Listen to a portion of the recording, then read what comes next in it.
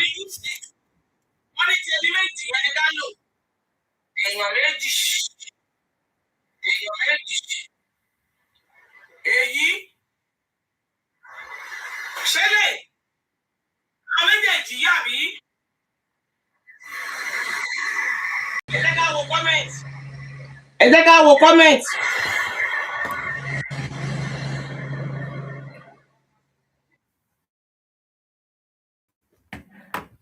Use both Obi and Kaka so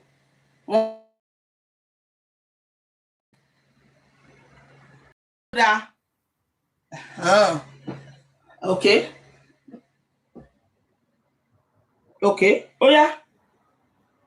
Kí kálukú wa ẹ̀yin tẹ́ wà ní panel ẹ mú ẹ̀yin tẹ́ wà ní panel. Wọ́n ní méjèèjì ẹ dẹ̀ jẹ́ kí tún fi kó máa flow ńbẹ̀. So ká back again. Nigeria. Are you ready? Obedient movement. Mo fẹ́ ṣe recording ẹ má bí. Èmi náà fẹ́ ṣe recording ni. Mo fẹ́ send picture tó gbé ojú wọn dáadáa tó jẹ́ clean. Mo fẹ́ send ẹ̀ sí bí àyẹn kẹlò yẹn. Okay. Ẹ bá wa ṣe kó ṣe kíní. Ṣé NDC wà bẹ́ẹ̀? Èmi fẹ́ ibi tó ní NDC lórí ìyẹn náà. Obi wọ fìlà NDC irú picture tí bàbá Fẹ́tì yìí tó lò yìí ni mo fẹ́ send sí gangan. Irú picture tí bàbá Fẹ́tì tó wà nísàlẹ̀ ọ̀dọ̀ mi wà yìí mo fẹ́ send sí. No, ele ló dà àbí. Ele clean ju ìtẹ̀lù yìí lọ. Ẹ jẹ́ send ẹ̀ sí yín náà ká try ẹ̀. Eléyìí kọ́. Our president did this, so our papa. Ìyẹn ní logo NDC yẹn lórí Peter Obi wọ fìlà. Oríṣiríṣi ẹ̀ ni mo ní bí náà. Ó yá ẹ máa send yẹn náà. Ètò ẹ bá fẹ́ kò sí èmi náà ní lóríṣiríṣi bí. Ẹ̀yin èyàn máa wo ẹ send yẹn náà so wọ́n á wò síra wọn ẹ má bínú o. Ẹ wo èyí tí mo send sí.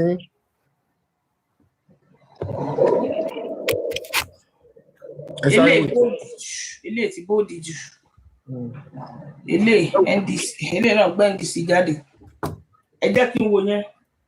Ẹ má bínú ẹ jẹ́ ká máa tap please. Gbogbo ilé ẹ máa double tap.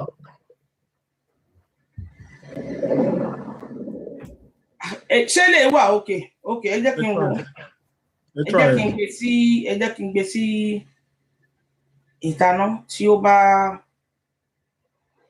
but èmi eléyìí lèmi fẹ́ like jù but àwọn èèyàn máa like eléyìí tí àwọn méjèèjì wà ní.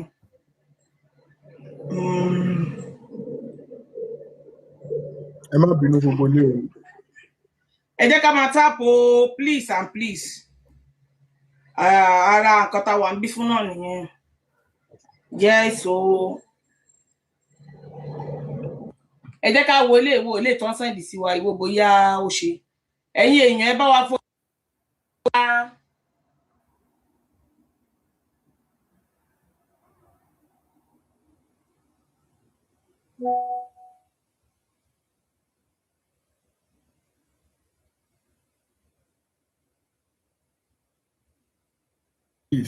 gbogbo ilé ẹ bá double tap ẹ jọ̀ọ́ ẹ bá double tap ẹ bá share fún nǹkan tá fẹ́ ṣe.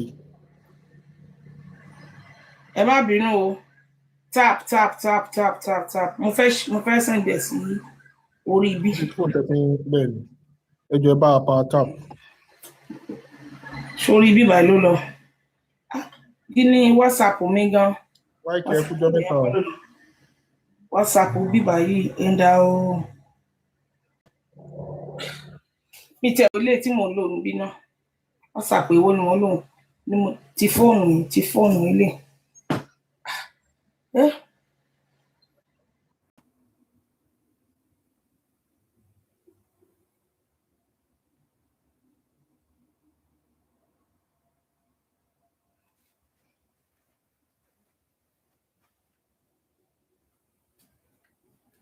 Àtòbí fáwọn tó ẹ̀ṣẹ̀ ń wọlé so tó bá ti ṣe fídíò yẹn everybody máa padà sókè so fún ìlọsíwájú NDC náà ni. Ṣé ti resend ma? Mo fẹ́ send ó máa ṣì wọlé náà má wọrí mo fẹ́ kò tí kò tí dé ibi tó yẹ kó dé ń bí báyìí ni mò ń wò tó bá ti wí.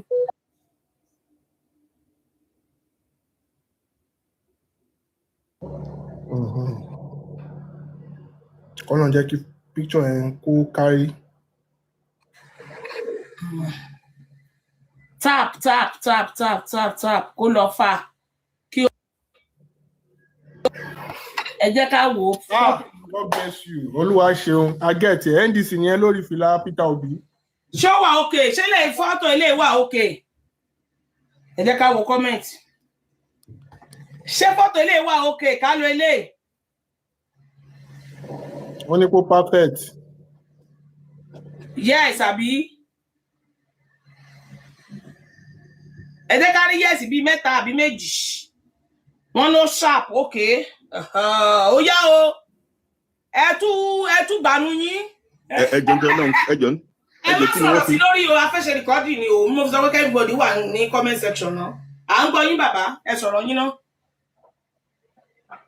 Bàbá Loyalty ẹ sọ̀rọ̀ yín náà. Mo fẹ́ béèrè pé kí ló dé tẹ́ fi já wa bọ́lẹ̀ tẹ́lẹ̀ ni.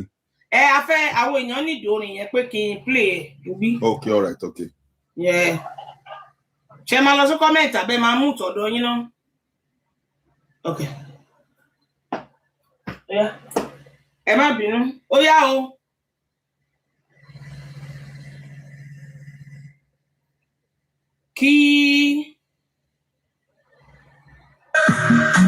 Come back again. Nigeria. Are you ready? Obedient movement. Village Boys movement. Are you ready for the rescue mission? A new Nigeria is possible. Peter,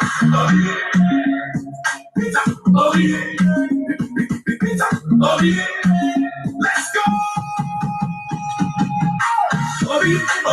Obi for president.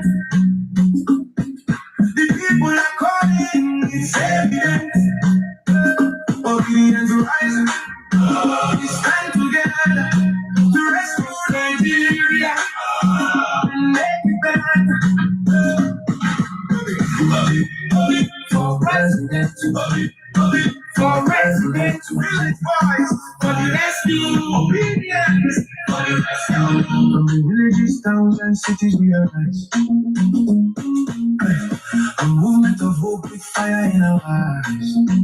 We suffer too long, we cry too much. Now it's time for a leader with the people's touch. No more empty promises, no more deceit. We need a leader who can put Nigeria on our feet. From education to healthcare and jobs for the youth.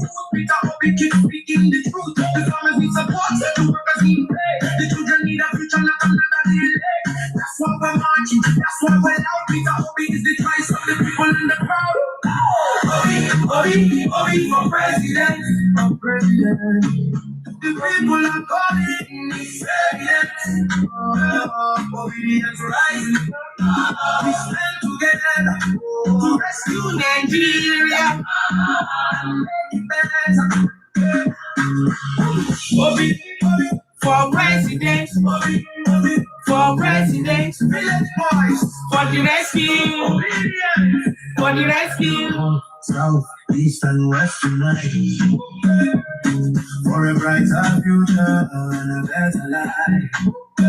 A nation that produces and no longer depends. A nation where prosperity reaches all ends. The obedient movement is leading the way, taking the message to the people every day.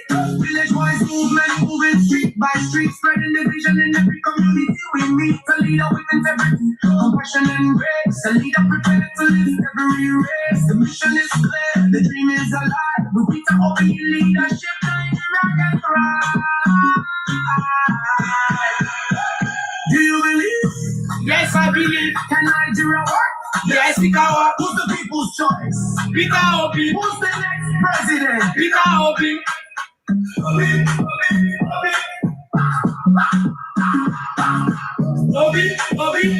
for president. Obi for president. For president. The people's movement is heaven sent. Obi and the rising. We stand together to to rescue Nigeria. Village boys marching side by side.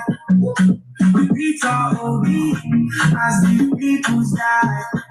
A new Nigeria is possible. Impossible. Obedient movement. Village boys movement. Obi, One mission. One voice. Obi, One Nigeria. Obi, Peter Obi for president. Obi, for president, Obi, for the rescue, Obi, Obi, for president, Obi, Obi, for the president, Obi, Obi, for president, Obi, Obi, for the president, Obi. Yes, 2027. NDC ló lè ṣe. NDC two finger for Peter Obi. NDC. This is our president. Our papa be this, so we no get another one. Our papa be this, so hey. Now our papa be this, so we no get another one. Now our papa be Peter, hey. Our papa be Obi, we no get another one. Our papa be Obi, hey. Bó ṣe rí nìyẹn. Yes, so. Now our papa be this, so we no get another one. Now our papa be this, so hey. Yes, so choice walele. Yes. Nigeria people choice. Bó ṣe rí nìyẹn. Àwọn ọmọ Nàìjíríà rere ẹni tá fẹ́ ní. Ẹ lọ tẹ̀ka fún Peter Obi. Ẹni tó lè gbà wá lọ́wọ́ pàyànpàyàn. Lọ́wọ́ APC pàyànpàyàn. Yes, lọ́wọ́ ìjọba mùjẹmùjẹ. Ẹni tó lè gbà wá ní. Gbogbo ìlà yìí ló tá a wà ní Nàìjíríà. Peter ló lè ṣe é. Peter ló lè ṣe é. Ẹ̀kọ́ comment. Peter ló lè ṣe é. Peter ló lè ṣe é. Peter ló lè ṣe é o. Peter ló lè ṣe ohun tí ọkàn wa ń fẹ́. Peter ló lè ṣe é o. Peter ló lè ṣe é. Peter Obi ló lè ṣe é o.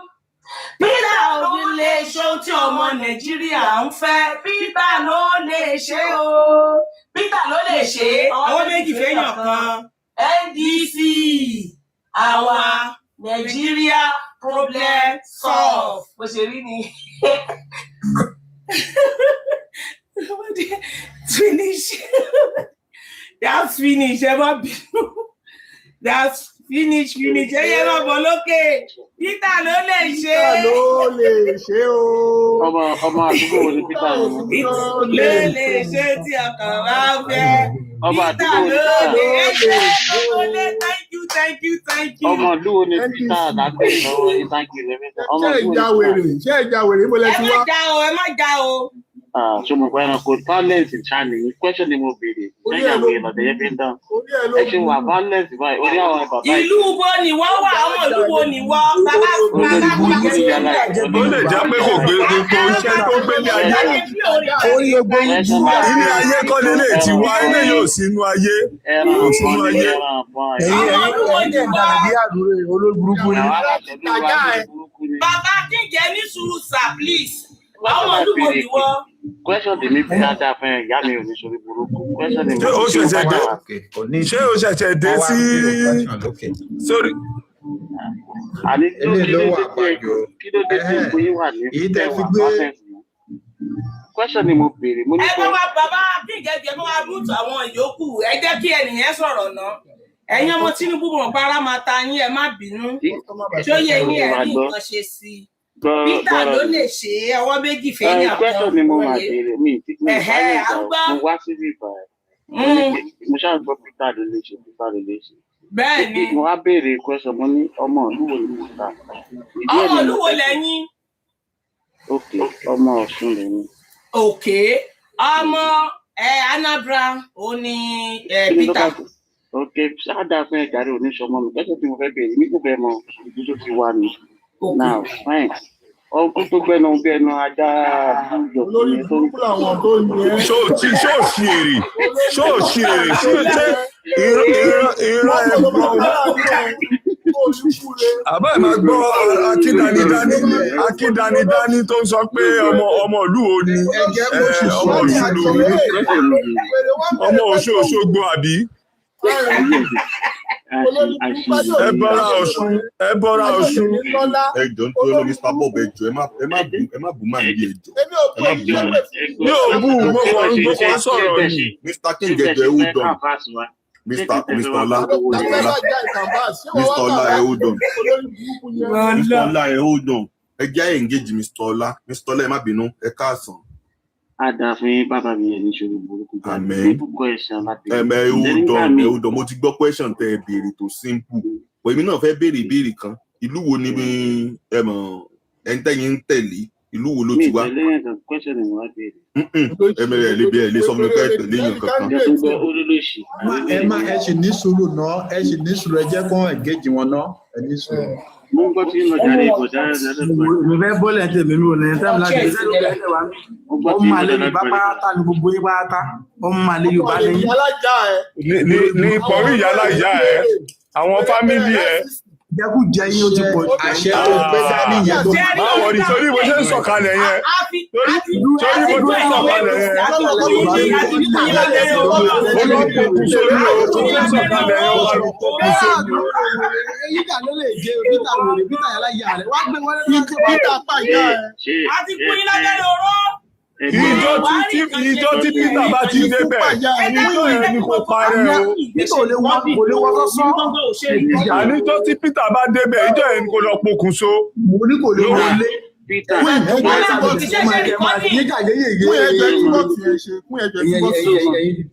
Ẹ̀yin wèrè ẹ bàbá ní ti ṣẹ̀ṣẹ̀ rìkọ́dì mo béèrè lọ́wọ́ yín. má. Mi ìrántí ṣe rìkọ́dì tèmi. Lady yẹn ṣe recording. Mi mọ̀ wọ́n. No, ẹ má worry, bàbá yín get àwọn information yẹn. Ó dẹ̀ pé bàbá Fẹ́tì náà ṣe recording. Àpọ̀tá ṣe recording náà. Àbí kí sáré ṣe é ni. Mi ò ní lọ́wọ́ tó ẹ lè túnṣe káyé wọn bàjẹ́. Ẹ lè túnṣe àwọn wèrè. Ẹgbẹ́ àwọn wèrè yẹn kò sọ̀kalẹ̀ o. Ẹ má jẹ́ kó lọ domi sí àbíká. Ọmọ ayé Yorùbá ní gbogbo yín. Ọmọ ayé Yorùbá yín wò ló ń jẹ́kú jẹ yín. Ẹ̀yin ò lọ sí lọ́wọ́ ẹjọ́. Jẹ́ Akin sọ pé àwọn ni. Tó lórí burúkú ni ẹni Azeez ọ̀jẹ̀ mútu náà. Tó lórí burúkú làwọn tó ní yàrá ìjà ẹ̀. Ọ̀gbẹ́ni mútu kàrẹ́ wèrè. Jẹ́ Akin sọ máa bọ̀ lókè. Olórí burúkú làwọn tó ní ẹ. Ọlọ́run tó bá tún ọ̀mí tún máa já ìyá ẹ̀bọ.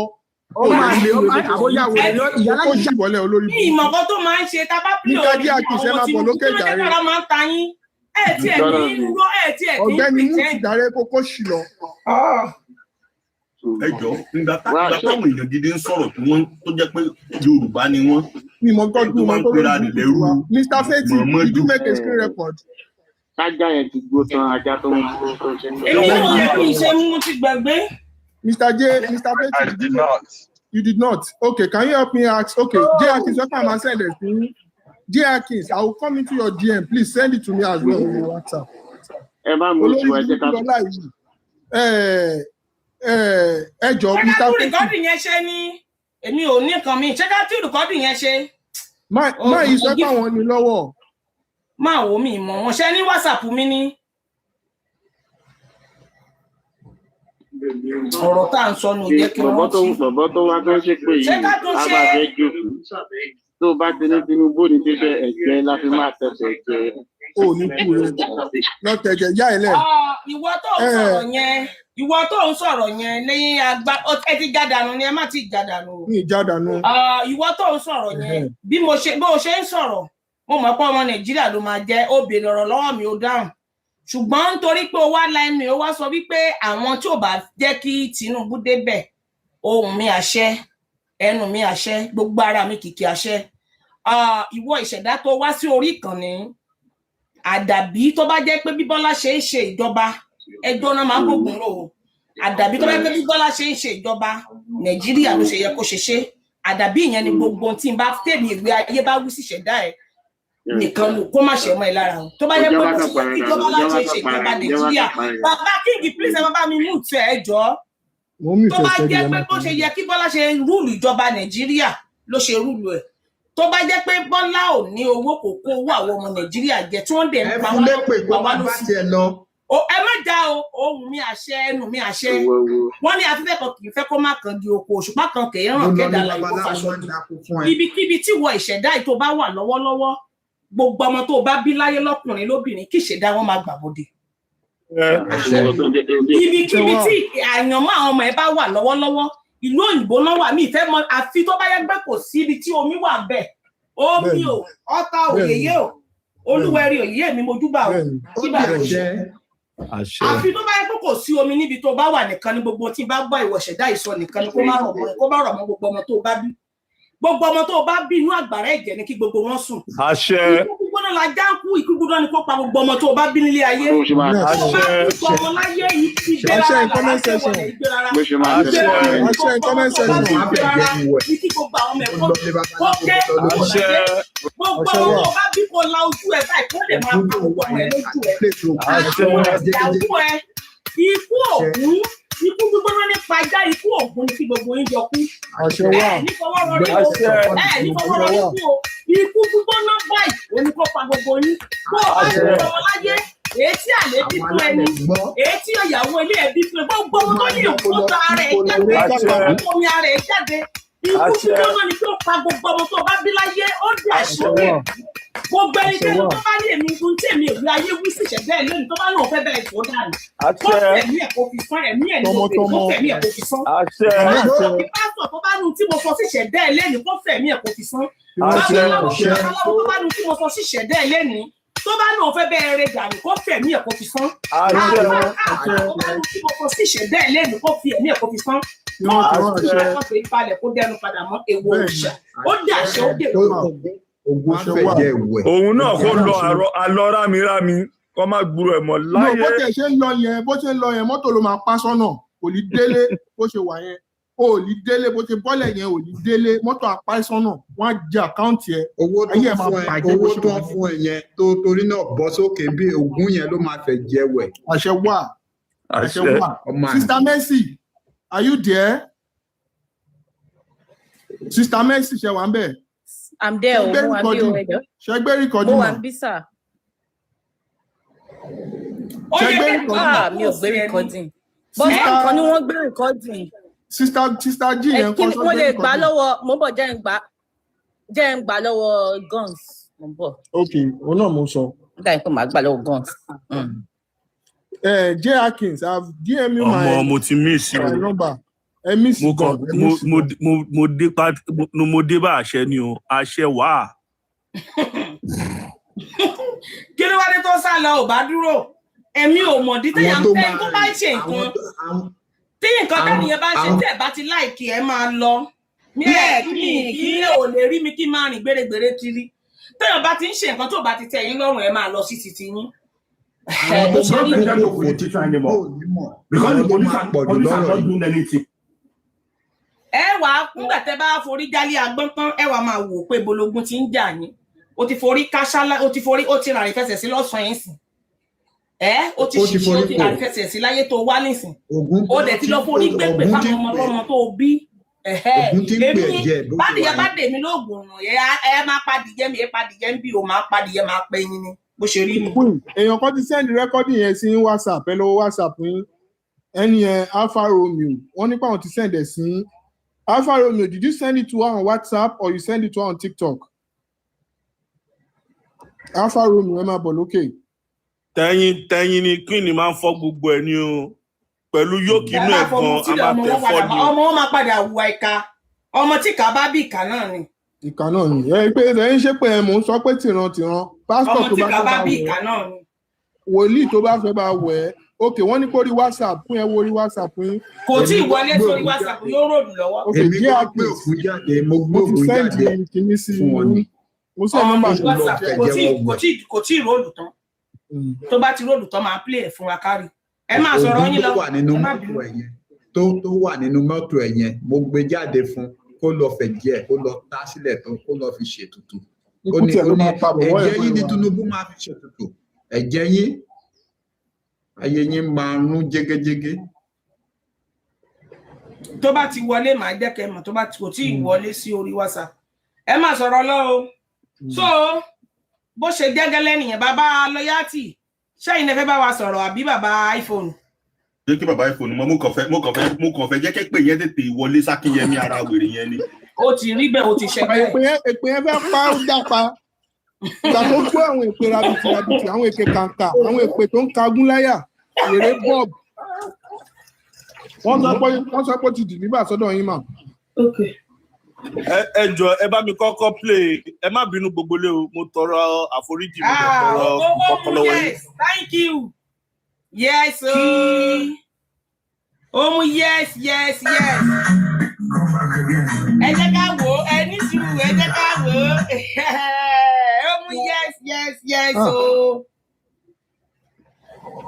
Yes yes Look. Ẹ jẹ́ ká play rẹ̀ kí gbogbo wa wò ó ìwọ tí màá post ẹ̀ sí orí péèjì yìí o ẹ jẹ́ kí gbogbo wa ká lọ ṣe kí ni ká ṣí ẹ̀ kì í ṣe pé ẹ jẹ́ kí n yọ yes o. Èyí ni wọ́n kọ́ fẹ́ gbé sí pẹ̀lú lóyà.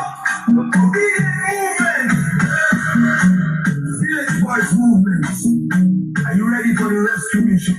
That's me. A new Nigeria is possible. Obi.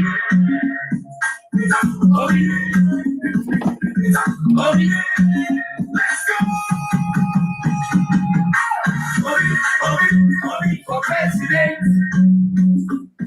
The people are calling the Senate. Obi is rising. Stand together to rescue Nigeria. Obi for president. For president. For the rescue. For the rescue.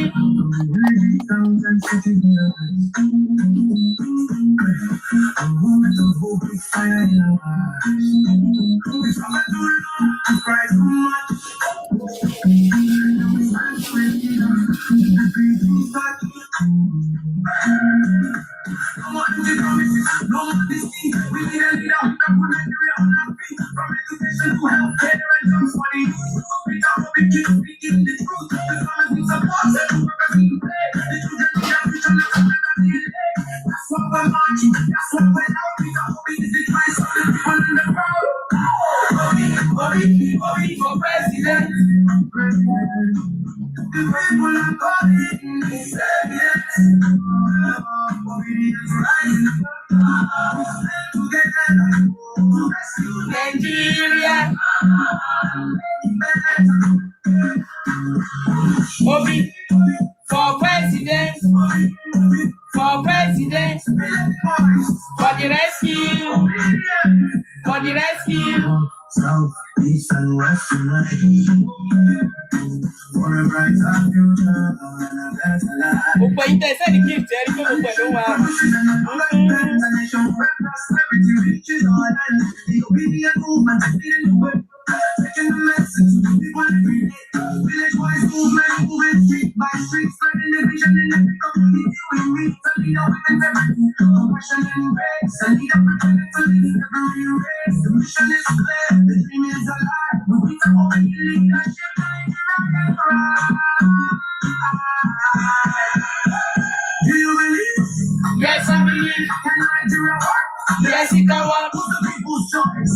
Peter Obi. Who's the next president? Peter Obi. Obi for president. Obi for president. Obi for president. Thank you.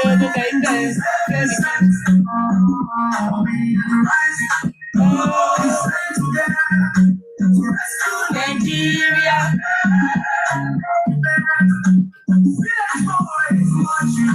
Side by side, with Peter Obi, as the people's guide. A new Nigeria is possible. Impossible.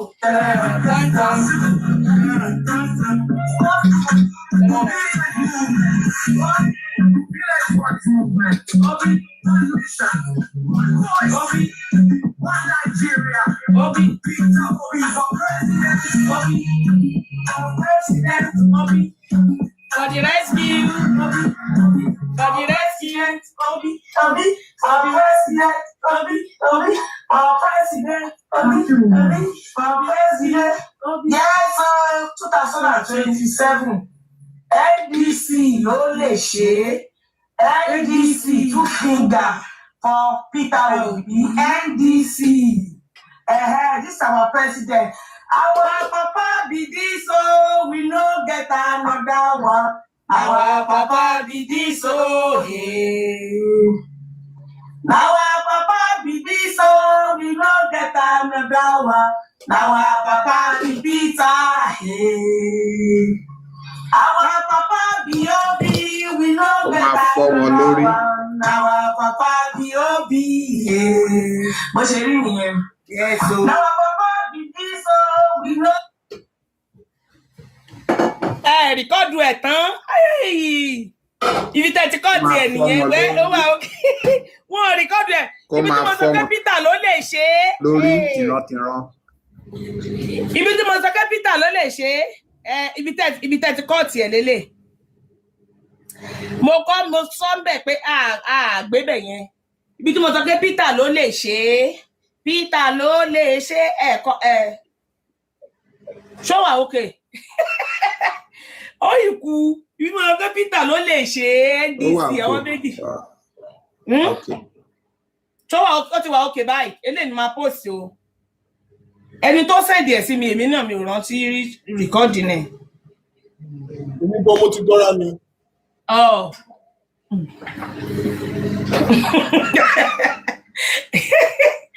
Ṣé ká filẹ̀? Ó wà perfect. Okay, wọ́n náà wà okay. Ta ló fẹ́ bá a sọ̀rọ̀ next time? No, okay, tẹ́tí kọ́ọ̀tì ẹ̀. Ibi tá a sọ pé Peter ló lè ṣe é. Peter ló lè ṣe Peter Obi ló lè ṣe o Peter ló lè ṣe ohun tí ọmọ Nàìjíríà ń fẹ́ Peter ló lè ṣe o ọwọ́ méjì fẹ́yàn kan well done okay jẹ́ ká filẹ̀ bẹ́ẹ̀ yẹn náà ó ti wà okay nìyẹn. Mr. King. Ọ̀yá ẹ bá wa gbóhùn sókè o. Èmi kàn fẹ́ sáré polówó ọ̀rọ̀ INEC tèmi ni ẹ jẹ́ kí n sáré sọ níṣẹ́jú méjì. Okay à ń gbọ́ yín. So ẹ jọ̀ọ́ gbogbo orin pé èrò pọ̀ lórí láìfì yìí ẹni tí ó bá ti gba ìwé ìdìbò ẹ̀ tó bá ṣẹ̀ṣẹ̀ gbọ́ ọmọ 18 years àbò ti sọ káàdì ìdìbò ẹ̀ nù. PVC. That's the PVC. Permanent voters card. So tó bá ti sọnù àbí o tiẹ̀ ti tà gan bẹ́ẹ̀ àwọn APC wọ́n ti fi bójúbójú gbà lọ́wọ́ ẹ̀ tẹ́lẹ̀tẹ́lẹ̀ àsìkò nílé láti oníní láti sin lọ sí July 10 àmọ́ bóyá INEC máa extend there so for now July 10 ọ̀nà máa stop ẹ̀ so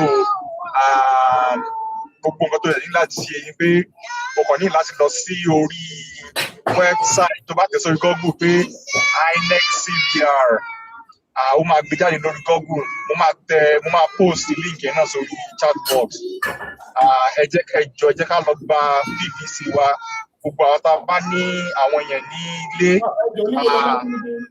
Ọdẹ gbọ́dọ̀ yín ni ẹ bá wa mú tọ̀dọ̀ yín o ọmọ yín yẹn TikTok ò ní gbà F1 444. Ẹ jọ. F1 444. Continue láti ibi tí wọ́n ti stop. So ọ̀rọ̀ PVC ni wọ́n sọ. So everybody àti kò tá ní láti lọ gba PVC kò pẹ́ mọ́ rárá. The window is so short. So gbogbo ayé ta lọ gba PVC. And fún ẹni tó yẹ pé kò rí easy access láti gba PVC there is an app tó jẹ́ pé ó ṣe gba PVC yẹn. Ó máa gbé lọ sí link. Not the app will get your PVC for you, but it makes it easier for you to navigate. Ìtọ́ pé ẹ̀ṣẹ̀ máa lọ sí website INEC ìtọ́ ẹ̀ṣẹ̀ máa wá lókè tí máa gba PVC.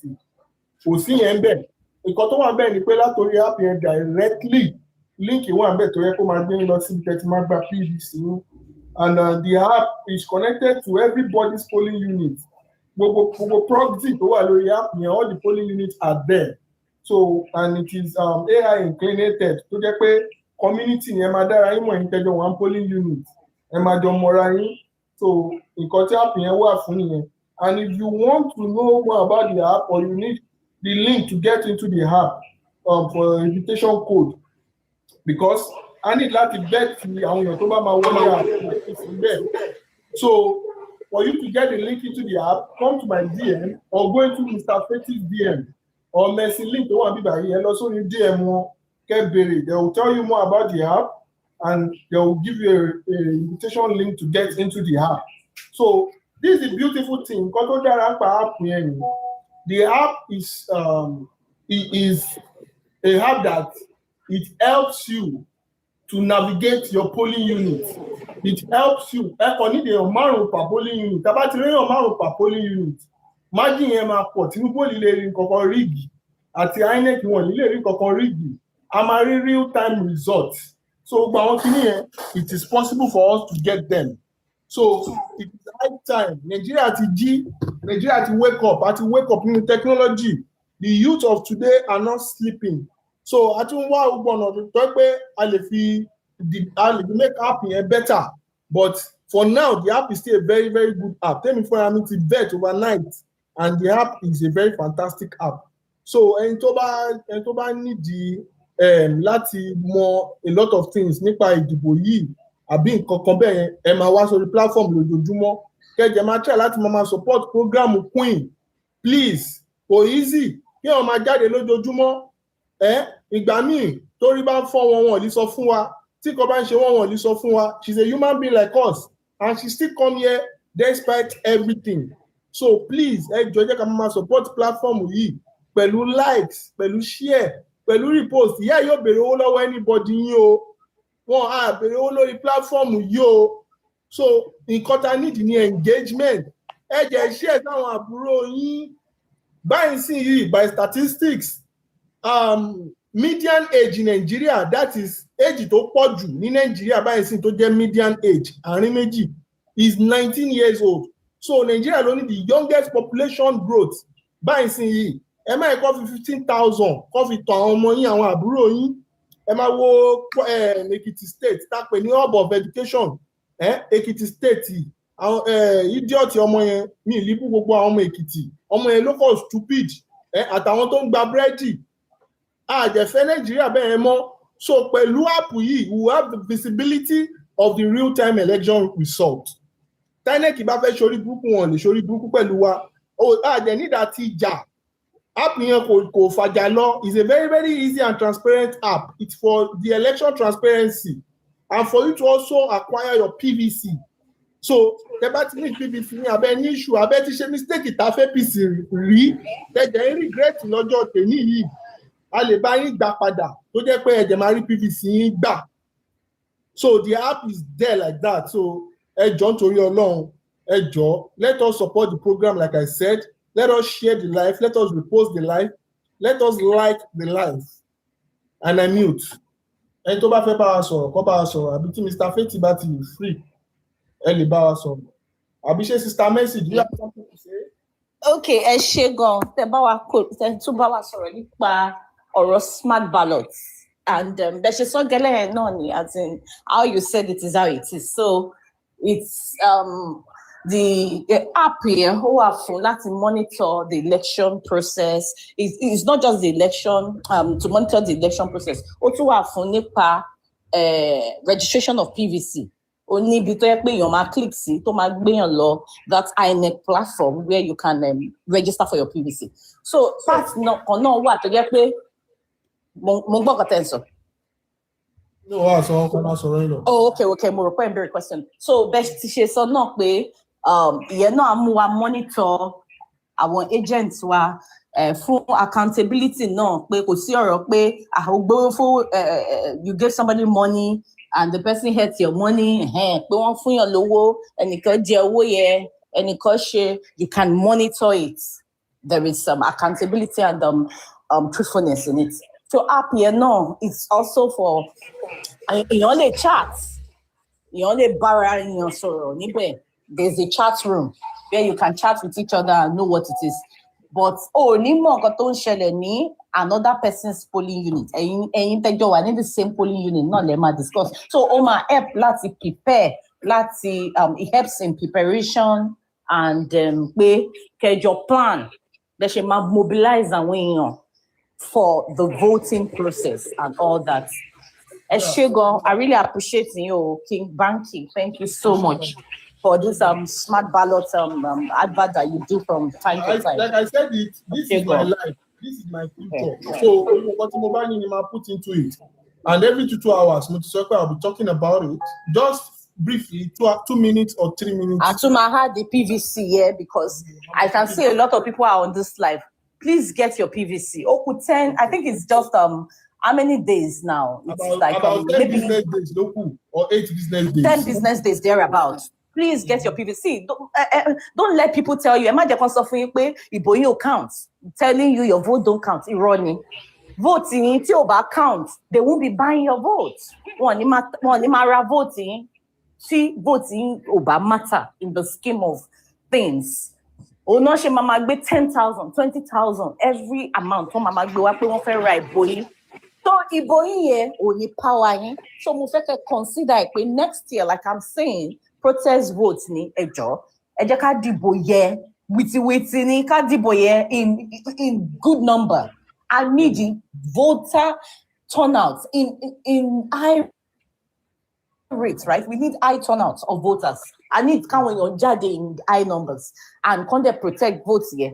And now, as you bury door to door, the door to door is you speak to a neighbor, speak to your work colleague, speak about our colleague in sorrow, about our neighbor in sorrow, a man law church, about our church member in sorrow. I shan't joke with saying on church abi about sorrow. And when you lodge àwọn mama lọ́jà tó yẹ pé ẹ ń ra ata lọ́wọ́, ẹ ń ra tomato lọ́wọ́, ẹ ń ra nǹkan lọ́wọ́, ẹ bá wọn sọ̀rọ̀. In fact, explain in the language they understand.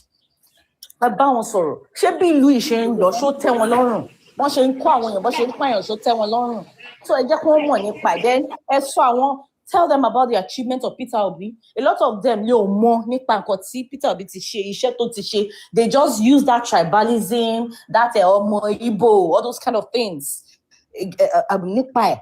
So educate one, láti eradicate all those fallacies, all those lies, all those irọ́ tó ń pa nípa Peter Obi àti gbogbo propaganda.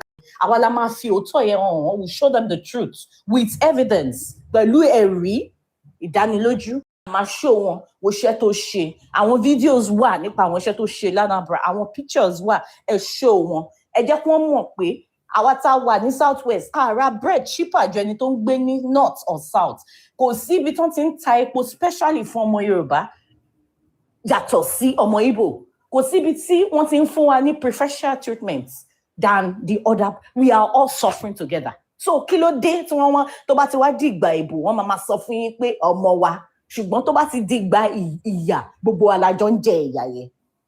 Kò ń ṣe nípa ọ̀rọ̀ ẹ̀yàmẹ̀yà báyìí. It's about be Nigeria ṣe máa wà better, how Nigeria will be better. Let us shun tribalism. Can they shun gbogbo all this bigotry? Ẹ ṣé gan ni, thank you. Yeah, thank you, ma'am. Mr. Olamo, ẹ ti ń parúkọ ẹ fẹ́ sọ̀rọ̀ comment section látẹ̀kan. Ó yá, à ń gbọ́ yín, Mr. Olamo. Hello. Hello, sir. Ẹ kúrọ̀lẹ́ gbogbo ilé o, mo kí everybody o.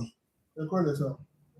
Kúnyìn, mo appreciate nǹkan tẹ́ ń ṣe, but mo kàn ní, I think this will be the second time tí máa join platform. Okay. À ń gbọ́ yín. À ń gbọ́ yín, sir. Mr. Olamo Money, ṣé network yín ti lọ ni? Okay. Wọ́n lọ wò wá, wọ́n ń bọ̀. Ẹ jẹ́ ká máa sọ̀rọ̀ wa lọ. Ó dà pé spirit mi sọ fún mi pé ìkọ̀kan ṣá, ẹ má jẹ́ kí n fi gbogbo ẹnu sọ̀rọ̀.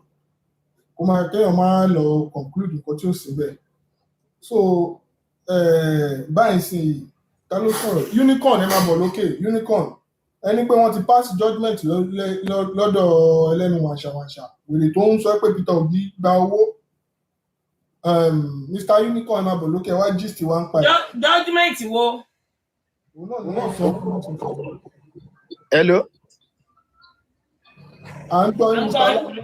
Mo ní poster tẹ́ fi sí ẹ̀gbẹ́ yín behind the queen lẹ́yìn yín Obi àti Kwankwaso mo rí mo ní ṣé platform yìí ti adopt àwọn méjì yẹn ni mo ń béèrè ní okay platform yìí ti adopt àwọn méjì yẹn one secondly the other side mo rí Tinubu Atiku Obi àti Kwankwaso so mo assume pé post pé kí wọ́n tó ń contest 2027 nìyẹn mo á ní appreciate ẹ̀ fi àwọn tó kù sí ní tèmi ò mọ̀ pé ṣé kò ń ṣe pé fún àwọn tó kù ní fair play because if tá bá ń ṣe bẹ́ẹ̀ tá bá ṣe rẹ̀ fún àwọn náà ṣá máa like ẹ̀. Àwọn tó kù yẹn àwọn bí kí ni mo fẹ́ pè wọ́n àwọn tí wọ́n ń lò ní wọ́n àwọn tí àwọn èèyàn tó ní wọ́n ní majority àwọn tó sì ní majority díẹ̀ nìyẹn. Okay. Sorry, ẹ má bínú pé ìbéèrè mi pa ẹni tó bá fẹ́ mọ̀ ló máa ń béèrè. Mo bínú tẹ́ bá ti bú wa ní bú yín ṣùgbọ́n tẹ́ bá bú wa tẹ́ bá lè dúró ṣéèdì á dúró sóòmù sí yín. Okay, ẹ make a comment pé last vote. Ṣé last vote lẹ lò fi píkì àwọn tó ní top vote ni? Ló fi jẹ́ pé àwọn tó tíyàn sì ń sọ nínú ayé díẹ̀ ni wọ́n yẹn. Àwọn yòókù yẹn káwọn tó ní 100 la fẹ́ lọ tó. Àwọn èèyàn wa ta support. Rárá. Àwọn èèyàn wa ta support. Lẹ́yìn queen ni on to adopt. Ẹni sùrùsà ṣe rí ẹni tí mo wà yìí. Ìfẹ̀yìntì Peter làwa fẹ̀yìntì Peter Obi la fẹ̀yìntì a ò lè ṣubú. Fẹ̀yìntì Peter làwa fẹ̀yìntì. Peter ni mo fẹ̀yìntì mí èmi náà ti di olóṣèlú. Ìwọ náà wà gẹ́gẹ́.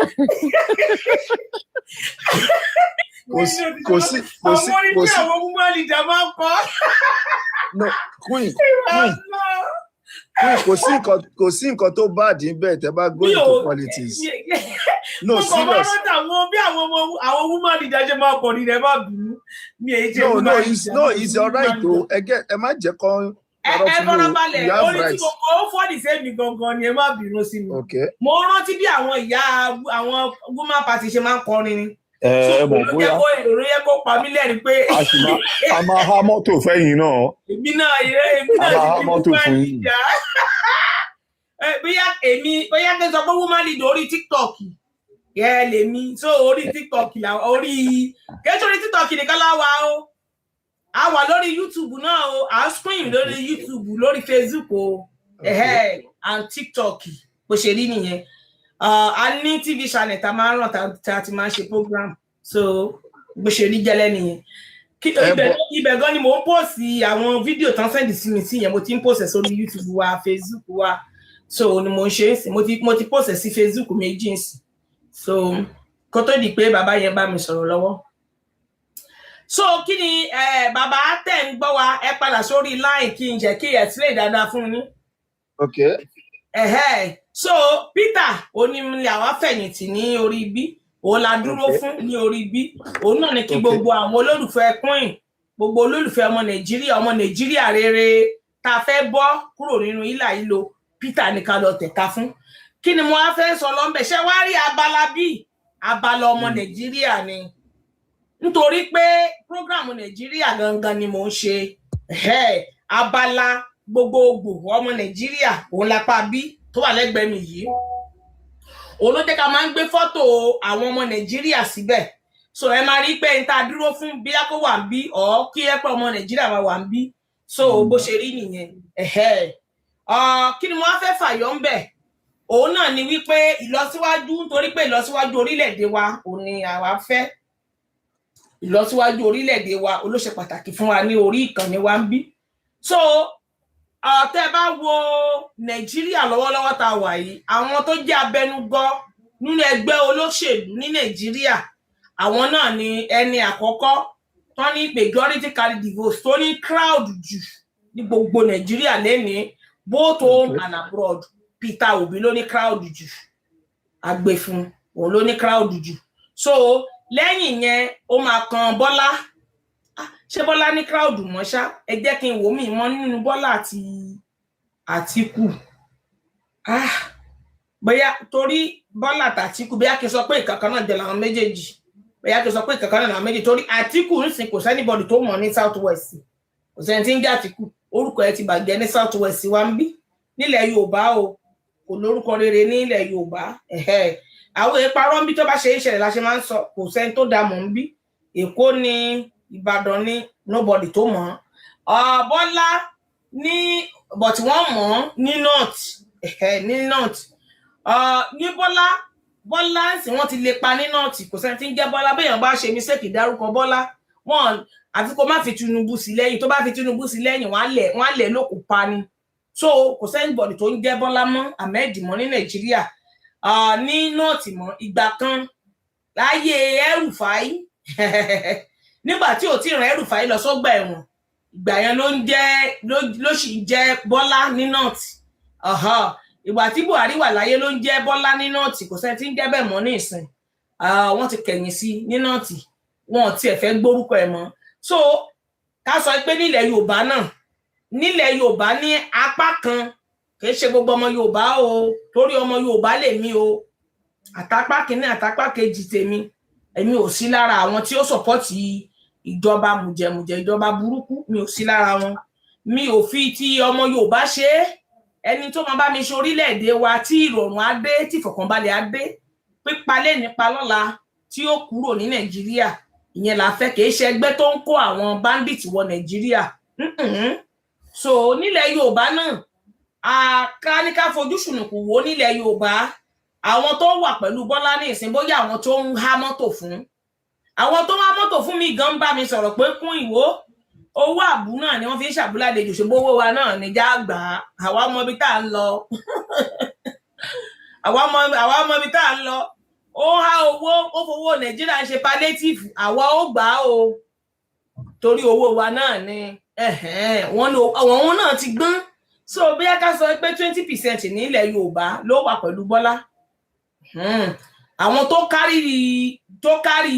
tó kárí vóòtì nìyẹn so ní lílẹ̀ Yíbò ní ìsìn bàbá wa Peter òun ló ní ilẹ̀ Yorùbá òun ló ní north òun ló ní ọ̀ràndà lòun tiẹ̀ ọ̀ràndà okay but mo understand yín ọ̀ràndà lòun kò ní kọ́lù kọ́ nínú tiẹ̀ ṣé mo ṣe sọ̀rọ̀ mà à ń gbọ́ yín. okay mo fẹ́ understand true nǹkan tẹ́ sọ ń sìn ẹ́ ní platform yìí adopt Obi. bẹ́ẹ̀ ni Obi la dúró fún. bẹ́ẹ̀ na mo fẹ́ béèrè pé ṣé supporter Obi ló wá sórí platform yìí ni àbí platform yìí go through screening láti pick láti adopt ẹni tí wọ́n fẹ́ support. Platform yìí nítorí pé ilẹ̀ Yorùbá la fi ń support ìṣẹ̀lẹ̀tẹ̀lẹ̀ tó jẹ́ pé a fi ń gàjàgbara fún orílẹ̀-èdè wa fún Yorùbá nation nígbà kan àmọ́ nígbà tá a wá rí pé 419 náà ni wọ́n fi Yorùbá nation wá ń ṣe tó jẹ́ pé Bọ́lá náà ni Yorùbá nation ìṣọ́jú Bọ́lá ní Tinubu òun ni wọ́n fi ṣe kò sí ti ń jẹ́ Yorùbá nation mọ́ Bọ́lá ló ní ẹni tí wọ́n dẹ̀ fẹ́ ìgbà àìmọ̀kànmọ̀kàn ló jẹ́ kèmí náà join nígbà yẹn so ibi tèmi ti bẹ̀rẹ̀ program nìyẹn pé a fẹ́ jàjàgbara Yorùbá nation so nígbà tó lè ti jẹ́ pé Bọ́lá òun ni ìjọba tó jẹ́ pé ìjọba tó gbé wa jáde ìjọba APC náà ni a fi gbé Yorùbá nation dìde tá a mọ̀ pé Bọ́lá ló gbé Yorùbá nation dìde èrò ọkàn tèmi ni pé platform Yorùbá nation yẹn jẹ́ ibi tá a máa lò láti fi jàjàgbara fún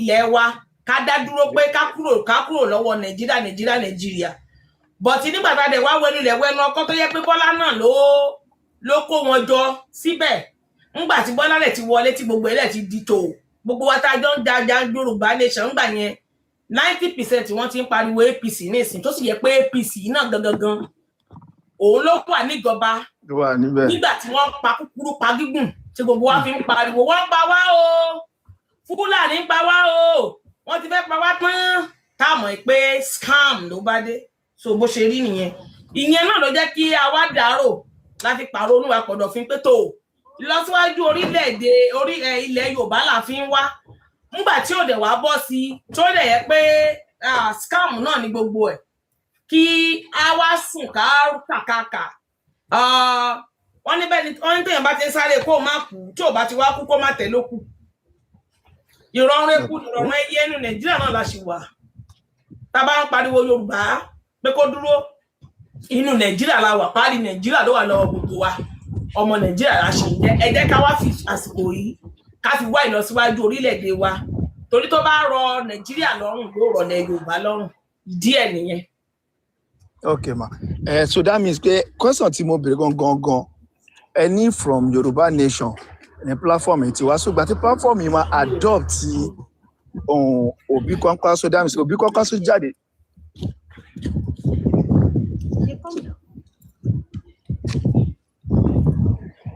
So ìgbà tó máa adopt ẹ kò tí ju bí 2-3 months ago lọ so mo kàn fẹ́ understand the process tí platform yìí fi adopt wọn àbí ẹ̀yin kẹ́kọ̀ọ́ pẹ̀lú process now.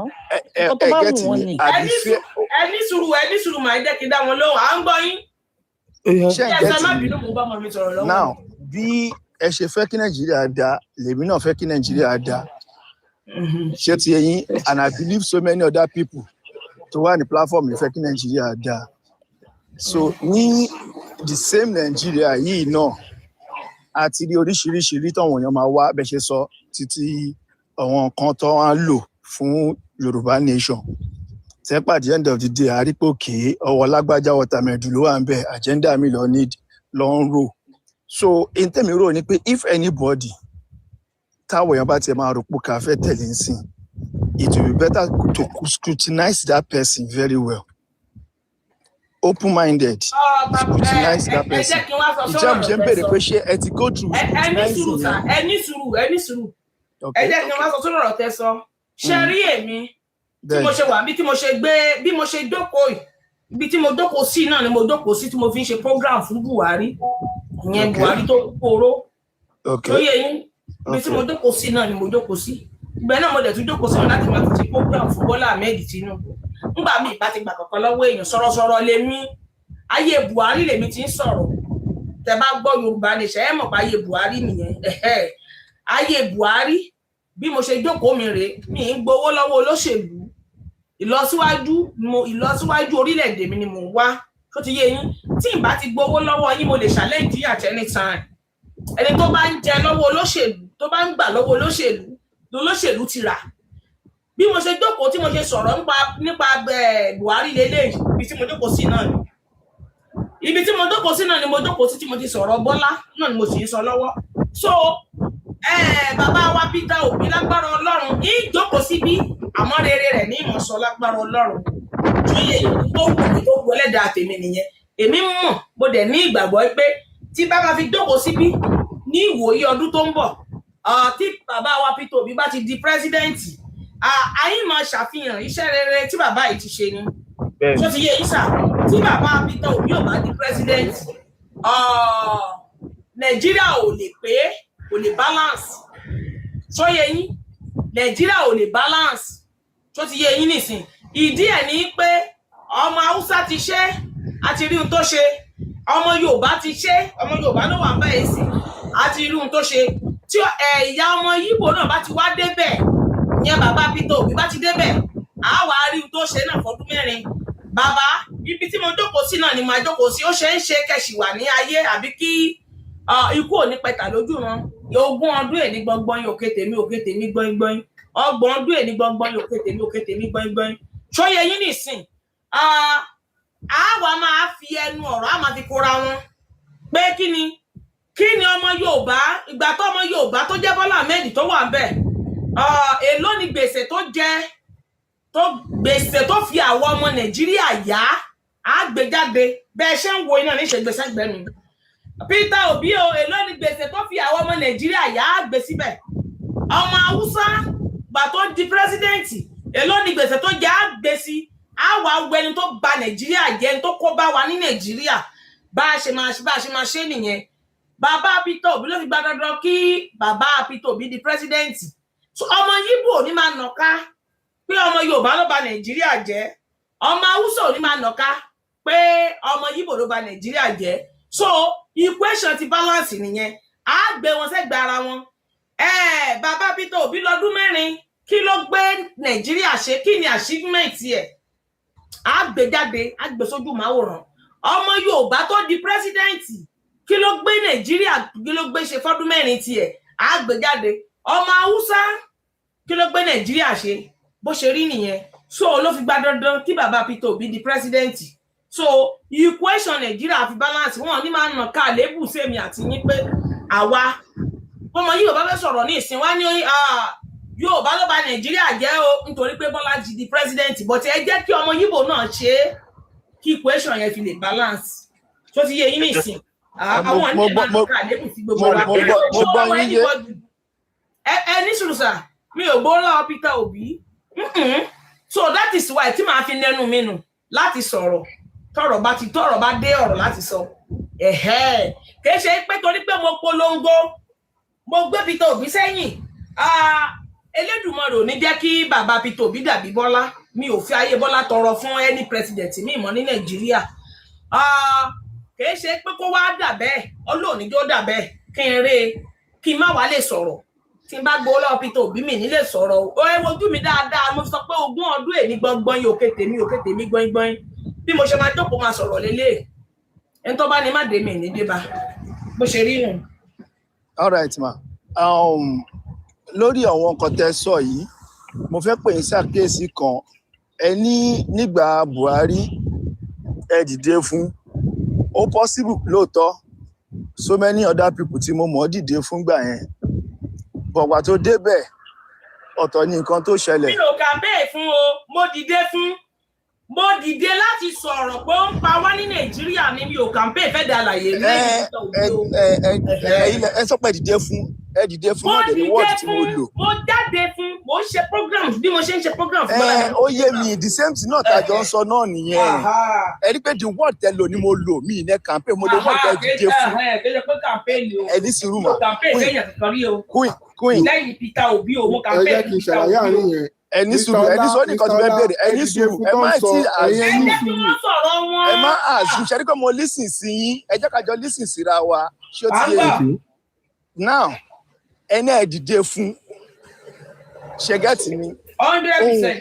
Tinubu náà ẹ dìde fún now ibi tí mò ń lọ ni pé ṣé àwa bò pé a ní láti learn from our mistakes àwọn kan tó máa wá tá máa kàn dìde fún wọn pé kí ó dẹ̀ pẹ́ ní lóòótọ́ bọ̀ ọ́ máa débẹ̀ àti lẹ́ẹ̀mejì ṣé àwa bò Mr. Man mi ì sọ pé mo dìde fún tí mo campaign mi ò campaign fún Bọ́lá rí. ó dìde against ẹ lọ ń ṣàlàyé fún mi. mo dìde against ẹ ni mo sọ mi ò campaign mi ò fẹ́ mi campaign fún Bọ́lá rí Elédùmarè ò ní jẹ́ campaign fún APC. Yorùbá yẹn lẹ́yìn translate from English. Elédùmarè gbà èmi kó gbà èmi lẹ́yìn fi English pẹ̀lú Yorùbá yẹn. wọ́n dìde kojú Buhari lọ sọ fún yín bọ́sẹ̀ dìde kojú Tinubu. Okay, that means wọ́n against it. ẹ̀nà Yorùbá yẹn lè kò sí Yorùbá yẹn ni òye yín Mr. Ọlá. Yorùbá tí mo mọ̀ bóyá tó mo jọ. mo máa against ẹ mo máa gbẹgẹ gùn. Okay, èmi ti understand nípa ẹni ẹ dìde against wọn ni. Because ní Yorùbá tẹ̀ mọ́ ọ̀gá bẹ́ẹ̀ fún yàn kankan rí yàtọ̀ sí Peter Obi o.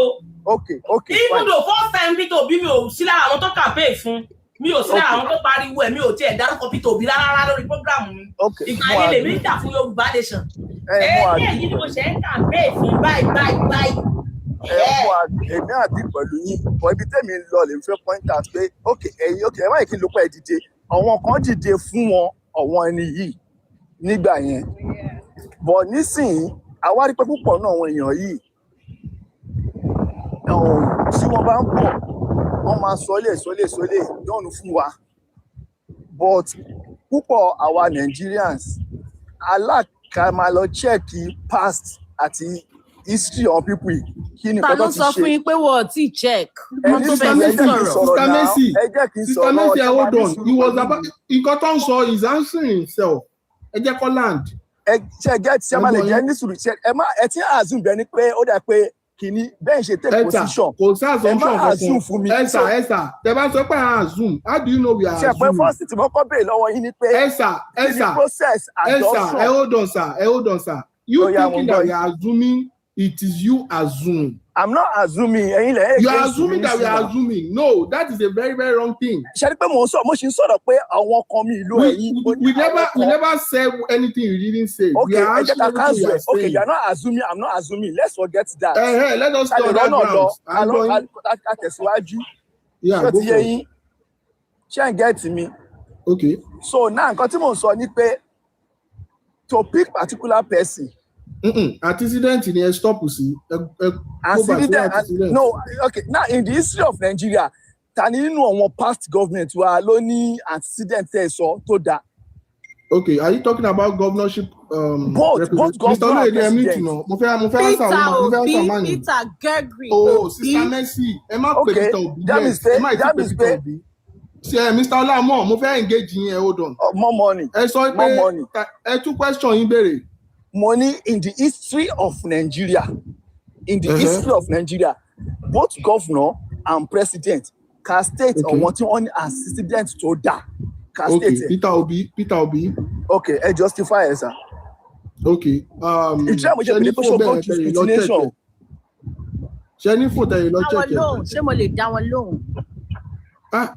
Sister Messi, tẹ́ bá down low, he will be going back and forth with you.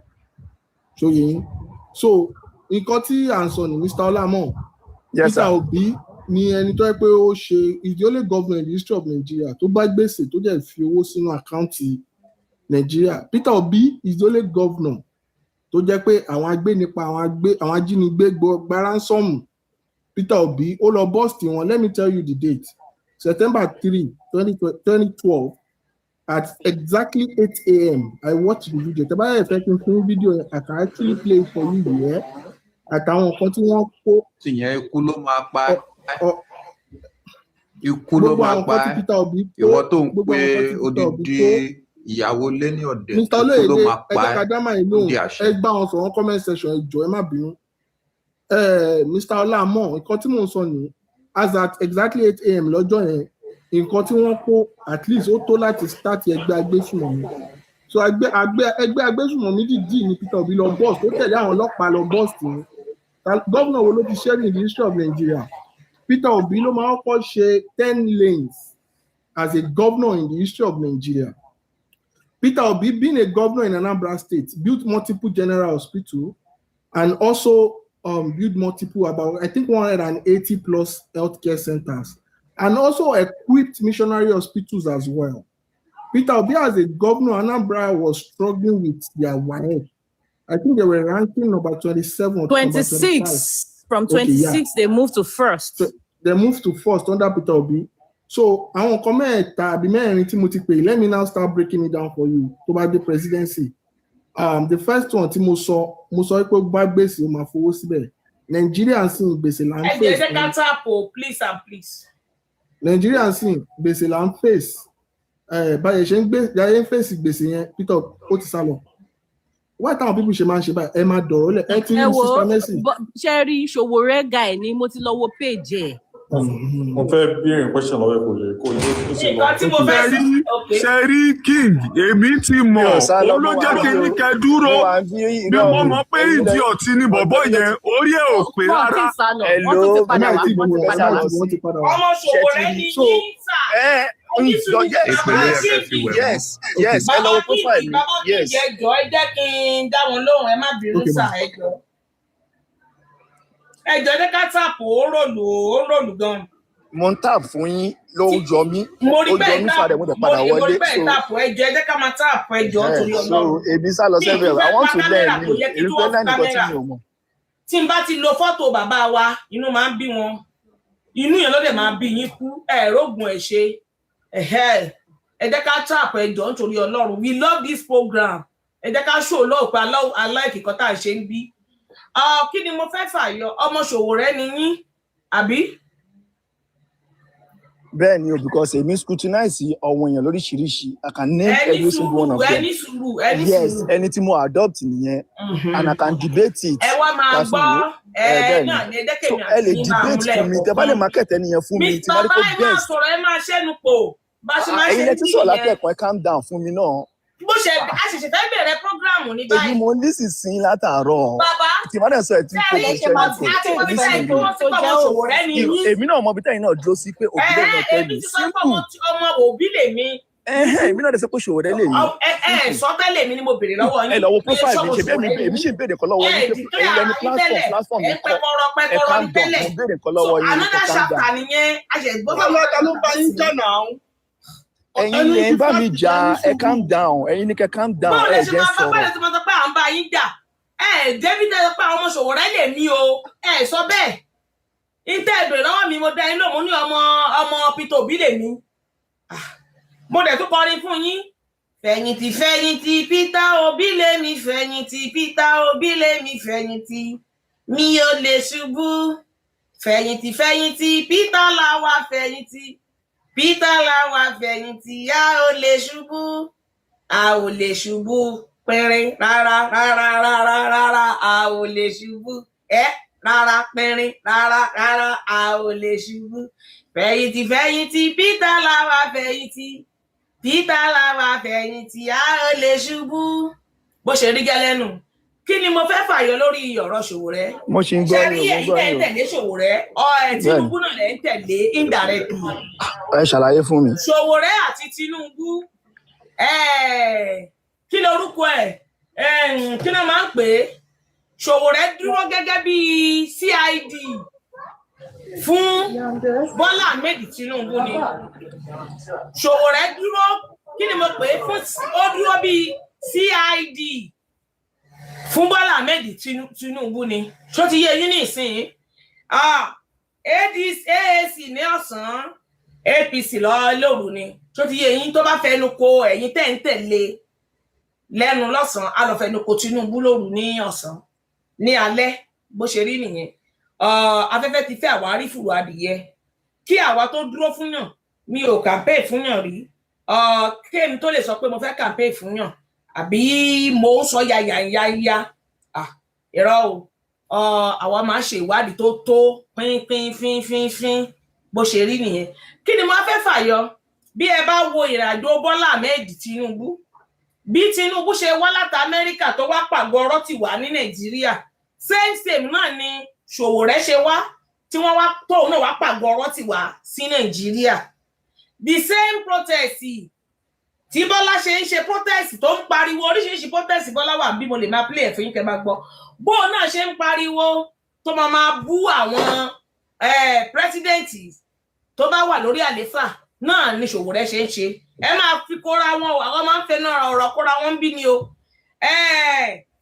the same Bọ́lá Ahmed Tinubu yìí àti Sowore ni wọ́n jọ pọwọ́pọ̀ tí wọ́n jọ lé Jonathan lọ tí wọ́n jọ lé Jonathan tó ń jọ lé dàsígbó tó ń jọ ìgbà tí Jonathan lọ fídíò jubilation wọn wà bí tó ń celebrate tó ń jubilate tí Sowore fi kíní APC tó fi kọ́rùn tínú rẹ̀ ń dùn the same agbódegbà fún oníṣẹ́ ibi òun náà ni àwọn méjèèjì same ni bó bá ti rí Bọ́lá o ti rí Sowore bó bá ti rí Sowore o ti rí Bọ́lá iṣẹ́ kan náà lọ́jọ́ gbé lọ́wọ́ ẹ wo ìgbà tí bàbá wa Peter Obi tó lọ sí NDC Bọ́lá lẹni àkọ́kọ́ tó kọ́kọ́ jáde tó ní jumping ó mà ti jump lọ bòmíì kò sẹ́ni tó gbọ́ èmi àti ìtajú gbọ́mọ Nàìjíríà mi ò gbọ́ ibo la ti máa gbọ́ báwo ni Sowore ṣe mọ̀ pé Bọ́lá sọ pé jumping ni Peter Obi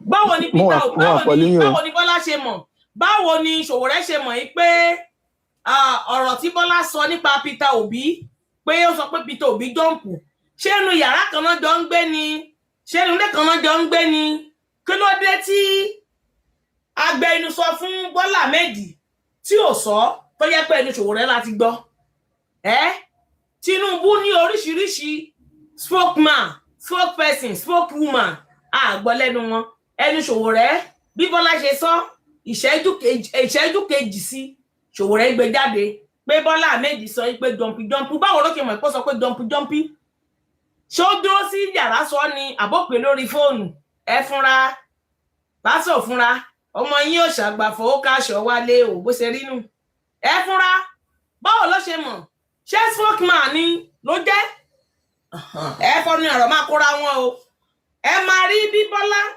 ṣe ń ṣe tó fi rápálá wọnú ọmọ Nàìjíríà náà ni Sowore ṣe ń ṣe Sowore ò against anybody rí ẹni tí Bọ́lá bá ti gbógun tì ní Sowore máa gbógun tì ẹni tó bá ti jẹ́ ọ̀tá Bọ́lá náà ni ọ̀tá Sowore bí Bọ́lá bá ṣe ń gbógun ti bàbá Peter Obi náà ni Sowore á ṣe dìde ogun bó ṣe rí nù same ni wọn ò yàtọ̀ síra wọn tí máa fẹ́ bèè lọ́wọ́ yín èmi ò rí àwòkọ́ṣe rere ẹyọ kan báyìí ní ara Sowore ẹni tó fi ìyàwó àtọmọ ẹ̀ sílẹ̀ fún odidi bíi 20 years going to be 20 years ní ìsìn tó ti wá pàgọ́rọ́ sí Nàìjíríà ń bó ni ìyàwó wà camera down camera up ìyàwó dẹ̀ ọmọ dà good example wo good father wo ló wà ń bẹ́ẹ̀ kí ni bàbá ń ṣe ní Nàìjíríà láti bíi 20 years ṣé ó máa sọ pé òun jà fún ta ni ṣé èmi ló ń jà fún àbẹ̀yìn ló ń jà fún Bọ́lá Ahmed gan pẹ̀lú bó ṣe jẹ́ ọ̀kánjú àtòwò lè déédéé ni wọ́n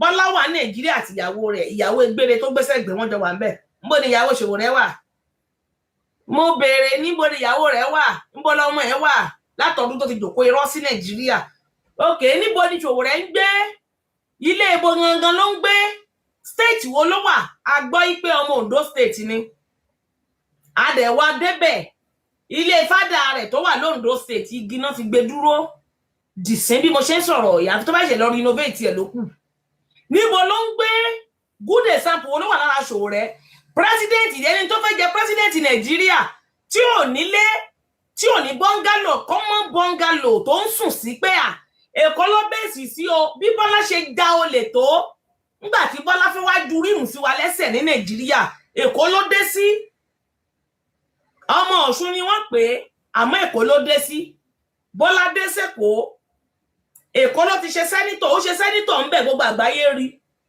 hello bí Bọ́lá ṣe yan Ọ̀kánjúà tó ó ṣe gómìnà lẹ́kọ̀ọ́ gbogbo àgbáyé rí àti Èkó ló ti gbà lọ ṣe pírẹsidẹ́ǹtì irọ́ tó wà ń bẹ̀ lọ́wọ́lọ́wọ́ báyìí níbo ni Sowore fẹ́ gbà lọ di pírẹsidẹ́ǹtì àdúgbò obo agboolé ebo state wo ló fẹ́ gbà mo ń béèrè ní o ṣẹlẹ̀ bá mi dárúkọ state tó ń gbé ṣe ẹni tí ò tí ì di pírẹsidẹ́ǹtì tó jẹ́ pé from one hotel to another hotel from one hotel to another hotel tó jẹ́ pé pàtó ẹyẹ oníṣàsùn ẹyẹ ń jẹyẹ mu kò sí ilé pàtó pé ibi tó ń gbére o ọ̀dẹ̀dẹ̀ tó ń gbére o state báyìí ló wà bọ́n bá rí l'Àbújá lẹ́ni wọ́n rí l'Èkó lọ́túnla bọ́n bá rí l'Èkó lọ́túnla Ìbàdàn lọ́jọ́ mẹ́rin níbo ló ń gbé hòtẹ́ẹ̀lì ni hòtẹ́ẹ̀lì mi mọ̀ bí hòtẹ́ẹ̀lì yẹn ṣe kéré tó ní Nàìjíríà tí Sowore ò ní kọ́kọ́rọ́ ọbẹ̀ lọ́wọ́ Ọlọ́run mi ò mi 5-star hotel 10-star hotel 100-star hotel 2 hotel 5 hotel star hotel 1-star hotel kò ṣẹlẹ̀ tí Sowore ò ní kọ́kọ́rọ́ ọbẹ̀ lọ́wọ́ ní gbogbo Nàìjíríà ń tó fowó ọmọ Nàìjíríà ṣe owó tó rí ń tó fi ń ṣe nìyẹn kò wá tí ì di president òtúrù yẹn bá wá di president hello fẹ́lẹ́ Nàìjíríà tó bá ṣe hello fẹ́lẹ́ Nàìjíríà ní alẹ́ Amẹ́ríkà ni ó ti lọ sùn oorun alẹ́ good morning Nàìjíríà tó bá tún dalẹ́ tó bá tún sign á tún ṣe hello ní Canada lọ́jọ́ kejì good morning Nàìjíríà mo bẹ̀rẹ̀ ni torí irú yẹn ngbà ó ti ná gbára ná gbòòrò ní gbogbo Nàìjíríà tó yẹ pé kò sí hòtẹ́ẹ̀lì yẹn tí Sowore ò ní kọ́kọ́rọ́ ọbẹ̀ lọ́wọ́ ní Nàìjíríà ẹ dárúkọ hòtẹ́ẹ̀lì tí Sowore ò ní kọ́kọ́rọ́ ọbẹ̀ lọ́wọ́ ẹ dárúkọ ọbẹ̀ kí n dárúkọ kí n wá sọ fún yín pé ó ní kọ́kọ́rọ́ ọbẹ̀ lọ́wọ́ ẹ kọ hòtẹ́ẹ̀lì yẹn ẹ kọ́ ṣé wá sí ìbùlù ní ó ní kọ́kọ́rọ́ ọbẹ̀ lọ́wọ́ ni ṣé 5-star hotel ní ó ní kọ́kọ́rọ́ ọbẹ̀ ní 2-star ó ní ẹ dárúkọ hòtẹ́ẹ̀lì ẹyọ kan péré tí wọ́n ní Sowore ò ní kọ́kọ́rọ́ ọbẹ̀ lọ́wọ́ ẹ kọ́ sí kọ́mẹ̀ntì kí n sọ fún yín pé ó ní ẹ lọ bèrè ó ní lọ́wọ́ ó ní kọ́kọ́rọ́ ọbẹ̀ ṣe irú yẹn ni ó máa wá ṣe kí ló bá di president kí ló mọ̀ ṣe á lọ máa fowó wa sùn sí hòtẹ́ẹ̀lì káàkiri gbogbo country kò ní lè sùn torí ó ti ná gbogbo hòtẹ́ẹ̀lì Nàìjíríà tán Amẹ́ríkà Canada Europe abroad ní ọ̀nà máa sùn sí tó bá sáyìn lálẹ́ good night Nigeria a ṣe good night America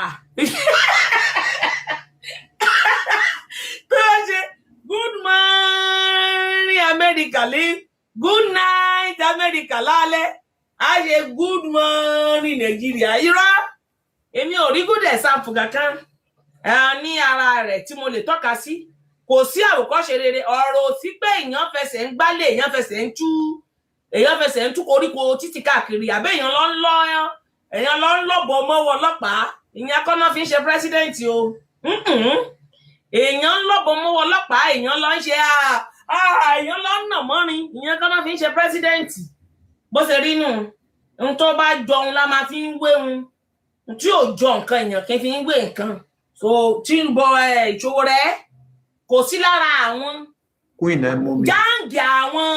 gáǹgì àwọn student union ló wà kò sí ní gáǹgì àwọn president débi gómìnà ẹ máa rí gbogbo àwọn tá a gbé síwájú yẹn rí pé kò sẹ́ni tí ò ṣèjọba rí gáǹgì àwọn student a bá ń túṣòwò rẹ̀ lọ túṣòwò rẹ̀ bọ̀ gáǹgì student union láti gborúkọ ẹ̀ ibi tó belong sí nìyẹn ṣóyẹ yín ibi tó wà irúgbà tẹ́ ẹ débí nísìnyí tẹ́ ẹ ń wo pé orúkọ dà ibi tó orúkọ ẹ wà òun náà ni àwọn student president bẹ́ẹ̀ bá dé oṣù ẹ borúkọ ẹ ń bẹ bẹ́ẹ̀ bá dé ẹ borúkọ ẹ ń bẹ bẹ́ẹ̀ bá dé ẹ jẹ́ kí n máa yẹn. ìwọ náà mo ń gbọ́ yín mo ń lísìn sí yín o nítorí mo nígbàgbọ́ pé máa lè jẹ́ kémi náà sọ̀rọ̀. mi ẹ rí i pé sọ̀rọ̀sọ̀rọ̀ ni yín ọ̀rọ̀ tẹ sọ kúnlẹ̀ gan-an irọ́ ṣèbí mo ṣì wà pọ̀ ní mo fẹ́ kẹ́ sọ̀rọ̀ kájọ gbọ́dọ̀ wa ẹ jẹ́ kó máa analyse ẹ̀ so ẹ mú mi. mo ṣì ń gbọ́ yín lọ tẹ bá sọ ìṣẹ̀bẹ̀ máa ṣàjẹ́ kémi náà lè sọ̀rọ̀. bàbá wọ́n lè máa rìkọ́ọ̀dù mi wọ́n ti sọ̀rọ̀ kúnlẹ̀. bàbá wọ́n lè máa rìkọ́ọ̀dù mi èmi dẹ̀ máa ń láì burúkọ bẹ́ẹ̀ yẹn. rìkọ́ọ̀dù mi ti bá kí ni wẹ́ẹ̀ fi ṣe.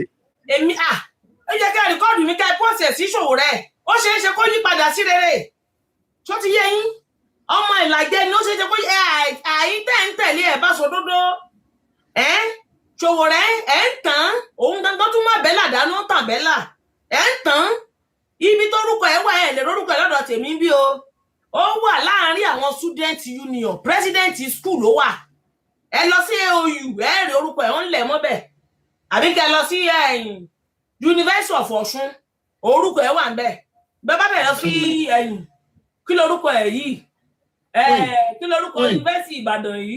kún ìnẹjọ ẹ má gbàgbé kún ìnẹjọ ẹ má bínú mà mo fẹ́ sáré pass information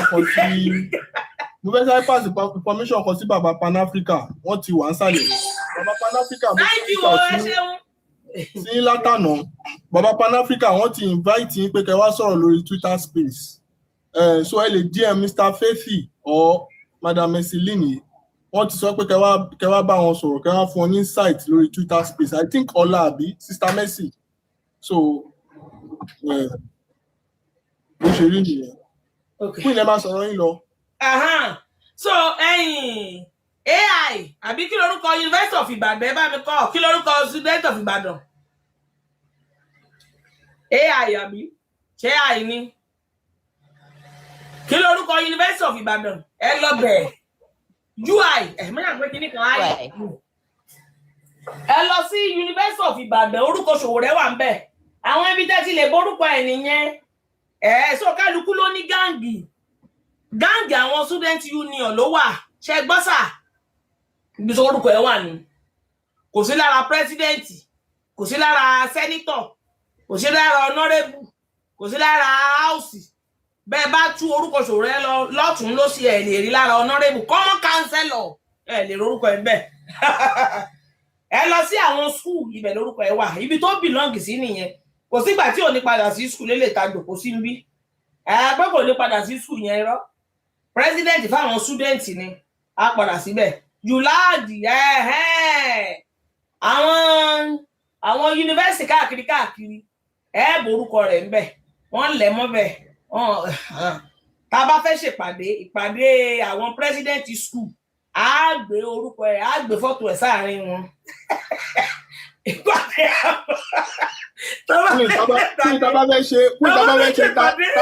transport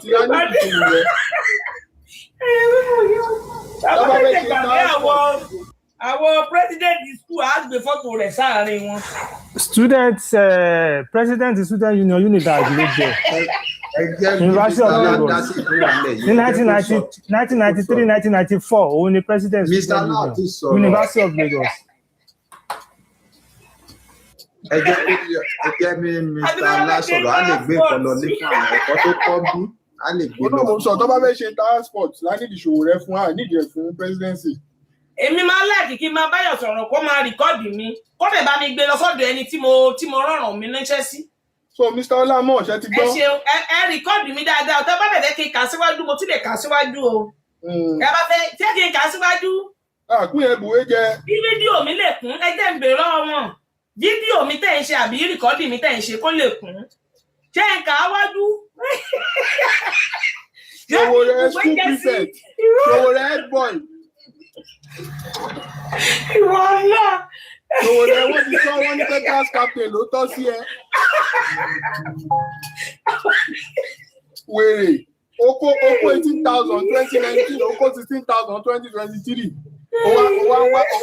Ó ṣe jẹ́ pé everywhere tí wọ́n bá ti mú ọ̀daràn bóyá wọ́n fẹ́ túlẹ̀ ọ̀daràn tí wọ́n popular lórí íńtánẹ́ẹ̀tì ẹ máa rí ṣòwò rẹ̀ ń bẹ̀ ṣáá ni.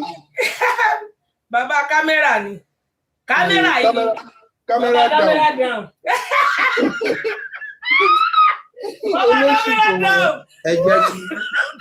ẹ jẹ́ kí Mr. Alasọ̀rọ̀ ṣé Mr. Aláti lọ ní àbí ó ti rìkọ́dù lọ́wọ́. Ọ̀rọ̀ ti pọ̀ kúta sẹ́rọ̀. Ọ̀rọ̀ pọ̀ mo wà pọ̀lú yín mo kàn fún yín kẹlẹ̀ kàn fèmí náà ní kájọ gbọ́dọ̀ wáyé. Ṣé bàbá Pan Africa ò ti wà sókè ni?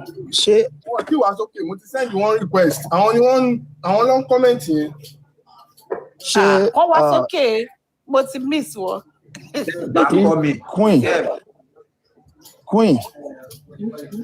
Queen ṣé ń gbọ́ mi. Ẹ̀ka ẹ má sọ̀rọ̀ yín à ń gbọ́. Okay, ní inú àwọn ọ̀rọ̀ tẹ́ ń sọ mo pick àwọn nǹkan kan.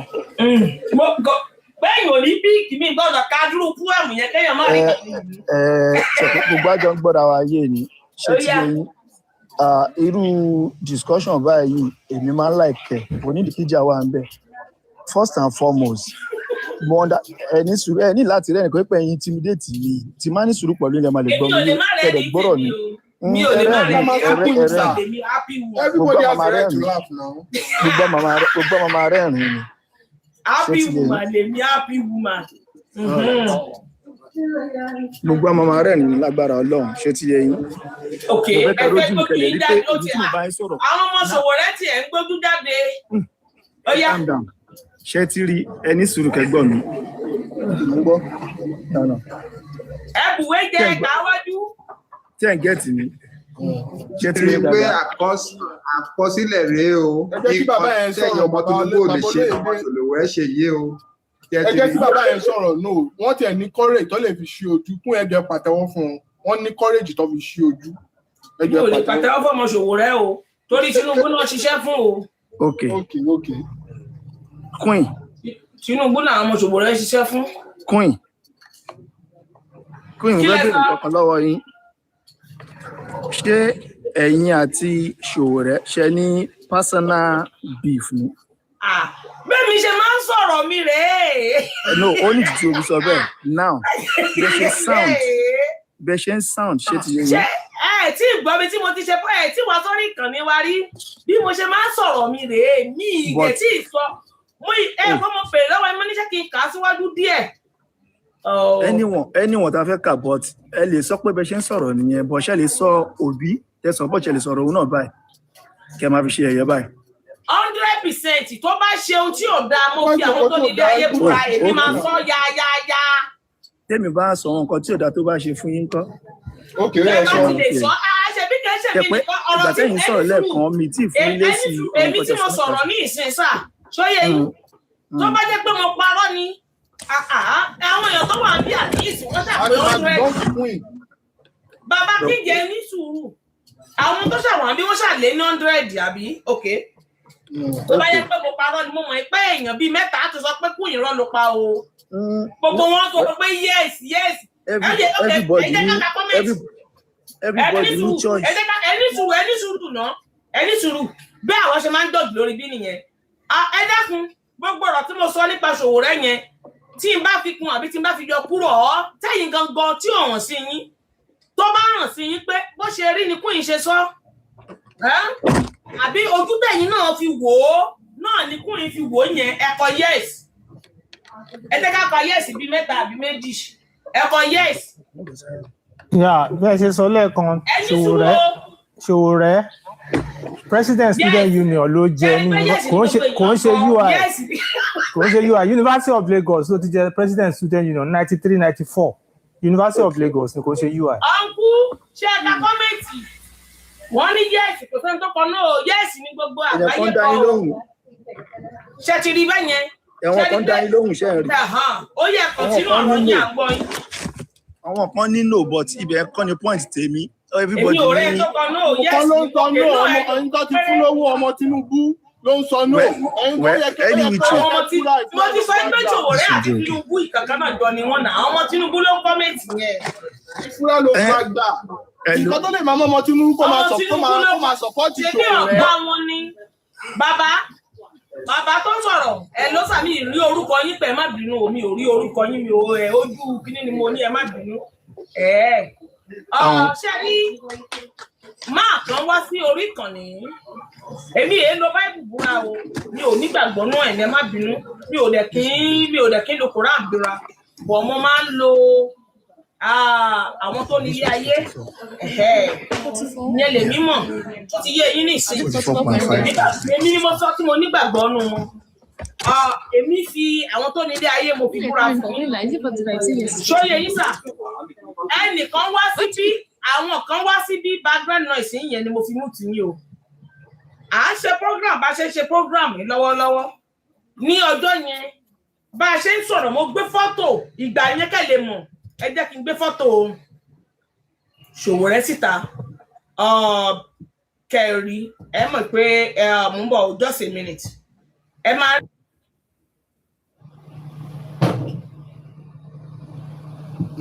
So ìtìkú ìfín wá feature yẹn ok ti rí. ṣé ti rí Sowore ẹ ti rí fọ́tò ẹ ti rí Bọ́lá bí mo ṣe máa ń lò lélẹ̀ ṣé ti rí bẹ́ẹ̀ yẹn ṣé mọ̀dí tí mi ò fi lò mọ́ láti gbà yẹn ìdí ẹ̀ náà ni wípé tí mi ò fi lò mọ́ bí a ṣe ń ṣe program lọ lọ́wọ́lọ́wọ́ níbí bí àwọn kan ṣe wọlé nìyẹn mo ní láti bo ó ní ọmọ Bọ́lá Ahmed ó ní òun òkè kí nìkan tó ní tó fẹ́ fún wa mo ní òkè mo ní ẹ máa gbọ́ sọ́ọ̀rì ẹ má bínú mo ní àwọn tó ń wo fọ́tò wọn yìí mo ní èwo ni candidate tiẹ̀ nínú wọn ó lóun máa bẹ̀rẹ̀ ẹ máa rí pé Àtíkù ló kọ́kọ́ wà ní number 1 Àtíkù ṣẹ̀ṣáàdì fọ́tò yẹn bí mo ṣe gbé jáde lẹ́ẹ̀kan Àtíkù ní òun kọ́ lè ilé pọ̀.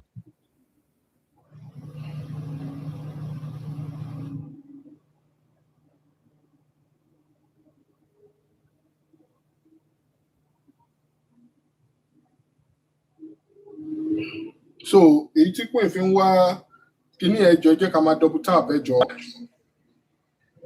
ó lélẹ̀ mo wá sọ bó ṣe wá sí orí bí mo wá ní ta ni candidate yẹ nínú gbogbo àwọn tó wà ní orí panel yìí bí mo ṣe gbé jáde ní ṣe ti rí Sowore ó bẹ̀ látòrí Àtíkù ó ní Àtíkù amrọ̀bà ni olè ní ó kówó náà lọ ó bẹ̀ látòrí ó ní Àtíkù olè ní òun tó jalè náà ni ò jẹ́ ká níná lé ní ó sọ gbogbo ẹ̀ bàbá ayé mú ọ̀dọ̀ yín pariwo bàbá Ọmọbọ́lá ó ní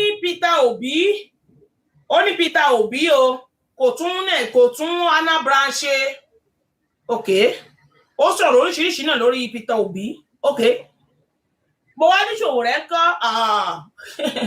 ó ní builder dẹ́gbọ́n tí mo sọ sà ó ní builder lòun ó ní builder ẹnu ẹ̀ mo tó kọ́kọ́ máa gbọ́ tí ń jẹ́ èèmọ̀ pé mi ò lọ school ẹnu ẹ̀ mo tó kọ́kọ́ máa gbọ́ òyìnbó builder ní kí ní jẹ́ builder builder bí báwo ó ní bàbá àwọn build Sowore ni pé builder bàbá àwọn ni mo ní what bàbá yín build ẹ̀ wọ́n ó dọ́gàtẹ́ kò dọ́gà tí ó fẹsẹ̀ méjèèjì gàtẹ́ pé bàbá àwọn máa ń build àwọn èèyàn gómìnà ni ẹni tó jẹ kínní ni tó jẹ kínní ni pé bí iṣẹ́ tí bàbá àwọn tó jẹ́ Bọ́lá iṣẹ́ tó máa ń ṣe ń tiẹ̀ nìyẹn ó máa ń build èèyàn sílẹ̀ pé ó yìí máa lo Sowore dẹ́gbọ́n tí mo sọ ó ló sì máa lò ó pé but kò tí ì já pé ara àwọn builder rẹ̀ ni mo wá ní gbogbo tí mo ń rò náà ó dọ́gàtẹ́ tó fẹsẹ̀ méjèèjì gàtẹ́ tó ti yẹ yín àtijọ́ tí mi ò ti lo fọ́tò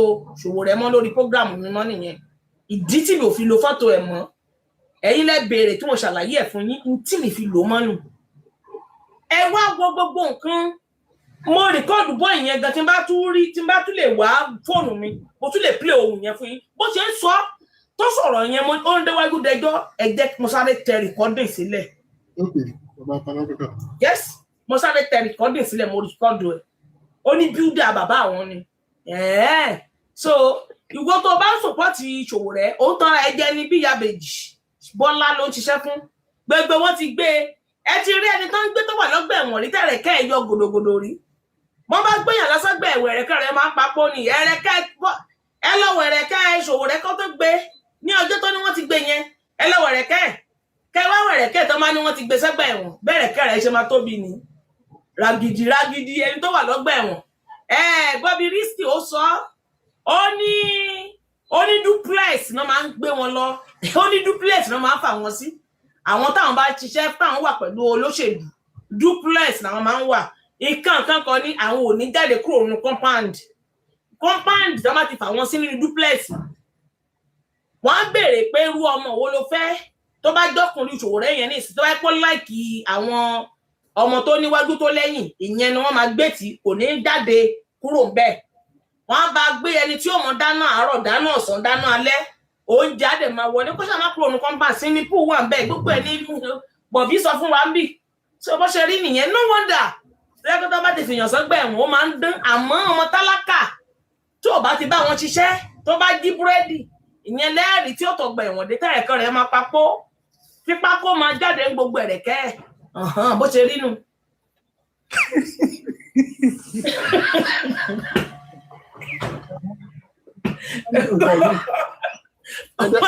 ṣé mo lè sọ̀rọ̀ tẹ́lẹ̀ ṣe pé ọmọ tálákà ni ó lẹ̀ ẹ̀wọ̀n tí pákó jáde lẹ́rẹ̀kẹ́. queen à ń gbọ́. ẹ jẹ́ ọkọ ṣàdúrà fún yín Ọlọ́run á dáríjì yín o ẹ̀ṣẹ̀ tẹ́ bá ṣẹ̀ ṣẹ́gbọ́n tí mo sọ. mi ò ṣẹ̀ṣẹ̀ kankan tí bá ṣẹ̀ máa mọ̀ pé mo ṣẹ̀.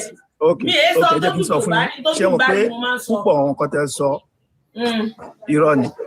báwo ló ṣe jẹ́rọ ẹmu jáde ni ẹmu jáde á lè kọ́ òun lè máa sọ fún yín èwo lẹ́yìn mú jáde máa sọ fún yín number one.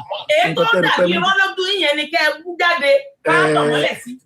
number one ipe òṣìṣẹ́ fún Tinubu ṣẹ̀rẹ̀ ń tẹnu wá sọ bẹ́ẹ̀ yẹn báwo ló ń ṣe jẹ́ ṣóun fún ara ẹ̀ mọ̀ Tinubu tí wọ́n pàtì tó ń parọ́ fún yín. àwọn ọmọ Tinubu àwọn èèbá wọn èèbá wọn tí wọ́n máa sọ wọn náà mọ Tinubu làwọn. irọ́ ńlá ni one secondly ẹni torí kó sọ pé builder ni Sowore ẹlẹ́ṣẹ̀ yọ bọ̀ ó ní Àtíkù kówó náà jẹ́ ẹ̀ ṣe yọ Àtíkù náà. ṣé ẹ̀gbọ́n tí mo sọ ṣá ṣé ẹ̀gbọ́n tí mo sọ bóyá kẹ́kọ̀ọ́ ẹ̀kẹ́gbẹ́ òun yẹn sí mi ẹ̀kẹ́gbẹ́ òun yẹn ó dẹ̀ pé apá bíi tẹ̀kọ́ èyí apá bíi tí ẹ bá gbọ́n tí mo sọ ó ní Àtíkù pé Àtíkù kó ìwo iná jẹ mo ní kó sọ̀rọ̀ nípa gbogbo àwọn ẹni tùrù ẹ farabalẹ̀ mo ní kó sọ̀rọ̀ nípa àwọn mẹ́rẹ̀ẹ̀rin tí mo lo fọ́tò wọn yìí ó wá sọ̀rọ̀ nípa gbogbo wọn ó wá pé ǹjẹ́ ó pe Àtíkù ní bíúdà pé bàbá òun bíúdì ẹ̀ ṣe bíúdà ẹ̀ nìkan lè wá rí pic àbí ohun yìí kẹ yọ. ní sùúrù ntọ́ sọ́ọ̀sì mo padà kọ̀rẹ́tì ẹ sí o ìjọ pé Peter Obi ní bíúdà kí ló dé tọ́mọ Tinubu ò pé Obi ní bíúdà pé bàbá àwọn ń bíúdì Peter Obi ni kò ṣe sọ bẹ́ẹ̀ kò ṣe ní bàbá àwọn ń bíúdì Àtíkù kò ṣe sọ bẹ́ẹ̀ ó ṣe ní ó ń bíúdì ọmọ Sowore. ok ṣé tèmi bá sọ̀kọ́ fún yín sìn ẹ lọ verify tẹ bá dẹ̀ verify mi ò ní ìdàtí verify. ẹ ṣe ti rí pẹ́ ti take side. mi ò ní ìdàtí verify. ok ṣé kí n dẹ́n ṣe ń sọtọ́ fún yín ṣe fẹ́ gbọ́ builder ni òbí náà fún Àtíkù èmi dẹ̀ ní evidence mo dẹ̀ ní evidence mo ní evidence ṣe ti náà ẹ̀yin parọ́ pé rọ́ ni ìgbà tẹ́yìn sọ tí mi ò interrupt yín. ok farabalẹ̀ ó ní builder náà ni òbí fún Àtíkù. ok if tẹ́yìn bá fẹ́ sọ pé builder tẹ́yìn bá lo word builder yẹn builder ni òbí and I have evidence. builder ni ọjọ́ wo ni wọ́n arrest ọjọ́ wo ni wọ́n gbé Peter Obi mo béèrè bí wọ́n ṣe gbé. ibi tẹ́ máa tẹ̀ pé Ṣòwòrẹ́ ò kì í ṣe builder ni. farabalẹ̀ ọjọ́ wo lórí tí ìgbàgbọ́ ṣẹlẹ̀ bóyá sí ẹnìkan ní Nàìjíríà tó wá rí bàbá Àtíkù àbí tó wá rí Peter Obi tó fi kíní Àtíkù tó fi kọ́rùn yàtọ̀ sí ADC tó ń ṣẹ̀ṣẹ̀ lẹ́nu gọ́mẹ̀tà ọjọ́ wo lórí sọ mo béèrè. ṣe máa lísìn sí mi ṣe pé ẹni sọ̀rọ̀ lẹ́yìn ẹ̀dẹ̀ ń lo do platform yín ni but you know mean anything me I will just say what I have to say which I believe I'm saying the truth. Mr. Mama jẹ́ra ẹ̀kọ́ tó pẹ́ ń jẹ́wọ́ lápọ̀ tí yóò yọ̀kọ̀ sí ti ń jẹ́ Ṣòwòrẹ́. lọ́dọ̀ tí yín nìyẹn lọ́dọ̀ má tọrọ ẹ mọ owó tí wọ́n ní. ẹ̀yin ni kẹ́ má tọrọ yín ó lò yín ni ATM machine ó lò what is the electoral value Ṣòwòrẹ́ Nigeria? tó bá gbọ́ scam alert kò sí ti jẹ́rẹ̀ scam alert. ibi ti gbà ṣé a lè go into debate lórí ẹjọ́ kún ẹ má stress ara yín kí ni electoral value Ṣòwòrẹ́ Nàìjíríà tó gba 20,000 rí ni tó gba 20,000 rí ẹ gbàgbé ẹjà jésù ẹ lè má gbé wá nígbà wá máa discuss. ẹni sùn ẹ calm down ẹ calm down èmi aṣọ process yìí níbi àjọ Ṣòwòrẹ́ fún yín. dápẹ́ ìtọ́jú ìgẹ̀tì ẹ̀dẹ̀ sọ ẹni àṣà Ṣòwòrẹ́ ìgbà ó lẹ́tí. ẹ lọ dáwọ́ ẹ̀yin fọ́lọ́wà Ṣòwòrẹ́ ẹ lọ dáwọ́ bẹ́ẹ̀ ṣe máa gbà yín tọ́tù ẹkùn sọ nǹkan tí ẹ mọ̀ lẹ́ ń sọ ẹkùn sọ nǹkan tí ẹ mọ̀ àgbàlagbà ọ̀rọ̀ Ṣòwòrẹ́ ní kíni ẹjọ́ tẹ́ bá discuss ọ̀rọ̀ kánsẹ́lọ̀ ẹ lè máa sọ ìjọba ẹ má máa gbé ọ̀rọ̀ Ṣòwòrẹ́ is inconsequential in Nigerian politics is inconsequential. ẹ̀bùn jẹ́ ti rí sí pé ẹwà violent Ṣòwòrẹ́ ti ń contest kò win the world war ìyẹn ò mátà ọmọ relevant ìlú ẹ kò lè win kánsẹ́lọ̀ ẹ ṣe sọ̀rọ̀ àwọn èèyàn Mr. Ọlá èmi mo mú fún bàbá Sẹ̀lẹ̀ ẹ jẹ́ sáré ṣàlàyé kankan fún yín ṣe rí ọ̀rọ̀ nǹkan tí ẹni yìí ń sọ we quite understand him but he's just making unnecessary assumptions on Obi and he's trying to defend that is not even there so ẹni bá sọ̀rọ̀ yìí ẹni yóò mú King ẹ máa gbọ́ ṣẹ́rí 20 years from now ẹ máa sọ̀rọ̀ yín lọ ẹni Ṣòwòrẹ́ ò lè débẹ̀ ẹ má jà tanra wa jẹ a lè múyàn bí Ṣòwòrẹ́ síbẹ̀ yẹn ṣóyè yín he doesn't have that integrity forget it there's nothing you can tell me ṣe tó ń ṣe kinní tó ń treat tó ń ṣe mọ̀nàmọ́ná pẹ̀lú àwọn ọlọ́pàá títí tó ń ṣe gbogbo ẹ̀ need hooligan attitude ló ní need hooligan láti wá darí wa he doesn't have that kinní at all he doesn't have it. So how can you call us and tí o ti win local government chairman tí o ti win state kini tí o ti jẹ house of rep member ẹ wá kó wá lọ jẹ lọ́lọ́ má jẹ́ kó ká òṣìdànù kó ṣe irú ìṣòwò rẹ̀ ẹ filẹ̀ ṣẹgbọ́ ẹ má wulẹ̀ sọ̀rọ̀ lórí ẹ̀ mọ́ kó tiẹ̀ sọ̀rọ̀ bẹ́ẹ̀ bóyá publicity you may be the publicity advocate ló ń jẹ́ kẹ́ máa tẹnu mọ́rọ̀ bíi kiri báyìí. wọ́n ti mú ti yín látẹ̀kẹ́ ó ti tó báyìí. wọ́n lè advocate fún ẹni tí ò tó wà tó incompetent. ẹ bá ti jẹ class captain school. ẹ mú tẹ ọkùnrin ìbò mọ ẹgbẹ́ mú tó.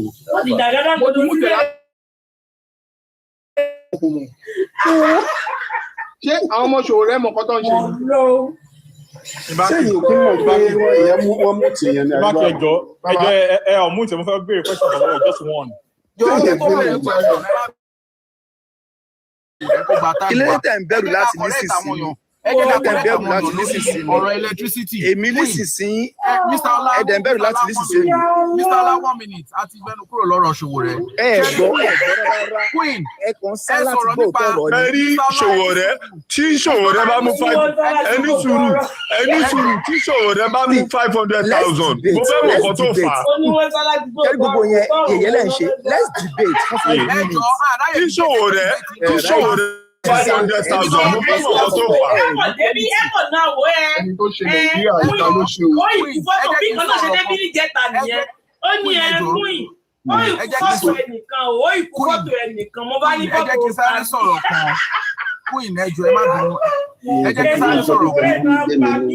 kí sáré sọ̀rọ̀ kan ṣó ti yé every time tí wọ́n bá ti ń sọ̀rọ̀ Àtíkù àti Ọbásanjọ́ wọ́n máa sọ̀rọ̀ pé $16 billion.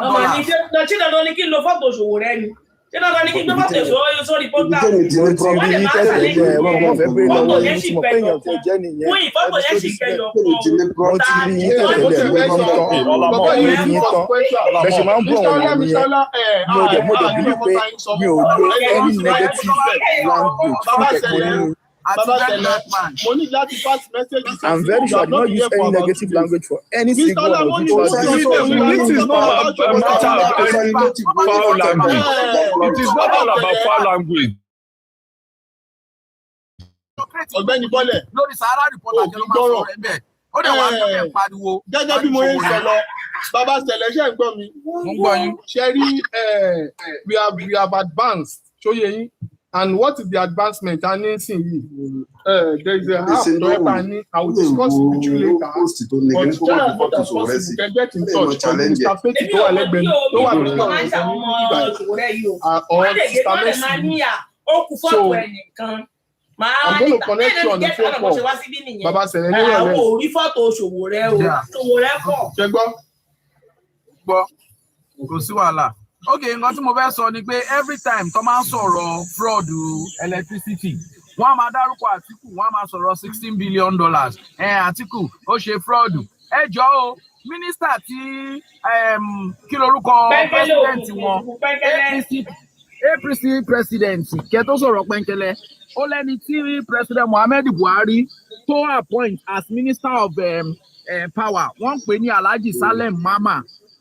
Kóòtù ilé ẹjọ́ Ọmọtọ́ṣọ́ the same Ọmọtọ́ṣọ́ tó rán Nnamdi Kanu lẹ́wọ̀n ó jẹ́lì ẹ̀ sí 75 years imprisonment nítorí pé ó kó 33.8 billion naira jẹ member APC ni APC president ló appoint yẹ minister APC ni ó lè burúkú Barau Barasa ni ó kówó jẹ owó tó kó jẹ wọ́n ti fún ní 75 years na wọ́n ti fún 75 years imprisonment. ẹ ṣe Mr. Mobalaji God bless you pé táwọn APC bá máa wá sọ̀rọ̀ ọ̀rọ̀ 30 years ago lọ́mọ máa sọ ọ̀rọ̀ 1999 ọ̀rọ̀ 2000 a ní kí ni reason tẹ̀ ṣe fail ìjọba APC ẹ̀ fún wa ná ẹ wá máa blame Ọbásanjọ́ Yar'Adua ẹ blame Babangida ẹ blame Awólọ́wọ̀ àwọn tó ti kú kán tó bí yàrá yà bàbá yín àwọn lè máa da blame yín lé lórí kí lè fi ọdún 12 yín ṣe achieve nǹkan kan 33.8 billion kí Buhari tó kúrò ń bẹ̀ ṣó ti yé yín ẹ má bínú mo ti fẹ́ jàjàgbara lórí ọ̀rọ̀ yìí a máa jà ní ìgbà mo ti bọ́ta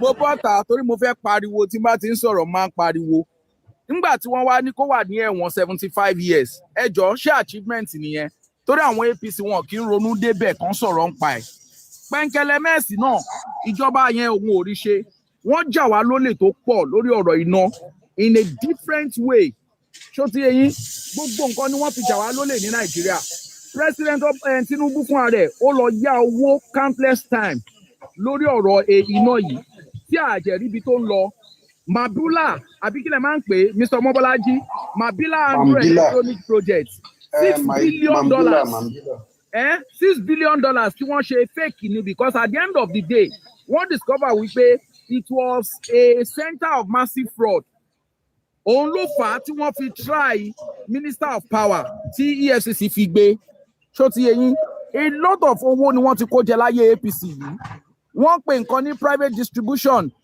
company disco ní 2013 tí wọ́n ṣe láyé Buhari ṣíṣe ni wọ́n fi ń lùtù national fund wọ́n dẹ̀ bẹ̀rẹ̀ sí ní inflate gbogbo technical loss tí wọ́n láwọn ní àwọn loss owó ń bí báyìí àwọn òdòwò kan gbà gbogbo ẹ̀ ni wọ́n kọ sínú budget tí federal government padà san fún wọn.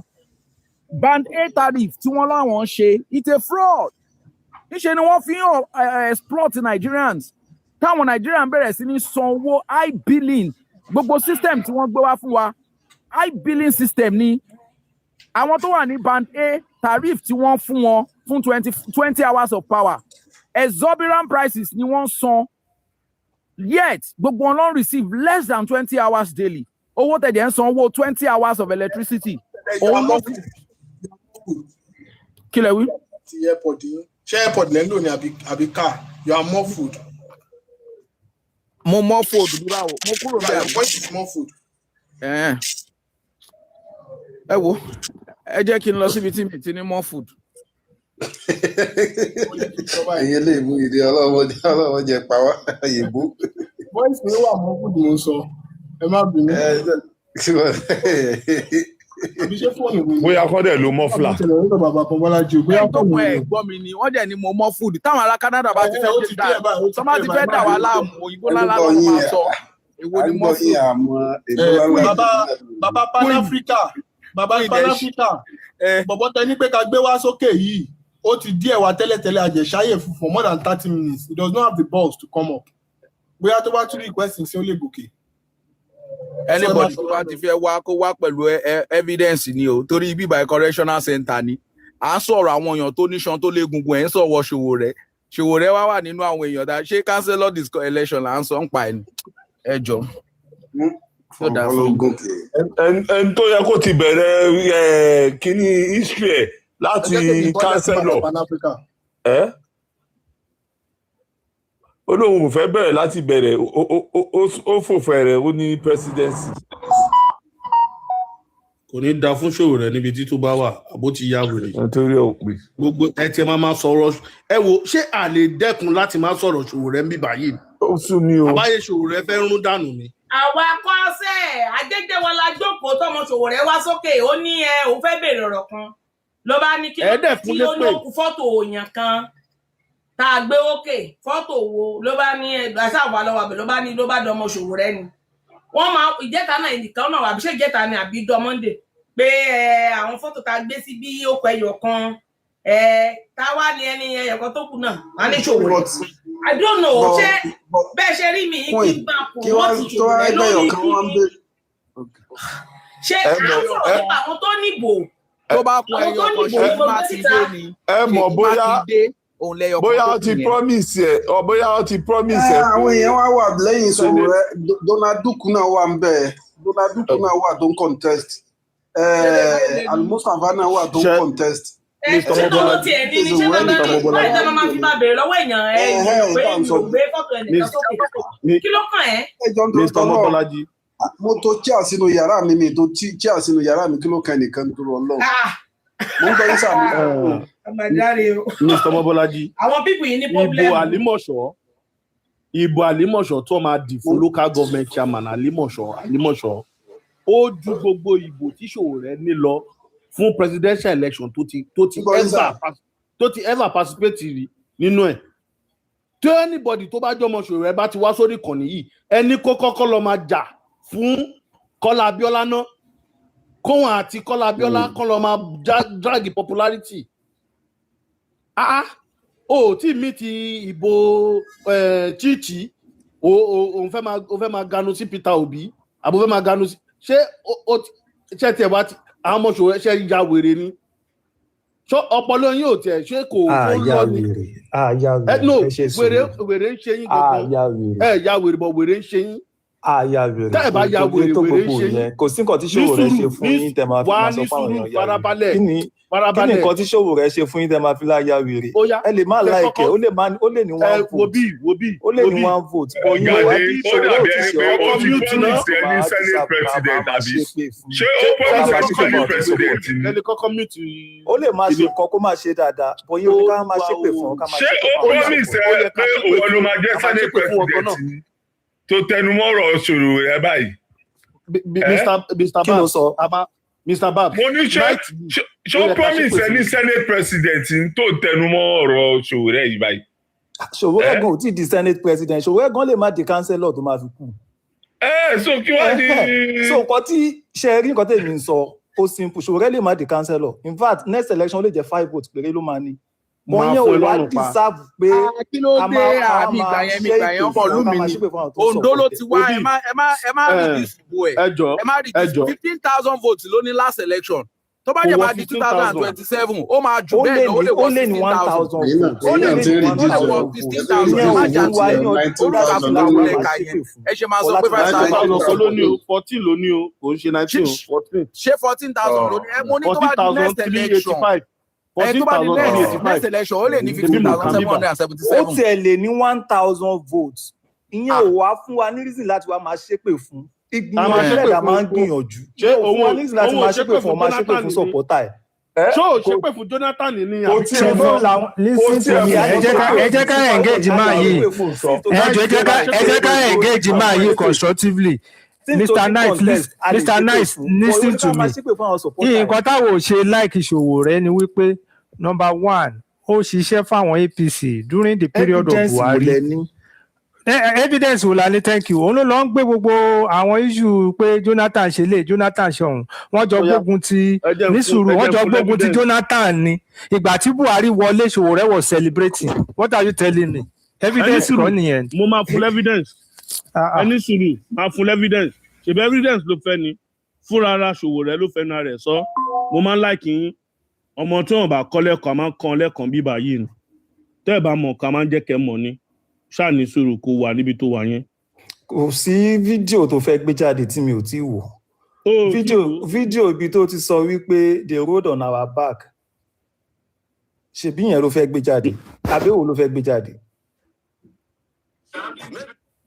Tòótọ́ kọ́ ló sọ pé wọ́n rode on his back. Òun kọ́ ló tẹ̀ láti sọ pé àwọn làwọn pọ̀ wọn wọlé. Ẹ ṣe sùúrù. Kí sùúrù wo ló tún ìwọ́wọ́ ló bèrè fẹ́ evidence. Ó ṣiṣẹ́ fún wọn ní 2015. Ó ṣiṣẹ́ fún wọn 2014, 2015. Kí ló tún fẹ́?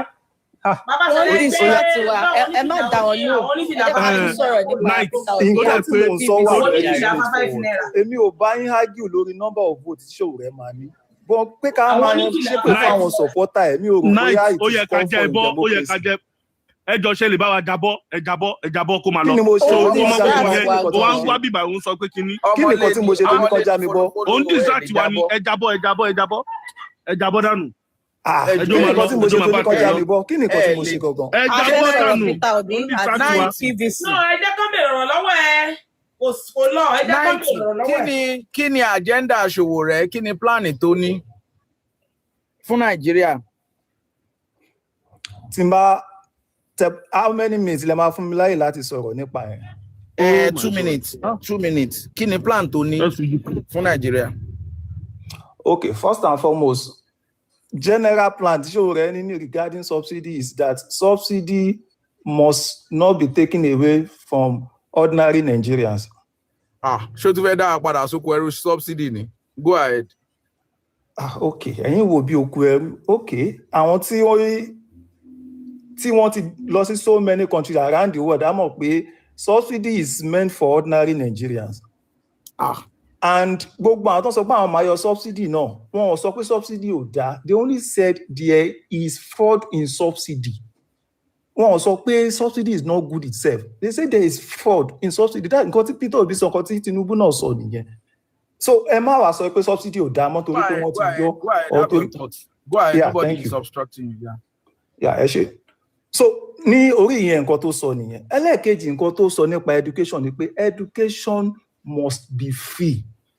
Population àwọn tí ò ní education ta ní Nàìjíríà ti pọ̀ jù. Tá bá tiẹ̀ ṣe máa fi owó sí orí education for now, a ní láti increase number of people tó máa ní access sí education. A gbọ́dọ̀ máa sọ pé education is not meant for the poor. So ó ní education must be free. Ó máa dá subsidy padà. A ní láti jẹ àǹfààní subsidy ìwà ẹ̀. A gbọ́dọ̀ wà nídìí òrò ká má rorò jẹ. So nǹkan méjì yẹn mo lè dúró lórí yẹn, tẹ́ bá tún fẹ́ sọ̀rọ̀ lórí mo lè tẹ̀síwájú bọ̀ kó má dàbẹ̀ ni pé mo overuse time. ẹ má sọ̀rọ̀ lọ à ń gbádùn yín. Sọ fún wa reason tí ẹ ṣe fẹ́ kí ọmọ Nàìjíríà ń vote Sowore, kí ló ṣe, iṣẹ́ wo ló ti ṣe? Okay, ẹ ṣe nǹkan tí mo sọ nìyẹn. Láyà nǹkan tí mo sọ. Nǹkan méjì tí mo sọ yẹn, ṣe rí èmi bí mo ṣe wà, mi ò ń ṣe billionaire. And policies tí every candidate bá máa mú wá, ó máa ní àwọn set of people tí policy yẹn máa favour. Policy Sowore máa favour me as a poor Nigerian. Pé ó máa dá subsidy padà as a poor Nigerian máa benefit. Pé education máa wà free, mo máa benefit as a poor Nigerian. So bringing a kind of socialist African kind of governance. Ní African kan tí ó bá wa lára mu ta máa ń ṣe tẹ́lẹ̀ ní bí communism or socialism, nǹkan tí Sowore push wá nìyẹn. Ṣé capitalism tí àwọn yòókù ń push, they are meant for billionaires. Billionaires ló yẹ kó máa celebrate wọn. And tí bí Tinubu ṣe wà nísìnyí, àwọn billionaires Nigeria ní gbogbo wọn ń dùn because Tinubu ń favour wọn. Àwọn other candidates tí ẹrí tó kù náà táwọn bá gbé policy wọn, àwọn billionaires náà máa enjoy jù.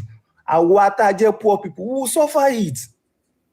Àwa máa suffer nígbà tí wọ́n béèrè nípa okay Nigeria Airways, ṣé Sowore kí ló máa ṣe sí? Sowore ló máa dá Nigeria Airways padà. Nigerians need to have our own airways. Àwa la ní black people tó pọ̀ jù ní African.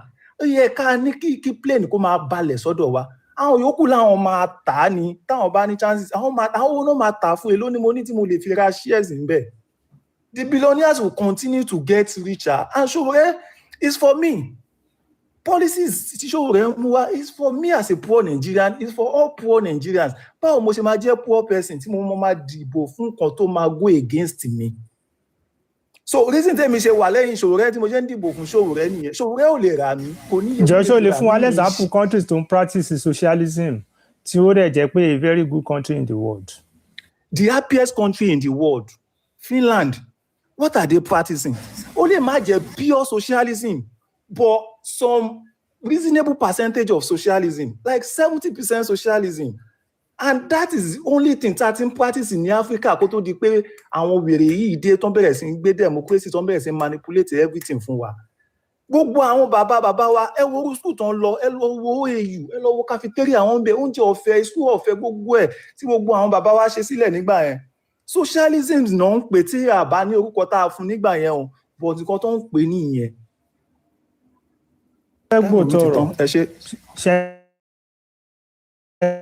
Surely, Nigeria of today, socialism does not pay us at all because where they practice socialism, you discover that a lot of young people will not contribute to the economy as much as they are expected. Mixed economy in Nigeria and practicing is always the best because mixed economy is a marriage between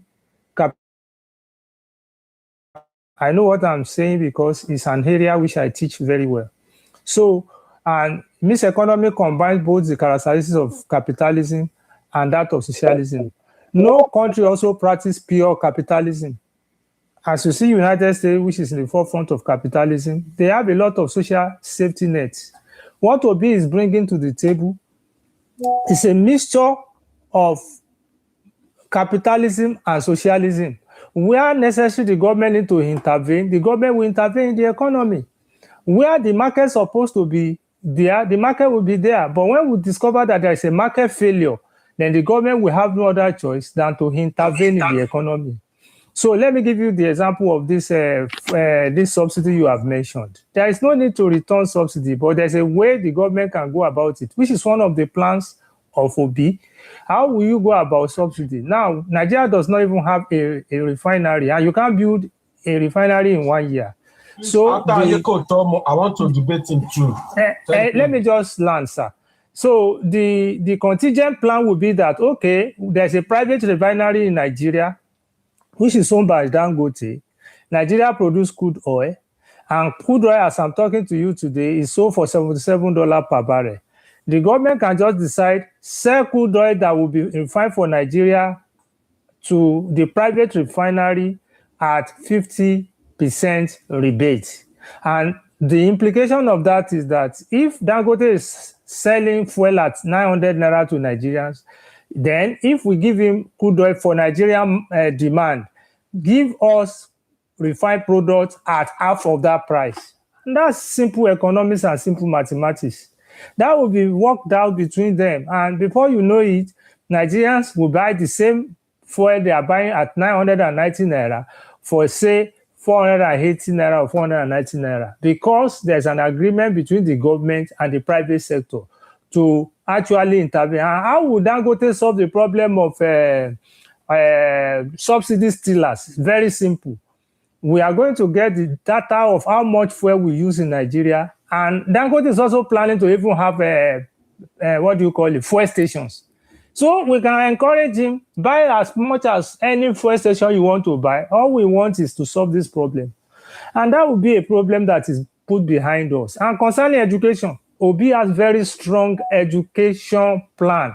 When he was governor of Anambra State, Anambra used to be at the back in WAEC exam. But within his first 4 years of being the governor of Anambra State, you can check what I'm telling you, Anambra came first in WAEC.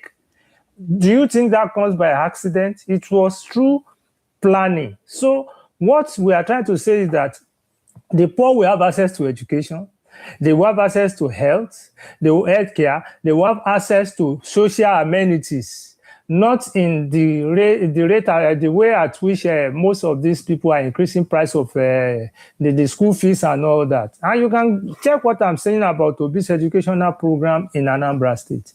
And here is a man that has conquered greed. This your Showore you are selling to us is the only one in charge of AAC party. He's the treasurer of AAC party. People are contributing money to AAC party. You could not sit down and give them account of how he spent their money. Somebody was accusing Showore recently that all his children are schooling in America and he cannot account for it. That's so let him let him make his submission night, because he's telling you the truth. He's equally the national chairman of AAC. Oh yeah, Mr. Ikoto, I'm on fire. I'm trying to say is that if you want to come and defend somebody, you defend somebody that before people that are not intellectuals. We are intellectuals on this platform, and we understand everything that is going on.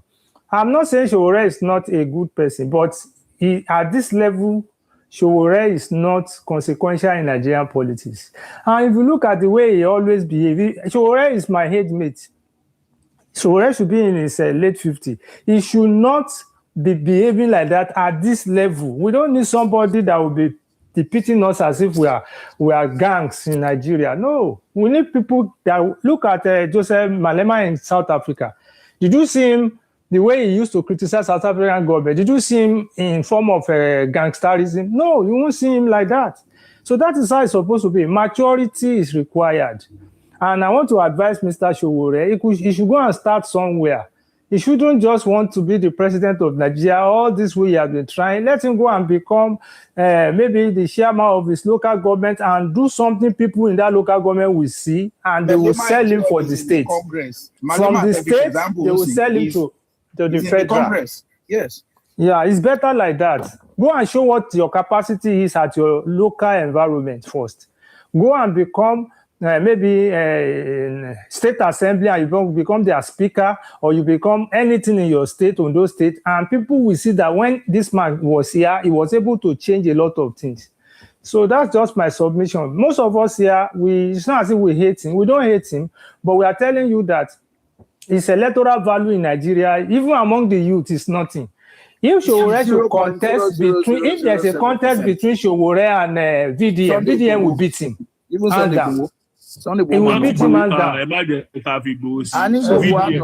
Mo kí gbogbo ilé ẹjọ́ Celestia Kimbaki, Queen, everybody, mo kí gbogbo yín. Mr. Knight, is it my turn to take them? I just want to quickly react to nǹkan tí Mr. Knight. Èmi lè react sí nǹkan tí Mr. Ikoto sọ lẹ́yìn ẹ̀kẹ́ wa. Ẹ̀kẹ́ react sí gbogbo ẹ̀ papọ̀ náà ni. No, ẹ kí n sọ, ẹ kàn wá sọ little nǹkan tí Mr. Ikoto sọ. So that means gbàgbé. Celestia, did you say you should go ahead? Yeah, you should go ahead.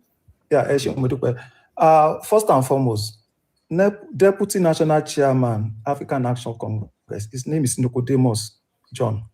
Deputy National Chairman, his name is Kado Mashi Babangida. Deputy National Chairman, Southeast, her name is Chioma Grace Ifemi Dulike. Deputy National Chairman, South, his name is NF Agogwe. Deputy National Chairman, Southwest, his name is Victor Abiodun. National Secretary, African National Congress is Philip Ipemogboy. National Treasurer, her name is Erupe Gift. National Publicity Secretary, his name is Rex Elano, to go viral Lano. National Organizing Secretary, his name is Abdullah National Usman. Chairman, but it's already clear. National Youth Leader, Yaya Mohammed Abdullahi. National Women Leader, Mr. Gbogbo nǹkan tí mò ń kà yìí, ó wà ní wẹ́bsáìtì www.aacparty.com. Mo dẹ̀ ti ka gbogbo kìíní ìbéyà bíi 6 months ago. You started from deputy national. Mo ti kà bẹ́ẹ̀. Who is the national chairman? Who has been the national chairman?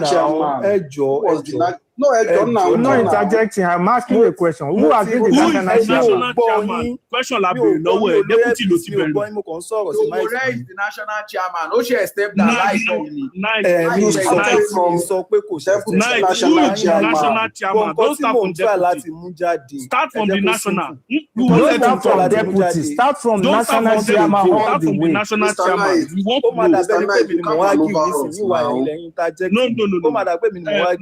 know. Start from the national chairman, please. Please start from the national chairman. Who was the national chairman? This is the question we are asking you. Start from the national chairman. You started from deputy national. Thank you. The same to bèrè yẹn lọ́wọ́ ẹ. Okay. Láti deputy national. Tell him mute. First and foremost, we have acting national chairman. Tí o bá sọ̀rọ̀ mọ́ Mr. Playfair ẹjọ́ continue. No, he's still talking. Ẹ jẹ́ ká listen sí. Utani national chairman AAC all the way láti ìgbà tó dídá party yẹn sílẹ̀. Mr. Ayekotọ, orúkọ yín ẹ jẹ́ kó ró yẹn má borúkọ Yorùbá jẹ́. Tí ẹ bá tiẹ̀ ètì Ṣòwòrẹ́. Ṣòwòrẹ́ ọba ni wọ́n. Question ni mo béèrè mi ò bá Ayekotọ jẹ́. Mo ní Utani national chairman all the way. That's what I have. Mr. Ayekotọ. Treasurer. Mr. Ayekotọ. Only deputy treasurer. Mr. Ayekotọ. Ìyẹn ò dáa. Mr. Knighty, kò sẹ́ni tó sọ yẹn. Money Traore is the national chairman, is the treasurer, is the one in charge of the party. That's what I said. Òun treasurer. Okay. Who is the treasurer? Who is the national chairman now? China kìíní àṣẹ tí mo kọ bẹ́ẹ̀ lọ́jọ́ gbọ́n. Kí ló dé tó ń ná ìsọ́ọ̀tì wọn náà? Ní national chairman lábẹ́rẹ́ lọ́wọ́ rẹ̀ sọ pé ṣe bẹ́ẹ̀ sọ pé ìjẹ̀gbọ́n ni. Night. Kí wàá ní ìtumọ̀ sí bọ́ ṣe pé ọ̀jẹ̀gbọ́n ni yín? Night. Èmi ṣe eré mi sà, èmi mọ̀yàn bú mi ò kàn fẹ́ bú because tí bá mú ẹ ò ní wá sí bá fún mi mọ́ but I'm not going to engage at that level. So because you insulted me, I know how to insult somebody but I'm not going to do that right now. I want to give you the benefit of the doubt. Mr. Nighty, stop that. He will have people's name on those posts, but he's the one doing the job. That's what we are telling you. Ẹ jẹ́ ká fún Mr. Playfair, òun ló fẹ́ contribute nsìn. Mr. Playfair, please. Mr. Bọ́lájí, ẹjọ́ kí Mr. Playfair tó lọ, kó tó lọ síbòmíì. Sẹ́rí ẹyin tí màá yìí sọ, mo disagree pẹ̀lú ẹ̀. You see, you can't say INEC cannot accept this, cannot accept that. 2019, that was how it was. He was the treasurer and he was the national chairman. Do you think we don't know what we are talking about? And after the All-Proud, that was when he changed. He would change it. So we too we follow politics now. He was that the same thing that we claim. But nígbà tí a change anything. And who was the national chairman? Sọ̀rọ̀ kankan nípa eléyìí ó kàn sọ nǹkan mi. You started from deputy national chairman. Báwo ló ti lè bẹ̀rẹ̀ láti deputy national chairman? Bẹ̀rẹ̀ láti national chairman yẹn gẹ́gẹ́gẹ́gẹ́. And he has relinquished his position from being the national chairman.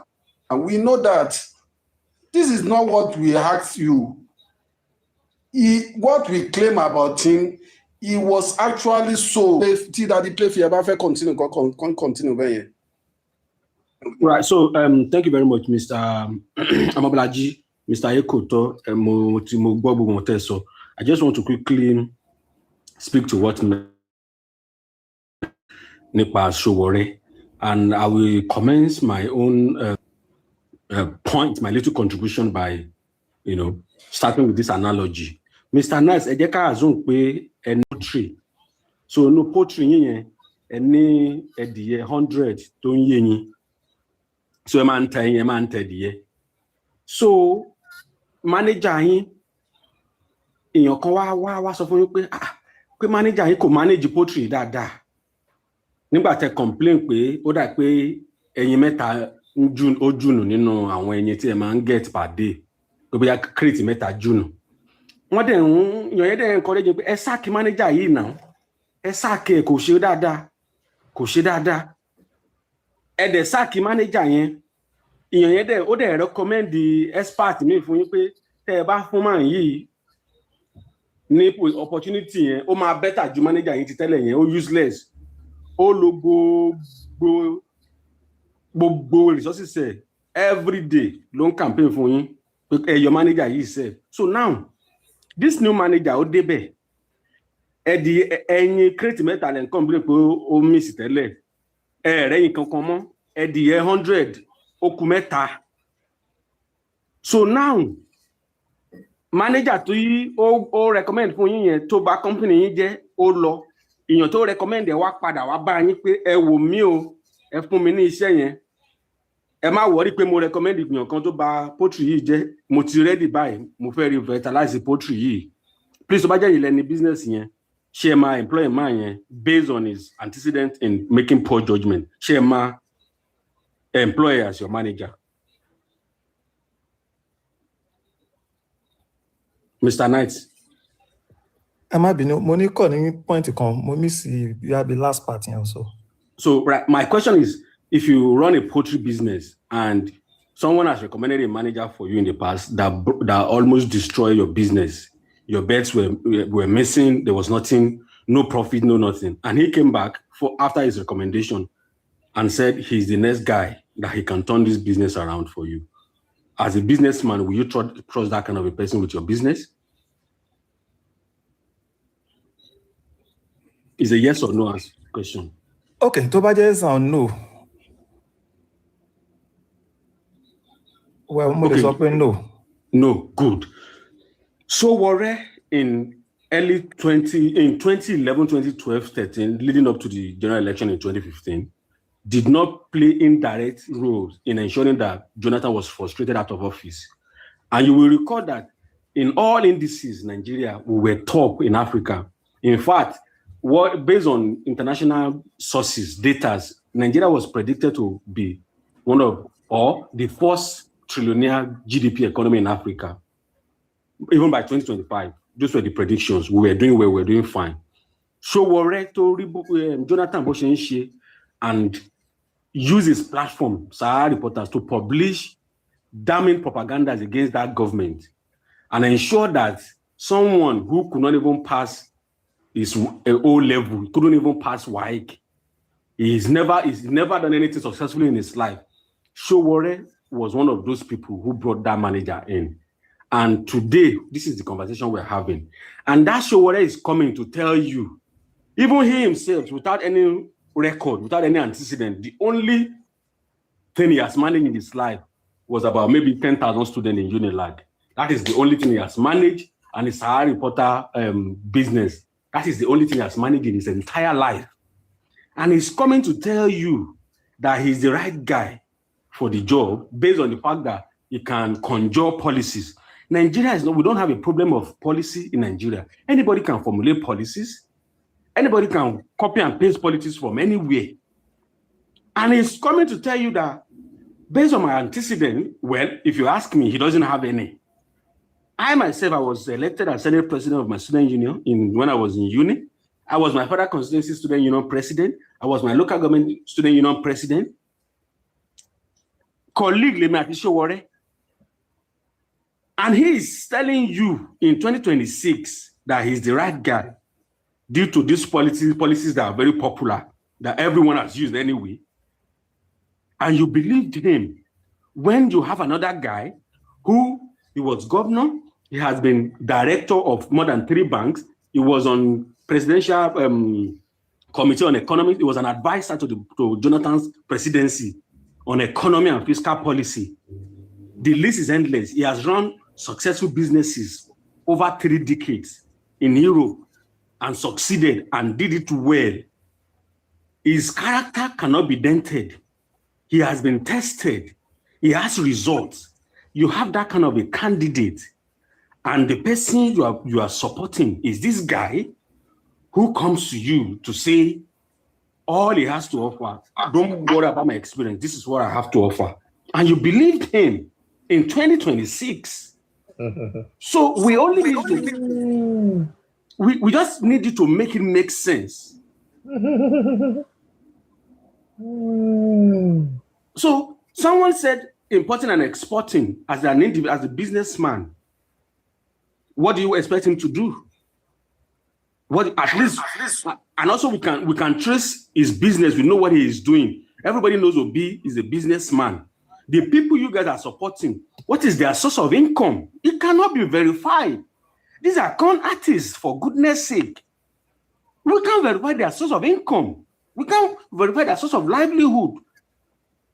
And you want us in 2026, even when everyone all over the world, all these countries have moved forward, they have progressed. If they drag you up saying, Kaloma Abaso, so what doesn't even look like a serious person to me. I used to fall for him. I used to fall for him when I was in my undergraduate days until when I saw everything he was doing during Jonathan's during the infamous propaganda machinery that was put in place against Jonathan's government in 2012, 2013, 14. And that was how I lost my respect for him, because even as a boy beginning life, I knew better. I said, no, how does that make sense that you are removing a PhD holder who is delivering by the way? But there are issues, minor issues here and there, insecurity in the Northeast, right? How many numbers of people were massacred, agreed. But these are things put in place to frustrate this guy, to make the country ungovernable for him. And Sowore, who I thought would be a role model to someone like me, he supported that movement. And even as a little boy, I saw something wrong in that. And now you want me to support that kind of person. So you want me to trust Sowore with the presidency of Nigeria? No, sir. Thank you. No, sir. No, sir. It's not possible. It's not going to work. We cannot trust Sowore. Sowore has not proven himself to be trustworthy. Thank you very much. That is my submission, Eshigo. I quickly want to say that. Bravo, okay. Bravo. Oh, Bob. Okay, go on. No. I really enjoy his submission. I really enjoy his submission. All right. So, in addition to my own contribution to what Playfair said, Mikwe, Sowore in 2013 to 2014 was one of my favorites through the work he was doing on Sahara Reporter.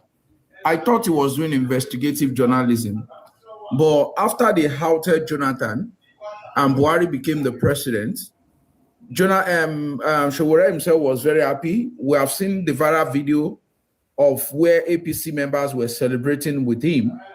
I didn't see anything bad in that, because if he was a revolutionarist who used the tool of political investigative journalists as part of the tool that they had in his hands to change a corrupt government, it needs to be accorded with respect, and people need to appreciate that. But you cannot join the office of a politician with the office of an activist. It doesn't work like that anywhere in the world. It's either you are a politician or you are an activist. A politician will lie, will sell us deceit, will do all sorts of things all over the world. Politicians in Africa, they are not different from politicians in America and Canada and UK. They are all the same. At one point in time, they are all the same. The only difference between all of these people is conscience. The politicians in diaspora, many of them have conscience. In Africa, there is no conscience. They will lie today. When you catch them, they will tell you, that they will give you another reason why you still need to believe them. When Sowore, after Buhari, he wasn't consistent.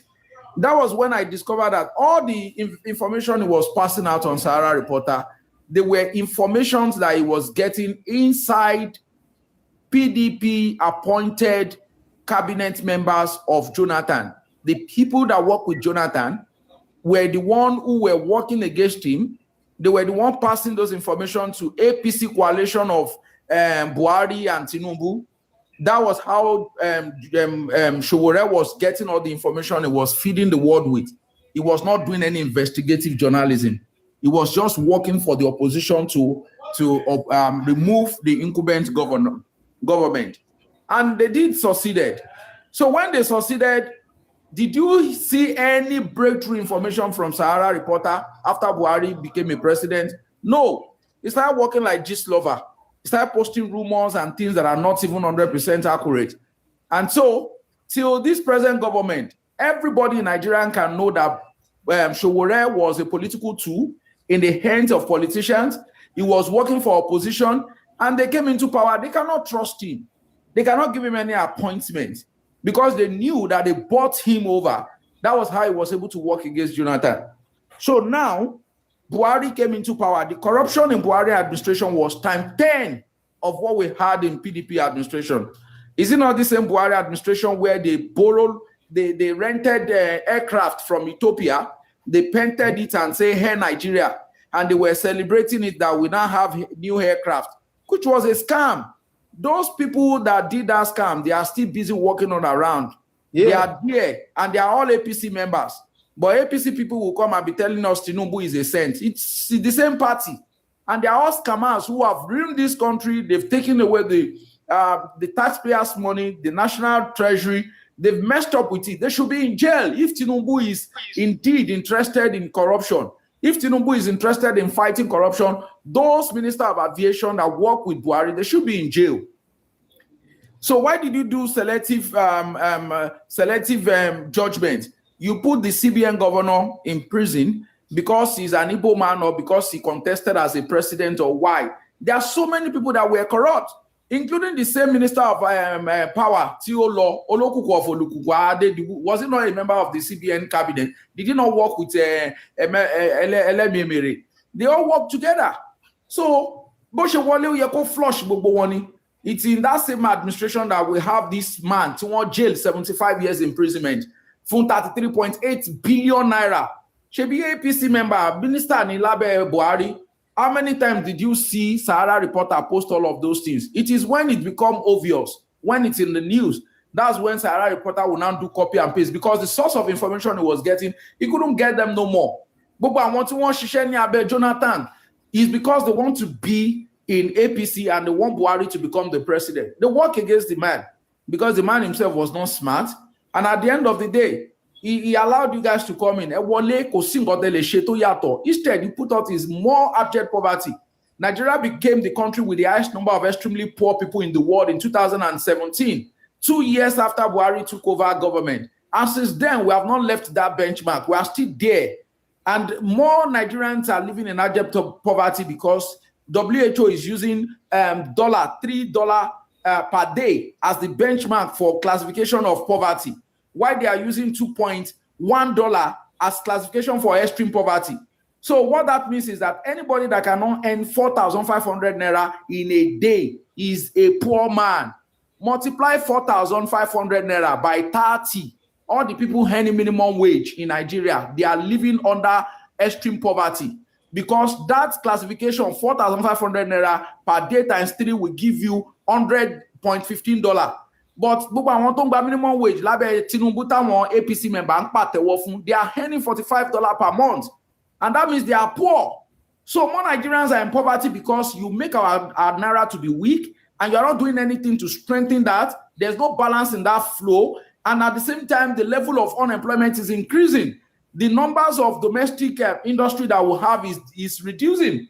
And the number of multinational coming to even do any companies or create employment opportunity is dwindling. So kí ni impact ẹ ti ṣe ẹ kàn máa wà ń bẹ̀ ẹ máa sọ òyìnbó ẹ máa yí fígò ẹ máa yí gbogbo ẹ̀ à ń sọ fún yín pé 30 million children were out of school during Jonathan administration.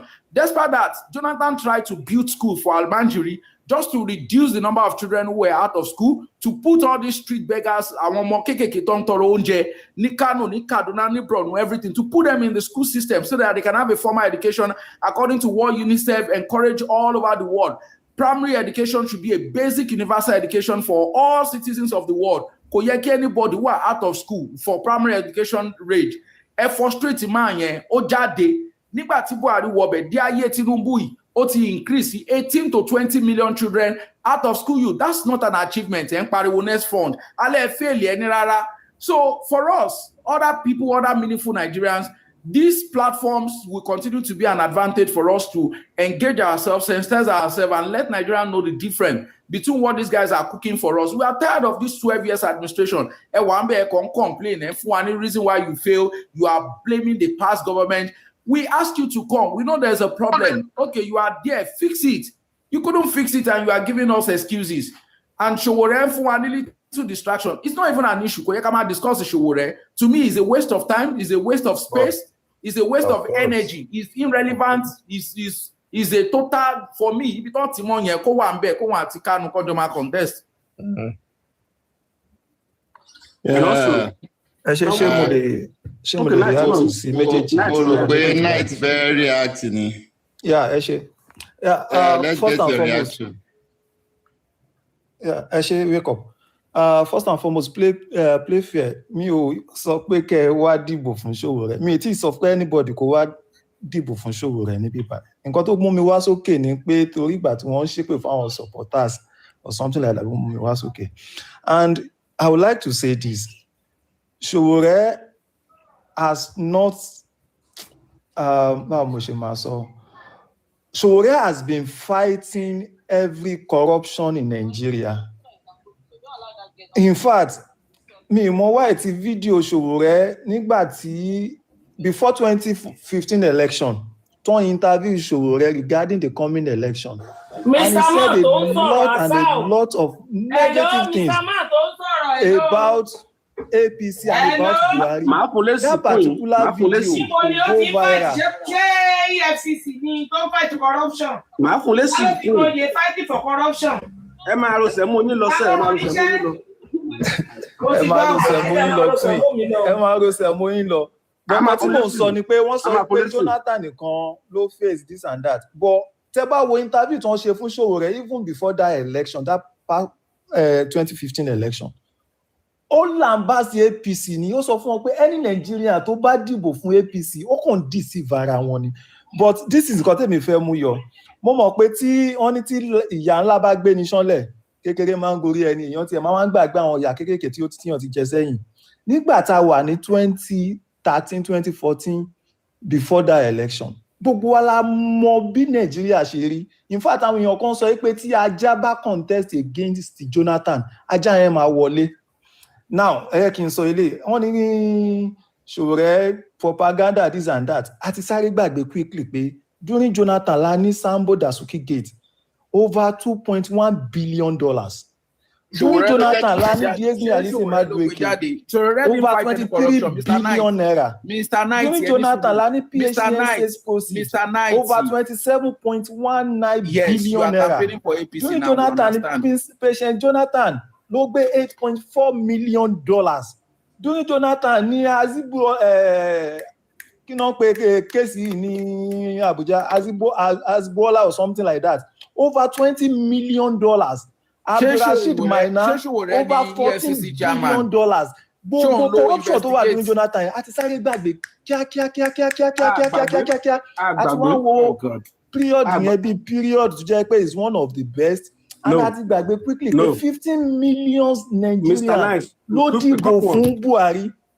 15 million Nigerians. I disagree. In fact, most àwọn tó wà bíbá yìí gan Buhari lè dìbò, àwọn tó dìbò fún Buhari pọ̀ bíbá yìí.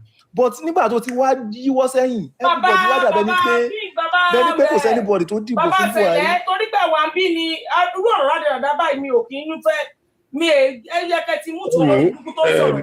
Èmi ṣé nǹkan tó wá ṣẹlẹ̀ lọ́ndà Buhari ṣé kò wá worse than nǹkan tó ṣẹlẹ̀ lọ́ndà Jonathan. King máa padà wá ó ti fọ́ mi lórí ó ti fọ́ mi lórí nǹkan tó ń sọ. Kò sí nǹkan tí mo sọ nígbà yìí tó bá dòpin kò sí àwọn ọ̀rọ̀ tó ń sọ yẹn ò dáa kò dáa. ṣé nǹkan tó ṣẹlẹ̀ lọ́ndà Jonathan lọ́ndà Buhari ṣé kò worse than nǹkan tó ṣẹlẹ̀ lọ́ndà Jonathan gbogbo àwọn owó tó kà á owó tó jí lọ́ndà Buhari ò tó bẹ̀rẹ̀. nígbà tí a bọ́ sí ayé Buhari wọ́n ti ju Jonathan lọ. ìtàn tó ń pa yẹn ṣé Sowore ló wá arrest àwọn yẹn Buhari lọ. ṣé Sowore ló bí wọn tó gbófin ni. ẹni tó máa wá lẹ́yìn Tinubu náà. ọ̀rọ̀ tó ń sọ wà lẹ́nu bá Sowore ò ṣe anything kò fight corruption kankan kò ṣe kan it's just a whistleblower.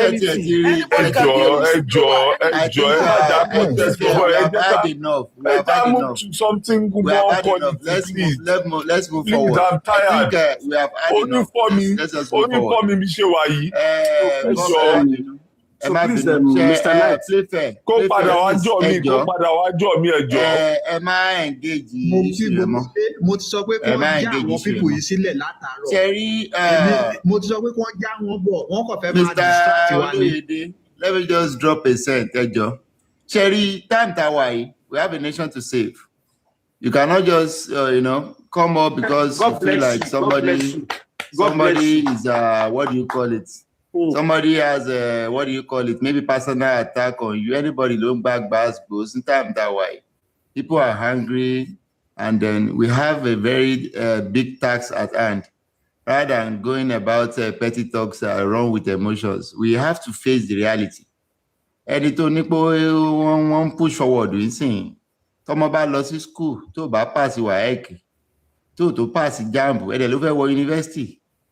The point here is this: we've dished out the results that we had in the last election. What does the result say? It says that one man who is not even popular, who has not even or even befitting any true party that is a major party in Nigeria, spring up with 6.1 million votes. That's to tell you that this person has something that we don't know. And what is it that we don't know is that he's popular, he has organic love, and he has past records. Not like you just galvanize from one place and you just say, okay, you want to lead the nation. You do think you want to lead morons? Your brothers and whatever families, they are down there in Ondo State. Oh no, I'm in politics. But you are there politicking, doing all sorts of things, and you want to just run your way around to the presidency. It is not done anywhere. Even the baboons. What is the least country in Africa? They cannot listen to him. So we have to be sane enough and rational enough to understand why we needed to converge, why we needed to form coalition, and understands that we have a nation to save. We are facing a brutal military government who claims or seek under the disguise of democracy, who has ruined everything we own. Who will now restore democracy? That's now bans the question of the person of Mr. Peter Obi. We are preaching for every Nigerian to follow this man. We are not getting paid. We are organic lovers as well. And we understand what it means when democracy is out of a country. That same country, just like the Farotimi said, it will implode. Left and center and middle, controlled by the barons and the bandit leaders. And you want that country to remain in those hands. So in terms of Sowore is working for Tinubu, they are 100% correct. Initially, I used to be thinking like probably they are 70% correct, but it is obvious now. Because you're using your energy, instead of you to talk, it shows how selfish we can be as a people. Because if you are not selfish, you will not want to split any votes at this time of the day, talking about somebody that has not even pulled a crowd that could be relevant enough to bank on. Any experience? Nothing. And I have to just employ him and overlook it as okay because he's radical. Then let me just take him. Is it about everything about fighting? Is it about muzzle? So the point here is angling the balance that if we are rational people and we come in and open the platform here every day, We want something productive. We don't want to be retrogressive. Peter Obi has what we want. And to gather vote for him, Atiku should have, if he's up for a nation building agenda, he should rest his shoulders.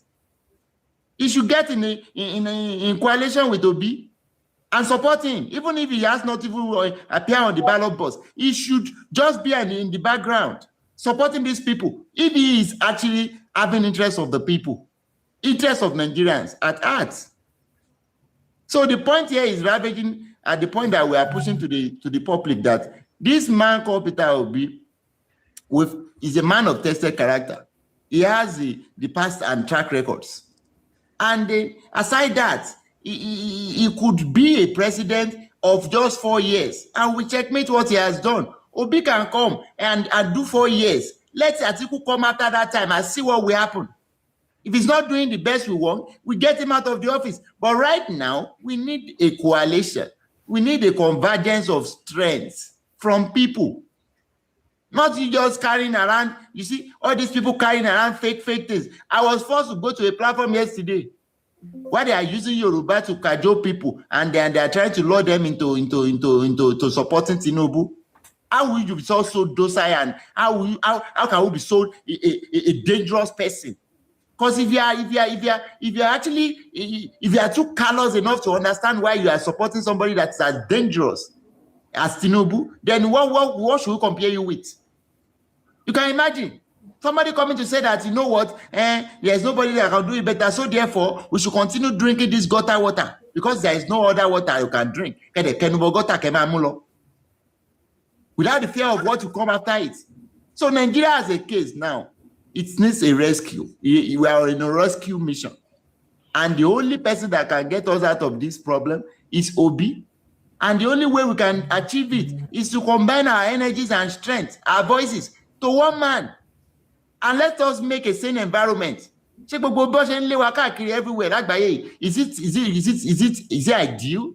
Are we happy? Western world is watching. Europeans are saying get out of their country. And we have that country to fix. How do we fix it? How do we get it out of these morons who have find their way to form oligarchy system and form a military against an authoritarian system in a democratic country? How do we get ourselves out of this mess? So please and please, Elo energy into Ejeka fi support Manu. And the way we're supporting him, we are supporting ourselves. We are preventing our children. We are saving our future. And that of our parents. So the tomato want to be here, one got the year is okay. You know, go 100 million. Check by Lamato so save nation. And we always say a tribe crime doesn't have a tribe. Combating something, you start selective justice. That one only want to daru. Omani Fulani ni Hausa ni Igbo ni olórí burúkú ara wọn dẹ̀ ti gbàgbé pé 20,000 on ta orí logun states every day. Ma gbọ́ pon moyan kan moyan méjì. Èló don ta orí ẹsẹ̀ apá wa nkan ó wà lọ́dọ̀ àfà. Are you come along and start saying it is this tribe, it is that tribe, pointing fingers, whereas your own tribe is even desperate. It's terrible. It's horrible. So we need to start, talking as if we are rational enough and leave all this panda and propaganda online flying around the places and be sane enough to make it on and off. Let us make it polar. If Tinubu bá sọ pé òun ní wọ́n kún, àwa náà ní gbàlábọ̀. Let's stand and rose against one and support one man, against this man that has come to become Adolf Hitler of Africa. So please, let's convert this energy. And then, then you are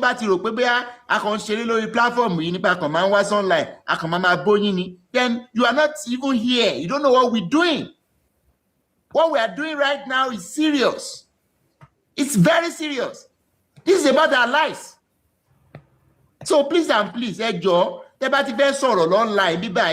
don't come and start, campaigning for people that we know that they are waste of time, waste of energy. Don't undermine energy kò sẹ́ni tó undermine nǹkan tó ti ṣe in his own pocket. What he has done is okay, but we have a nation to save. Ẹgbẹ́ pass mark, gbogbo result ẹ̀dá, kí ló jáde ń bẹ̀? 15 votes, 20,000 votes max. And you want us to rally around that same person? Split our vote again and allow Tinubu to rig? Oh no, please. Kò sẹ́ni tó ní hate for anybody, but we are just saying that we want a sane election. And to achieve that, we need to have even over votes for Obi so that we can overcome this imperialists that has subdued Nigeria to what it is today. 55,000 doctors facing 260 million people. And yet, nurses they are finding their escape route every day. Once it's the result, I want money. In country. You want to talk about engineers? You want to talk about the expertise that we have in the country that we are exporting every day? Why that is? So the person that can have a new nation build up is Peter Obi. He's a man with tested character. And we see what he has done in spare of 8 years, being the governor of Anambra State. So it's about anything. Don't fly around. It doesn't move a hinge. It doesn't push a needle. We, the people that were rational enough, we've seen the insight, and we're going to spend our last penny, our energy, our voices to support this man. Because we need a life to live. We have a life to live, and that of our children. Can the future of Nigeria marry under these miscreants? But the fake kò party structure, kò this and that, and you want him to just split our votes? So please, let's be rational enough. Let's forget all this where I'm playing online and driving motion park and come and discuss what has head is what we are talking about in Bibai. And if you are not part of it, it is essential you just let the people do the talking. I want to get on one, pain. You cannot just come online and start talking about this that are so irrelevant, so microscopic. Oh, myopic, they come what's online. Come and this and that. What we see with our eyes, the result is out there. And you're popular, building the 66.1 million votes. Do you think we are nuisance? So please, don't put our effort in jeopardy. We Nigerians, we have to encourage our people, home and abroad. Let's make it a polar election.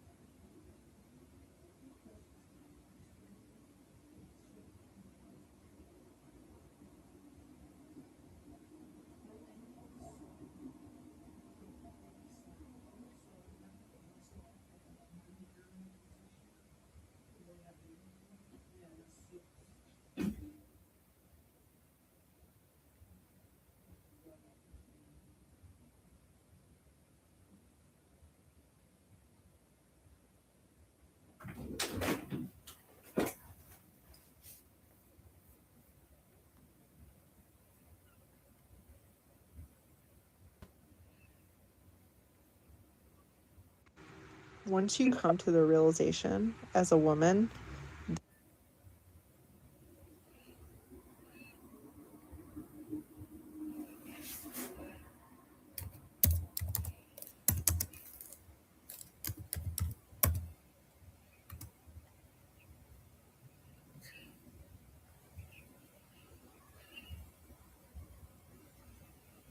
They are having 3 concurrent budgets running.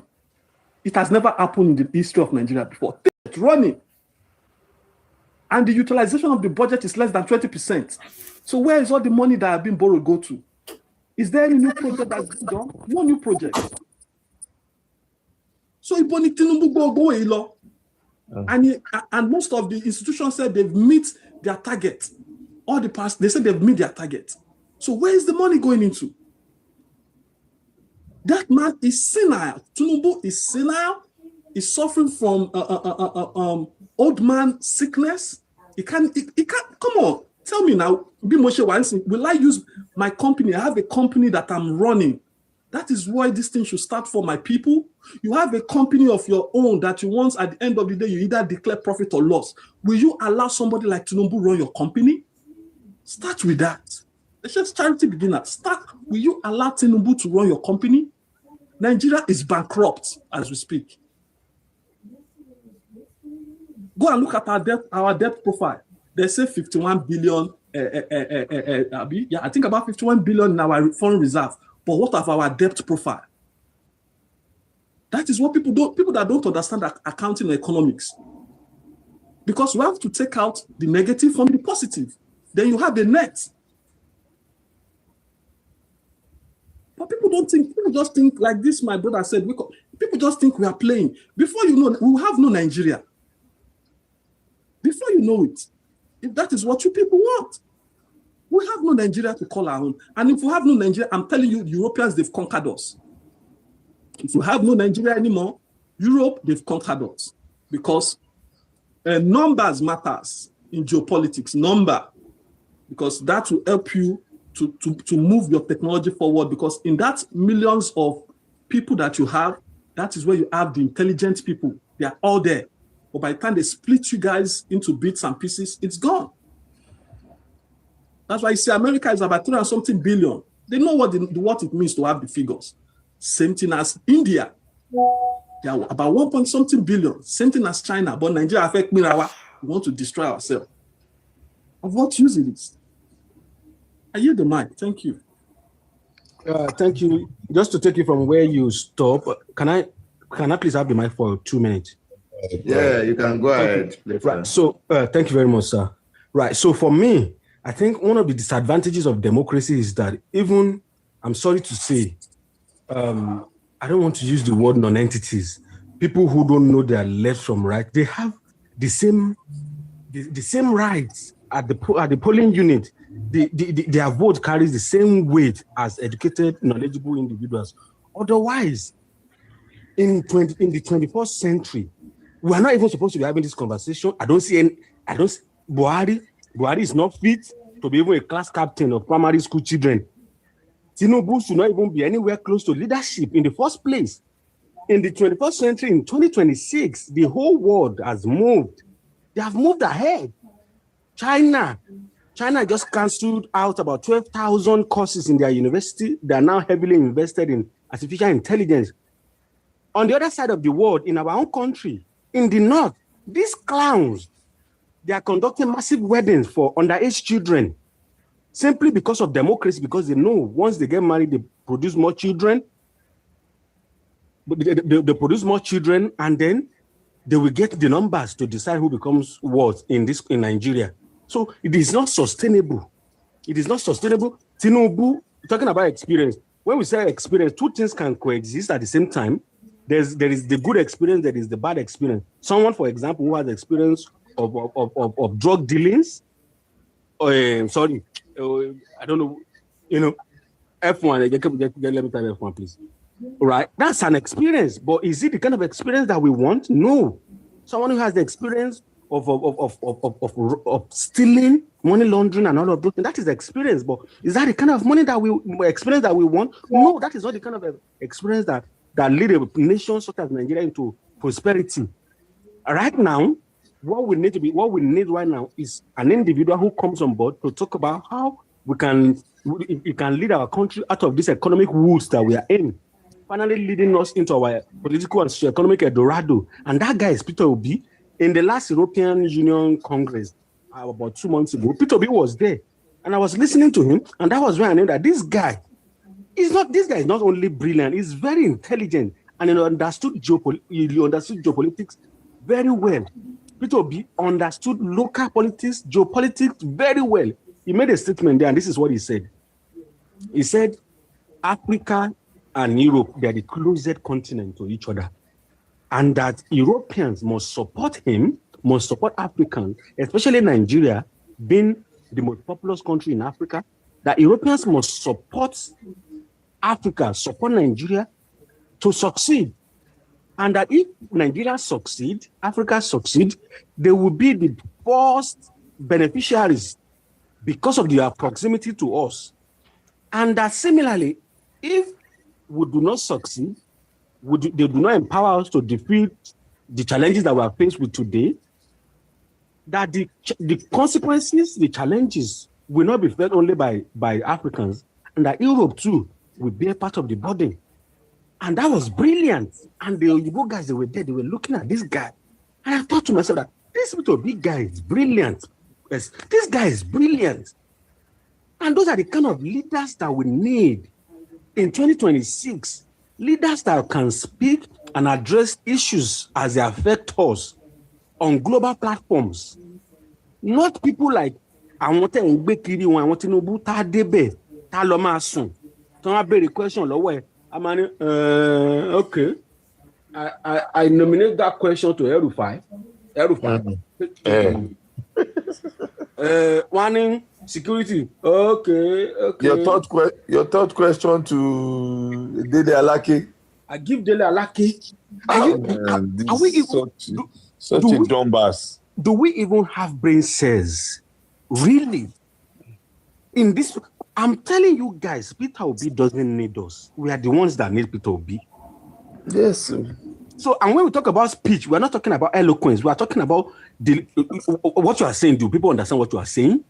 I myself, I work with the government in England. I work with the government. I don't speak British accent.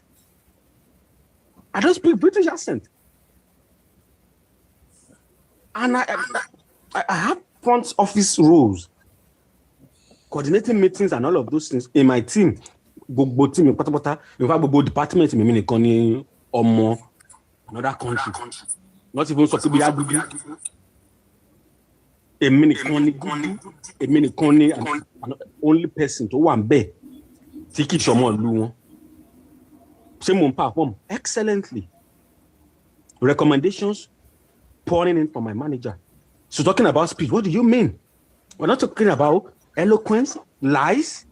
We're talking about being able to speak about deliverables, being able to articulate your visions and aspirations for the country. That's what we are talking about.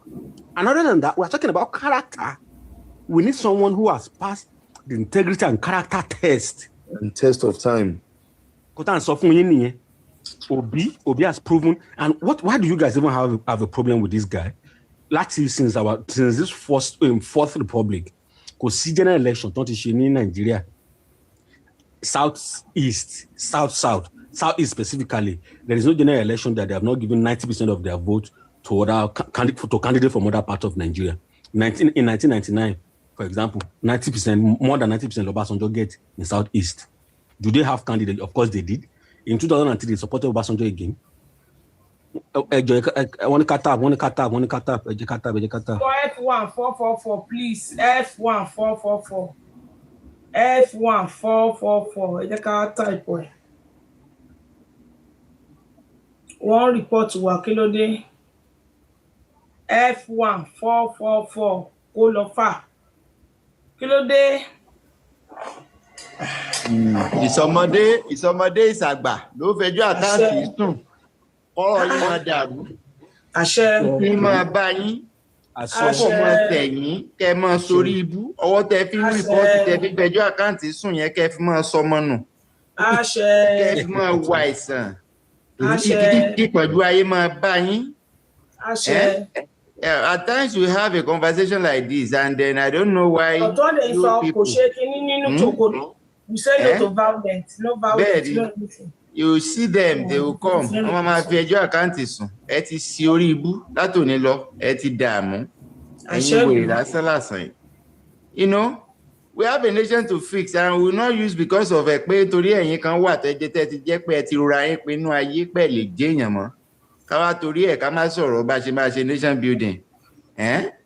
Náà ń sìn ẹ fẹ́ kí bàbá yín olórí burúkú máa wà lú yẹn kó wà lọ sínú ka inú buàbí. Bàbá place ẹ̀kọ́ iṣẹ́ tó kọ́ F1. Ó dẹ̀ pọ̀ ọ̀rọ̀ tẹ́ ẹ̀ sọ ní wọ́n lọ report. Gbogbo wa láti kọ́ F1, gbogbo wa là ń type F1 yẹn. Gbogbo wa láti type. So just to round up. Abẹ́tà fún yín ìwọ̀nba tó kù tá tẹ́ fi kú dànù. Abẹ́tà kẹfì lọ mọ́ jẹsẹ̀ mọ́ tí Tinubu kó fún yín. Rárá kẹ́ máa wá report kẹ́ máa fẹjọ́ àkáǹtì kan sùn. Tẹ́ ń sorí burúkú kiri. 55,000 doctor ló kù Nàìjíríà. Bí ìyá ẹ bá ṣàláìsàn tó ṣàìsàn nísìn orí àga náà ti máa tọ́jú ìyá rẹ̀. So wá kí ló ń dùnnú ẹ kí ló ń dùnnú olórí burúkú yín tẹ́ǹfà káǹtì sùn káàkiri kí ló ń dùnnú yín òkú ayé gbogbo méjò san ní ìsìn báyìí sìn ọ̀nà ni òkú lẹ́lẹ́jà ta tiẹ̀ kí wá ní nǹkan tó ń dùn nínú làákàyè yín àtẹni tó lówó Nàìjíríà ń sìn ẹ lè gbé owó yín jáde mọ́ ẹ lè fojú iṣẹ́ nígbà tí olówó bá lé olówó ojú tálíkà lólówó ti níyì ẹ lè gbowó jáde ládùúgbò mọ́ ẹ lè fi góòdì sọ́rùn mọ́ àfi ká máa sọ yín bá ṣe pa yín sọnù olówó kan láàrin oṣù mẹ́wàá tí ẹ ti pẹ́ ti dáràn bẹ́yẹn ta ló lè ṣènáwó nísìnyí kó pe patí kó máa ṣe yàrá yòló ń bẹ̀ ẹ lè fowó yín yẹn olówó ní tálíkà gan lójúmọ́ ibi tẹ́ ẹ bàlújẹ́ dé ẹ̀yin àkọ́bí ẹran ẹ wà tún gbowó lọ́wọ́ olóṣèlú ẹjọ́ jẹ́ pé ẹrú jọ ní gbogbo yín àti wọ́n á yàn nú àwọn ẹrú concentrated prison lọ́rọ̀ Nàìjíríà. Yes. Àwọn ní concentrated prison ẹ máa rí àwọn èèyàn kan tá máa pera wọn wọ́dà wọ́n máa rò páwọn iṣẹ́ ẹlẹ́wọ̀n ni but ojoojúmọ́ náà rìpọ́ọ̀tì sẹ́wọ̀n ojoojúmọ́ náà rìpọ́ọ̀tì sẹ́wọ̀n tán kò tá ìtàn di bẹ́ẹ̀tì mẹ́ẹ̀ẹ́dì bí dáa kọ́ mọ́ padà sí kọ́ mọ́ wà ní ẹ̀wọ̀n lójúmọ́ but ọmọ rò lọ́kàn rẹ pé ṣèbí mi tiẹ̀ sì ní freedom ìbẹ́ wọ́dà sì lè mí but ẹlẹ́wọ̀n nìwọ náà àtẹni tó ń sá kòkó àtòníkòkó òun ó jọ pa gbogbo yín pọ̀ ni. So kẹjẹ kó rí yín pé gbogbo tẹ́ ń jẹ sọ́dọ̀sì náà fún yín àbẹ́ẹ̀mọ̀ ọmọ tí ẹ dágo $1 million ọwọ́ sí ìran yín ṣiṣẹ́ kó ọmọ tí ẹ nìyẹn ó daṣọ bó ó bá 30 luxury cars ọmọ ẹ̀tẹ́ ìdìbò fún ẹ tún ṣe ń pariwo lẹ́kọ̀ọ́ ní ìsìn ojú èkó ẹ̀yin ẹranko lásán kan náà ló ń kọrin gbogbo orin tí ò kọ tán ló lọ lọ́ọ̀kan yìí tó kọ fún Ọbásanjọ́ tẹ́ ẹ̀ bá ti lè ṣèjọba ẹ lọ kú sọ́tà kò sì sọ pé kí Tinubu lọ kú sí níbo tí ẹ̀ nílé àwọn Tinubu tí ò tiẹ̀ nílé ó ní kó lọ kú sí France bó sì lọ ní kó lọ kú sí St. Lucia tó gbé scholarship lọ kò sí àti ẹ̀mọ́lé ta fẹ́ direct ilé tiẹ̀ sí Nàìjíríà ó kọ́ ní ẹ títí tí ọmọ tiẹ̀ ti ń pàrédìí ẹ̀ nísìnyí títí ń pàrédìí ẹ̀ ọmọ rẹ̀ ò sí ń comment section kó máa kọ́ 4+4 ẹ̀ lè rọ́mọ rẹ̀ ń bẹ̀ but òun ti wà lọ́nà House of Assembly kẹ́tì mọ̀ pórí ibúlẹ̀ wá sí láyé ń tiyín ìkankanú yín ẹ̀ jẹ́ kánsílọ̀ kan náà pé rẹ̀ lábẹ́ gọ́vnọ̀ nísìnyí kò lè jẹ́ honorable tí èkú ṣé wọ́n ṣépè sọ yín ni and you now be talking lórí pé báyé yín yẹn ṣe máa nítumọ̀ a máa ní ká jẹ kúrú kó tán ẹ máa gbọ́ owó ẹ̀ sí báwo la ṣe fẹ́ ní movement tó yẹ pé òkè á fi gbé bàbá olórí burúkú tó ń ba ayé yín jẹ́ nígbà tá a tiẹ̀ mọ̀ pé ìran yín ò taste good living rí ẹ mọ̀ pé nǹkan tó fà á nìyẹn màmá mi nǹkan tó fà á nìyẹn o àwọn èèyàn kan ò taste ìgbáyé gbádùn rí láyé so wọ́n ti believe pé ìwọ̀nba crop tó ń fọ́n sí wọn lẹ́nu yẹn náà àwọn ti arrive bí ẹn pé ẹ̀ bá kó adìẹ sínú àgọ̀ tó ti bèbè pa wọ́n dáadáa. pàǹpá orí búrẹ́dì tó ń ṣí fún wọn. kọ́ wá ti bèbè pa wọ́n sínú àgọ̀ àwọn adìẹ yẹn kọ́ wá sí wọn lẹ̀ ní bẹ́yà bí nígbà tó ti rí pé bí ti pa wọ́n dáadáa kọ́ wá wọ́n bá dáwà ojú ọwọ́ lásán báyìí kọ́ wọn kalẹ̀ lẹ̀ ó rí pé àwọn fẹnu gbé rẹ̀ àwọn fẹnu gbé àwọn sára wọn jẹ gan bẹ́ẹ̀ òun lẹ ti rí yẹn ohun tí Tinubu ń ṣe fún yín nìyẹn ìwọ̀n dá wà lẹ̀ fún yín ìtẹ́nu ẹ̀ bá gbé kan ìtẹ́nu ẹ̀ bá gbé méjì ẹ wà tún máa kọ́kọ́ sára yín jẹ ná ṣe ti rí pé wèrè ní yín bẹ́ẹ̀ ẹrú ń gbẹ́rú pọ̀n ẹrú ń bí ẹrú wọn ní ìran mẹ́ta ìtòsí mẹ́jọ ń tòsí Nàìjíríà ẹ̀yin tẹ́ ọ̀rọ̀ wá kàn ẹ̀yin lẹ́tùn múra kankan bí olójú kan sì náwó sáwà gbà fọmọ Ìgbò ni òfò tó ṣe nígbà bá dé hospital ọ sọ fún wọn bẹ́ẹ̀ pé ẹ má fọkàn mi o ìwọ tó ẹsẹ̀ tí mọ́tò ẹsẹ̀ gbá sí gọ́tà wọn wá gbé dé hospital má fọkàn mi ọmọ Ìgbò ni kó wá ọmọ Ìgbò lèmi ọmọ Ìgbò ni kó wá tọ́jú mi o Yorùbá ni mi ò gbọ́dọ̀ Haúsá kó fọkàn mi o olóbùkú ibi tó kù sí nìyẹn ẹ bá ti bẹ́ Ìgbò lẹ́yìn àdá lọ́wọ́ báyìí pé ẹ̀jẹ̀ funfun ló jáde lára ẹ̀ bẹ́ẹ̀ Yorùbá ẹ̀jẹ̀ funfun ni pupa everybody ní now. You are first a human before they tell you that you are a Yoruba man. You are first human before they tell you you are an Igbo. Humanity yẹn ti kú lára everybody yín. Wọ́n gbé fọ́tò sí wọ́n gbé máìkì fún máa nǹkan. Wọ́n ní pé òkè kó sọ̀rọ̀. Máà nìyẹn ní bó ń ṣe wáyé o. Òun ò rí 1 million rí láyé òun 48 years old. Onígbà tó ń tó join politics ló ń tó rí 1 million. Bẹ́ẹ̀ ló ṣe rí fún millions of Nigerians. 90% of Nigerians have not even fly plane in their life. Wọ́n ti wọ plane rí. Now checkmate it. Ẹ wo bí ìyà ṣe ń jẹ àwọn èèyàn. Kẹ̀dẹ̀ gbára yín lọ́wọ́ ìyà tó ń jẹ yín ẹni náà o pẹ́pẹ́sẹ́ o àfi kí Tinubu kú síbẹ̀.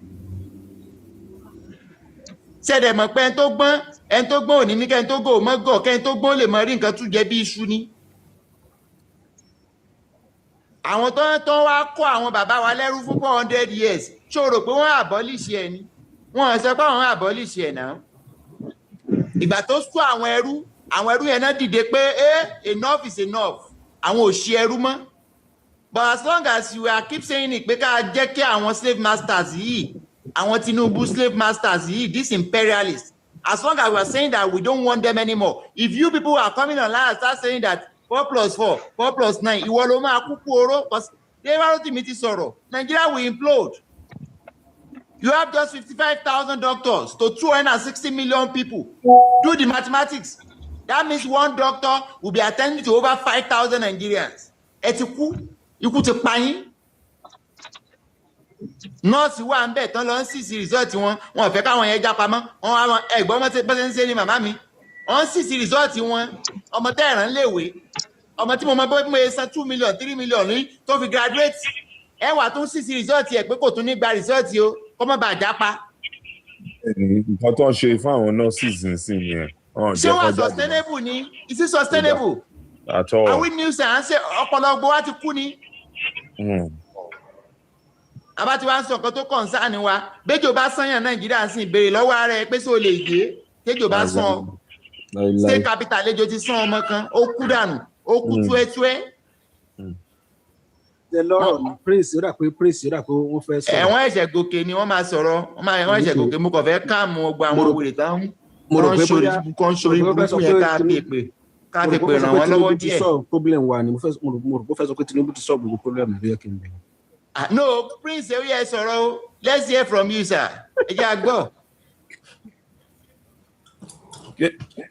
Kí èèyàn máa sọ nǹkan tó máa bí nínú ẹ̀jẹ̀ máa kọ́ àkọ́kọ́ àsọ̀kalẹ̀ ní òkú lọ gbà tẹ́kì. No ẹ jẹ́ kó sọ̀rọ̀ o ẹ jẹ́ kó sọ ṣe pé gbogbo platform yìí bó ṣe wà yìí the beauty of this platform is that when we want to be diplomatic when we want to be proving to the world that we here we are rational people we are knowledge we are outspoken we understand what is going on a máa converge a change atmosphere yẹn o lè ṣe máa gbóyìnbó tó máa lọ.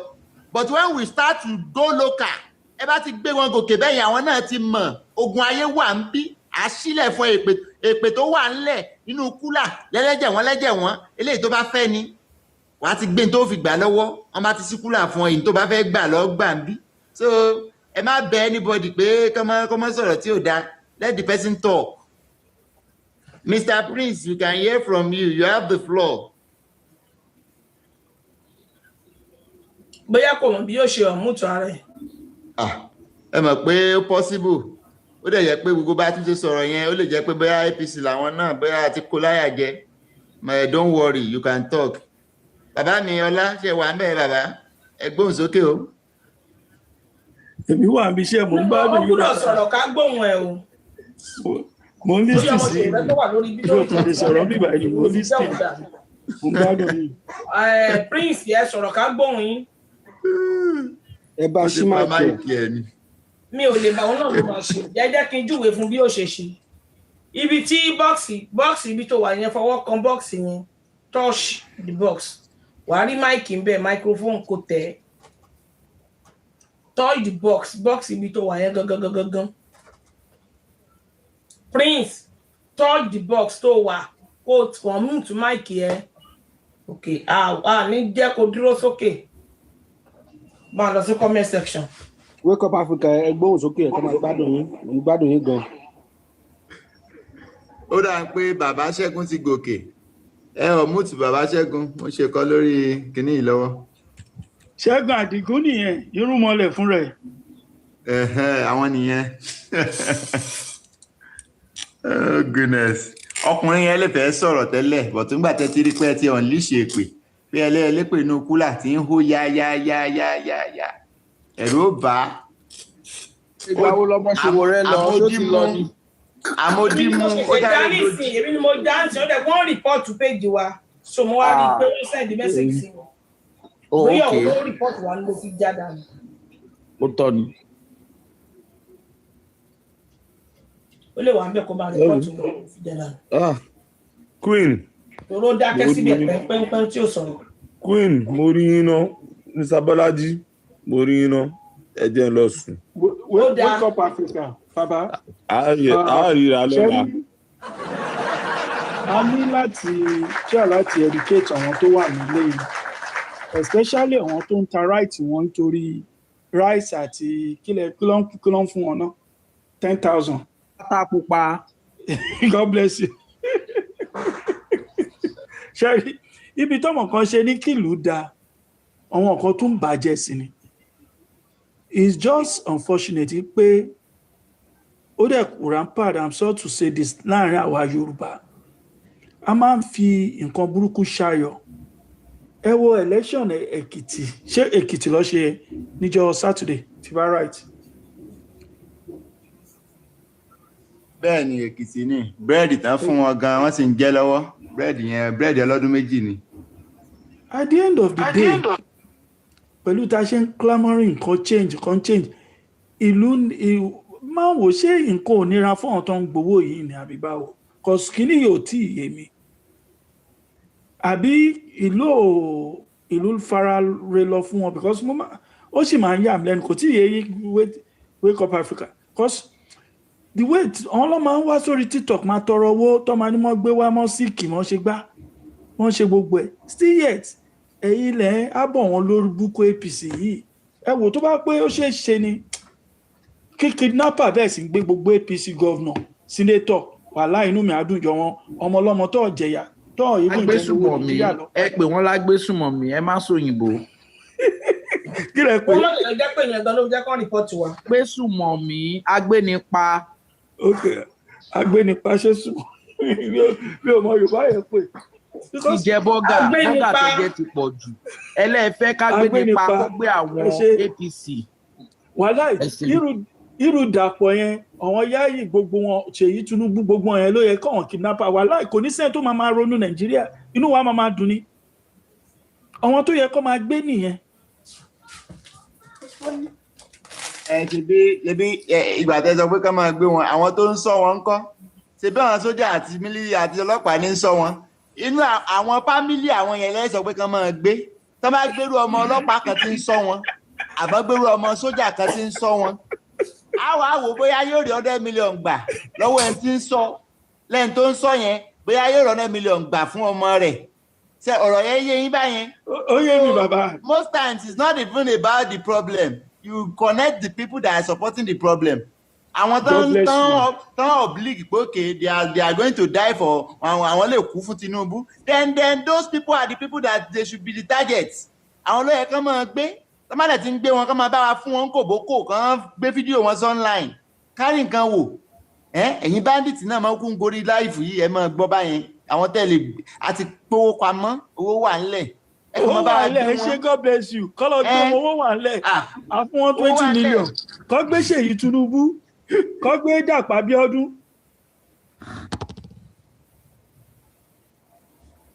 àwọn tó yẹ kó gbé àwọn ẹran ìjẹ lásán. It is always about the supporters now. Téèyàn bá ń sọ máa ń dàbí ìsọkúsọ. Àwọn tó ń support wọn yẹn lè máa tábà ti lè gé wings wọn. Ẹ rí i pé agbára ò ní pọ̀ lọ́wọ́ àwọn tó ń tẹ̀lé bàṣubàṣu yẹn. Ṣé ńgbà tí wàhálà dojú ẹ̀ Tinubu ò sá lọ France ńgbà tẹ́ ń sà sí bẹ́ síta ni. But the time here is now. We as a people, we are the only hope. And tó bá rò pé bẹ́ẹ̀ pé àwọn political parties yìí pé àwọn náà need wa, no, we need them now to save Nigeria. Because if the Nigeria remains in the hands of this APC, we will not have, I'm not sure we'll have a country in the next 5 years. We will not have a country. And that's just a reality. Because when it comes to the fact that àwọn ẹgbẹ́ committee wàhálà kan dáràn kan tó jẹun, then there is a problem. Big problem. That it is now important for anybody that wants to even feed their mouth in Nigeria to commit whatever commission or to lè jẹun. Then you don't have a country. Over 90% of Nigerians are not earning $1 per day. 90%. Is the highest in the entire world.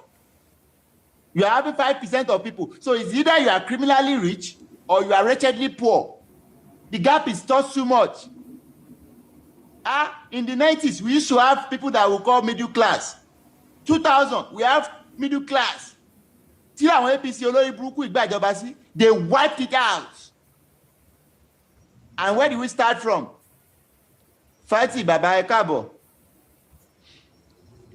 So we have the big task at hand, and the task is to save Nigeria. Operation Save Nigeria.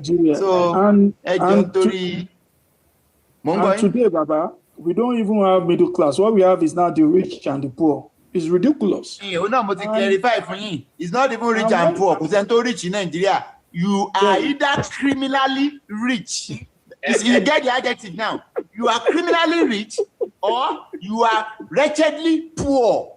Because you cannot be poor. You have to be wretched. Wretched. Yes. So méjèèjì yẹn ló wà Nigeria sí. Ẹ má láti buttress wretched yẹn fún àwọn kan tó understand it. Some people may be good in English, may not understand that word. Multidimensional poverty náà ń pè bẹ́ẹ̀. Ìṣẹ́ àtòṣì tó jingiri. Ìṣẹ́ àtòṣì tó jingiri gidi. A máa ń sọ wọn láwọn náà ti ń jẹ̀yà. Go to Nigeria, South West now. Gbogbo àwọn ọmọ wa wà ń sábó. Tó ń bá wọn sun torí suya 500. Ẹ sọ pé Alimanjiri. Wọ́n ti successfully saw everybody that Alimanjiri. Refugee ló kù. And they have done most of the people. You know how many millions of people have been displaced in the northern part of the country. And you come to talk about our people in Woro, in Okeode, in Eruku, all these places. Wọ́n parara wọ́n pa 200, 300 lójúmọ́ níbẹ̀. Àwọn yẹn láti sá kúrò ńbẹ̀. They are now refugees in Benin Republic. In Benin. And you come to talk about it. Ìgbà tí bí Talon tó wà ní Benin tó ń try àti ṣe wèrè pẹ̀lú àwọn ọmọ Benin. 5 years ní constitution sọ the same thing tí Tinubu ṣe nínú constitution Nigeria to change single term from 4 years to 6 years. Are you not aware? The same thing yẹn náà ni bàbá yẹn ṣe ń bẹ̀. Ó yí 5 years sí 7 years ni làwọn ọmọ youth ìlú tó wà nínú military bó ṣe gbàjọba nìyẹn. Torí orí tàwọn ti sáré gbóná. Wọ́n gbàjọba tán Tinubu ná fighter jet bíi 4-5 ní Nàìjíríà. Fighter jet tán rí lò fún yín o. Tọ́lọ́pàá ń kọjá tí bandit ń kọjá tọ́lọ́pàá ń ṣe tí ń bẹ́rí fún ní Nàìjíríà. You legalize it. I mean, these people are going anywhere with impunity. Like nobody is even checkmating them. Ó dẹ̀ gbé lọ síbẹ̀ wọ́n dẹ̀ pa àwọn ọmọ yẹn dànù. Wọ́n return ìjọba padà fún Talon. What happened at the end? As I'm talking to you now, Nigeria military sì wà ní Kútọ́nù. Wọ́n láwọn ṣe peacekeeping. You see? As we talk now, who was the one behind those things? So when I start talking saying that these people are imperialists, you start asking questions. Are we practicing democracy? This is a francophone country. America and co resources, China and co, Germany and co, Britain and co, name any country. One co Nigeria, Tinubu tún mú wa lọ fún France. Upe ẹ̀yin náà máa bọ̀, ẹ wá kó wèrè làwọn tí mò ń rúlu yìí, ọ̀dẹ̀ ni wọ́n. Yes, now shall prove any. We prove it. Because we prove it to them. Or anywhere. Because how will somebody come? France don't lose more than 10 colonies. I want to colonize. Wọ́n láwọn ò fẹ́ wọn mọ́ l'Africa. Láwọn tí France colonize fúnra wọn. Britain ló colonize àwa náà Tinubu gbé wa lọ bá wọn pé ẹ máa bọ̀ sẹ́ẹ̀ dídìrín làwọn èèyàn yìí tó ní ẹlúmẹlú dẹ̀ jókòó ó dẹ̀ ń sign mineral deal MOU ní 2025 tó ní ẹlúmẹlú dẹ̀ ń sign mineral deal pẹ̀lú France Tinubu dó lẹ́yìn ẹ̀ báyìí kí lọ́mọ Nàìjíríà ṣe ń táìmù yẹn èèyàn sign MOU lórí mineral resources yín kọ́ máa kó mineral resources yín the same time yẹn náà sọ pé àwọn change Charlie Boy bus stop àwọn sọ di Ọlámídé Bàdó ẹ kọ́kọ́ máa jẹ yẹn lọ ná àwọn ọmọ Èkó bá dìde it's not going to work báwo náà ṣe máa ṣe bẹ́ẹ̀ yẹn Ọlámídé Bàdó ló yẹ kó jẹ́ àláwọn Ìgbò fẹ́ gbé kó ìyẹn náà kọ́ náà dà sẹ́yìn lágbádá the same time yẹn náà ló tún lọ yá another $1 billion ní World Bank nígbà tó gbọ́n tiẹ̀ tó bá ti di pé wọ́n ti lọ ṣe nǹkan tó wà sensitive bẹ́ẹ̀ yẹn tó yẹ káwọn èèyàn deliberate ń pa ẹ̀ wọ́n lè ní kí lórúkọ ìtàn ló márì tó ló fúnyàn lóyún tó kù lẹ́wọ̀n wọ́n lè ti fúnyàn lóyún ó tún ti lọ fẹ́yàwó mi o wọ́n ti lọ ṣe photo shoot o wọ́n á wá gbé sókè ìyẹn náà máa sọ̀rọ̀ ń pa ẹ̀yin tán ti lògbé sí ayé yín ìwọ́n tó yẹ kó bá wúkọ́ pẹ́ tẹ́jẹ̀ jáde lẹ́nu ẹ̀ nísìn tó o mọ symptoms nǹkan tó ṣe tó bá dé hospital doctor kankan kò sí doctor kankan tó mọ nǹkan tó ń ṣe ọ́ 55,000 doctors in the whole of Nigeria. And you are not even afraid of yourself. Ẹnìkan sọ̀rọ̀ ń bẹ̀ yẹn pé yahoo culture la nísìn àti pella culture wọ́n mú bú wọ́n ló fẹ́ trend ni lẹ́yìn títí yín ti bàjẹ́. Tẹ̀bádẹ̀ rí wọn the Nigerian youth wọ́n máa lọ ganu sọ́dọ̀ pella ní 15,000 views ẹ̀ ń sọ̀rọ̀ live wọn bí àwọn 125 ló ń wò yín. FYP how many? But tẹ́bá ti ní pé wọ́n sọ̀rọ̀ rọ́bìṣì ń sìn ọmọ kan gbèdì sókè ìdí ẹ̀ ló ga ẹ̀ wàá rí tó ti máa lọ ganu síbẹ̀ nìyí bí ọ̀dẹ̀ nǹkan tí ẹ ti bí ọ̀dẹ̀ ni wọ́n náà ni ọ̀dẹ̀ ni wọ́n. bẹ́ẹ̀ náà ti máa lọ tẹ láyọ̀ ní fún wọn. máa lọ máa tẹ láyọ̀ sí wọn bẹ́ẹ̀ ńgbà tó yẹ pé nǹkan tọ́pọlọ wọn lè process nìyẹn. All what you are saying here, it takes people that are actually, that are rational. It takes people that are actually, torí wọ́n pé kán tó lè process nǹkan tẹ́ ń sọ lórí platform ń bí. And that's just the reality. An average Nigerian youth cannot process what you are saying here. Nígbà tó ṣe pé ń sọ̀rọ̀ Yahoo tẹ́ ń share update. Àgbọ̀dọ̀ ẹ máa ń sọ. Tẹ́ pé ń sọ̀rọ̀ Yahoo ń sìn ni pé bẹ́ẹ̀ ti gbá àwọn òyìnbó rẹ o. Ẹ wá fẹ́ gbá àwọn ọmọ Germany kìnnìkan àkáǹtì rẹ o. Tẹ́ pé ẹ lẹ́ ń sọ ń bí tẹ́ bá rí 10 million views. Ẹ tẹ̀lé Báyọ̀mí ẹ fi gba 3,000 naira ní kí ló máa ń pè náà. Ó ní cash kí náà tiẹ̀ porúkọ yẹn. Different fraud ló ti wà ń tàn bẹ̀ yẹn. And the point is that the energy that we put into those things is too much. When the gbogbo environment, you talk about socialism, gbogbo environment in Nigeria, what do you find there? Tó bá rí hotel, wàá rí club, tó bá rí club, wàá rí supermarket, tó bá rí supermarket, wàá rí ilé oúnjẹ. That's all. That's what Nigeria could produce. That is what this airline could actually build in that environment. And that's where socialism comes in. Whatever children or youth actually sees, they influence them. At the end of the day, it influences their characters. And that's why you cannot see test school. That's why you cannot see vocational centers, nook and cranny of the country. And you now question why they are appreciating all this club, music, all these industries are making it big. Bẹ́ẹ̀ ni Tinubu dẹ̀ ń kó nǹkan tán máa fà fún wọn, wọ́n dẹ̀ ń kó wọlé, ẹ̀fà kokun ní ẹ̀fà kànáà, gbogbo ẹ̀ náà fi ń ṣe ayọ̀yọ̀ tó bá dé YouTube mi tó bá engage YouTube mi Nàìjíríà inú máa rún ẹ́ ni inú máa rún ẹ́ pé ṣé èèyàn lè lè ṣá. They've reduced them to the lowest. Just enjoy short term enjoyment. Wọ́n wà ní bí hòtẹ́ẹ̀lì sí ìsọtí ń bára wọn sùn. And you want that population, aside the fact that this useless administration, this useless government, they are wasting mineral resources, they're wasting natural resources, they are wasting human resources. Of 41 million population, then something. All those populations in abroad, you see that they are productive. But Nigeria, they are wasting the human resources. Gbogbo country tí ò ní resources, kí náà fi ń ṣe human resources náà ń lò. But go and look at Nigeria. 40 years, non-play kiri. Go and look at Nigeria now. The combination, it's Nigeria. Is it the case? Why can't we make the better use of our population, the useful age? In the entire world, we see Nigeria alone the highest productive age. What does that mean? 70% of Nigerian population were below the age of 30. What does that mean? In the whole globe, Africa has the highest youth in the entire world. And by 2050, the projection is saying that we will be around 500 million people, meaning that 1 out of everybody in the world will be 1 out of 6 persons will be from Nigeria, from Africa. What have we prepared? Have we even prepared for it? The little we have we been able to make meaningful things out of them? Some about graduate Usobu Usobu into sonu into tigbe into to accident to okudanu into na pasinu gbo na pasibe into ra sonu. They are not making good use of this youth. And I always bring a suggestion. Why can't you say we want them to grow food and also research for the nation? Let every state in Nigeria, every local government in Nigeria have a farm settlement. How many acres? And what again the video going farm tani. So definitely the government can do this.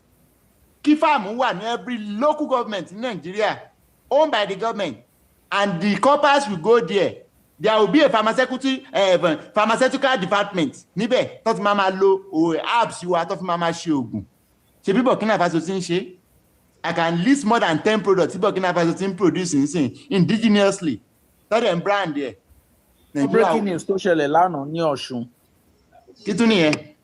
Wọ́n ní pé ibi tí àwọn ènìyàn ti ń kàmpéènì ní òkè Gádà ní ìlú Ọ̀ṣun tí wọ́n ń ṣe campaign fún Bọ́lá Oyèbánjí APC candidate níṣe ni ṣé ibẹ̀ kan náà ti ṣe election ni ibẹ̀ kọ́ election Ọ̀ṣun wọ́n para wọn bẹ̀rẹ̀ lọ́wọ́ wọ́n sì ń para wọn bẹ̀rẹ̀ lọ́wọ́ wọ́n sì pọmọ kan jẹ́ òun bẹ̀rẹ̀. wọ́n ní tírélà ló bá yà ló lọ bá àwọn ọmọ ẹgbẹ́ APC tí wọ́n ń ṣe campaign ní tírélà bá wà àárín wọn ló bá rún wọn bí gúgúrú.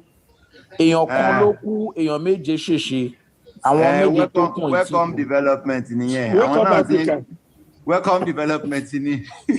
Welcome Africa jẹ́rán tí jọ́ta ṣe ṣó kan tí mo ní gbogbo ẹ tó bá support APC ọwọ́ ẹyọ kankan lọ́mọ wọ́n yọ ẹyọ kan lọ́mọ aṣọ́kú mọ́ ìyá wọn lọ́wọ́.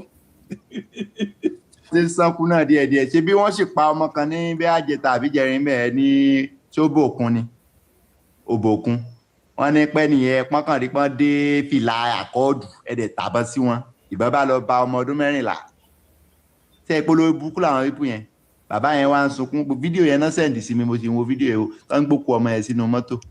Egi just imagine wọ́n kó àwọn miscreant jọ nù ìlú kó tó máa pa yín ẹ̀ tí ò fún yín lóúnjẹ tí ò fún yín lọ́nà tí ò fún yín lẹ́nìtìn torí pé sáfẹ́ gba Ọ̀ṣun yẹn everything lẹ́ ń ṣe. Bàbá ṣé ẹ wo níwèé yìí ẹ ṣàkíyèsí pé tí APC bá fẹ́ tí election bá ti dé lọ́rọ̀ kidnapping máa ń ṣẹlẹ̀. To me APC gangan ló ń ṣe kínní. The same thing 2023 the same thing during Buhari. It's now obvious pé tí election bá ti dé election period. Gbọ́mọ ló máa ń rampart. Ẹ ló gbọ́mọ ní kẹ́ ẹ lò ẹ má lò. Ok gbọ́mọ yìí máa ń rampart gan tó bá ti dúró sí. Ṣebí style wọn ni style àwọn APC nìyẹn àwọn náà máa ń lò àwọn náà invent ẹ̀ is their style. Àkí sọ kìíní yẹn extensively and then it's high time to talk about it. APC brought insurgents to Nigeria and it's not something we can argue. And to get them out, we need to vote them out now. Somebody taba vote wọn out náà bá tún gbà lẹ́rọ̀ wá fi wèrè lé wọn dànù. Gbogbo ohun tá à ń sọ yìí a kàn sọ because we want to be constitutional. We want to behave like we are rational people. But tó bá ti di pa a ṣe election yẹn tá a ṣe over voting tó lọ sọ pé òun fẹ́ ṣe wèrè who come for him? Ìyẹn ò ṣe pé àpèyàn ń gbé pamọ́ a máa wá fún gidi ni. Kan sí o lè máa decide pé bẹ́káyé wa máa bàjẹ́ kí wọ́n máa gun Rolls Royce kan kíyàwó ẹ máa gun Escalade kẹ́ máa sórí búkiri pẹ̀lú owó òòlù. wọ́n ní kò sí náà wèrè ṣe sólà nínú owó ọmọ ìlú ṣe sólà 17 billion ọ̀tàbàsókè oyídó borí bọ́ba ayé ò rí ọ̀tọ̀run ọmọ wù ọ́ tàwa ayé gan láwà sígun wá bá ọ báyìí because all this mismanagement is just too much. The excesses is just too much. Nigerian politicians don't make owó jù lágbàáyé. That's ridiculous. Ridiculous. You need to see how much senators are taking home and aside their own contract olórí burúkú tó ń gbà. Go to the House of Rep, the same thing. How could it be if the cost of governance has been reduced? Do you think people will be buying themselves before they want to assume a seat in government? Let's make it not attractive. Nǹkan tó bí advocate nìyẹn, and that's why we need to support Obi. He will come out and tell you he doesn't need these so houses everywhere. Ọmọ ẹ̀ náà jáde ìkànnì ọmọ abirùn tó bí ó kó gbogbo chain sí gbogbo ọwọ́ ríǹgì sí gbogbo ọwọ́ lord of the ring àwọn ọmọ òfò ó rí pẹlẹbẹ bí ọ̀bẹ rẹ̀ lé. mílíọ̀nìyà lẹ́ ń sọ yẹn o ọmọ yẹn o. wọ́n á sọ kán wo góòdù ọrùn wọn o kán wo kinní kan o. ẹ̀yin tẹ́ ṣì wà ní UK ẹ̀ lè máa lé àwọn ọmọ yẹn kẹ́ ẹ máa lé wọn mú kẹ́ ẹ sí wọn kàbàkàbà. Because why we come and now start portraying things that you stole to the people? Papa Africa, ẹ ṣé ẹ kú àtàrọ̀ wàláì mo ṣáà kàn ṣáà ń gbádùn yín ni ìyá wa ẹ kú ètò ìyá wa ẹ kàn dákẹ́ lé ní ẹ fún wa lọ́rọ̀ ẹ kàn ṣáà dákẹ́ ń wò yí lé ní. Níbo ni mo ti dákẹ́ látàrọ̀ ni mo ti rojọ́ mo ṣe ṣẹ́nu dé mo ṣe dánìkẹ́ ni ẹ̀yin lẹ́sẹ̀ wọlé. Torí pé no mo wà ní kọ́mọ̀ mo ṣe program látàrọ̀ kí bàbá olóòrò dé olóòrò bẹ̀rẹ̀ kan lọ láìkì mi níbi tán ní àkún kí n mú mi kí n ṣẹ́nu. Ìyàwó ẹ máa kú ètò mo fẹ́ sọ̀rọ̀ sórí ọ̀rọ̀ tí bàbá tẹ̀lé sọ́lẹ̀ kan yẹn ni. Àwọn kan lè ti forí gbé. Ìgbà tán bẹ̀rẹ̀ gbogbo pátá mo máa wà comment section ni màá wọlé màá tún jáde torí pé mo busy ni. àti dóòdó mi àti ṣe gba àsìkò sí bí ọ̀rọ̀ tí bàbá tẹ̀lé sọ́lẹ̀ kan nípa Ọ̀ṣun state ọ̀bọ tó lọ represent orí adé local government yẹn tó ti lo 28 years nílẹ̀ yẹn ẹ̀kọ́ tó lọ pa bọ̀bọ̀ kan tó tún dìde tó fẹ́ kanta ẹ̀ ní àná ní orí adé local government ọlọ́pàmọ́lé láàkí mo gbọ́ sí ẹ̀ náà láàná ló lọ pamọ́lé ó ti lo 28 years ní House of Rep wá nítorí kó fẹ́ di speaker yẹn wá ní pé no ẹ ti ṣètò ẹ ti pẹ́ lórí kíni jẹ́ kẹ́lómi náà débẹ̀ ẹ̀dẹ̀ lọ pamọ́lé lójú ìyàwó ẹ̀ lẹ́ṣẹ̀ pa lójú ìyàwó ẹ̀ lẹ́ṣẹ̀ pa. Can you imagine bàbá wake up Africa àti ti sọ̀rọ̀ látàrọ̀ ẹ jẹ́ káwọn ọmọ Nàìjíríà jẹ́ kó rí wá pé ẹ jẹ́ ká lajú ẹ jẹ́ ká gbọ́n àlè máa bàbá ẹ lọ á ti sin bàbá láfẹ́ máa sin ọmọ ni wọ́n ti fọmọ wọn replace wọ́n ti ṣe everything replace kí ló dé ọ̀rọ̀ náà bàbá ìsọ̀kalẹ̀ ilẹ̀ ló pọ̀ jaburata tó yẹ kán fi dáko tó yẹ kán fi ṣe everything tó yẹ kán ṣí kí n lọ mo ti sọ́mi báyìí rí tẹ́ bá rí ilẹ̀ ló gbòmọ̀ṣọ̀ àwọn olóyè ká máa produce best fruit juice ní all over the world ilẹ̀ wà ń bẹ̀ mango cashew ọsàn gbogbo bẹ́ẹ̀ kò sílẹ̀ tí ó dá ní Nàìjíríà wa yẹn àkàrà aláwọ̀ àwọn lórí burúkú wọ́n dẹ̀ ń jáde wọ́n dẹ̀ ń wọ ìlú wọ́n wọ western region wọ́n wọ everything wọ́n wọ western country Europe wọ́n wò bó ṣe rí ẹni tó ti jáde tó ti rí gbogbo ẹ̀ wọ́n bá ní pé kọ́jọ́ kọ́ fún un láyé pé òun ò ṣe ju ọdún mẹ́rin lọ láàrin ọdún mẹ́rin yẹn ká wò ó tó máa dá lára ẹ̀ẹ́dẹ̀gbá láyé ẹ̀ wọ́n ṣorí burúkú kalẹ̀ ẹni pé ẹni ká fọ́ nínú ká máa wòran ẹni tó ti jáde tó ti ríta tó ti rí gbogbo ẹ̀ bó ṣe ń lọ ń gbòòrò ó sọ pé tó máa débẹ̀ ó máa kọ́kọ́ fún wa ní 10,000 megawatt iná ẹni pé rán ẹni kò lè ṣe ó bọ́ sọ pé ó possible fún un ẹ jẹ́ ká lajú wa ìyẹn ọ̀dọ́ tẹ̀ wá ní platform tẹ̀ ń gbọ́ wa àwọn bàbá yìí ti sọ̀rọ̀ ti sọ̀rọ̀ ìyá wa ti pariwo ojoojúmọ́ náà ń pariwo ìgbà tó ń ṣí wa ní tí tó ń ṣí wa níyè ẹ jẹ́ ká mọ̀ ọ̀kọ́ tá à ń ṣe náà ẹ máa jẹ́ ká wá jókòó sí platform tó ti máa ṣídìí tó ti máa jó break camera down bí àṣà yá wa ẹ jẹ́ ká máa wá sí ìbẹ̀ ká máa kọ́gbọ́n ká máa kẹ́kọ̀ọ́ pé ojú wa ti láti ríran ẹ má yẹ ká ṣe orúkú ká má sin àwọn ipò ìkùnà tábà kan ro ọjọ́ ọ̀dẹ̀ ẹ jẹ́ ká ro ọ̀la àwọn ọmọ wa àwa táwa ní outside àmọ́ ọ̀kọ́ táwọn ọmọ wa ń gbèsè ní school tó ń pass ní school àwọn míì àdélé bá wọn kàn máa sọ oríṣiríṣi àní opportunity lẹ́yìn rí ìgbà táwa ń bẹ̀ táwa ní Nàìjíríà àrírú ilé ìnà tẹ́pá rírú ilé ìníṣàyẹ̀wò ní dáa jù báyìí lọ ni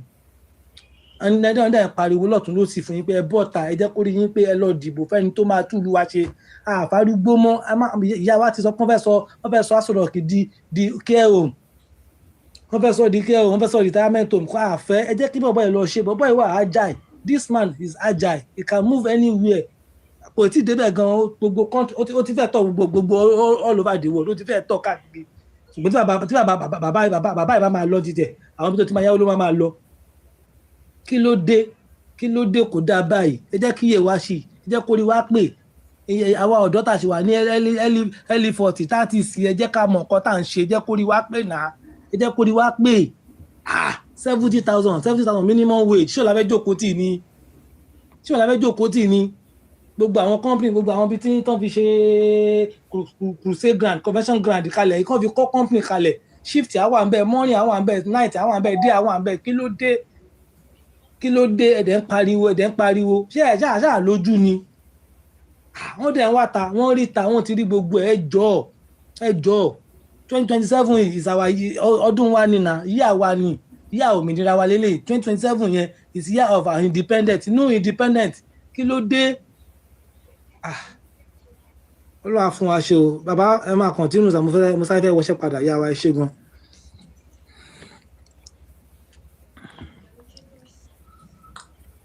ẹ kú ohun. àtàyájọ́ láti máa fi máa sìn wọ́n ètò àtàyájọ́ nítorí èyí tá a kàn ń sọ yìí àwọn ọlọ́gbọ́n ló lè gbọ́ nǹkan tá à ń sọ gẹ́gẹ́ bí bàbá yẹn ti sọ àwọn ọlọ́gbọ́n kan tí bàbá make Nigeria great sọ àtàwọn bàbá wa tó wà níbí àtàwọn màmá wa àwọn ọlọ́gbọ́n ṣebí èèyàn ni mọ́mì yóò sì yí wọn fún lówó kì í ṣe pé wọ́n fún lówó kì í ṣe pé òbí fún lówó àbí wọ́n lajú wọn lẹ̀ wọ́n wọ ọpọlọ wọ́n fi mọ̀ wípé ibi tí bàbá yìí wà lọ ibi ṣíkì ni wọ́n yá jẹ yẹn àti sandine oríṣiríṣi ọmọ Nàìjíríà mi bàbá Olóyèdè ìwọlẹ tún sọ yìí. ṣebí ṣíkì ni màmá yìí yá jẹ ya àti kìíní ọmọ Nàìjíríà mélòó ló ya ṣíkì jẹ. kò yẹ kẹ́ tún sọ̀rọ̀ ṣíkì yẹn tó ya ṣíkì jẹ wọ́n máa ta ògbó wọn. àwọn tó ń jẹ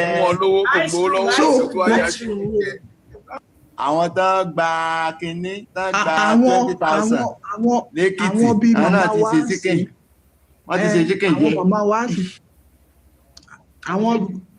àwọn burú màmá wa ti tó wà ní Nàìjíríà bí wọ́n bá ti fọ́ 20,000 àbí 10,000 wọ́n á tẹ́ ọ̀bọ̀ wọn lẹ̀ wọn ò ní lè sọ títọ́ tìbó títọ́ tá a gbé dání tá a sọ ń bí ni wọ́n á rí sẹ́nítẹ̀ wọ́n á rí local government ní lè bá wọn sọ títọ́ pé kí ibo lẹ̀ ń wà wá lọ àwọn òfò kan wá máa jáde wípé àwọn Yorùbá àwọn kinní kan ṣíkì ṣe ẹnu máa ra ṣíkì Nàìjíríà rẹ wà ní 25,000 30,000 ti wà tílé ẹ̀ kẹ́ tó ti san owó school fees ló fẹ́ jẹ tí ṣíkì ló fẹ́ ra ṣíkì jẹ ibi tí bàbá yìí wà wá lọ àfẹ́ ẹ jẹ́ kí gbogbo wa pa ẹnu pọ̀ pé a ò fẹ́ platform tá a ṣe ń bí ká ní pé ó tó bẹ́ẹ̀ mẹ́rin mẹ́ta lójú platform kí gbogbo wa máa pàdé bẹ̀ iṣẹ́ tẹ́ fi lọ ṣe wọ́n tó marry wọ́n tó ṣe kinní kan tap ẹ máa ṣọ́múlé ẹ máa ṣe gbogbo ẹ̀ gbogbo yín máa pọ̀ ń bẹ̀ ẹ ní sọ pé ìyà ń jẹ yín Nàìjíríà owó dátà wọ́n fowó lé títí ààrẹ ní sọ̀rọ̀ ààrẹ ní sọ fuel subsidies gone 1,000 gbogbo yín jòkó lé àkóra jáde àsọ kò sẹ́ni tó sọ̀rọ̀ so president gan ó ti mọ ibi tá à ń lọ pé kọ́ máa wà wọ́n lọ ṣé báyìí ládẹ máa ṣe ikọ̀ tí mo rí ni wípé àtúnṣe program jáde bí kí program yẹn lọ kan Peter kó lọ kan Àtíkù lára tátìkù bá lójú gbà ní kò síbi tó ń lọ sọpọ́ọ̀tì ọmọ bíbí ẹ̀ tójú program tá a máa ṣe bí kó lọ kàn lára níbikíbi tó bá wà tó ṣe kùn dẹ̀ndẹ̀m tá a bá unite papọ̀ pé a gbé nìkan síwájú tá a bá unite papọ̀ pé this man Obiyan àti Kwakwaso ẹ ṣe fọ́dún mẹ́rin tó bá yẹ pé ó ṣe fọ́dún mẹ́rin tó bá fẹ́ yọ̀ǹda ẹ̀ fún Kwakwaso àbí ìwọ Àtíkù ó lè wá kàn ẹ́ gbà yẹn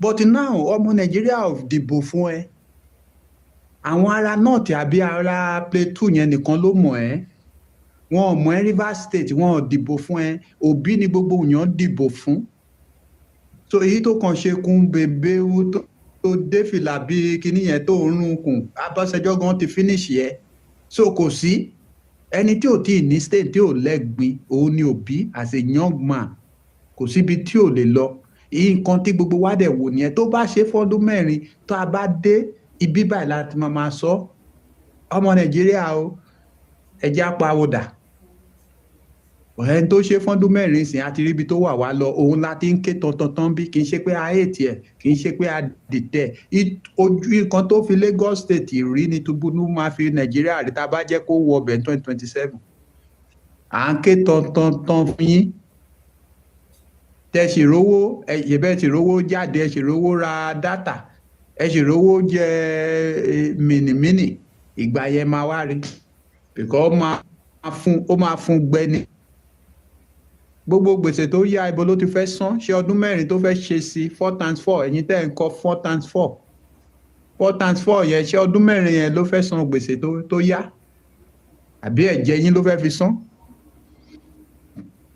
àwọn ọmọ tó wà ní inú igbó òjò ń rọ̀ ààrẹ ni kó wọn jáde bẹ́ẹ̀ làwọn kan máa wà láwọn olóṣèlú tó bá ti fún wọn ní 20,000 àbí 20 million wọ́n ní on your mandate ebi ń pa wọn tíátà wọn tà mọ́ o òbò wọn ló tà o òbò wọn náà fi ń ta òbò politician o wọ́n bá lọ London tó ń lọ US wọ́n ń lọ́ọ̀dì wọn káàkiri o wọ́n á dé sí Nàìjíríà tó wọ́n á ṣẹ̀ wá máa sunkún káàkiri àwọn olóṣì àwọn tí ò ní bojú wọ́n tún láyàláyà wọ́n tún ṣe fídíò jáde àwọn tíátà wọn tọ̀mọ́ sí politician ló ń tà ẹ lọ wo ìgbésí àyà àwọn ọmọ wọn àwọn ọmọ yẹn wà lé wọn lọ school wọn kó fóònù kiri wọn ò ríṣẹ́ ṣe ẹ wàá lè support pé ibi tí bàbá yìí wà yìí lé ọdún.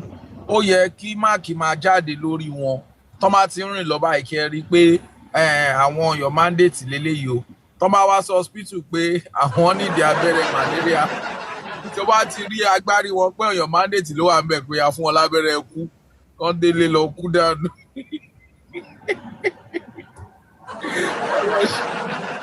Ọlọ́run ṣàánú mi ọ̀rọ̀ burúkú queen ló sọ kó ṣe bí àti wake up Africa.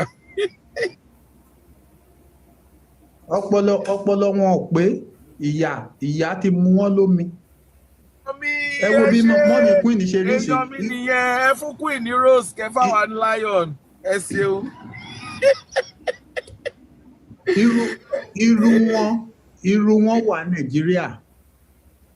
irú wọn wà Nàìjíríà tó jẹ́ pé wọ́n máa lé téńté sórí kínní ọmọ Tinubu tí ò tó nǹkankan ló tún máa bárú wọn máa sùn tán máa fún wọn lówó àwọn oníṣekúṣe ṣẹ́ẹ̀kẹ́ wà ní platform pẹ́ ní ìyà ń jẹ yín kí gbogbo èèyàn máa support kán máa rí platform yìí wà àwọn tó ti wá síbí lé ní èmi ti mọ̀ títọ́ ọ̀rọ̀ èyí tó pera ẹ̀ ní night àbí kìnìún ló pera ẹ̀ ó mọ̀ títọ́ ọ̀rọ̀ tó bá délé àsunrun ẹ̀ méjì pé lóòótọ́ Ṣòwòrẹ́ ọ̀mà tí gbégbá kánsẹ́lọ̀ Ṣòwòrẹ́ ọ̀mà tí ìṣe kìíní kò mà lẹ́yìn àsunrí ẹ̀ méjì so kì í ṣe pé a kàn ń sọ̀rọ̀ dànù àbí èèyàn níṣẹ́ ṣe bó ṣe ń tàyàn lára là ń sọ kì í ṣe pé adẹ̀ èètì Tinubu àètì ẹ̀ ìgbà àkọ́kọ́ tó ti débẹ̀ yẹn ká ní pé ó ti gbé epo sí 200 250 ojú gan ti everybody pé ẹja lórí ibú ojú yọbọ ó mà ṣe wò subsidy is gone 1000 àti 1000 ọjọ́ 14 epo ló dẹ̀ so gbogbo Nàìjíríà pọ̀ o mú ẹ̀pọ̀tù ibi tí èèyàn ti ń lọ tí ń bọ̀ ó fún wọn pa ó lọ sí orí ọjà ẹ̀gúsí tomatoes ó fún wọn pa ó lọ sí bọ́dà sẹ̀mẹ̀ ó close ẹ̀ ráìsì tá a ra 12,000 tó ń gbé wọlé ó di 75 80,000 kí ló dé wọn bàbá new make Nigeria great ti sọ̀rọ̀ àwọn bàbá náà ti sọ̀rọ̀ ẹ̀yin tẹ́ wà lọ́dà comment section ni mò ń sọ ohun yìí fún ẹ tó èrò yín pa ẹ lọ sọ fún Àtíkù àti Ṣòwòrẹ́ ẹni kan combine po wọn papọ̀ sọ́dọ̀ bí tọmọ ní bá ṣe rere inú àyẹn àgbà náà á dùn ẹ lọ sọ fún a sì máa ṣe program fún Àtíkù èyí tó rìn káàkiri yẹn ó tó gẹ́ a ti ṣe fún kó kàn lára ọmọ inú ẹ ní Òbí ó ti ṣe vice president lẹ́ẹ̀mejì ká ní pé ó ti fẹ́ ṣe ni pé wọ́n ti jẹ́ kó rí ṣe wà á ti ṣe lẹ́yìn Buhari ó lè rí ṣe má kàn para ẹ. You better you support ọmọ nínú bí ẹ kó lọ ṣe kínú ẹ máa dùn nǹkan tó yẹ kó máa fi ní kíní ẹ ṣé tó bá fẹ́ wá sórí ọ̀kìṣẹ́ á lóun ò ṣílẹ̀kùn fún ẹ. Àwọn jàgùdà tí Tinubu kó tirasi ṣé wọn kì í wọ aṣọ rock wọ́n wọ̀ náà. Kí lẹ tí ẹ fẹ́ gbé láṣọ rock yẹn ṣé ẹ fẹ́ fi gbàjọba àrùn ni? O ti nílé sí Dubai o ní gbogbo ẹ o ní gbá o láwo o ní gbogbo ẹ o tiẹ̀ wá rẹ̀ pé ó ti ẹ̀yẹ kójú tì pé Òbí mo fẹ́ ẹ̀yìn tí ó yá àwọn pátì mi gbogbo àdálù ẹ kójú wá Tinubu ká wá rí bí Tinubu fáwọn ṣe rìn ìgẹ̀ election yẹn ká wá rí gbogbo ìbò náà tì yẹn ìbò kìíní ẹ wá sọ fún wọn gbàgbà ó yá ẹ dàpọ̀ mọ́tò bí Òbí máa nìṣó ó wá ṣe kùn bẹ́ẹ̀nbẹ́ẹ̀nbẹ́ẹ̀n òun sọ̀rọ̀ ó ṣe ta ló fẹ́ dìbò fún ẹ ìwọ tó ní state ní gbogbo ìwọ àti Tinubu gan the same kinní ni yín náà nǹkan tó yẹ kí ẹ̀yin ọmọ Nàìjíríà máa rorí yín nìyẹn. Ìbò pa wá àárá gàrí lọ́wọ́ wọn à ń gbélé fún wọn wọn ò pa wá ẹ jẹ́ kán ṣe. Gbogbo story ẹlẹ́yàmẹ̀lẹ̀ 1948 àbí 1960 tó ń fi ń tàn yín jẹ yẹn pé wọ́n ṣe gbá wọn ṣàwo story ni wọ́n yẹn. Èyí tí Tinubu ń ṣe fún yín sí ó wọ́ọ̀sì ju tàwọn Ìbò ó wọ́ọ̀sì ju tàwùsá lọ.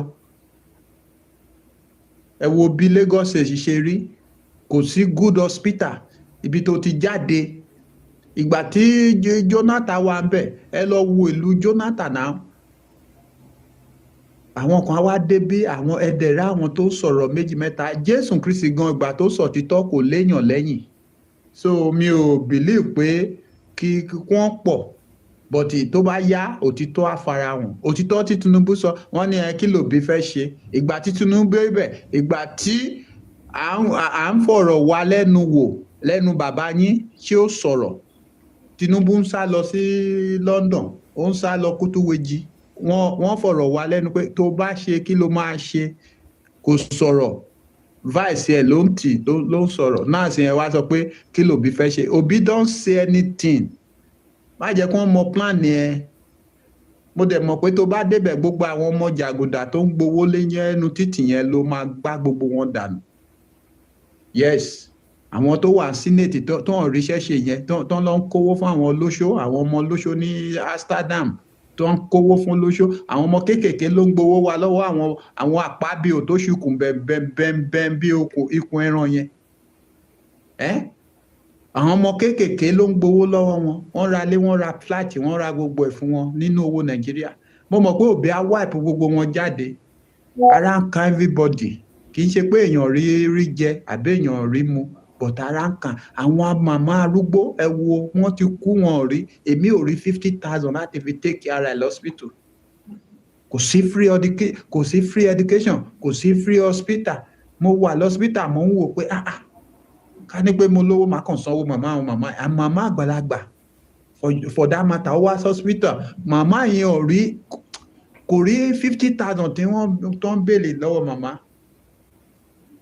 èmi ló ṣẹ̀ wá fáwọ́ màmá yẹn pé màmá ibi ìbànú ni ẹ máa gbógun ibi ìbànú máa ṣe ibi ìbànú àwọn òpònú tó wà níbẹ̀ wọn ò lè bá gọ́ọ̀mẹ̀ntì sọ pé àwọn àgbàlagbà lélẹ̀ náà ẹ jẹ́ ká ṣe nǹkan ìrọ̀rùn fún Nàìjíríà election ti dé sí tẹ́lẹ̀ náà pín tó 2,000 ìsìn báyìí wọ́n ti increase 15,000 Lagos State ń sìn wọ́n máa fún wọn ní 50,000 láti gé ní àtìyín láti gbowó tẹ́ bá gba 50,000 ẹ tán ẹ wá rí ìyà 4 years tẹ́ máa jẹ kì í ṣe wípé à ń condemn ẹ̀ a ti rí pé Tinubu ò lè wá débi kankan wo àwọn bandits tó wọlé mélòó náà fi àṣẹ sí pé wọ́n padà wọn ò lè padà ọ̀rọ̀ títọ́ máa ń korò àwọn tó wà US Canada wọn ò bá yín pín bẹ́ẹ̀ wọ́n bá yín pín ní aláàrò yín jẹ oúnjẹ gúngún ẹni kó máa nìṣó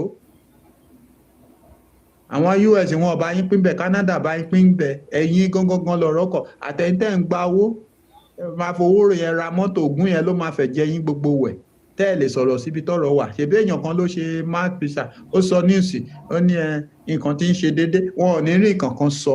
A ní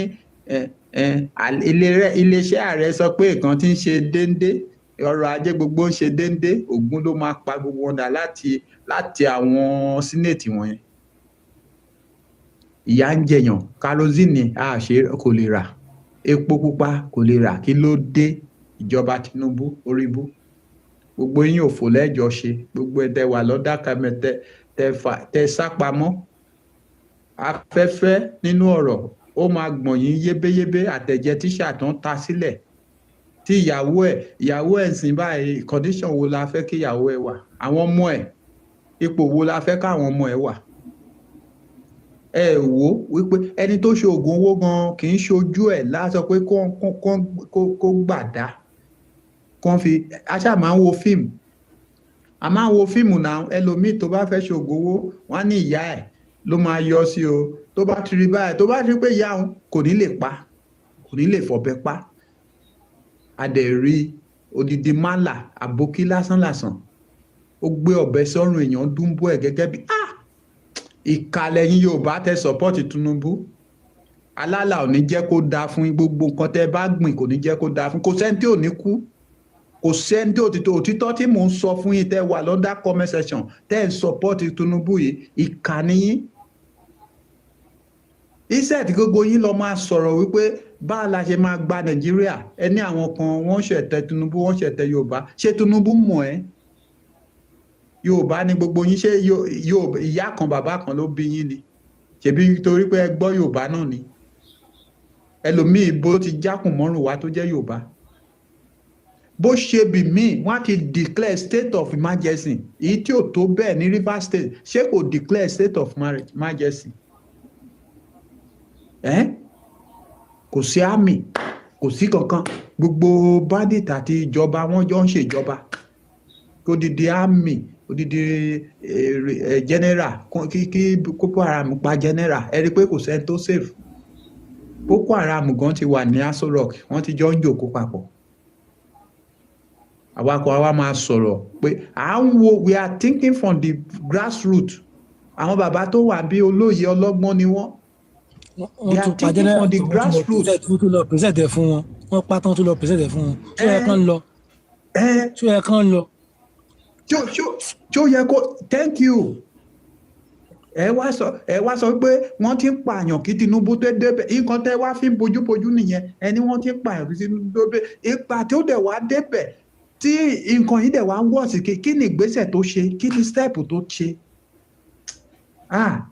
Ọlọ́run máa ń rẹ́jọ́ dá fún àwọn èèyàn aṣebi wọ̀nyí o. Ọjọ́ tí èèyàn bá kú tán láṣírí ẹ̀ tú. Ìgbà tí Buhari kú, àṣírí ẹ̀ tú náà. Ìyàwó ẹ̀ ní kán wá máa dáríjì ọmọ Nàìjíríà. Mo ní kò sí ìdáríjì kankan mọ́. Wọ́n sọ nínú rédíò, wọ́n ní Tinubu ń bẹ̀ Buhari, ìyàwó ẹ̀ ní kán máa dáríjì. Mo ní ẹlẹ́ṣẹ̀ ló máa jìyà ẹ̀ṣẹ̀. Ibi tó gbé Nàìjíríà délé ni ìwọ ló mọ nǹkan tó ṣe tó ní kán máa dáríjì. Bẹ́ẹ̀ náà ni Tinubu ìmàdẹ̀ ti ṣe. A ti kọ sílẹ̀ fún ìyàwó tó ń bá kú lọ́la o, kán máa bẹ̀bẹ̀ dáríjì. Ta ló fẹ́ gbà dáríjì ẹ̀? A leader that suffering people, that put people in hardship, that put people in suffer. Ojú gbà mí fún ẹ̀yin tẹ́ ń support wọn o. Nǹkan tẹ́ máa jẹ lẹ́torí náà support wọn, ẹ múra sí. Àti nǹkan tẹ́ máa jẹ, àti nǹkan tẹ́ ń jẹ ọjọ́ kan ẹ filẹ̀. Ẹ jẹ́ gbé fẹ́ lómi.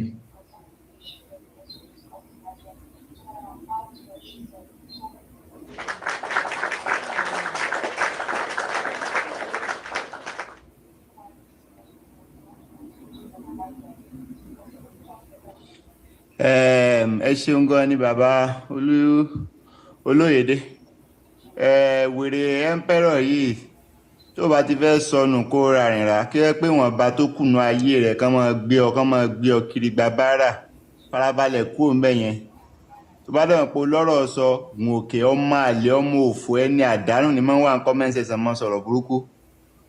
ẹni tó bá tó gbangba sùn lọ́yẹ́ tó yẹ pé obìnrin ló ya tán kàtàkàtà kó fi bíwò ẹranko ìjáde gòkè wá kó wá sọ̀rọ̀ torí tó bá balẹ̀ ẹ parẹ́ ni kó parẹ́ bẹ́ẹ̀ yẹn kó parẹ́ máyé lára títí ẹ bàjẹ́ níbi tó bá wà. Ó ní ẹ̀báwà bẹ́ẹ̀ bá mẹ́ orúkọ kórúkọ tó bá rèé máa jẹ́ afẹ́fẹ́ ọ̀rọ̀ yìí. sọ fún látàrọ ń bẹ yẹn kó máa bá tiẹ̀ lọ mẹ́ẹ̀ pórí ẹ ó padà gba ìpè ìṣẹ̀dá rẹ̀ ó gbà bọ̀dẹ̀ láìpẹ́ yìí kó máa bá tiẹ̀ lọ ìwọ̀nba tó kùnú ayé ẹ kó máa fàìsàn lò kó ètò máa bá tiẹ̀ lọ bẹ́yẹn. So we have something serious we're talking about here. We don't have that time. Ẹnìkan máa wá máa distract wa kí tí ọba ti máa bàjẹ́ kán máa fi ẹgbàá fún ọ lóúnjẹ kó o kórí burúkú ẹ kó mẹ́yẹn máa lọ gúrùpù yín kò di kàràkàrà kẹ́ ẹ tó débí wọ́n ti fi ṣe yín ní ẹ̀yìn ajá ẹ gbọ́dọ̀ já débí olórí burúkú ní yín ni ẹ̀ẹ́dẹ̀ lọ gúrùpù tán ti kó yín jọ tán ti ń fún yín lóúnjẹ tán ti ń fẹgbàá fún yín lóúnjẹ ẹ̀yìn ẹrú lásán ẹ sì lọ bẹ̀ ẹ lọ́mọ sọ̀rọ̀ yín bẹ̀ gbogbo yín bẹ́ẹ̀ lọ́pọlọ yín bára mu ẹ lọ mọ discuss bẹ́ẹ̀ ṣe báyé yín ó ṣe jóná ẹ lọ mọ discuss ẹ̀ ń bẹ̀ don't come here and start distracting people with your nonsense utterances and comments. báwọn pé wọ́n bí ìyá ẹ̀ rí pé obìnrin ló dẹ̀ bí ọ tó dẹ̀jẹ̀ lé ọ lórí tán ṣèkúnlẹ̀ fún ọ kán pa mùsù ǹjọ́ ọ̀kọ́mọ rẹ gòkè wá kó wá bá wa debate ẹni òfò ẹni àdánù ni máa ń sọ kátikàtí ń kọ́mẹ́ǹtì tí ò ní lórí láyà àti bọ́ sókè tó bá tó gbangba sùn lọ́yẹ́ inú gúrùpù yín gòkè wá kó lè ráyè wá ṣe screen record. So we want to appreciate Mr. Olóyèdè gbogbo àwọn nǹkan tó ń sọ ẹ pátá kò sásàdánù kankan bẹ́ẹ̀ o òótọ́ ọ̀rọ̀ gbangba ní gbogbo nǹkan tó ń sọ cause bẹ́ẹ̀ mi náà ṣe ń ṣe 1 or 2 ní mò ń listen sí gbogbo nǹkan tí wọ́n ń sọ. So if you are just joining, please ẹ ká double tap ká gbé like yẹn wọ 150k. The only cent you can contribute náà ni mo appreciate everybody don't gift because I can see a couple of people gifting the host and the panelists. Ẹ ṣeun gan ni. You are also devoting your energy. Bẹ́ẹ̀ni energy yìí then support. So gbogbo ibi tẹ́ bá wà lágbàáyé kò sí pé ẹ lè dá sọ̀rọ̀ Nàìjíríà. Because àwọn tó wà ní South Africa ọmọ kó máa kàn wọ́n but ṣé kò kàn wọ́n anybody can ló lè fi orúkọ yẹn tó orúkọ yẹn lè kó bá anytime àrítán ṣe ń scrutinize àwọn èèyàn nílùú òyìnbó torí pé ó jẹ́ Nigerian. You see gbogbo nǹkan tó ń stigmatize kò kì í ṣe nítorí pé individual kò ṣe pé nítorí ìwọ they are actually checking your government your country. Pé so far tó yẹ pé nǹkan tá à ń gbọ́ láti country yẹn every time lélẹ̀ definitely ìwọ náà èèyàn burúkú ni ìwọ náà wóoru government tó mú àwọn bandit tó ti pa àwọn èèyàn ó dẹ̀ kó bí 700 wọn jọ ó lóun instigate wọn padà sí society òun dáríjì wọn kán padà sínú ìgboro láwọn tó ti sọ àwọn bàbá kan di aláìláyà ńlé tán ti sọ àwọn bàbá kan di aláìlọ́mọ tán ti pa ọkọ tán ti pa ìyàwó wọn wá kó wọn padà sí society. So tó bá gbé pálí ẹ̀ dé embassy wọ́n máa sọ wọ́n kọ́kọ́ máa rò náà ni pé ṣé kò ṣe gẹ́gẹ́ bí kan lára àwọn repentant bandit ní ẹni yìí báyìí ká tún wá fún físà kó fi wọ̀lú tiwa gbogbo àwọn kinní yẹn ló wà degrading mọ gravity ẹ̀ it's not well talked about. Ọ̀rọ̀ àwọn tó pẹ̀lú àwọn lẹ́ńpẹ̀rọ̀ yìí sìn wọn gbádùn ayé rí ìran bàbá rẹ̀ ṣẹrú ni tó fi kú bàbá rẹ̀ ṣòfò dànù ni wọ́n parẹ́ máyé lára ni Tinubu mú bàbá ẹ̀ lẹ́rú tó fi kú ni bàbá rẹ̀ gan ò lè wọ 70 tán fi jẹ́ pé ẹrú tán kúkú òfò tán parẹ́ máyé lára. Ṣèyí Tinubu ń dago $1 million sọ́wọ́ ń sí ẹ̀ $1 million ọmọ yìí tó jẹ́ náírà ó ní mélòó ẹ̀nu ilé wọ́n ní Richard Milley èwo ni bàbá rẹ̀ ní tó fi wá ń ṣerú sí wọ́n tó wá ń kọ káàkiri tó ń lọ kọ́mẹ́ǹtì ajá lásán tẹ́ ẹ̀ ní kankan tẹ́ ẹ̀ jámọ́ gbálẹ̀ ká má sọ pé ẹ jámọ́ mọ́ọ̀bù tán fi ń nulẹ̀ ẹnu ilé èyí lẹ́tùn wọn máa kóra yín káàkiri ìyẹn mówó ń kó fáṣẹ́wó ń tiẹ̀ aṣẹ́wó innovate school 100 million ẹ̀ sì dá kankan kọjá but you go about places showcasing how foolish you are how stupid you are bẹ́ẹ̀ sì ṣe bákú nìyẹn torí àbákú láṣọ ewúrẹ́ ọmọ aládé ń bẹ àṣẹ́sì ń bẹ ìwọ̀fà wà ẹrú lẹ́yìn ìran kẹrin nìyẹn jẹ́ ìfẹ́ àwọn tó wà ní comment section tó ń takò wá èpè tiwọn. ó ní but ibi tí ṣẹ̀dá dá wọn sí nìyẹn, kò sọ Ọlọ́run ló dárò àwọn eléyìí, àwọn ẹranko kan ló dá wọn. Kọ́málọ́gbọ́n yẹn ló ń dá àyàn, ẹranko ló dá àwọn eléyìí, ẹranko. Mọ́ ìṣe bá kú nìyẹn, torí àbákú láṣọ ewúrẹ́. Ó sì sàn kú ni. Ìgbín ní kòkó aláàánú lọ́nà, ọwọ́ báyìí labalábá fi ń sẹ́rí wọgbó. Lọ́lá àwọn obìnrin àtọkùnrin tó ti kú kóró Nàìjíríà, ìṣẹ̀dá wọn. Wọ́n ní jí ó gbélé ayé, à ń gbé báárà fún ọ tó ìkú ni.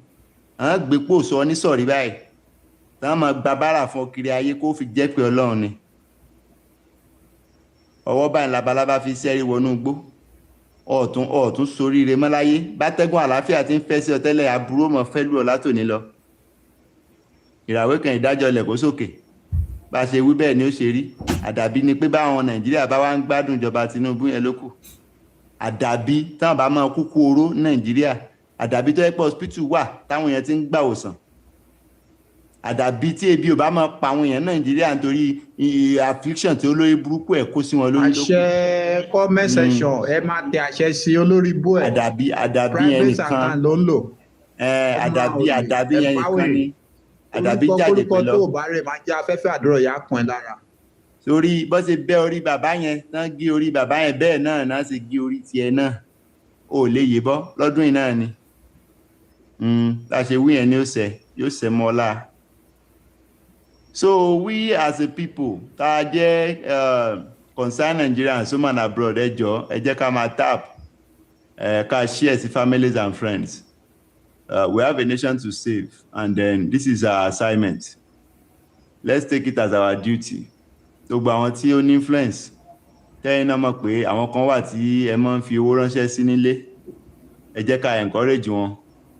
Bó jẹ́ megaphone lẹ máa rà fún wọn, bó ti ẹ̀jọ́jọ́ kan ọjọ́ méjì náà bá fi ṣe, kán lọ sínú ọjà ibi táwọn èèyàn bá ti kó jọ, kán jẹ́ kó yé wọn pé kán má ta ìbò wọn, kán má ta ìbò wọn nítorí ráìsì, kán má ta ìbò wọn nítorí owó, torí at the end of the day àwọn náà máa jẹ ìyà ẹ̀. Pé ìbò tán ń tà ò ní kọ́mọ wọn lọ lé ìwé, tá a bá rí ẹni tó dáa tó jó lórí gidi wípé a máa rí ọ̀nà gbà, ọmọ wa máa kàwé, ọmọ wa lọ skul á dé, kò ní jẹ́ pé ọmọ lọ skul ó là lọ dé. Àmọ́ tán sọnù over 30 days now, going to 40 days. Wọ́n àti ìrí wọn kó wálé lẹ́nu pé ọmọ wọn lọ skul. Làwọn ọmọ tán jẹ́ nínú ọ̀rọ̀ Nàìjíríà rí. Àwọn ọmọ tán jẹ́ nǹkan kan nínú ọ̀rọ̀ Nàìjíríà yìí náà gbé síwòye ọmọ ènìyàn kó jọ ọmọ yín. Kò sẹ́ni kó bá ti sabi amọ̀ rí, á mọ̀ bó ṣe ń rí lára. So ẹ jọ̀ọ́ ká encourage àwọn èèyàn wa nílé. And then when you come across a life like this, ẹ máa tap, ẹ jẹ́ ká máa like ẹ̀, ká share fáwọn èèyàn. Let's double tap massively. That is you contributing your cents. Torí burúkú Nàìjíríà bá fẹ́ gba anywhere kọjá gan, kò ní gbà ọ̀dọ̀ rẹ. Torí pé wọ́n náà ti ṣe kí ni o ti contribute sí growth Nàìjíríà. Imagine kó jẹ́ yẹn 1 million ló ń ṣe nǹkan tí Queen ń ṣe yìí. Just imagine, báwo ló ṣe máa rí? Kápẹ́ yẹn 1 million ló ń ṣe nǹkan tó ń ṣe yìí, Tinubu ò ní ráyè máa ṣe gborí burúkú tó ń ṣe, kò só máa mọ̀ pé àwọn kan ń checkmate òun, àwọn kan ń sọ ọ̀rọ̀, àwọn kan dẹ̀ ń bínú, ara ń kan wọ́n dẹ̀ ready láti ṣe anything. Ẹ̀rù ọmọ máa ba òun náà, but you see where they are converging our energies to. Irrelevance, aproko, nǹkan tí ó kàn wá lọ́wọ́ lẹ́sẹ̀. And the most of the things tẹ́ máa lọ ń ganu sí, tẹ́ máa lẹ́ẹ̀ lọ ń ṣàbòsí, a lot of it is actually influenced by the poverty on the land. Population Nigeria ni. To somebody to tell you that 90% of Nigeria don't have 500,000 in their account, that is even exaggeration. And the fact is that 90%, more than 95% of Nigerians are poor.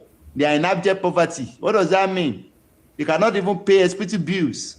Tí nǹkan bá ṣe wọ́n gìrìgìrì ńsìn, wọ́n láti gbé nǹkan tà ní kan tó rí pé wọ́n tọ́jú ara wọn. Gbogbo kinní yìí náà là ń sọ pé kò yẹ kó rí bẹ́ẹ̀. A fẹ́ kó máa lọ bẹ́ẹ̀. Àwọn gidi gan kú tó gbàjọba lénìyàn wọ́ọ̀sì ju olórí ẹrú lọ. Àwọn tó kó àwọn bàbá lẹ́rú ń gbà yẹn ní transatlantic slavery for 400 years to 500 years. Wọ́n máa ń woko kòkó, wọ́n á woko kaṣú, wọ́n á woko ìrèké.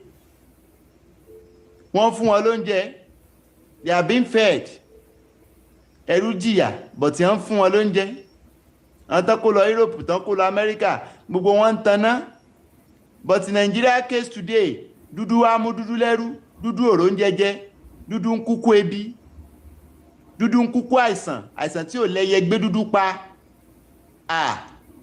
kò síná kò sómi,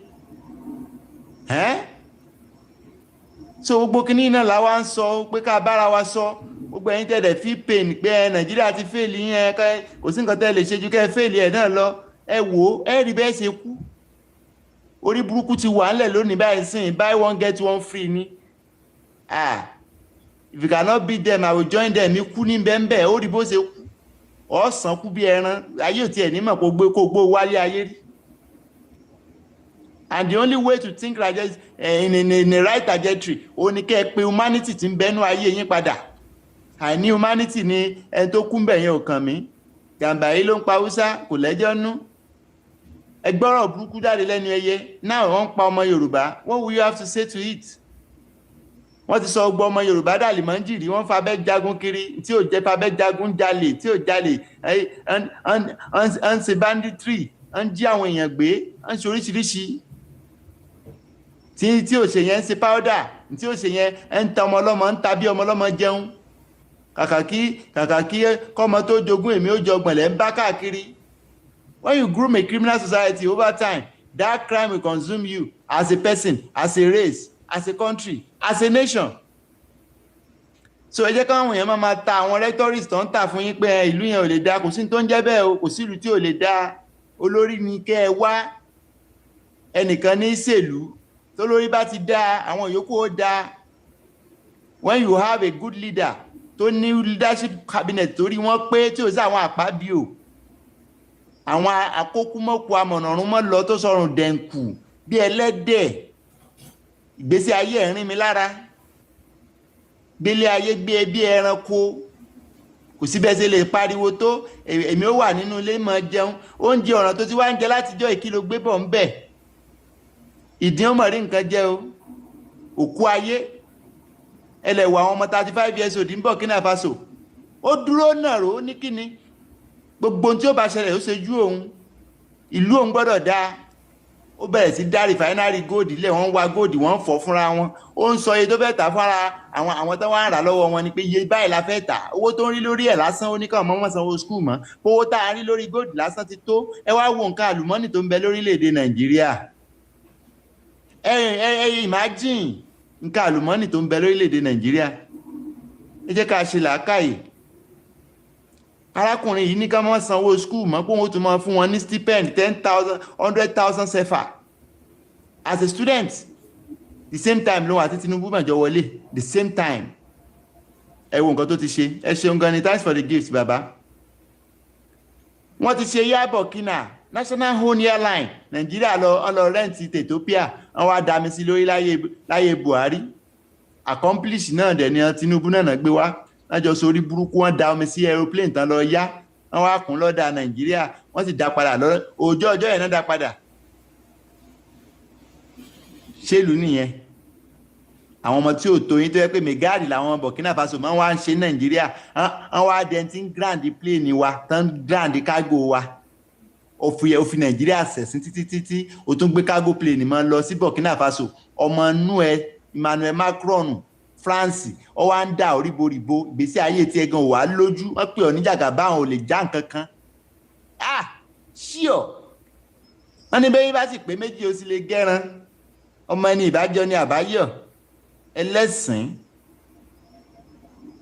wá ya kókó ajégúnjẹ ẹran, ẹ wá ń sorí burúkú ẹ ń forí ibú sayọ̀, àwọn kan wá kàkàrà tì yín lẹ́yìn ẹni ẹ máa jó lọ, àwọn ń wẹ̀yìn yín, ó máa ń dùn wá la ṣe ń pariwo torí gbogbo sùúrù ló lọ́jọ́, Basọ̀run Gáà náà ò lóhun ojú sáyé lẹ́yìn ẹranko lásán, bẹ́ẹ̀ tẹ́lẹ̀ bàmùbàmù ìtàn lẹ́ẹ̀dì, ẹ bá wá dìtàn ìtàn bú lẹ́ẹ̀dì, ìtàn bú àìmọye tó ti kú lónìí tí ìràn kankan ò rántí ẹ̀ mọ́, wọ́n wáyé lásán, wọ́n parẹ́ dànù, wọ́n parẹ́ mọ́tàn náà dẹ̀ láwọn wáyé rí, kò sẹ́ni tó rántí wọn mọ́. gbogbo ariwo tá à ń pa nítorí pé bóyá yóò yá ni tẹ bá fẹ́ lógún ọdún bẹ́ẹ̀ sẹ́ẹ̀ ní lò ní ogún ọdún ò ní kọjá ni.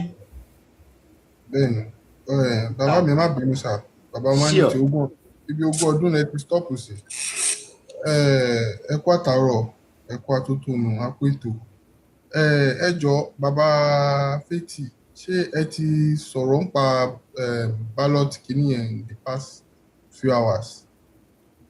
No. Okay, ẹ jẹ́ kí n máa refresh àwọn èèyàn because mo sọ pé 2 hours ni but I've been on a call since. So mo kí gbogbo ilé mo kí everybody o. So nǹkan tó ṣẹlẹ̀ ni pé for us to be able to protect our votes ká lè dáàbò bo ìbò wa ká jẹ́ lè make sure wípé a rí PVC wa gbà. So there is a app called Smart Ballot app tó jẹ́ pé it's a very very good app. Polling unit tí oníkálukú ló ń bá ṣiṣẹ́. So àwọn nǹkan tó jẹ́ wà ń bẹ̀ it has its own proxy tó jẹ́ máa help oníkálukú láti lè gba PVC. Tẹ́ bá ti request lórí tẹ́ bá ti need the app yẹn just come to my DM or go to Baba Fẹ́tì DM and request lọ wọn máa send invitation link sí tẹ́ máa fi download the app yẹn. Note this one kò ṣe pé bóyá wọ́n fẹ́ fi béèrè owó lọ́wọ́ anybody, nobody is collecting money from anybody.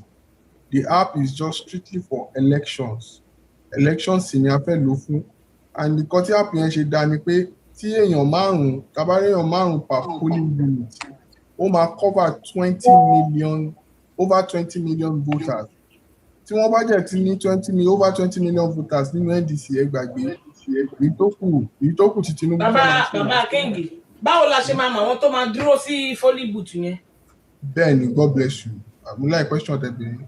Ṣé rí lórí app yẹn nígbà tí mo study ẹ̀ mo find out pé polling unit oníkálukú àwọn èèyàn tí wọ́n jọ wọ́n polling unit kan náà wọ́n máa dára wọn mọ̀ lórí app yẹn because ojú kan ni gbogbo wọn jọ máa wà ní orí app yẹn. So bí gbogbo wọn ṣe wà lójú kan yẹn wọ́n máa ní wallet títí wọn ṣòye each individual ló ní wallet bóyá wọ́n fẹ́ ra aṣọ ni o aṣọ white and blue ká fi dára wa mọ̀ tá bá dé polling unit o àbí ìkọ̀kan àti máa sọ̀rọ̀ látòrí app yẹn prior to the election. Ṣé mo rí bí dáhùn question yìí mà? No, ó wà okay. Mi ẹ mọ̀ kẹ́mi ò mọ̀ bí polling unit ṣe polling unit ni. Mi ò mọ̀ bó ṣe máa. Am I wrong? Pẹ̀lú bí mo ṣe ṣàlàyé yẹn sà. Yeah, you're on point. Right. Okay, so. Bẹ́ẹ̀ni ti mọ̀ bọ́ ṣe ń dìbò, ẹ̀yin ti dùn níbi ìbò dáadáa ti ní. Bẹ́ẹ̀ni. So kíní yẹn ò le. Then two náà ṣe máa ṣe ọ̀rọ̀ tẹ̀sán yẹn ṣe record rẹ̀ sí bóyá voice note kẹ́kọ̀ọ́ máa play. Kẹ́kọ̀ọ́ máa play instead of tí mo yẹ̀ṣẹ̀ tún ṣàlàyé. That's a very lovely idea. Ṣé ti yára nǹkan táyé sọ pé ká máa wá bí ni? Wọ́n ní máa ń fún wa solution ṣá ni ìyá solution ni wọ́n. So bóyá nǹkan tí máa ṣe nìyẹn máa mọ bí máa ṣe. Ẹ máa farabalẹ̀ ẹ bá ti wálé ẹ record ṣe ẹ kọ́ máa play. A kọ́ máa play ẹ̀ bó jẹ́ 2 minutes record. Tó bá dẹ̀ wálé tó bá fẹ́ béèrè question ẹ bá play ẹ̀ tán. Ẹ kọ̀ wá lè sọ pé tó bá fẹ́ béèrè question o. So nǹkan tí app yẹn wà fún nìyẹn. Ó jẹ́ ti sọ pé mo máa carry Baba Sẹ̀lẹ̀ along because mo mọ̀ pé diet plan òbí ni wọ́n. So mo máa pe Baba Sẹ̀lẹ̀ àmọ́ bá tún ṣe máa ṣe. Orí platform yìí òbí àkọ́kọ́ ló wà fún ọwọ́ méjì fẹ́yàn kan. So bó jẹ́ ṣe jọwọ́ méjì fẹ́yàn kan yẹn a ní bá ṣe máa scrutinize gbogbo àwọn èèyàn tí mo tiẹ̀ mú kọ ṣe mo post ẹ̀ sórí WhatsApp mi lánàá wípé ẹni tó bá ní PVC kó contact mi àṣé nǹkan tó ń jẹ́ àwọn èèyàn yà Nàìjíríà lọ́wọ́ nìyẹn mi ì tí ì ka àwọn messages kan bí mo di sí tí mo ń bá yín sọ̀rọ̀ mo jẹ́ ti dá almost 40 people lóhùn. So gbogbo àwọn èèyàn tí mo jẹ́ ń dá lóhùn first question tí mo kọ́ ń béèrè lọ́wọ́ ni pé ta ló fẹ́ dìbò fún? So ẹni tó bá ti sọ pé òun mẹ́rin tóun fẹ́ dìbò fún ẹlòmíì sọ fún mi pé òun fẹ́ gba PVC nítorí báǹkì ni. So eré gbogbo àwọn yẹn mo tiẹ̀ dá wọn lóhùn. Ẹni tó bá sọ pé òbí lòun fẹ́ dìbò fún àwọn ni mò ń fún ní access ṣọ́rọ̀ mi ti yé yín. So ìwọ tó mọ̀ pé o kò fẹ́ gba PVC òun tó ń sọ pé o mọ̀ pé o mẹ́ tó fẹ́ dìbò fún irú yín èèyàn kọ́ tiẹ̀ dídì sọ fún mi lẹ́nìí wípé reason tóun ṣe fẹ́ dìbò nítorí owó ni èèyàn kọ́ dídì text ẹ̀ sí mi lẹ́nìí ó ní pé tó bá ti gbówó fóun lòun máa dìbò fún mo yẹ sọ pé òkè àmì ìmọ̀ọ́pá mi má wọrí mi lè bẹ́ẹ̀ get PVC kankan so mo ti mọ̀ pé irú yẹn ọmọ Tinubu ni ṣóyè yín so àwọn tó tún sọ pé àwọn ò tí mọ̀ àwọn ò lè sọ fún mi àwọn táwọn fẹ́ dìbò. oríṣiríṣi àwọn èèyàn ló máa wá ẹlòmíín lè wá ọdún jẹ́pọ̀ mọ́ APC bẹ́ẹ̀ wọ́n lè mọ̀ bóyá ẹ fẹ́ máa fún àwọn èèyàn lówó kan tó lọ dìbò wọn fún èèyàn lówó dìbò. kò sówó ọ̀fẹ́ ọ̀kan lórí áàpù yẹn nǹkan tí mo tiẹ̀ ṣe wá láìka áàpù yẹn ni pé ṣe rí. ẹ máa jẹ́ kí wọ́n mọ̀ tó ẹlòmíín á máa wò pé ẹlòmíín lè máa fi rọ́wádìí òótọ́ lẹ́nu yín. bẹ́ẹ̀ni okay so app yẹn kò ṣe pọ́npọ́ fẹ́ anybody o tí ẹ ti gbọ́ Peter Obi lórí ṣíṣe àwọn interview tó ti sọ we no dey give ṣíṣì àwọn òfin kankan lápá bí.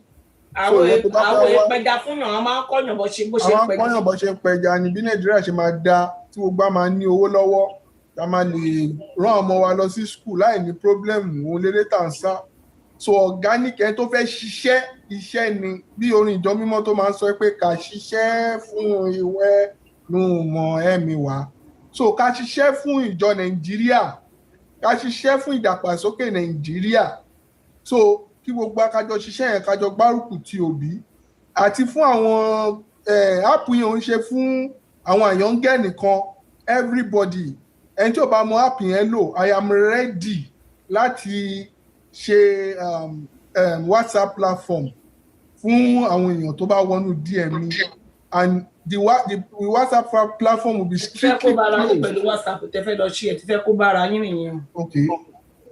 Ẹ̀mú bẹ́ẹ̀ ló kọ́ lẹ̀. Kí n kúkú ṣe Telegram. Tẹ́ bá ti lè kó gúrùpù jẹ tí fẹ́ kó bára yín.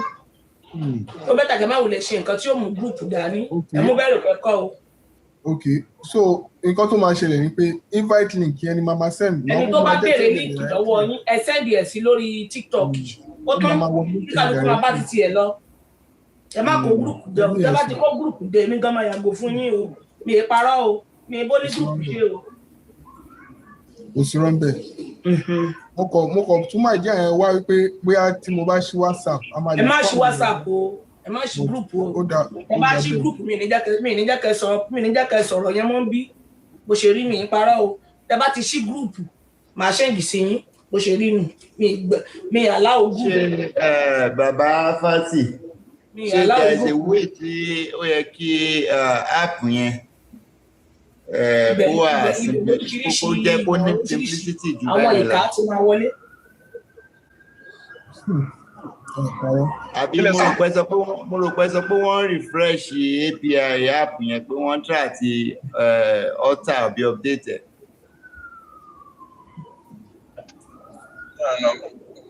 No, me or something like that. Okay. Yeah. Actually, no. Even not because what is going on.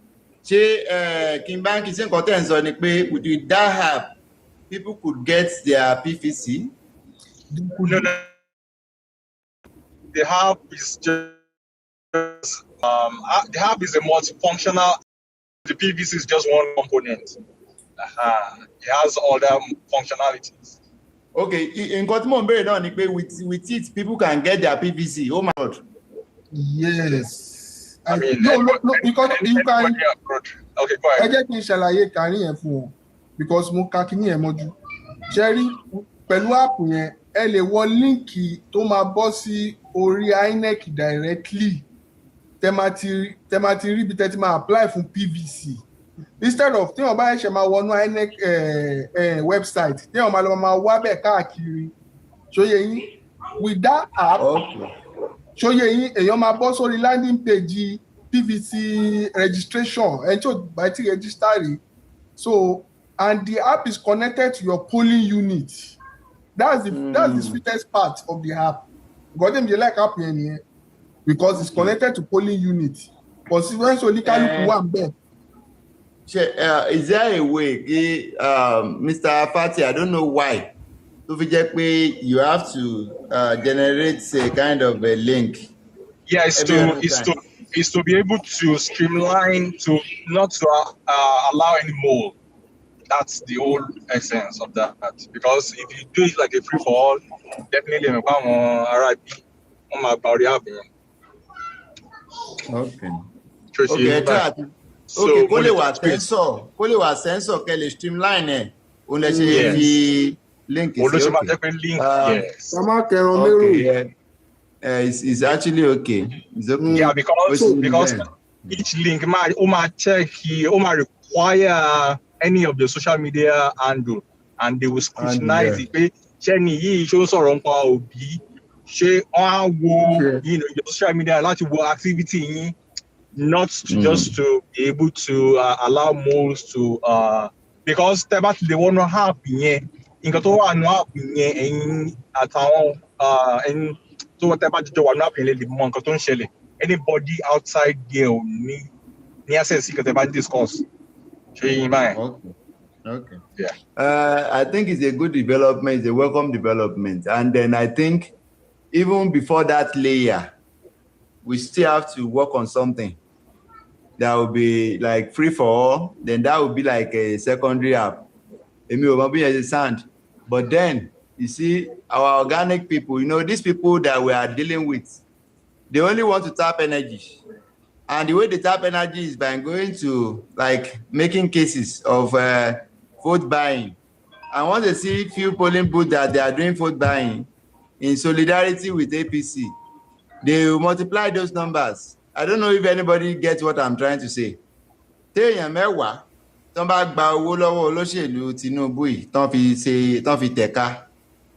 will multiply that vote by 1,000, just the way they do it in Ekiti. The registered voters in Ekiti are not as much as what they bring out as a result. And they cannot tell me that 300,000 plus was the same people that voted willingly or that were paid to vote. So what I'm trying to say in essence is that these people, they will be out regardless of whatever app we created, because the app doesn't go straight to the people that buys votes and that sell votes. Because normally, they expect they will still do the same thing. Initially, it could have been something that can be fitted to any strong institution like INEC. But unfortunately for us, it has been hijacked by the same government, the same imperialists that we are dealing with. So Tomba Lossi, if you polling booth, they will still do whatever they have been doing. Sell, and buyers are coming to buy votes. And they will capture those energy. And their energy will be used in that polling booth to multiply votes. What are we doing in that area? Because we need the people to go to grassroots. We need to mobilize some set of people. Only down on family, okay, I want to man send you one. By microphone, orientate. This orientation program should be adopted by the NDC party and even the party leader and the aspirants. These are the welcome developments. Do you know that? So downloading of app should be for people like us who want to mobilize people. I don't know if that is making sense, Kimbanki. People like us who wants to gather the momentum. For mobilizer, of course, it's not just for the for mobilizers. If you get the concept, right. In essence, I can be a manufacturer of a product. I can decide to say, okay, let me have franchise. And when I have franchise, these are the people that will start going to do, as a retail, what do you call it? From the wholesaler, we now get to the retailers. So me as a person, I decide to move any company, end user. I will not do that. So the end users, the consumers, are the people that will be buying, and the selling will be happening on that day with them. I want mama taborabo. And these people, they are not going to download any app. They are not going to be, what do you call it? They will not. They are not even inclined to a level of saying that but people that can actually convince them are the team that I'm talking about now. So it should be a welcome idea. If it's something you can implement, aside what we ourselves are doing, àti àwọn èèyàn tó ń ṣe, tá dẹ̀ ti encourage àwọn èèyàn kan lọ máa appreciate wọn. Pella òdèdè sí platform kó máa ní 10 million views. It's until when people come and start appreciating what he's doing and they are tapping their energy for him. Sọ̀rọ̀ mi yé yín. So each and everybody tó ń ṣe, àwọn ọmọ tá a rí tó ń lọ sọ́jà yẹn, we've seen cases whereby they were arrested. So yẹ pé ẹ̀ náà ṣe máa perfect bọ́n ṣe release wọn. So we still need more people. Organically, not every other time. Tó yẹ pé now ṣe àti mọ̀ pé Tinubu àwọn náà máa ta ìbò ràbò. Àwa ń tiwa, we need organic voters who want the life of their children to be saved and rescued from this ìkòkò ajégunjẹran. Sọ̀rọ̀ mi yé yín bẹ́ẹ̀. So I've made 2 points. That number one, the app should be strictly for mobilizers. And the second point is that what are we doing about the grassroots? Are we mobilizing people to get to the grassroots? That's what we're doing here, which is what we are also doing on this platform, trying to orientate people in the grassroots, because I want to go back. So come in so that I will get your own view in regard of those things, Mosa. So another point, sir, about Wake Up Africa. Presidential election, robot buying.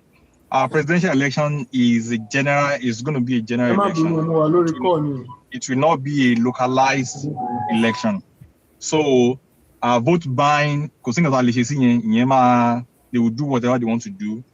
But the goal of the hub is to mobilize, 5% per polling unit, multiplied by 5. That's the goal. As much as at least minimum of 5. That's the goal of the app. Because we have how many polling units do we even have in Nigeria? We have about 7.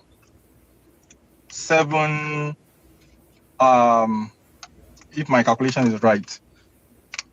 King Banky, how many polling units generally in Nigeria? Yeah, I need 176,000. Sorry, more already. So, okay, I mean 100 and Masari saw because Mumbai and also Lord. I need 176,974. Yeah, nice. No, show 974 sha. First 178. 178,000. 178. Sorry, 178,400 and kinikon 400 and kinikon 100. Yes, 178. Okay, let's say 178,000. So this app is going to cover all that polling units all over Nigeria for the mobilizers, which will also serve as maybe polling agents on the side. So it's outside or both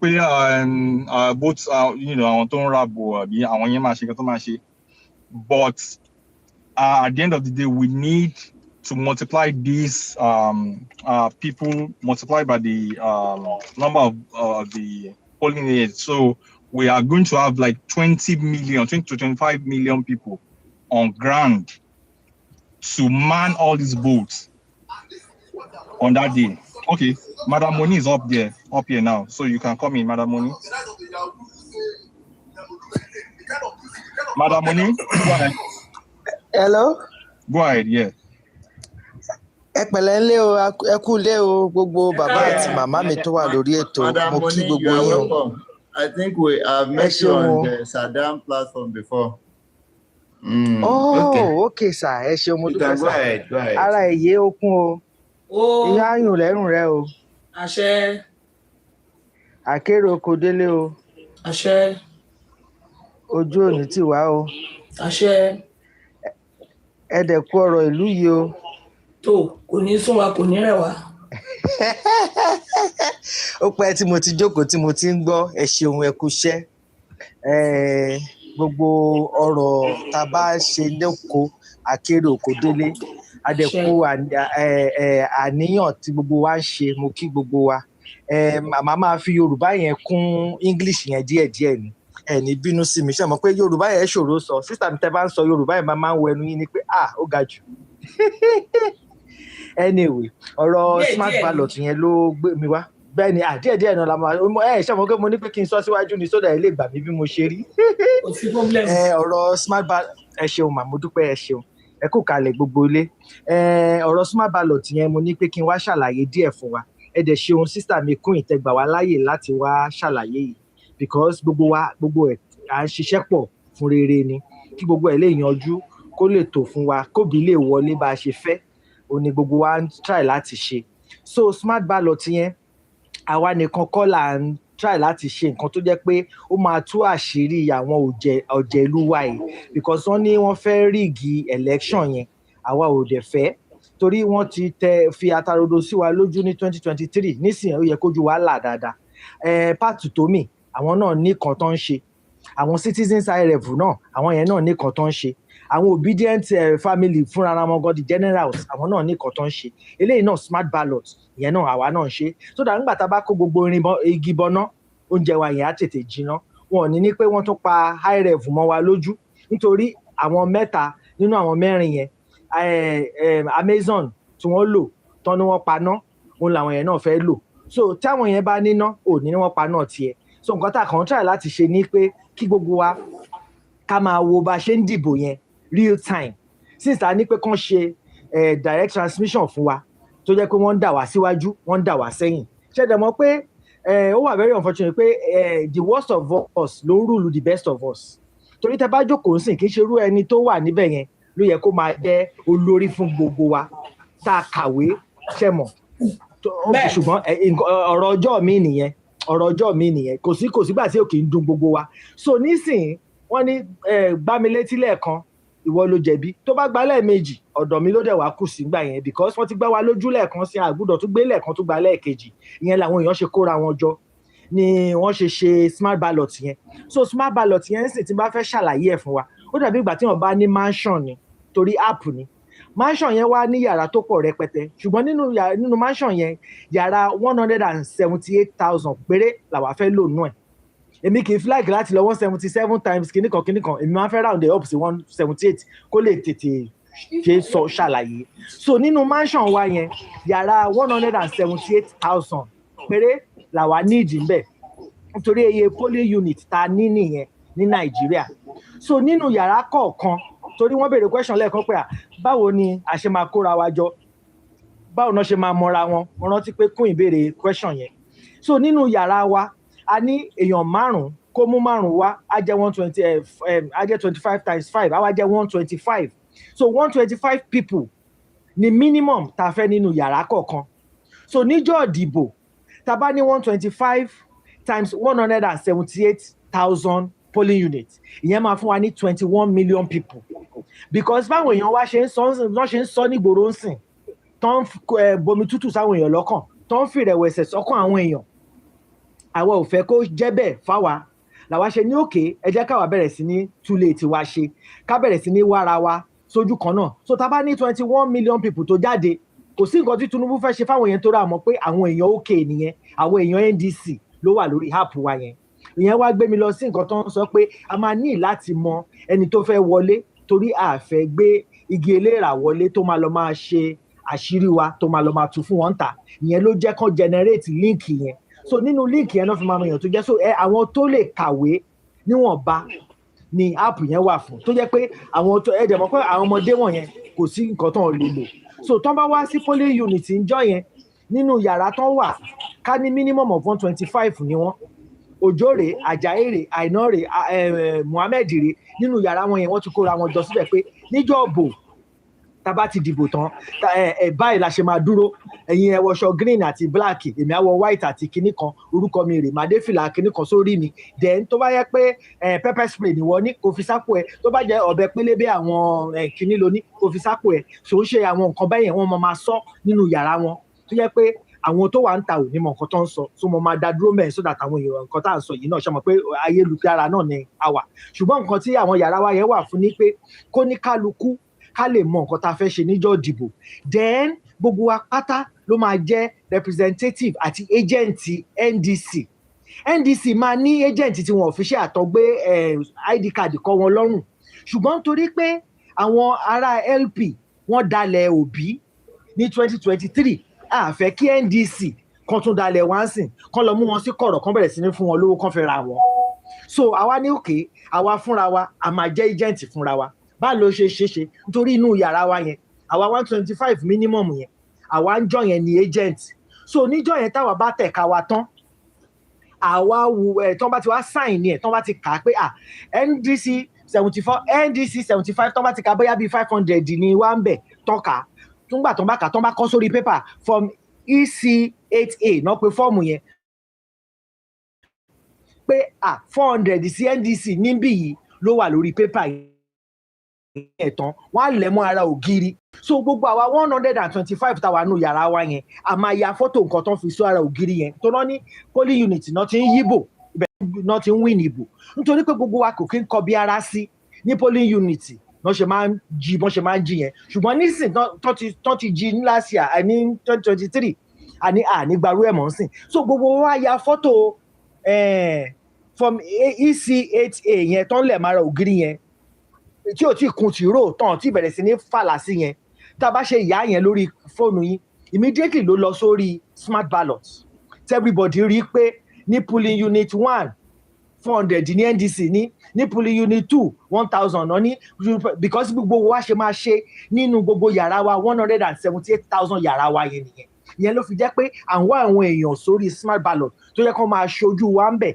immediately tẹ́ bá ti ya fọ́tò yẹn ló máa lọ sínú here tó jẹ́ pé smart ballot máa ní báwọn èèyàn tó ṣojú patutomi táwọn náà ṣe máa yà tán máa rí nìyẹn Yaga Africa tán láwọn ti ní app àwọn náà kíní kan 2.0 báwọn náà ṣe máa ya fọ́tò yẹn nìyẹn tí channels Ṣeun Òkúnbalóyè tán ṣe máa rí nínú channels nìyẹn pé wọn ò ní lè rí igi eléyìí because tán bá tí àbá ya fọ́tò yẹn ká sẹ̀ndì ẹ̀ bẹ́ẹ̀ yẹn tán máa ná paná wọn ò paná smart ballot so result wa wà lọ́wọ́ wa so wọn lè declare anything so tá bá wá kúrò ní 178 polling unit yẹn a wá tún wá sí wọ́ọ̀dù wa wọ́n ní pé a ní wọ́ọ̀dù bóyá bíi 7,000 èmi máa ní 8,000 words àbí 9,000 words so àwọn èèyàn tó ti wà lórí smart ballot yẹn wọ́n tún wá tún choose ara wọn pé èmi fẹ́ lọ sí wọ́ọ̀dù o àwọn tó fẹ́ lọ sí wọ́ọ̀dù yẹn náà mọ̀ pé òkè táwọn bá dé wọ́ọ̀dù iṣẹ́ agent NDC làwọn fẹ́ ṣe gbogbo nǹkan tá à ń ṣe yìí is just like backup ṣe mọ̀ wọ́n ní kárìn kápọ̀ yíyẹ ló máa ń yẹ ni àwọn nǹkan tá à ń ṣe ń sì pé wọn tó gbọ́dọ̀ fi rúrú bò wá lójú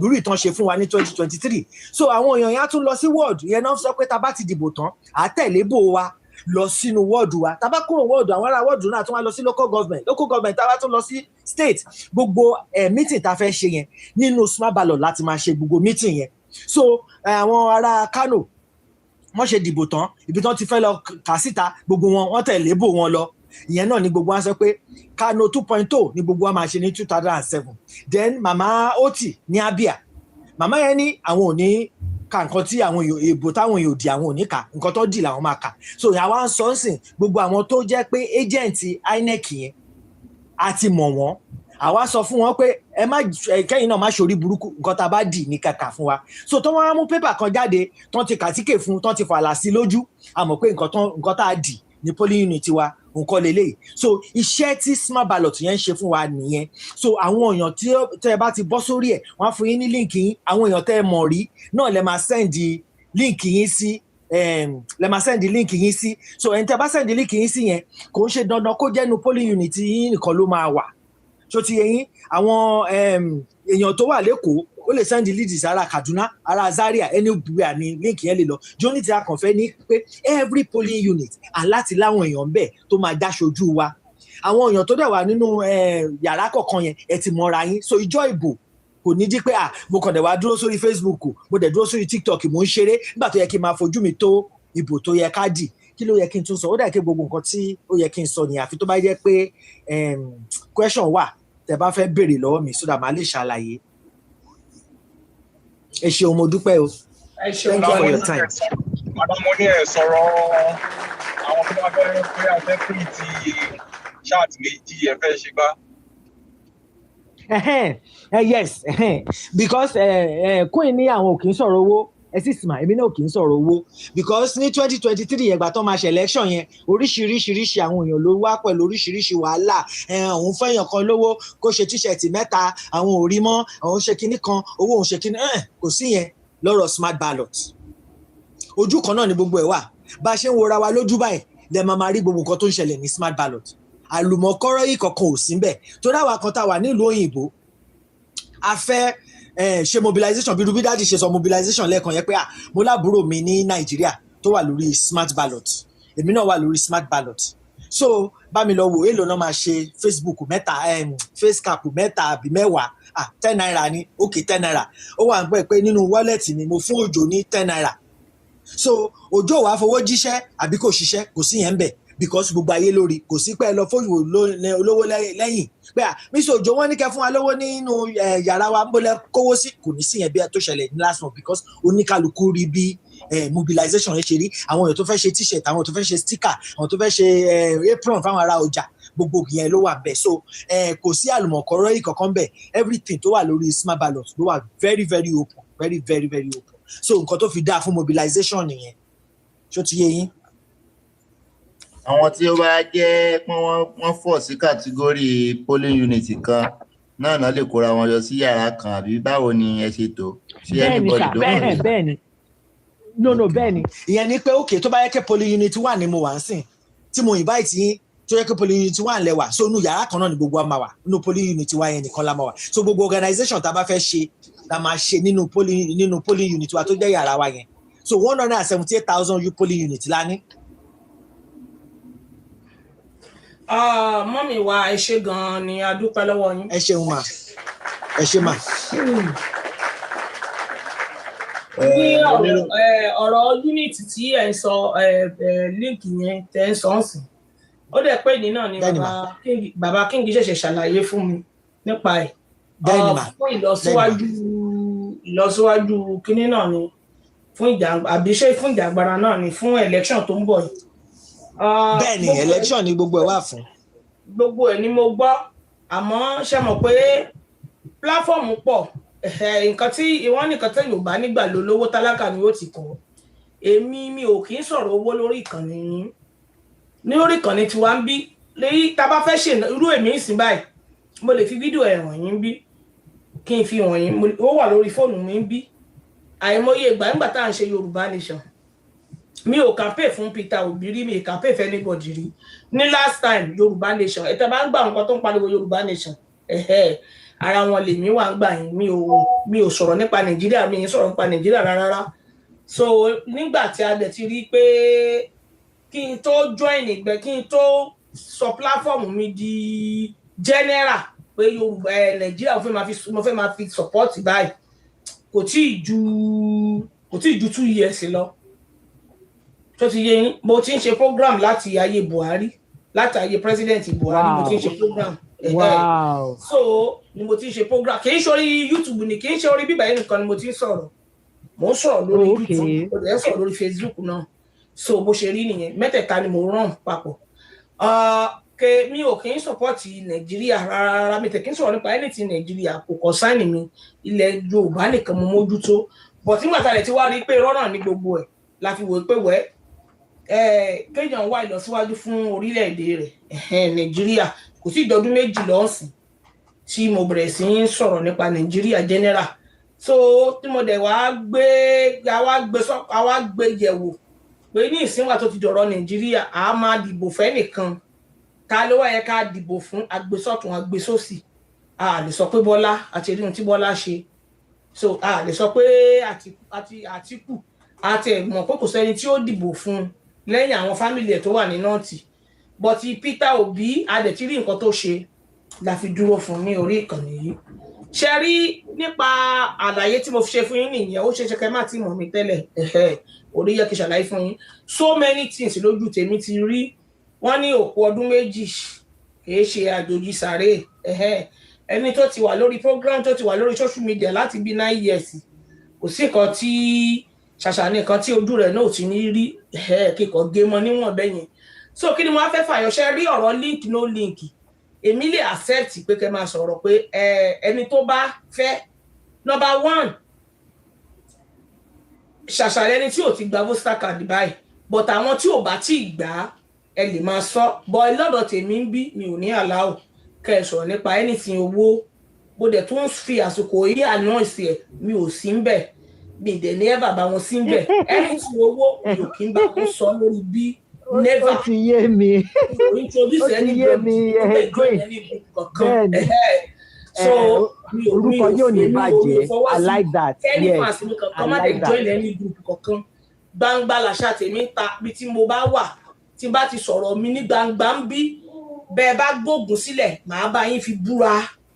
Tí n bá ní tí mo ṣe pé lẹ́yìn tí mo ṣe lórí bí tí má tún ṣe kan mí lẹ́yìn yín mo lè ní kọ́kọ́ mo lè mú ọ̀bẹ kí n fi búra fún yín mi èé ṣe nǹkan ẹ̀yin náà ti mọ̀ mí anything tí màá ṣe lẹ́yìn yín bí anybody bá send £100 sí mi £100 100,000 péré lórí ọ̀rọ̀ Peter Obi màá sọ lórí live program jẹ́ gbọ́n tí mo èmi ń promise yín ni èmi máa sọ pé ẹnìkan ọmọ NDC kan send 100,000 sí mi o èmi ni mò ń sọ èmi máa sọ ń bí that is me mi èéfì kan pamọ́ so mọ̀mọ́ mi ò ní àlá òkè ẹ sọ̀rọ̀ mi anybody má dé join any group kankan ìwọ tó bá ti gba PVC ẹ jẹ́ ká mọ̀ a máa sọ̀rọ̀ PVC yẹn mo ti ní kí wọ́n ṣe sí recording complete rẹ̀ ẹ sọ̀rọ̀ PVC o ẹni tó bá ti gba PVC o comment kò jẹ́ ká mọ̀ wọ́n ṣàlàyé fẹ́ bó ṣe máa rí gbà lẹ́yìn yẹn ohun tí mo mọ̀ ẹ̀mọ́ nìyẹn ẹ má join any group o ẹ dúró bẹ ṣe dúró yìí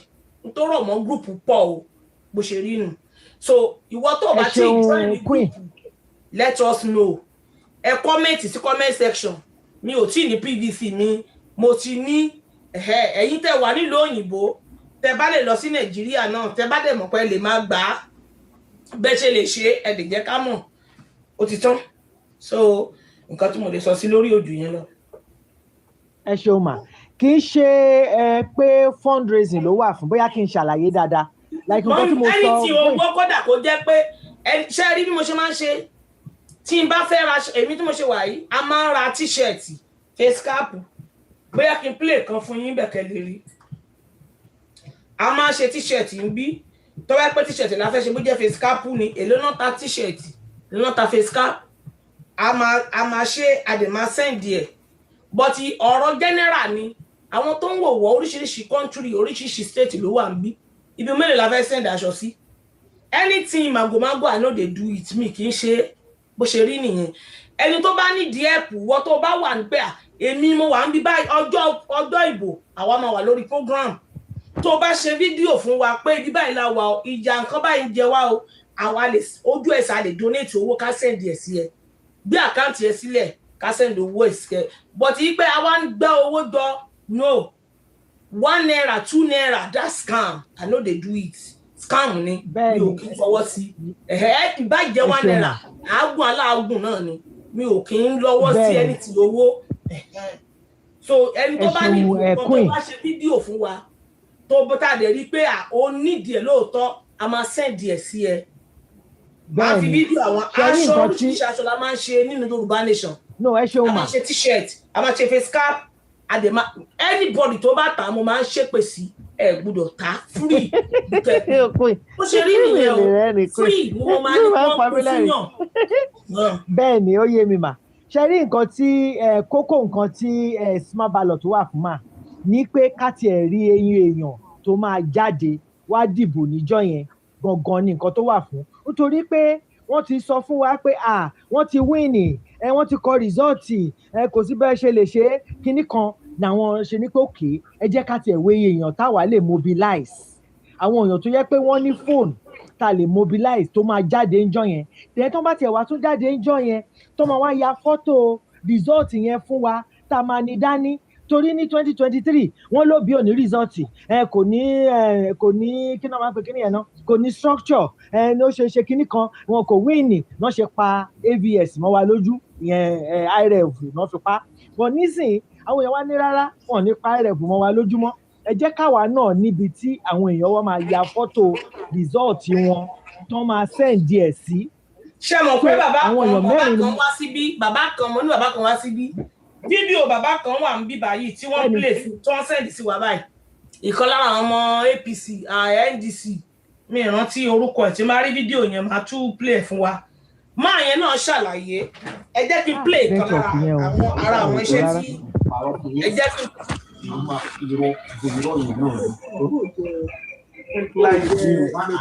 network kí ló ṣe network ní kẹ. ó dẹ̀ pẹ́ nìkan ló wọlé mo ń bọ̀ mo fẹ́ fi fídíò yẹn hàn yín kẹ́rí. So ìrìn kinní kan tó máa níyà àwọn kan lórí pláfọ́ọ̀mù kan wọ́n ń gbowó jọ lórúkọ NDC láyé èmi kọ́ mi rìnrìn ìdọ̀tí. So mo fẹ́ fi fídíò yẹn hàn yín ni ò kí ẹ wò.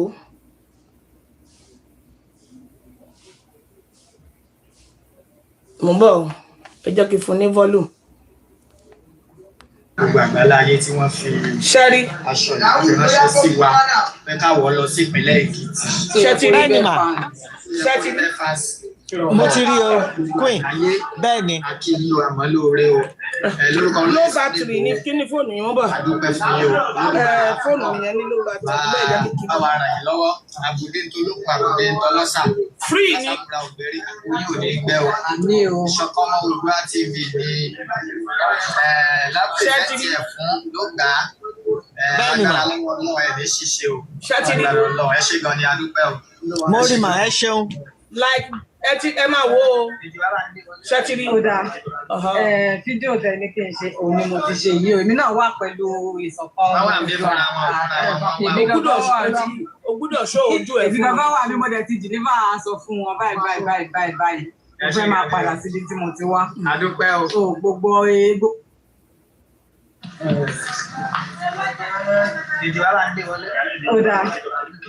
fídíò tẹ ní kí n ṣe òun ni mo ti ṣe yìí èmi náà wà pẹ̀lú ìṣọ̀kan. Èmi gangan wà bí mo dẹ̀ ti ìgbà tí wọ́n lọ ṣe kí nílẹ̀ fẹ́ máa padà síbi tí mo ti wá. Adúpẹ́ o. Gbogbo ilé ń kí yín gbogbo ẹmọ ẹgbẹ́ kí yín o èmi náà Adéjọkẹ́ ọmọ yín mò ń kí yín o ẹ ṣé adúpẹ́ o kò ní tán bẹ́ẹ̀ o Ọlọ́run àgbàlẹ̀ wa fún wa o. Ṣé ti rí bẹ́ẹ̀ yẹn? Bẹ́ẹ̀ ni mà. Ṣé ti rí? Ṣó yẹ kó rí bẹ́ẹ̀ ṣe gbọ́? Bẹ́ẹ̀ ni. Àti face cap wọ́n wọ lọ sí Èkìtì ní gbogbo àgbáyé ṣe ti gbọ́ bó ṣe rí nìyẹn ó pọ̀ o mi ò bí tí n bá tún fẹ́ fi mí wọ̀nyí mo tún lè fi wọ̀nyí ẹ máa rí sẹ̀mú ẹ máa rí ndómi oríṣiríṣi mi ò kí ń gbà nǹkan lọ́wọ́ anybody no I no dey do it òun ni àwọn tó mọ̀ mi fi lè fògùn mi gbárí pé no nǹkan tí kù ìbá ti fẹ́ la bàbá fẹ́ mi ò anything ìwà ìdọ̀tí wọn ò fi kọ́ mi wọn ò dẹ̀ train mi bẹ́ẹ̀ mi anything owó ẹ máa dáwó mi ò ń ṣe mo fẹ́ tàn kámẹ́rà yẹn padà ní ẹ máa rí ṣó yẹ kó rí bẹ́ẹ̀ òun nìyẹn lójú lé ojú olórí orúkọ mi SK ṣó yẹ kó rí bẹ́ẹ̀ kò yẹ kó rí bẹ́ẹ̀ orúkọ mi nìyẹn so ó wà lórí YouTube mo wà lórí YouTube mo wà lórí Facebook so mo wà lórí Twitter náà mi kò kí ń lo Twitter gbogbo ìgbà ni so bó ṣe rí ni ẹ ti rí free ni.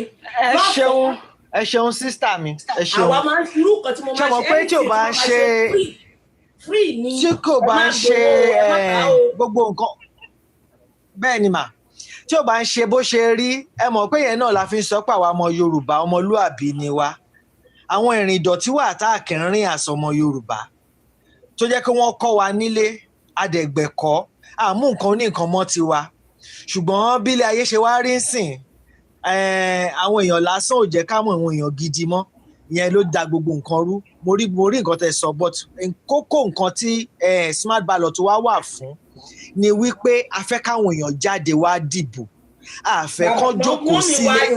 nǹkan tá a wà ń bí fún náà nìyẹn tá a máa sọ tá a ń sọ lójoojúmọ́ táyé náà bá ń gbé ìwà lójoojúmọ́ tá a máa sọ ẹ jáde ẹ lọ dìbò iṣẹ́ tá à ń ṣe ń bí lójoojúmọ́ náà nìyẹn.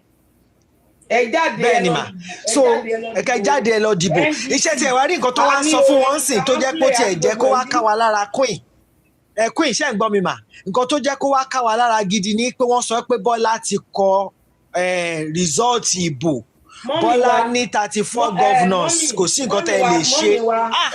mọ́mí ìwà ìfarabalẹ̀ ṣe rí ẹ̀yin lè kọ́kọ́ lẹ gbọ́ bàbá tó jẹ́ Peter Obi tó jẹ́ president gangan ó gbọ́ kò dẹ̀ ní bọwọ́ dẹ̀rẹ̀kẹ́ ṣóyè yín káńkáso ó gbọ́ àwọn wọ̀nyẹn wọ́n ń ṣọmọdé olóṣèlú wọn ò lè bọwọ́ dẹ̀rẹ̀kẹ́ bó ṣe rí nìyẹn kò possible kọ́ náà wọ́n gbọ́ kò dẹ̀ possible kí káńkáso ní òun mọ̀rú ẹ̀dá tí Bọ́lá jẹ́ so nígbà tó fẹ́ dìbò Kano president tó wà ń bẹ̀ lọ́wọ́lọ́wọ́ gómìnà tó wà ń bẹ̀ lọ́wọ́lọ́wọ́ ó ní ìgbésẹ̀ tó gbé tó fi rí ìbò ẹ̀ ṣe òun náà ti mọ̀ bí ó ṣe ṣe ní ọ̀dọ̀ títí wọn ní nọ́ọ̀tì bàbá Peter Obi náà kò ní bọwọ́ dẹ̀rẹ̀kẹ́ àwọn tó tún jẹ́ tilẹ̀ Yorùbá náà wọn ò ní bọwọ́ di ẹ̀rẹ̀kẹ́ tí wọ́n bá tún táwọn náà bá àwọn náà ò lè sọ pé wọ́n gbọ́ gẹ́gẹ́ bí ohun tá a máa ń sọ ń bí gbogbo ohun tó ń ṣẹlẹ̀ yìí tá a wà ń bí fún náà ni ká pariwo ọ̀rọ̀ nǹkan báyìí ló ń ṣẹlẹ̀ o ẹ worú fídíò kan tó sẹ́ndì sí mo tẹ̀ ń wá fídíò yẹn gan tí wọ́n ní máa yẹn ẹ máa mọ orúkọ ẹ̀ náà NDC ni bàbá ó jókòó báyìí ó sọ̀rọ̀ dẹ̀ pé yíbò ni ó jókòó ó sọ̀rọ̀ nípa pé tẹ bá ti ń dìbò yín àjàsẹ́rà ń bí ẹ máa mọ orúkọ nìyẹn bí mo ṣe sọ yẹn òun náà ni mo kọ́kọ́ sọ yẹn sísítà mi òun mo kọ́kọ́ sọ pàtẹ tómi ni àwọn náà ṣe tiwọn ìyẹn ni mo ń sọ fún yín bóyá ńgbà tí mo ń sọ̀rọ̀ yẹn bóyá ẹ̀gbọ́n mi yé pẹ̀ṣẹ́ rí pàtì tómi òun ṣe táwọn aráàta ó lóun máa ní Al Jazeera òun máa ní CNN Yaga Africa àwọn yẹn ń ṣe Channels Television ṣó ti yé yín then obedient family gangan pátápátá ńlá obedient family pátápátá àwọn yẹn náà ń ṣe tiwọn then smart ballot náà ń ṣe tiẹ̀ ṣé nǹkan tá a fẹ́ ni pé tí result wa tó bá ti jẹ́ nǹkan kan náà ìtàn lọ kọ àtíkè fún ní INEC ìtàn lọ fa tìró fún wọn ní gbédé níbi tá a ti kọ 1000 kọ wá yìí sí 10 fún NDC nígbà tó yẹ pé gbogbo àwọn yòókù ní pé 1000 ló wà lórí tàwọn ń bọ̀ wá ní INEC ti rí 10 tiwọn tó ti parẹ́ tó ti fèrèsà parẹ́ tó ti kù. ṣẹ́ẹ̀rí mo ti ẹ̀ wá fídíò yẹn ní kí play ṣẹ́ẹ̀rí kan tí mo fẹ́ sọ sí orí ọ̀rọ̀ tí ẹ sọ ṣẹ́ẹ̀rí eléyìí tẹ̀ ń ṣe èèyàn ó wà òkè òun náà ara ẹ̀ ní wọ́n ní ara fáni Fátímọ̀ èyí tó yẹ jù lójú tèmi ni o ẹ̀yin èèyàn má bínú o ní ojú ti tọ̀dọ̀ tèmi o èyí tó dáa jù níbẹ̀ náà ni pé eléyìí tí irú àwọn bàbá tẹ́ sọ yẹn irú àwọn bàbá wa Peter Obi àwọn èèyàn tí àwọn èèyàn dámọ̀ dáadáa irú bírú Aisha Yusuf Aisha ṣé Yusuf náà ni mi mọ̀ bóyá Yusuf náà ni kí n má gborúkọ fúnra wọn. bẹ́ẹ̀ni Aisha Yusuf bẹ́ẹ̀ni Yusuf irú àwọn èèyàn yẹn ó yẹ kí wọ́n ti máa jẹ́ kí a máa tẹnu mọ́ káàkiri orí social media wípé ìbò yìí o ìbò tá a fẹ́ dì yìí o bó ṣe máa rí bó ṣe máa jẹ́ irú ọ̀rọ̀ tí màá yẹn sọ kò sí nǹkan tí ò yẹ kí gbogbo wọn náà kàn tó padà repeat ẹ̀ kàn tó padà tún play kí gbogbo àgbáyé túmọ̀ pé ìbò báyìí irú bá ṣe ṣàlàyé yẹn bí ó ṣe rí rèé o gbogbo ẹ̀yìn ó yẹ kí gbogbo wọn náà máa jáde irú kan ní wá ń bí ó yẹ kí wọ́n máa wá orí kan ní YouTube ó yẹ kí wọ́n máa wá. bẹ́ẹ̀ni. àwọn tó bá ní YouTube channel ó yẹ kí wọ́n lọ bẹ̀ àwọn tí wọ́n bá ní kí lorúkọ ẹ̀ tí wọ́n bá ní kí náà pè é tí wọ́n bá nírú Instagram ó yẹ kí wọ́n lọ bẹ̀. so ẹ wo fídíò yìí sí ẹ wo fídíò ní bọ̀tì. yes ma. ó bá ní kí play rẹ̀ wọ́n á ní ó lọ́ǹgì o so mo kí ló dé tó ń ròlù wáì tó fi ń rò ó ń ròlù ni o mo fẹ́ tàn kámẹ́rà yẹn sẹ́yìn bọ̀ tó ń rò ẹ jẹ́ ká tap o please and please ẹ jẹ́ ká tap.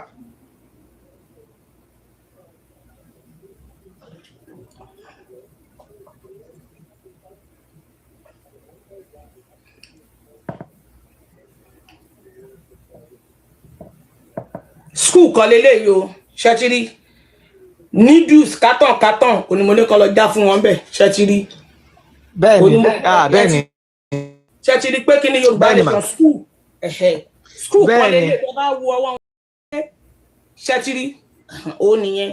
bẹ́ẹ̀ni mo kàn fi wọ̀n yín ni o ṣẹtiri ó tiẹ̀ pọ̀ ṣẹtiri school ṣẹtiri school àwọn ọmọ kéékèèké orí ẹ̀jẹ̀ yẹn àwọn ẹ̀jẹ̀ dáṣọ so oríṣiríṣi nǹkan báyìí lèmi máa ń ṣe tí ó dẹ̀ yẹ pé mi ò kò sẹ́nìbọ̀dì tí a sọ pé mo fi nu lára pé wàá máa dáwó àwọn tó mọ̀ mí bí mọ̀ mi ò kí fi ẹni tì pé ó yá o wàá máa ṣe kíní kan o ní ọ̀rọ̀ Yorùbá kò sẹ́ni tó máa sọ pé queen ó gbowó lọ́wọ́ ẹnìkan ní tó wá pàgọ́rọ́ tì wá dúpẹ́ tó wá pàgọ́rọ́ tì wá ńgbà yìí náà tó ní kọ́ máa dá bí mo ṣe sọ wẹ́rẹ́ náà ni ẹ má dáwó fẹ́ anybody o anything owó mi lè lọ́wọ́ sí o ń gbò ó yá àlàbọ̀rún padà dẹ̀wù rán wọn lọ́wọ́ so mọ̀mọ́ ẹ lè sọ̀rọ̀ nípa pé ẹ lọ dìbò ẹ jáde síta ẹ̀yin tẹ́ bá wà ní zone bíbà yìí ìkan báyìí ni ẹ wá ẹ free láti wá sọ ń bí ṣùgbọ́n tó bá ti di pé kíní anybody ẹ má fẹ́ anybody ní $1 ẹ dẹ̀ má join any group. àníkú ìkún sọ̀rọ̀ owó ń bẹ̀.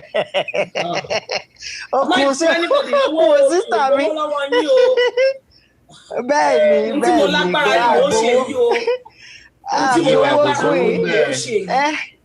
dádì wa ṣàgbà mí lẹ̀ lọ́wọ́ queen dádì wa wẹ́kọ̀ ẹgbà mí lẹ̀ lọ́wọ́ queen o. ẹ má dẹ̀ gbọ́ ẹ̀ ṣe wà pé ẹni tí Ṣàngó bá tojú ẹ̀ wọlé ní kò ní bá wọn bọ́ bá kó so. kò ní bá wọn bá kú ọkọ ya o. bẹ́ẹ̀ ni ẹbí kò rìnrìn dọ̀tí. orúkọ táwọn nìyẹn mo ní ẹ má dáwọ́ bọ́n Nàìjíríà kò sí kan tí ò ní lówó lọ kò sí tí ò ní lówó lọ wúmà tí mo sọ yìí. irọ́ 50 million dádì wa bí mo ṣe wà ṣẹ́yìn ti join smart ballot. mi ò lọ́wọ́ sí owó àdìgbò rèé o. ohun tí mo lè ṣe dájú wake up ṣé ti download smart ballot. wọ́n ti send ẹ̀ sí mi mo ti ní lọ́wọ́ rẹ̀ di. ti ní lọ́wọ́ mobilization ni mobilization lọ́sàn ló wà fún pé káwọn èèyàn wá jáde. àlàyé tí wọ́n sọ mo assure pé àwọn tó record wọ́n máa repost ẹ̀ náà káàkiri. nǹkan tó ń ṣe ní orí smart ballot yẹn náà ni pé a gbọ́dọ̀ ní community a gbọ́dọ̀ lè darí pé ìkan báyìí o iye àwọn èèyàn báyìí o a fẹ́ kóra wa jọ sí ibi tá a ti dìbò kán dẹ̀ lè ní àkóso ó ní gbogbo nǹkan tí wọ́n ń ṣe torí àwọn gbọ́dọ̀ wà preemptive pẹ̀lú ìjọba Tinubu yìí tó bá ti ń gbé títí wọn jáde àwa náà ní kí tí ẹ ṣe pẹ̀lú rígì yẹn kì í ṣe rígì yẹn rárá àti ẹ̀fẹ́ rígì yẹn àtọ̀ because táwọn bá wà èèyàn ti wá. ṣé mo tó ti dáa jù mà ó bẹ́ẹ̀ àwọn níṣu àtẹnumọ́nà kè jóná ṣẹ́rí ẹ̀ ń kó gígì ń tẹ̀ ṣe wà òkè o ẹ mọ̀ pé mi ò lọ sí skul ọpọlọmọ tí ò lọ sí skul lọ fún sọ̀rọ̀. kó ìjọ torí Ọlọ́run mo fẹ́ lọ ṣe rí ní ọ̀dọ̀ tèmi gẹ́gẹ́ bí àwọn tí mo dárúkọ lẹ́ẹ̀kan èmi ìbá ní pé irú àwọn èèyàn wọ́n yẹ kó voice out irú fídíò tí bàbá yẹn ṣe kò sí kan tí ò yẹ kí àwọn NDC kí wọ́n máa sọ̀rọ̀ lé lórí pé bẹ́ẹ̀ni ìbò yín ò ṣòfò tẹ́ ẹ bá dìbò ẹ máa wò bó yín irú tẹ́ ẹ sọ yìí náà àbí irú tí kálukú wọn ṣe yẹn ó yẹ kí wọ́n máa sọ tó yẹ kó máa sọ lórí afẹ́fẹ́ lọ́wọ́lọ́wọ́ nìyẹn ìbò yín ò ṣòfò ẹ sọ bó náà bẹ́ẹ̀ bá dìbò rẹ ìjọba tó ní àjàsẹ́rà yẹn àbí wọn ní kinní kan ẹ máa wò níbi báyìí máa wò níbi báyìí ṣáínà báyìí ní kẹ́ ẹ lọ tọ́ọ̀n sí China báyìí ní kẹ́ àbí òun ṣe mọ́ṣẹ́ China náà ni ẹ má bínú.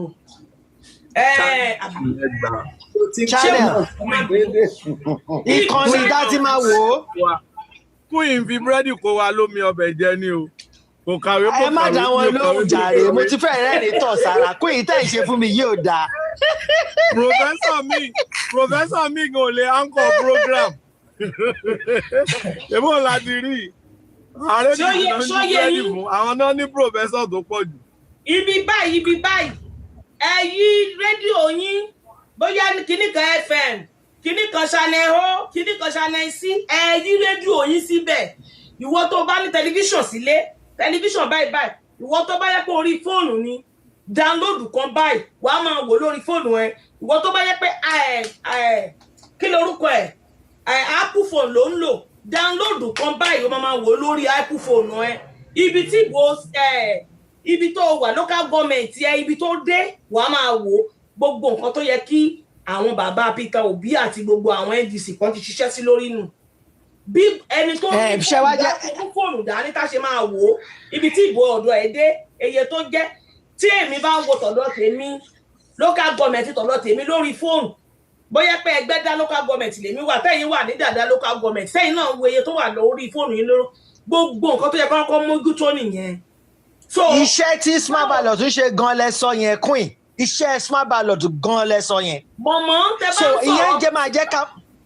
màmá ẹ farabalẹ̀ tẹ bá ń sọ̀rọ̀ lèmi tó yẹ yín ṣẹ́rú tẹ́ ń sọ yìí kò lè kọjá ká bọ́ sọ pé àwọn tó ń wà ní kinní à ń sọ̀rọ̀ nípa gbogbo Nàìjíríà ló fẹ́ dìbò tá à ń sọ̀rọ̀ nípa ẹ̀ yìí àwọn tí mò ń dárúkọ wọ̀nyí ló yẹ kó promote ọ̀rọ̀ tó bá ọ̀rọ̀ tẹ́ ẹ̀ sọ yìí ẹ sọ fún Peter Obi àbí kẹ́ sọ fún vice ẹ̀ àbí kẹ́ sọ fún kinní ẹ̀ irú nǹkan tẹ́ ẹ sọ yìí ò tó bá yẹ pé irú tí mo sọ yẹn ni àwọn ni kán bá yín gbé jáde tí Peter Obi bá jókòó sórí rédíò Nàìjíríà lénìí ṣàṣàlẹ́ni tí ò ní gbọ́n gbogbo Nàìjíríà tó yẹ yín mà àwọn náà wọ́n tó gbé jáde náà àwọn náà ti gba sí rìsáṣì wò wọ́n ti gba sí rìsáṣì wò wọ́n ti Google ẹ̀ wò wọ́n ti wò bóyá scam ni àbí no scam wọ́n ti rí pé bóyá ó máa padà kó bá wọn àbí kò ní padà kó bá wọn bóyá irọ́ ni àbí kì í ṣe irọ́ irú àwọn yẹn ló yẹ kí òun ni mo fi ń dárúkọ Aisha Yusuf ni mo fi ń dárúkọ irú bàbá yẹn bàbá tó sọ̀rọ̀ yẹn ni mo fi ń dárúkọ Peter Obi mo fi ń dárúkọ àwọn irú Peter for Nigeria irú kan bẹ́ẹ̀ yẹn àwọn ló yẹ kó ti kọ́kọ́ máa promote ẹ̀ pé báyìí lẹ́ṣẹ̀ lè ṣe tí ìbò yín òfin ní sọnù ẹ lọ ṣèkọ́ báyìí ẹ ṣèkọ́ báyìí afẹ́ kálukú ọmọ wòbó rẹ̀ kìí ṣe kìkì kí lorúkọ ẹ̀ kìí ṣe kìkì state ẹni ó bá wà ní state ẹ gbogbo ìbò tí state ẹ ní orí fóònù ẹ ló ti máa wò ẹ kọ́ lọ promote ẹ̀ láti bẹ̀ yẹn ọ̀rọ̀ tá à ń sọ yọdún iná yọdún ọmọ àti wà ní oṣù kẹfà o àti wà ní oṣù kẹfà bẹ́ẹ̀ni kò sí táìmù mọ́ rárá bẹ́ẹ̀ni kò sí táìmù. so ẹ jẹ́ kí gbogbo àgbáyé mọ̀ tó ti yé yín ẹ jẹ́ kí gbogbo àgbáyé mọ̀ ẹ gbé lọ sí ẹ lọ tẹ́ndẹ̀ ọ̀rọ̀ yẹn ẹ tẹ́ndẹ̀ fún Peter Obi ẹ tẹ́ndẹ̀ fún Peter Nigeria ẹ tẹ́ndẹ̀ fún Aisha Yusuf tán bá jókòó lẹ́ẹ̀mejì àbí ẹ̀mẹ́ta sórí mídíà wà á rìn débì kan kì í sọ̀rọ̀ agboolé là ń sọ̀rọ̀ ń bí kì í sọ̀rọ̀ state là ń sọ̀rọ̀ ń bí ọ̀rọ̀ gbogbo Nàìjíríà ni bó ṣe rí nù. bẹ́ẹ̀ni ẹ ṣeun mo dúpẹ́. nọ́ọ̀tì náà wà bẹ́ẹ̀ so ẹ má bínú ọpọlọ yìí tí ò bá wọ́n fi sọ̀rọ̀. ẹ ṣeun mà ẹ ṣeun gan ni. ẹ jẹ́ kí n hádìí mọ́ nǹkan tí kùn ìsàn ṣẹ́rí mà Mr. Wake Up Nigeria Humanity kún yẹn kúrọ̀lẹ́ ṣẹ́rí wọ́n ní ajá wòyí ló mọ ehoro wòyí lé ọ̀rọ̀ ìbò ti kúrò ní pé kéèyàn jókòó kó fẹ̀yìntì jàǹdùkú alọ́nilọ́wọ́ gbà agbà lọ́wọ́ mẹ́rì alọ́kó ló ń kígbe la bá dòwò pọ̀ ẹni tó bá dẹ̀ máa bá Sàtánì jẹun síbí ẹ̀ máa gùn so publicity ó yẹ kán ti bẹ̀rẹ̀ publicity yẹn kó in fact kí Bọ́lá Tinubu máa gbọ́ kó máa gbọ́ ADC kẹ́rù máa bà kọ́nà ti ṣe lọ France ó ń gbẹ̀gẹ̀. ọ̀nà Bọ́lá fẹ́ gbàjáde ní gbogbo ilé báyìí. wọ́n ní láti encourage àwọn èèyàn. gbogbo fẹ́ ká máa pariwo lọ́wọ́lọ́wọ́ báyìí nìyẹn. wọ́n create awareness kí wọ́n encourage àwọn èèyàn láti lè jáde dìbò because mi ní parọ́ fún yín. the reasonable voters wọ́n lè give up. A lot of voters already believe pé ìbò àwọn ò count so they need to come out to encourage people kí wọ́n jẹ́ kó yé wọn pé ìbò wọn count kí wọ́n fún wọn ní a lot of encouragement because tó bá ṣe bẹ́ẹ̀ the reasonable one àwọn tó lè dánú wọn rò tó yẹ kán jáde dìbò wọn ò ní jáde àwọn agbèrò aláìnílàákàyè tó ti fún ní 50,000 10,000 yìí àwọn náà tún máa dìbò wọ́n á tún dìbò fólè tó wà ńbẹ̀ náà ni so the better thing ni kí wọ́n jáde kí publicity wọn strong káwé anẹ́sì wọn náà dẹ̀ da wọ́n lè canvas àwọn èèyàn kan change mindset ọ̀pọ̀lọpọ̀ because the reasonable voters dey already believe pé ìbò àwọn ò lè count. bàbá so wọ́n ní láti sensitize àwọn èèyàn. bàbá ẹ má bínú sá mo fọwọ́ àtọmọdé yín lẹ́nu sá àwọn ọ̀rọ̀ tí mo rárá sọ wẹ́rẹ́ yìí ṣebí èèyàn mélòó ló ń screenshot ọ̀rọ̀ tá à ń sọ lórí bí how many people èèyàn mélòó ló lè sọ pé èmi ò kò sí program tá a ṣe ń bí lè ṣe díẹ̀ o gbogbo àwọn ibi tí Humanity ti sọ̀rọ̀ at least ó tó bí ọ̀nà bíi 15 tí mo ti rí níjẹta sí jẹrin if I wan lo gan state mi there is one guy tó jẹ́ host ní state mi ẹ jẹ́ ká máa ẹ̀kọ́ ìjára wa èèyàn mélòó tá a bá ń ṣe program ìwọ tó o bá gbé bóyá kẹ́lẹ̀ máa fèpè sílẹ̀ ká máa tún ṣèpè sí tó gbogbo orúkọ bẹ́yẹn la lè fi ran ara wa lọ́wọ́ téèyàn kan bá sọ̀rọ̀ ń bí irú ọ̀rọ̀ tá a sọ yìí ẹgbẹ́ tó yẹ pé tó nìkan gan máa dàbẹ́ ni pé wọ́n kalẹ̀kùn bá ń lé ni Fún ẹ jẹ́ ká máa screenshot ẹni sọ̀rọ̀ nǹkan báyìí tó mú lọ síwájú rẹ̀ ẹgbẹ́ ẹ pín. Mo ti sáré repost gan tó ṣe pé o. Èèyàn bíi mílíọ̀nsì ẹ wo Bella ẹ wo ìyàwó ẹ sọ̀rọ̀ kan bí mo ṣe ń tan fífi owó fóònù mi bí mo ṣe ń tàn pé kí n gbé wá kí n fi power tap sórí program ọ̀rọ̀ ìyàwó ẹ̀ òní mo kọ́kọ́ rí kèé ṣòun ló pọ̀ sí ẹ o gbogbo àwọn tó ń gbó yẹn ló máa ń wá screenshot bó ṣe báyìí wá screenshot kó ṣe báyìí lásán wá screenshot kó ṣe báyìí wá screenshot wá dé post ẹ̀ kó rẹ́rìn lásán ó ṣe báyìí wá post ẹ̀ nígbà tẹ́ bá lè máa ṣe irúkọ bẹ́ẹ̀ wáyé tá a fi kọ́pì irúkọ bẹ́ẹ̀ yẹn mo wò pé ṣé òun ló fẹ́ di kíní ni mo rí pé orúkọ mi tí ò tiẹ̀ gbọ́ mórúkọ ẹ̀ ní ẹ lọ wọrí TikTok gbogbo ohun tó bá ṣe bó bá ṣe báyìí ẹlòmíì lórí program ẹyọ kan wọ́n lè post oríṣiríṣi tá máa gé díẹ̀ bíi 10 program ọjọ́ kan péré wọ́n á gé sọ́nà 10 á post àwọn èèyàn dẹ̀ wò ẹ bá lọ wọ àwọn tó wò 1,500,000 ǹjẹ́ àwa ń ṣe ń bí ǹjẹ́ àwa ń ṣe ìdá wa ń ṣe ibi tó ti ń sọ̀rọ̀ ìlọsíwájú àdá wa ń ṣe ibi báyìí kàn sọ̀rọ̀ Peter Obi ìṣẹ́jú kan yẹ ká gbé sórí péjì wa kàn bá sọ̀rọ̀ Peter Obi kàn tún ní wọ́n tẹ̀ sọ pé Peter Obi lọ sí kinní kan ó lọ sí South Africa ó ṣe bẹ́ẹ̀ ń bẹ orẹ́rìn àárín ibi tá a ti sọ yẹn ẹ gé àárín yẹn ẹ pò sí ẹ kò ń ṣe gbogbo aláma sọ̀rọ̀ kì í ṣe gbogbo aláma gé sọ̀rọ̀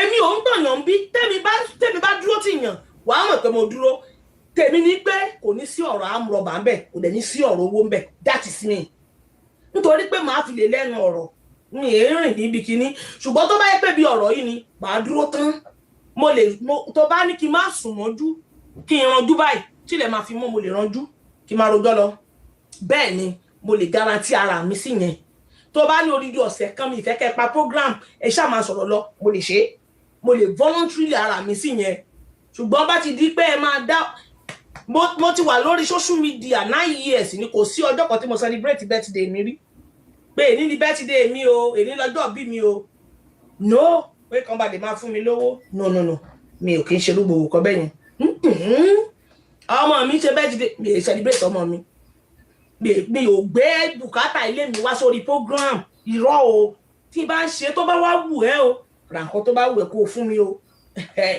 ó tán ṣùgbọ́n pé màá dá bùkátà mi lé yín lórí rárá torí kí òdodo bá dé kí n bá lè sọ ni màá nu ẹnu mi nù sọ̀rọ̀ ní bó ṣe rí nù so fún di eléyìí please and please bí a bá ń rẹ́rìn lórí ìkànnì yìí tó bá ti jẹ́ pé ẹ̀rín yẹn ó ní í ṣe pẹ̀lú NDC ẹgbẹ́ lórí péjì kò já owó kò já nǹkan kan kò dá anything fún yín àwọn èèyàn méjì tó wà lórí prógrámù yìí yẹn wá wò láti ibẹ̀ lọ a tún invite ẹlòmíì pé kó wá wò bó ṣe rí nìyẹn please and please ẹ jẹ́ ká mú gẹ́gẹ́ bí iṣẹ́ tá a bá ń ṣe program kò ní èdè kò sún tó kéré jù ká má ṣí ẹ̀ ká má screenshot ẹ̀ kí gbogbo wa tá a bá jẹ́ 100 gbogbo 100 yẹn lè kó ṣí àkàtà sọ pé àwọn ọmọ olórí burúkú wà ń bẹ àwọn ọmọ amrọ̀bà àwọn wà ń bí at least ó jẹ́ 50 tí èèyàn 50 bá gbé sórí péjì ara ẹ̀ ní ó ń lọ nìyẹn gbogbo akọ́lá máa jẹ́ sọ̀rọ̀sọ̀rọ̀ àwọn bàbá tó ń sọ̀rọ̀ bí mọ́mì tó ń sọ̀rọ̀ bí kò sẹ́ni tó rí wo pé nu gbogbo wọn ló ní làákàyè bó ṣe rí nìyẹn please mo bẹ̀ wá ni so nípa ti fídíò yẹn mo bẹ̀ yín mọ́mì wa ẹ bá wa ṣiṣẹ́ sí lórí ó yẹ kí ọkàn ọmọ Nàìjíríà ti máa balẹ̀ lọ́wọ́lọ́wọ́ báyìí pé mi ò sọ̀bọ̀ mínú ipe ẹ padà òdì àdáni tán bá sọ wípé wọ́n ti tẹ̀ka Bọ́lá gan ó yẹ kó ti mọ̀ pé àmọ́ pìtàn kò sí nǹkan kan bẹ́ẹ̀ni mọ́mọ́ ẹ má bínú ó yẹ kí Ahmed ó ti máa pe àmọ́ pìtàn àwọn pípù yìí ìṣòro kan náà wà mẹ́ẹ̀ báyìí àwọn eléyìí ò mà ní gbà tó bá gbọ́n tí Peter Obi sọ níwà náà n tó yẹ kó máa sọ lọ́wọ́lọ́wọ́ nìyẹn tó bá gbọ́n kí Peter Obi sọ lánàá ó ní ẹ̀ máa wò níbi báyìí ó ní ẹ̀ máa ojoojúmọ́ ló ń tẹnu mọ́ o. Ìwọ̀nba tí Peter Obi sọ. ó ti ń tẹnu mọ́ o. Ó lọ sí BBC ó sọ ọ̀dọ̀ yìí yẹn pariwo ní ẹni ìtọ̀dọ̀ yẹn náà. Yes ma. Ọ̀dọ̀ yẹn ó lọ sí BBC ó kò sí channel tí ò yẹ kí Peter Obi ti lọ tán ó lọ sí BBC ó sọ ó lọ sí gbogbo channel tó wà ní Nàìjíríà ló ti lọ ń pariwo pé ìbò yín ò ṣòfò sọ bonú o bẹ́ẹ̀ ni mi ò sì lọ kóòtù bẹ́ẹ̀ bá ti ń tẹ̀ orí fóònù ilé ti máa wò ó ti dèèyàn méjì ó ti dèèyàn mẹ́ta ìwọ tó bá ń lo Apple nǹkan báyìí ni kò download ìwọ tó bá ń lo Samsung nǹkan báyìí ni kò download ìwọ tó bá ní tẹlifíṣàn sílé nǹkan báyìí channel báyìí ni kò gbé sí ìwọ tó bá ní rédíò nǹkan báyìí ni kò gbé sí bọ́n bá ti ń tẹ̀ ló máa wò ó fúnra ara rẹ láti inú ilé rẹ ìwọ tó bá dẹ̀ wá níbi tó ti ń tẹ̀ka náà ó máa wò fúnra ara rẹ báyìí ni gbogbo nǹkan tó yẹ kí bàbá wa Peter Obi ti mójú tó nù ìyẹn ló yẹ kó máa sọ káàkiri báyìí ẹ jáde ẹ dìbò èmi ni mò ń sọ fún yín pé wọ́n ń ṣe kinní kan bẹ́ẹ̀ wọ́n ń gbébò fún kinní kan bíi last time kan tán ní kinní kan ló wọlé rárá bó bá dìbò méjì wàá rí pé méjì ìwọ gangan fúnra rẹ Tinubu náà á rí pé méjì ni wọ́n dì èmi gangan máa rí pé 5 ni wọ́n dì ẹlòmíì náà á rí pé 3 ni wọ́n dì tí ò sáwúrú ju kankan bẹ́ẹ̀ so ó yẹ kí Tinubu kó ti resign kó ti rárá resign lọ́wọ́lọ́wọ́ báyìí pé bóyá kí n fẹ́ kan resign kí n má jẹ́ kó dìgbà election torí kò síbi tí mo fẹ́ gbà kọjá gbogbo ọ̀nà gbogbo ibi tó kò sáwúrú ju nínú ọ̀rọ̀ yìí kò sí pé awúrú ju ṣe rí bí kí lorúkọ ẹ̀ Jonathan bó ṣe pé Buhari nígbà wọn tí kàbò tán tó ti pé Buhari congratulation wọn tí ìdìbò tán tí Jonathan ti kí Buhari congratulation bẹ́ẹ̀ ló yẹ kí Bọ́lá ṣe gbogbo àwọn nǹkan bẹ́ẹ̀ ló yẹ kó ti wà lórí social media kí bàbá Peter Obi máa jù jáde àwọn Peter for Nigeria kó máa ṣíà ẹ̀ àwọn Aisha Yusuf irú àwa náà ká máa ṣíà ẹ̀ ká máa tún play ká máa tún ṣí wọn tí ní tẹ̀ka tán tí Bọ́lá gangan sọ pé hello Mr. Peter Obi congratulation téèyàn ò kọ̀rọ̀ ayẹyẹ ju kọ̀rọ̀ ọ̀run lọ lémi ni o ibi tó ẹ pé mi ní Peter Obi o àbí mo súnmọ́ wọn ibi tí màá pẹ́ wà ni màá gbà ẹ́ wà kó jẹ́ ṣòkòtò mẹ́yọ̀ kan ni màá tà máa fi gbọ́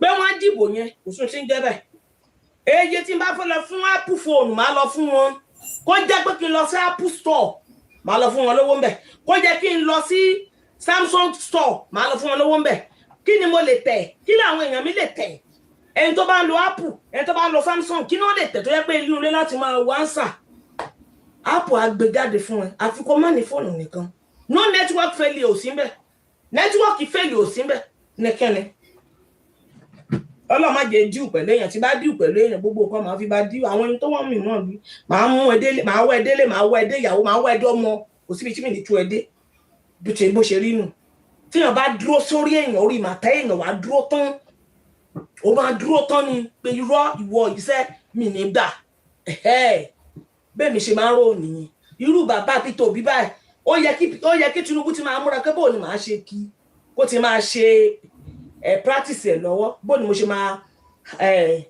ṣé mo máa kí Peter Obi báyìí mo ṣe máa bọ̀ lọ́wọ́ báyìí àbí kí n rọ́ọ̀gì ẹ̀ àbí kí n kíìsì ẹ̀ àbí kí n ṣe báyìí. ó ti ń ṣe bó ṣe máa ṣe náà ó ti ní káwọn ọmọ ẹ̀yìn nǹkan sọ́tọ̀ ọmọkọ̀ ọ̀dà máa ń gbé. tọ́wọ́ ní èèyàn fòrò ayé yìí nìkẹ́ni mi ò ní kú ẹ mi ò ní ṣe. títọ́ ni o. ó dáa. olùwàdí sọ títọ́ ni òtítọ́ gbáà ni because ṣé ẹ mọ̀ pé tí Peter Obi fi ń mójútó pé bóyá kíní yẹn. ó ti sọ fáwọn ọmọ ẹ̀yìn ẹ̀ pé kọ́mọ́kọ́ ọ̀dà Monday bọ́ so ó ti fàpẹ̀rẹ̀ lílẹ̀ ó ti fọwọ́ sí kásìlẹ̀.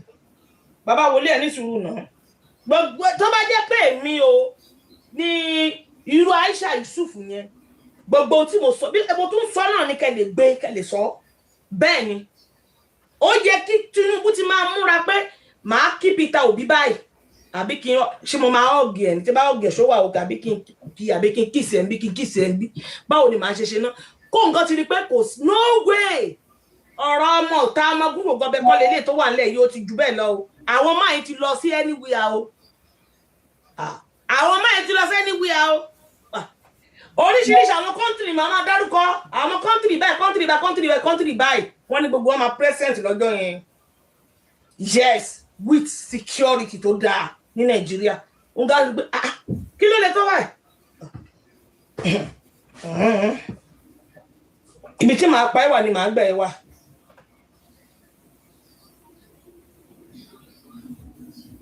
bó ṣe gẹ́gẹ́lẹ́ nìyẹn o mọ bàbá ẹ̀ kọ́ntínú ọ̀rọ̀ tẹ́ sọ. irú àwa báwo yẹ ká ti máa rẹ́rìn pé ìgbà tó mi bá fi kún ni wípé bàbá náà ti mọ̀ pọ́. ẹ ṣeun o káre ìwọ gangan láfẹ́ ìwọ gangan ló lè gbà wá.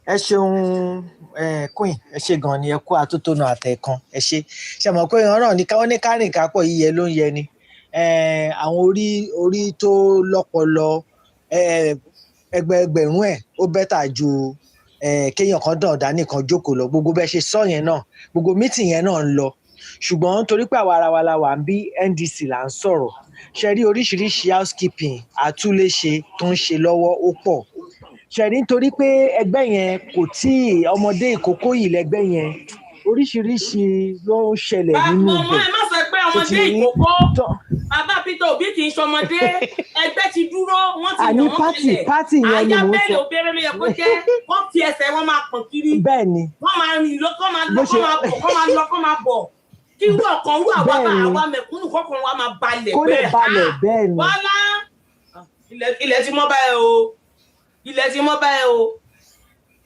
tó bá yẹ pé èmi ni o mo ti sọ irú drone mo ti sọ láìmọye gbà ń bí kò sí kan tí ò yẹ kí drone máa flow ìgbà tí mo sọ níbí ọjọ́ kejì àwọn ọmọ Bọ́lá ń gbọ́ wa ń bí ọjọ́ kejì ni Bọ́lá jáde síta tó ní drone ò ní àlá o ẹ ṣẹ̀ṣẹ̀ sọ ibi tí mo ti sọ̀rọ̀ lélẹ́yìí ó ti yé yín ọjọ́ kẹta ọjọ́ kejì ní Bọ́lá jáde mọ̀mọ́ irú kan bẹ́ẹ̀ yẹn bó ṣe sọ pé dúró ní àláò yẹn ó máa àláò ó yẹ kó fáìtì fún pé máa àláò yes kò sí kan tí dúró fẹ́ dà sílẹ̀ dúró kò dá pilot paper sílẹ̀ kò sí kan tí ó yẹ kó fáìtì fún pé no dúró kámẹ́rà lásán ni láti fi mọ nǹkan tó ń ṣẹlẹ̀ ní tó ń ṣẹlẹ̀ ó ti yé yín nǹkan tí mò ń sọ. ó yẹ kó fáìtì fún pé no dúró máa àláò ní gbogbo ibi tó máa ti ń dìbò ó yẹ kó takò pé kò ṣe ní àláò yìí for security tó bá fight fún kò ní sí ọmọ gbúgbò gọbẹ lọ́dọ̀ yẹn ǹjẹ́ gbọ́n tí mo sọ ǹjẹ́ gbọ́n tó sọ everybody dákẹ́ ó yé mi ibi tí mo ti jagun ọ̀rọ̀ dúró lélẹ̀ Bọ́ládé jáde lọ́jọ́ kejì ó sọ̀rọ̀ kò sí ohun tí mo sọ tí ò gbọ́. bí ó ṣe ṣẹlẹ̀ ní 2023 náà nìyẹn táwọn kan lọ ń sọ pé àwọn máa jáde pẹ̀lú ajá àwọn kìnnì kan ìjọ kejì lọ́lọ́pàá jáde tó níwọ̀n gbọ́dọ̀ máa já. lọ́sọ̀ pé dúró àláò yẹn ṣé oṣù ló ti sọ ni ó ti ń lọ bí 3 months ń sìn ṣé wọ́n fight fún pé no àwọn kan wà tó máa ń jàpò tí ìbò gbé àwọn kan wà tó máa ń gbé ballot unnecessary àwọn unwanted vote tó máa gbé wá tó máa kà dúró ń gbọ́dọ̀ allow ó yẹ kó fight fún pé dúró ń gbọ́dọ̀ allow dúró kò sí ní tó fẹ́ ṣe kò sí nǹkan tí dúró fẹ́ ṣe lọ́dọ̀ yẹn ju wípé kó máa monitor for monitoring pé ẹni báyìí ò wá kámẹ́rà ni ẹni báyìí wá ẹni báyìí ló mú àdá dání ẹni báyìí ló jà ẹni báyìí ló kó kíní kan wá ẹni báyìí ló gbé mọ́tò wá ẹni báyìí ló yọ àdá ẹni báyìí ló yọ àké.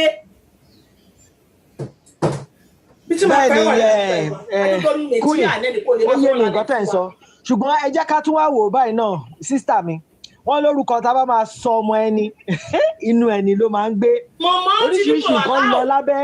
ọjọ́ yẹn wọ́n lè gbẹ́jú òjáde bọ̀ tó bá yẹ pé ẹ má sọ pé jẹ́rí orúkọ mi wà tẹ́ ẹ̀ bá sọ síta ó máa padà rìn lọ ní. tó bá dojú òkú tẹ́ bá fẹ́ gbọ́ wọ́n kọ̀ọ̀kan wọ́n ní kò àláò wọ́n ní wọ́n ti sọ pé kò gbúdọ̀ ṣe wọ́n ní àwọn ò gbà ṣùgbọ́n tẹ́ bá ti jà fún ẹ ti mọ̀ pọ́jọ́ ẹ̀ máa àláò lọ́dọ̀ yẹn. bẹ́ẹ̀ni ẹni yẹn sọ ojúbọ̀rọ̀ dẹ̀ gbọ́ ọmọ lọ́wọ́ èkúrọ́. ọjọ́ tí àwọn ọmọ Nàìjíríà fẹ́ bọ́ lọ́wọ́ ìyà nìyẹn o gbọ́dọ̀ fàyè gbà wá. oko ẹrú bẹ́ẹ̀ ni ìyẹn ló ṣe jẹ́ pé ọ̀rọ̀ PVC ká wa lára ẹ̀kan lọ́dún 4 ló máa ń wá agbára tá a dẹ̀ ní agbára ẹyọ kan ní káàdì tó wà lọ́wọ́ wa yẹn o ló fi yẹ kó ní kálukú jáde ká lọ gba káàdì wa ká mú dání ká má ta ìbò wa ẹ wo ọmọbìnrin lẹ́kìtì yẹn tíṣà yẹn Adéníkẹ́ Abọ́láníkẹ́ ó lóun ò níta ẹ wo iye owó táwọn èèyàn ti fún sìn ọ̀rọ̀ ẹ̀ bí ọ̀rọ̀ màmá Abia ni wọ́n kọ́kọ́ 100 million náà gbé fún màmá ní rárá àwọn èèyàn wá fún 100 million wọ́n tún fún ní mọ́tò wọ́n tún fún lówó sí i tó ju nǹkan tó yẹ kán fún kó fi ṣẹlẹ́yà ṣùgbọ́n torí pé ó dúró pé òun ò ní tà fẹ́ òun ò ní yíbò yìí o the same thing ló ń ṣẹlẹ̀ ìyẹn ni wọ́n á sọ fún gbogbo ọmọ Nàìjíríà tó ń gbọ́ mi lénìí nílé lóko lẹ́yìn odi ẹ jọ̀ọ́ Bọ́lá ò tí ì wí ni o wọn ò tí ì dìbò wọn ò tí ì kàbò tíbò yín ò bá dẹ̀ tí ò bá lówó lórí wọn ni máa rà o so your vote counts gbogbo ìbò wa ló máa kà lẹ́yọ kọ̀ọ̀kan lọ́jọ́ náà so ẹ jọ̀ọ́ ẹ jẹ́ ká lọ gba káàdì wa ẹ jẹ́ ká sọ fún àwọn ọmọ wa kéékèèké àwọn àgbàlagbà ká sọ fún àwọn ọmọ wa tó bá ti di ọmọ ọdún 18 lọ sókè ẹ jẹ́ kó lọ gba káàdì wọn kí ni wọ́n lè dùn pé èmi ni mo fi Peter Obi sórí àga tó máa jẹ́ kí destiny mi ga iwájú ọjọ́ ọ̀la mi á dáa skúlù mi màá ní skúlù lọ àárọ̀ hospital lọ àrí ọ̀nà rìn àtúnlẹ̀ travel wọn ní máa jí wa pa wọn ní máa jí wa gbé lọ́nà àwọn nǹkan tá a máa sọ fún àwọn ọmọ wa nìyẹn pé gbogbo owó tó jẹ́ pé owó náírà ó ti di pépà kọ́ lówó Kútọ́nù ju owó Nàìjíríà lọ ìtìjú burúkú owó Ghana ju owó Nàìjíríà lọ the same Nàìjíríà tó jẹ́ pé pounds àti náírà láyé àtijọ́ the same thing ni tí náírà tún lágbára ju dọ́là lọ láyé àtijọ́ àkín gba visa ká tó lọ sílùú òyìnbó láyé àtijọ́ gbogbo ẹ̀ wá dàrú tán fọmọ lóúnjẹ ní skúlù àwa kan jẹ chicken ajẹ kan bíìfù ní skúlù táwa lọ àìsítàpù omi kò sí kankan bẹ́ẹ̀ mọ́ new Nàìjíríà tá a fẹ́ yìí ọjọ́ kan ní lọ́dún 4 tá a bá ti ṣe ní 2027 ó tún lọ́dún 4 lẹ́nu jù ẹ má jẹ́ kí àìjẹ wa gbé ìyẹn la máa sọ fún àwọn ọmọ wa tó dẹ̀ máa sọ fún àwọn ọ̀rẹ́ wọn pé kí gbogbo wọn jáde a máa ń sọ lórí gbogbo kinní tá à ń ṣe lórí X pé ìjọ election bíi carnival ló ṣe máa jẹ́ fún wa torí kò sẹ́ni tó ń jáde kò sẹ́ni tó ń lọ sóko kò sẹ́ni tó ń lọ sódò mo tẹ̀ máa ń ṣe yẹ̀yẹ́ pé tó bá ti ṣe wàá gbé backpack ẹ sẹ́yìn wàá bu gàdí sínú àti pure water bíi 4 àbí bíi 6 wàá wá wọ bàtà tó lè fi rìn torí òmò ìgbà tó máa padà sílé wọn ò ní ka ìbò wa lóru láago 4 nígbà tí dàjí tó máa wọlé bí ọ̀rọ̀ ànígbà yẹn nǹkan tó bá máa gbà la máa fún tá bá ti dìbò wa táwọn la máa tẹ̀lé bò wa káàkiri tí tó máa fi kà á a ti sọ pé Kano 2.0 ni a mọ̀ báwọn ará Kano ti ṣe wọ́n lẹ́ni tó fẹ́ kàbò tó fẹ́ announce ìbò wọ́n nígbà tó gbọ́ iye èrò tó wà ń ta wọ́n ní láyé ó pe àwọn tó sọ fún ní pé èmi ò ní lè sọ ìtẹ́ ní kí n sọ yẹn o nítorí pé àwọn èrò tó wà ń ta kò sí bó ṣe máa jáde oníkálukú ló fẹ́ràn ẹ̀mí ẹ̀ níjọ́ yẹn lọ́hùn tí Dino dìde tó wẹ́ pé Dino dìde àwọn èèyàn dìde pẹ̀lú Dino tọ́dẹ̀ wò ta tọ́dẹ̀ àwọn èèyàn bíi 50,000 100,000 níta wọn bí àwọn dáa kan ka nǹkan tí ò ń ṣe nǹkan tó yẹ kán kà ṣùgbọ́n wọ́n ti kọ́ wa lẹ́kọ̀ọ́ àwa náà ní tó jẹ́ kán tún gbóúnjẹ alẹ́ wa lọ mọ́ wọn ní gbóúnjẹ alẹ́ wa fólógbò mọ́ so kí ẹ jọ̀ọ́ bí mo ṣe máa pa máikrófóònù mi sìn mo fẹ́ sọ fún gbogbo wa pé ẹ jọ̀ọ́ gbogbo àwọn tá a bá ní Nàìjíríà àwọn ẹbí àwọn ará ká sọ fún wọn pé ìbò yìí àti ìdí wọn ò tí ì ká a máa lé Bọ́lá lọ lé bọ́tà a lè fẹ́nu lé tá a bá lọ gba káàdì wa tá a bá dẹ̀ tún lọ ká lọ wo ibi tí káàdì wa wà nítorí wọ́n jíbò l'Àbújá nítorí níjọ́ Friday wọ́n change polling unit àwọn èèyàn ìgbà táwọn èèyàn máa fi débẹ̀ níjọ́ Saturday wọ́n ní pé ibi táwọn ti ń dìbò tẹ́lẹ̀ wọ́n ti gbé kúrò àwọn ẹni ẹlẹ́ni tó kàn kúrò lé pé àjẹ́ kí wọ́n sí pàṣẹ kí sáyé lọ dìbò kí n padà sílé ó wá dí kí wọ́n ló máa rìn ní 20 minutes kó lè lọ fi dìbò nítorí wọ́n ti gbé kíní ẹ̀ kúrò so àwọn èèyàn padà sílé voter party ṣẹlẹ̀ so bá ṣe ń sọ fáwọn èèyàn wa kán lọ gba káàdì wọn ẹ jẹ́ ká máa sọ fún wọn náà kán máa wò pé ibi táwọn ti dìbò ṣé wọn ti gbé bí ìdìbò àwọn kúrò níbi tó wà tẹ́lẹ̀ torí àwọn nǹkan kéékèèké wọ́n fẹ́ fi ṣe rígìn nìyẹn wàá lọ wò ó pé ṣé ibi tó ti dìbò tẹ́lẹ̀ náà gbé sí wàá máa chẹ́ẹ̀kì ẹ̀ tó bá ti gbé kúrò wàá mọ ibi tó gbé ẹ lọ àwọn tí káàdì wa dẹ̀ ti sọnù a lè gba káàdì míì àwa tá a fẹ́ change address wa ibi tó ti dìbò tẹ́lẹ̀ jàgídíjàgan jẹ́ kó jáde ṣùgbọ́n nísìnyí ó fẹ́ dìbò ìbò kádàrá la fẹ́ dì destiny vote ni it is either go to make or miles ó ló máa jẹ́ ká mọ bọ́jọ́ ọ̀la wa ṣe máa rí ní Nàìjíríà because gbogbo nǹkan ti jẹrà gbogbo nǹkan ti dàrú aláti tútò so ìyẹn ni mo fẹ́ ká sọ fáwọn èèyàn wa àwọn èèyàn kìíní yẹn ṣe kókó ká wò pé ṣé bí ìdìbò wa yìí wà ń bẹ̀ ṣé káàdì wa sọnù ká lọ gba tuntun tá a bá fẹ́ change address ibi tá a fẹ́ ti ṣe ká lọ sọ àwọn ọmọ wa tó dẹ̀ wà ní skúlù náà kọ́ má gba káàdì ní skúlù wọn kọ́ gbà nílé nítorí ní January wọ́n máa lo gbogbo àwọn professor wọn ní sí ní skúlù so that kò ní di pé wọn lè dìbò kọ́ forúkọ wọn síbi tó jẹ́ pé wọ́n máa ti lè lọ dìbò níjọ́ yẹn ìyẹn nìkan tí mo fẹ́ sọ fún wa Olúwa wà pẹ̀lú wa Olúwa gbà fún wa lórúkọ Jésù lórúkọ Ọlọ́run gbogbo wa pátápátá la máa dìbò ní a máa rí Nàìjíríà tuntun tá a fẹ́ yìí o it is NDC Obi Kwakwaso 2027 ẹ ṣeun mo dúpẹ́ o ẹ ṣé gan ni.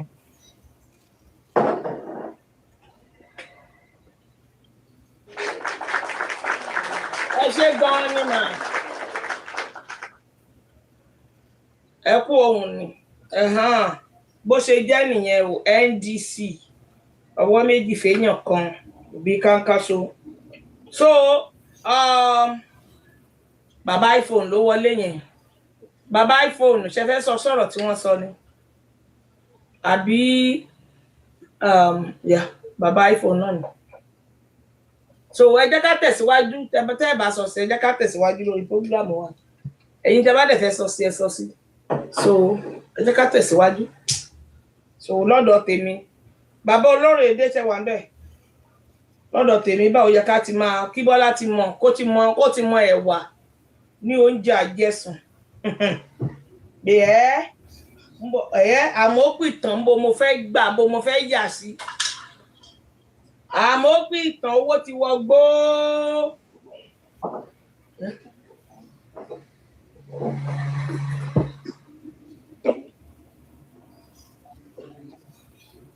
ní Obi ni ẹni take care as small thing because ẹ̀kan sọ pé kàwé ọpọlọ ní jájú ẹni tó kàwé lọ. màá tèkè pásánà gidi wọ́n á ní pé tó dẹ̀ wá ju kíní lọ ni màá tèkè pásánà ni tí mo mọ̀ pé ìbò tèmi ni wọ́n gbé fún ní last time yẹn kò lè possible tí mo mọ̀ pé ìbò tèmi náà gbé fún ní last time yẹn kò lè possible máa tèkè pásánà gidi ni.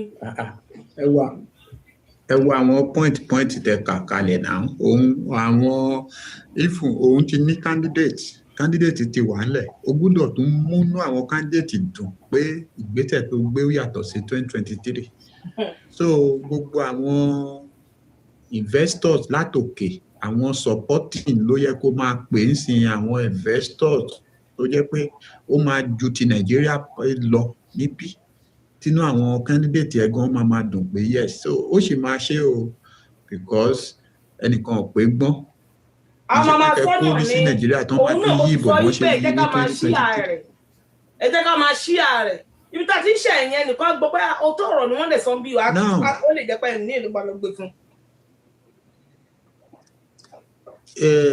ká nígbà ọmọ Nàìjíríà ṣe nǹkan ni ṣèbó ọ̀rọ̀ lẹ́sọ yẹn pẹ́là ọmọ kékeré ọmọ 20 years tẹ́ bá rí báwọn èèyàn ṣe kún nínú kinní ẹ̀.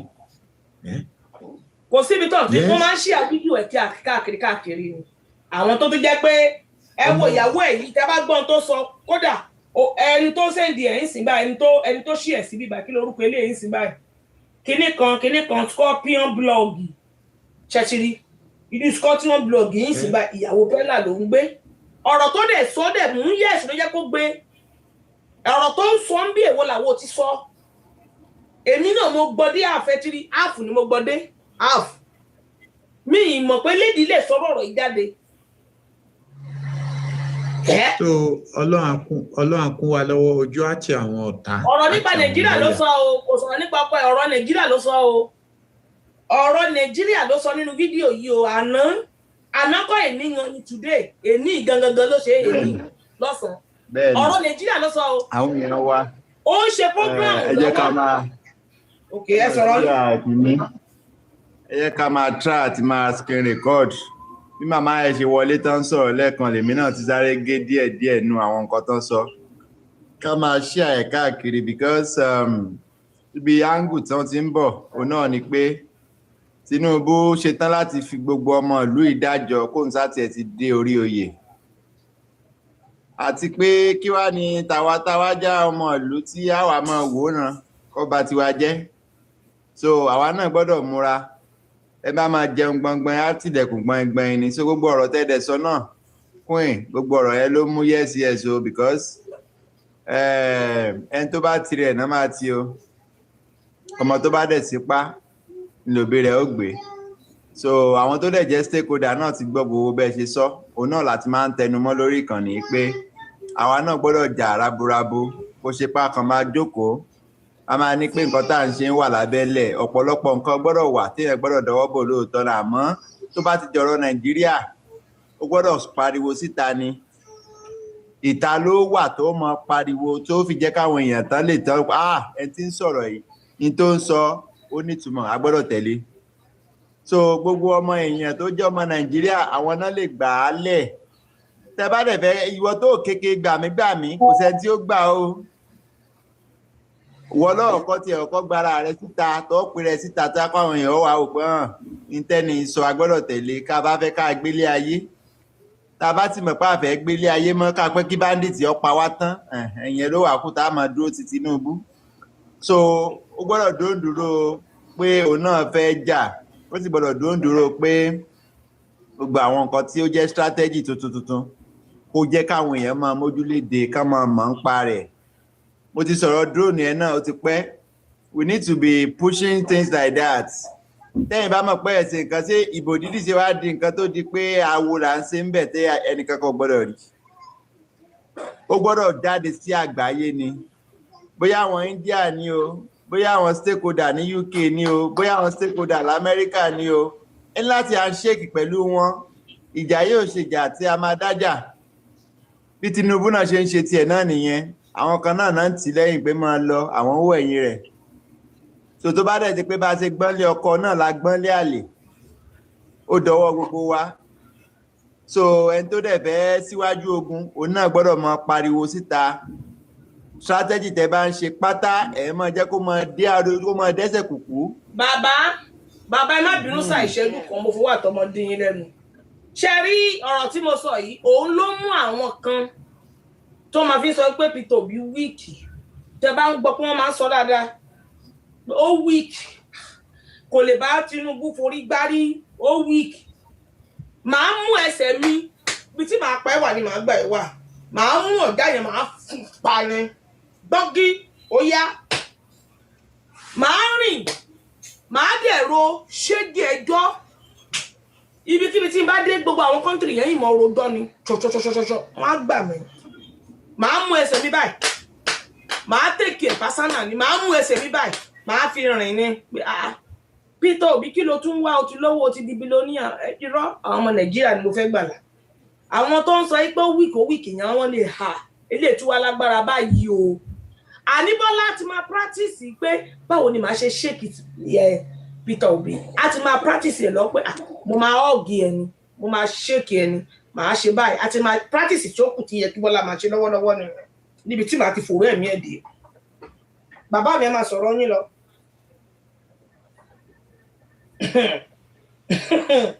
níbi tó ń ga ti rí pé bolo fẹ́ yà sí tá Amẹ́ríkà ni tí máa ṣe ń sọ̀rọ̀ lamẹ́ríkà lá máa wò mí tí mo ṣe ń sọ̀rọ̀ ní Canada lè ṣe máa wò mí máa ẹrù mi báyìí ni màá fi ṣe ẹ̀yin ọmọ Nàìjíríà ẹ fọkànbalẹ̀ ibikíbi tí bá dé ẹ fọkànbalẹ̀ ẹ̀yin ọmọ Nàìjíríà ẹ fọkànbalẹ̀ ni mo sọ fún yín pé drone níwà yẹn àwọn èèyàn á gbá wa sọ sí white drone fi ní àláò tó bá ní kò àláò fídíò rèé níbi tó ti ń dìbò gbé fídíò rèé tó ti ń poster card fídíò rèé tó ti ń pín owó fídíò rèé tó ti ṣe báyìí àfẹ́ irú ẹ̀ ẹ̀rí ti wà lẹ̀ bí iyẹ̀pẹ̀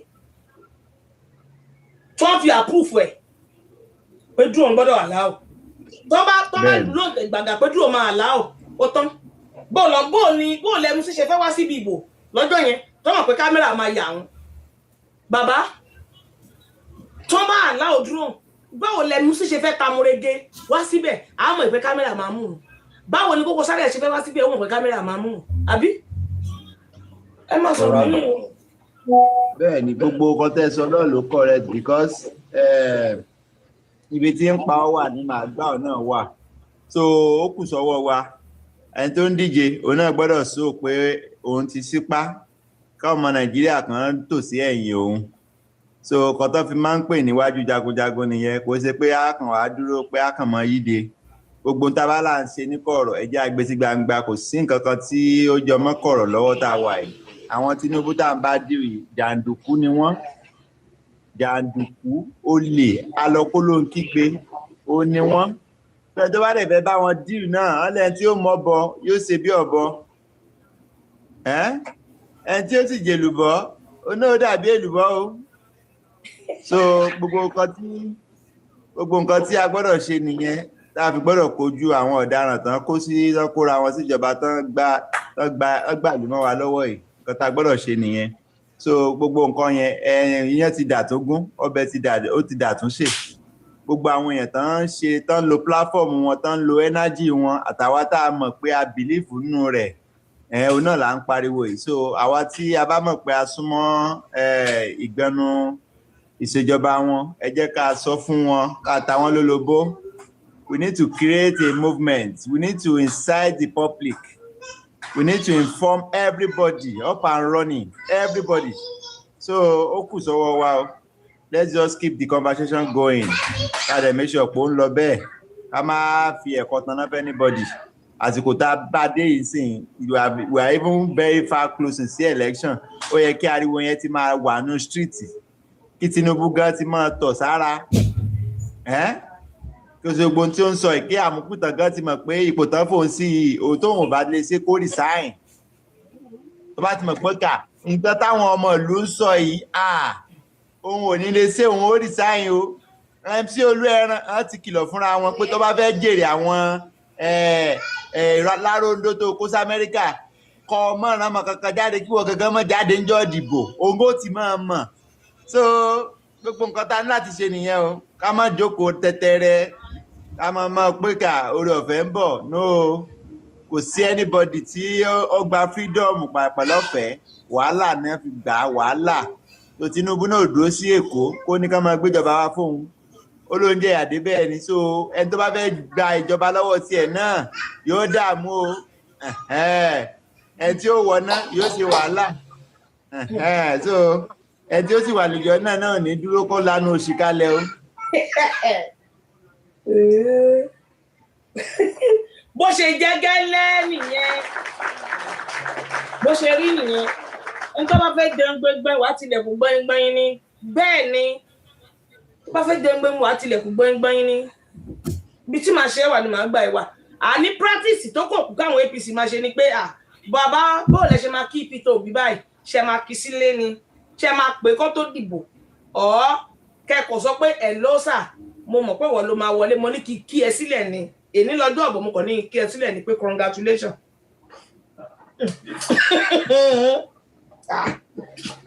ẹ̀rí ti wà ńlẹ̀ fún wa ẹ̀rí ti wà ńlẹ̀ tó ń lè lò gbogbo bó ṣe ń ṣe ẹ̀wọ̀n táwọn APC ń ṣe irú ibi tó ń ti lọ pa àwọn èèyàn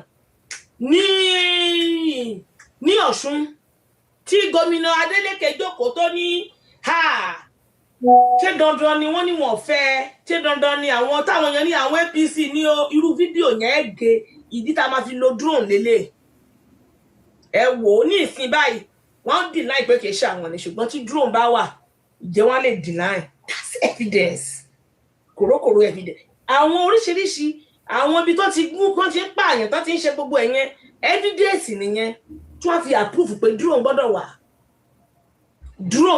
lọ́dọ̀ yẹn ní gbogbo ẹni tó bá ti lówó ni bó ṣe bá ti wù ẹ́ ni kó ṣe rà kò sẹ́nibọ́dì gbogbo àwọn tọ́ọ̀gì tó ń bíùdì lọ́wọ́lọ́wọ́ tó ń gbogbo àwọn tẹ́yẹ rí pé wọ́n ń kọ́ kíní jọ tọ́ọ̀gì tó ń fẹ́ lọ lọ́dọ̀ yẹn tó fẹ́ lọ lọ́dọ̀ òbò ni wọ́n ń fọgbọ́n bíùdì ǹdẹ́gbọ́ wọ́n ń bíùdì tọ́ọ̀gì tó máa fọ́n sí gbòòrò lọ́dọ̀ yẹn mò ń sọ fún yín lẹ́nu gbèrò kẹ́kọ́ ṣùgbọ́n tó máa ti ń gbọ́ pé wọ́n máa lo dúró kò sẹ́ni tó máa bí dáa tó máa jáde síta nobody wọ́n mú ìgbà tó bá mú bàbá ẹ tó jáde lọ́jọ́ ọ̀bù tó ń rí i pé bàbá mi ni lóòótọ́ tí ì ṣe pé gẹ́gẹ́ mi ló jókòó sínú ilé inú ilé mi ni mo wà o tó ti wá bá mi o tó ti wá ń mú mi o drone ti mú ẹ ó ti mú ojú ó ti yà ẹ ó ti tán kò sẹ́ni tó máa jáde lọ tó bá fún ẹ ní bílíọ̀nù kókó lọ jábọ̀ tí gbòmí ò ní lè jáde.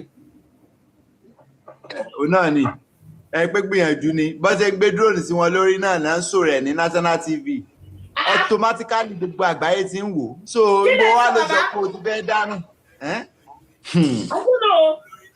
gbogbo ló sọ pé o ti fẹ́ dáná ẹnìkan wá pé òun MC olú ẹran ẹnìkan gbọ́dọ̀ dìbò ń bí ó yẹ mọ́ lọ lé yín. ọmọ wọn mọ wò lamẹ́ríkà bàbá kò ní jáde wọn ní tìbítò òbí ti lọ ṣe kíni kan báyìí pé gbogbo ẹ̀ náà mọ wò wọ́n mọ wò lájàsẹ́rà èmi ni màá wá jáde kán máa wò mí ní gbogbo àgbáyé ẹ̀rọ ẹ má jẹ jáde ibi àparùtù òun náà ni ẹ bá ṣe gbọ́nlé ọkọ la gbọ́nlé àlè ibi àparùtù náà fi ṣe gbogbo òfin tó lórí burúkú ẹ̀ ló ń yí tó yí nínú constitution electoral reform tó ló ń ṣe gbogbo ẹ̀ pátá ló gbé gidi náà pé free and fair election electoral reform tó ló ń ṣe gbogbo ẹ̀ pátá ló gbé gidi náà pé free and fair election electoral.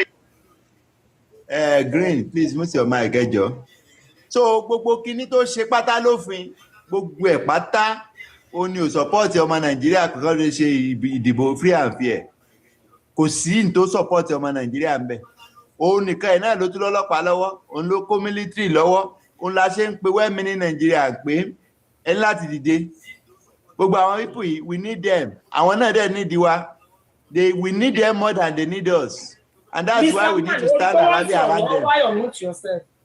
We need to rally around them ká dúró tì wọ́n lọ́rùn pókè o afẹ́ ẹ̀mí tiwa náà lò afẹ́ ayé tiwa náà gbé àwọn ìyá wa náà fẹ́ gbélé ayé ẹ̀ ń náà ń sọ lẹ́ẹ̀kan yẹn pé arúgbó dé hospital nígbà yẹ ogun tí ń ṣe wọ̀rẹ́ pé ìyá tẹ̀ ń dákú tẹ̀ ń dájí nígbà tán ìyá lajú náà ní ìyá ẹ̀ tí ìjẹun ni èyí jẹun ẹ̀yin náà ẹ wo orúkọ bẹ́ẹ̀ yẹn oúnjẹ ni ó mú mọ̀mọ́ lulẹ̀ lójú títì tán gbé lọ sí hospital dìgbàdìgbà ṣé gbogbo nǹkan bẹ́ẹ̀ yẹn lẹ fẹ́ kẹ́ máa rí lórí society yín ni so the only way out of it náà ní ká léjọba alájẹbánu kúrò ńbẹ̀ ká sì gbé àwọn tó mọ tán ń ṣe síbẹ̀ tẹ́ ẹ ṣe ọ̀daràn pàpàlágí àwọn kókò so the only way out náà ni pé gbogbo wa ẹ jọ̀ọ́ ẹ jẹ́ ká rally around ẹ̀yin tẹ́ bá ní ìfọ̀ntẹ́ ilé kan náà tẹ́ mọ̀ pé òkè ẹ lè kóyàn jọ ẹ jẹ́ ká ṣe ìgbìyànjú lọ́dọ̀ tiwa náà kò sí ní tó kéré jù ẹ̀yin tẹ̀dẹ̀ wà online náà ẹ máa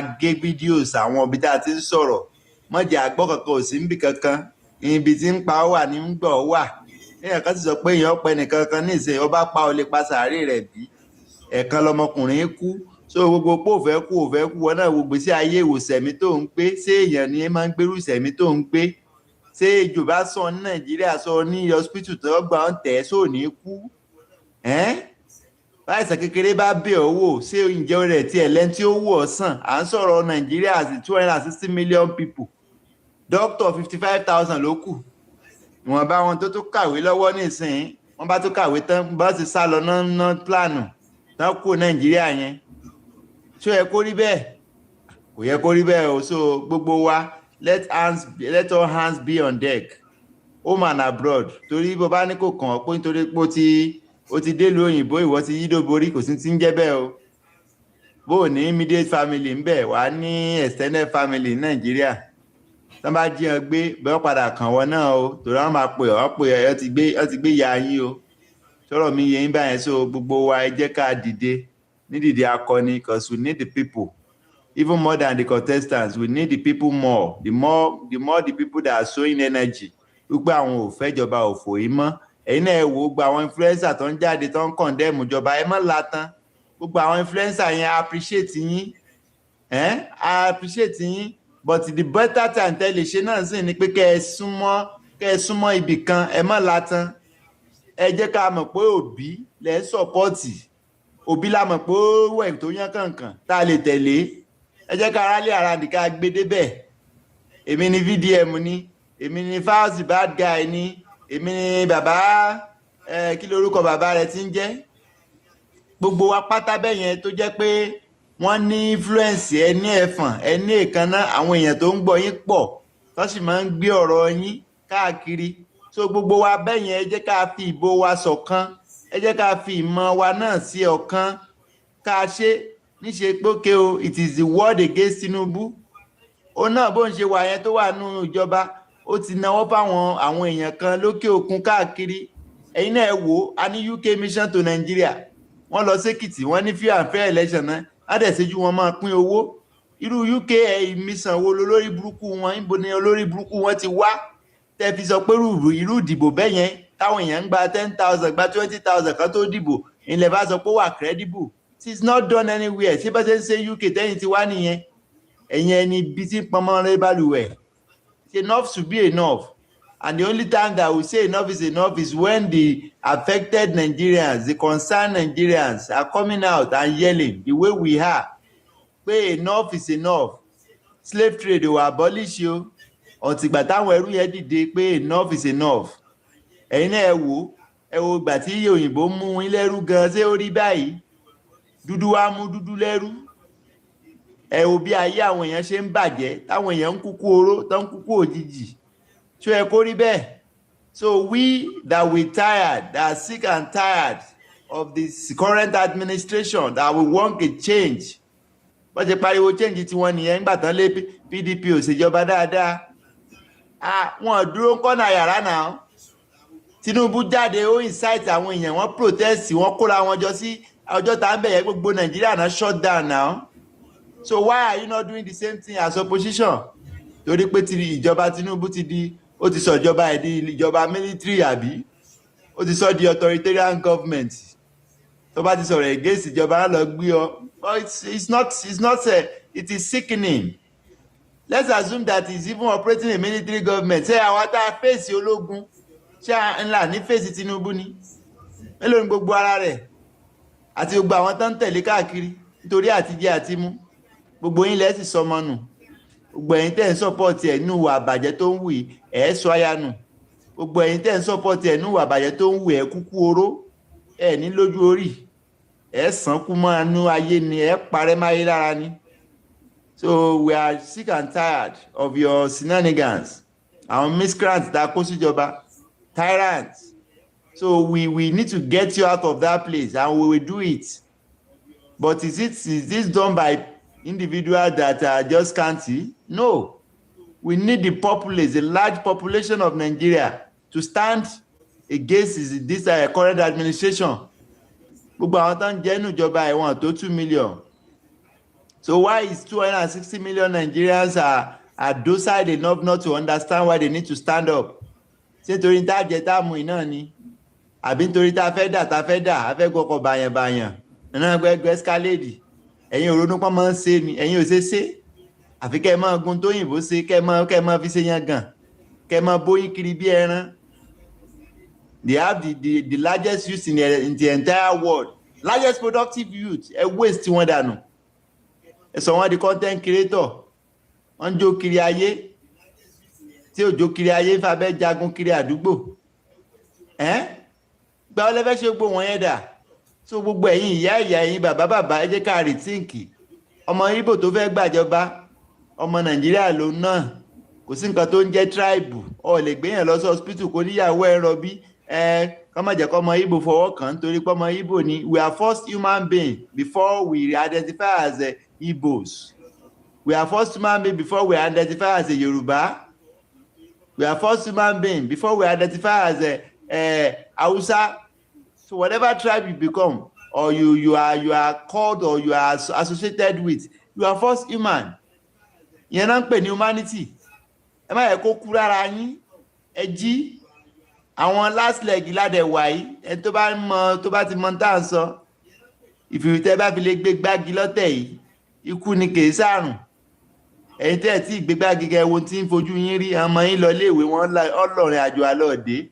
Wọ́n fi àwọn ọmọ yín wọ́n fi ń ṣe politics. Wọ́n fi ẹ̀mí àwọn èèyàn ṣòfò. Ẹni tí ò bá ti lè jalè bó bá ti lè jalè gín tó ti lè jalè tó ló ṣe wá gbádùn ayé sí Nàìjíríà kò yẹ kó rí bẹ́ẹ̀ kò rí bẹ́ẹ̀ lẹ́nìwẹ̀ ní àgbáyé. Àwọn èèyàn ń ṣiṣẹ́ wọ́n rí owó wọn wọ́n ń jẹun gidi wọ́n ń lo ọkọ̀ tó dáa wọ́n ń gbélé tó wà òkè wọ́n ń lọ sí hospital wọ́n ń gbàwòsàn.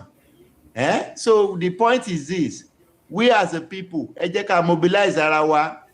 Ó ní màmá ẹ wá po tó wá ṣàlàyé nǹkan tí smart ballot ń ṣe. Smart ballot yẹn máa jẹ́ kí a lè mobilize àwọn èèyàn lọ́jọ́ election even before election. Káwa náà jí gìrì ká ní community ká kóra wá jọ pé enough is enough. ká dẹ̀ pinnu wípé a ṣe dójú àmì bá agbèrò bá wà yìí náà bá yọ̀gù ẹyọ lẹ́bẹ́ tó bá yọ àdá ajẹ́ káwa náà yọ̀bọ̀n tiwọn two can play tó bá níbọn tèmi náà níbọn a lè gbára ìgbà yẹn la lè sọ̀rọ̀ bọ̀ tó wáyé pé ìwọ ló níbọn tèmi ládàá ìwọ ló sì máa control mi bó ṣe rí nìyẹn ẹni tó bá ka gbogbo àwọn ìwé tó sọ̀rọ̀ nípa agbára téèyàn bá ti lè gbébọn lọ́wọ́ tí wọ́n mọ́ bẹ ẹ̀ ní lè sọ̀rọ̀ bẹ́ẹ̀ yẹn ẹni tó gbébọn tí wọ́n náà gbébọn jáde there should be chance to negotiate to talk but the moment tó yẹ pé ìwọ ti múra tó kó àwọn agbèrò dé tó wá ní kankan máa lé àwọn èèyàn tó ń dìbò tágbèrò mọ́bẹ tán mú àdá tán mú gbogbo ẹ̀ táwọn tán wá dìbò mú nǹkan kan ìyára mára then definitely wọ́n á lé wọn kúrò ńbẹ̀ gbogbo orí burúkú yẹn ti ń ṣẹlẹ̀ ọjọ́ ti pẹ́ á fòpin sí àwọn agbèrò tán ń lò náà ìyà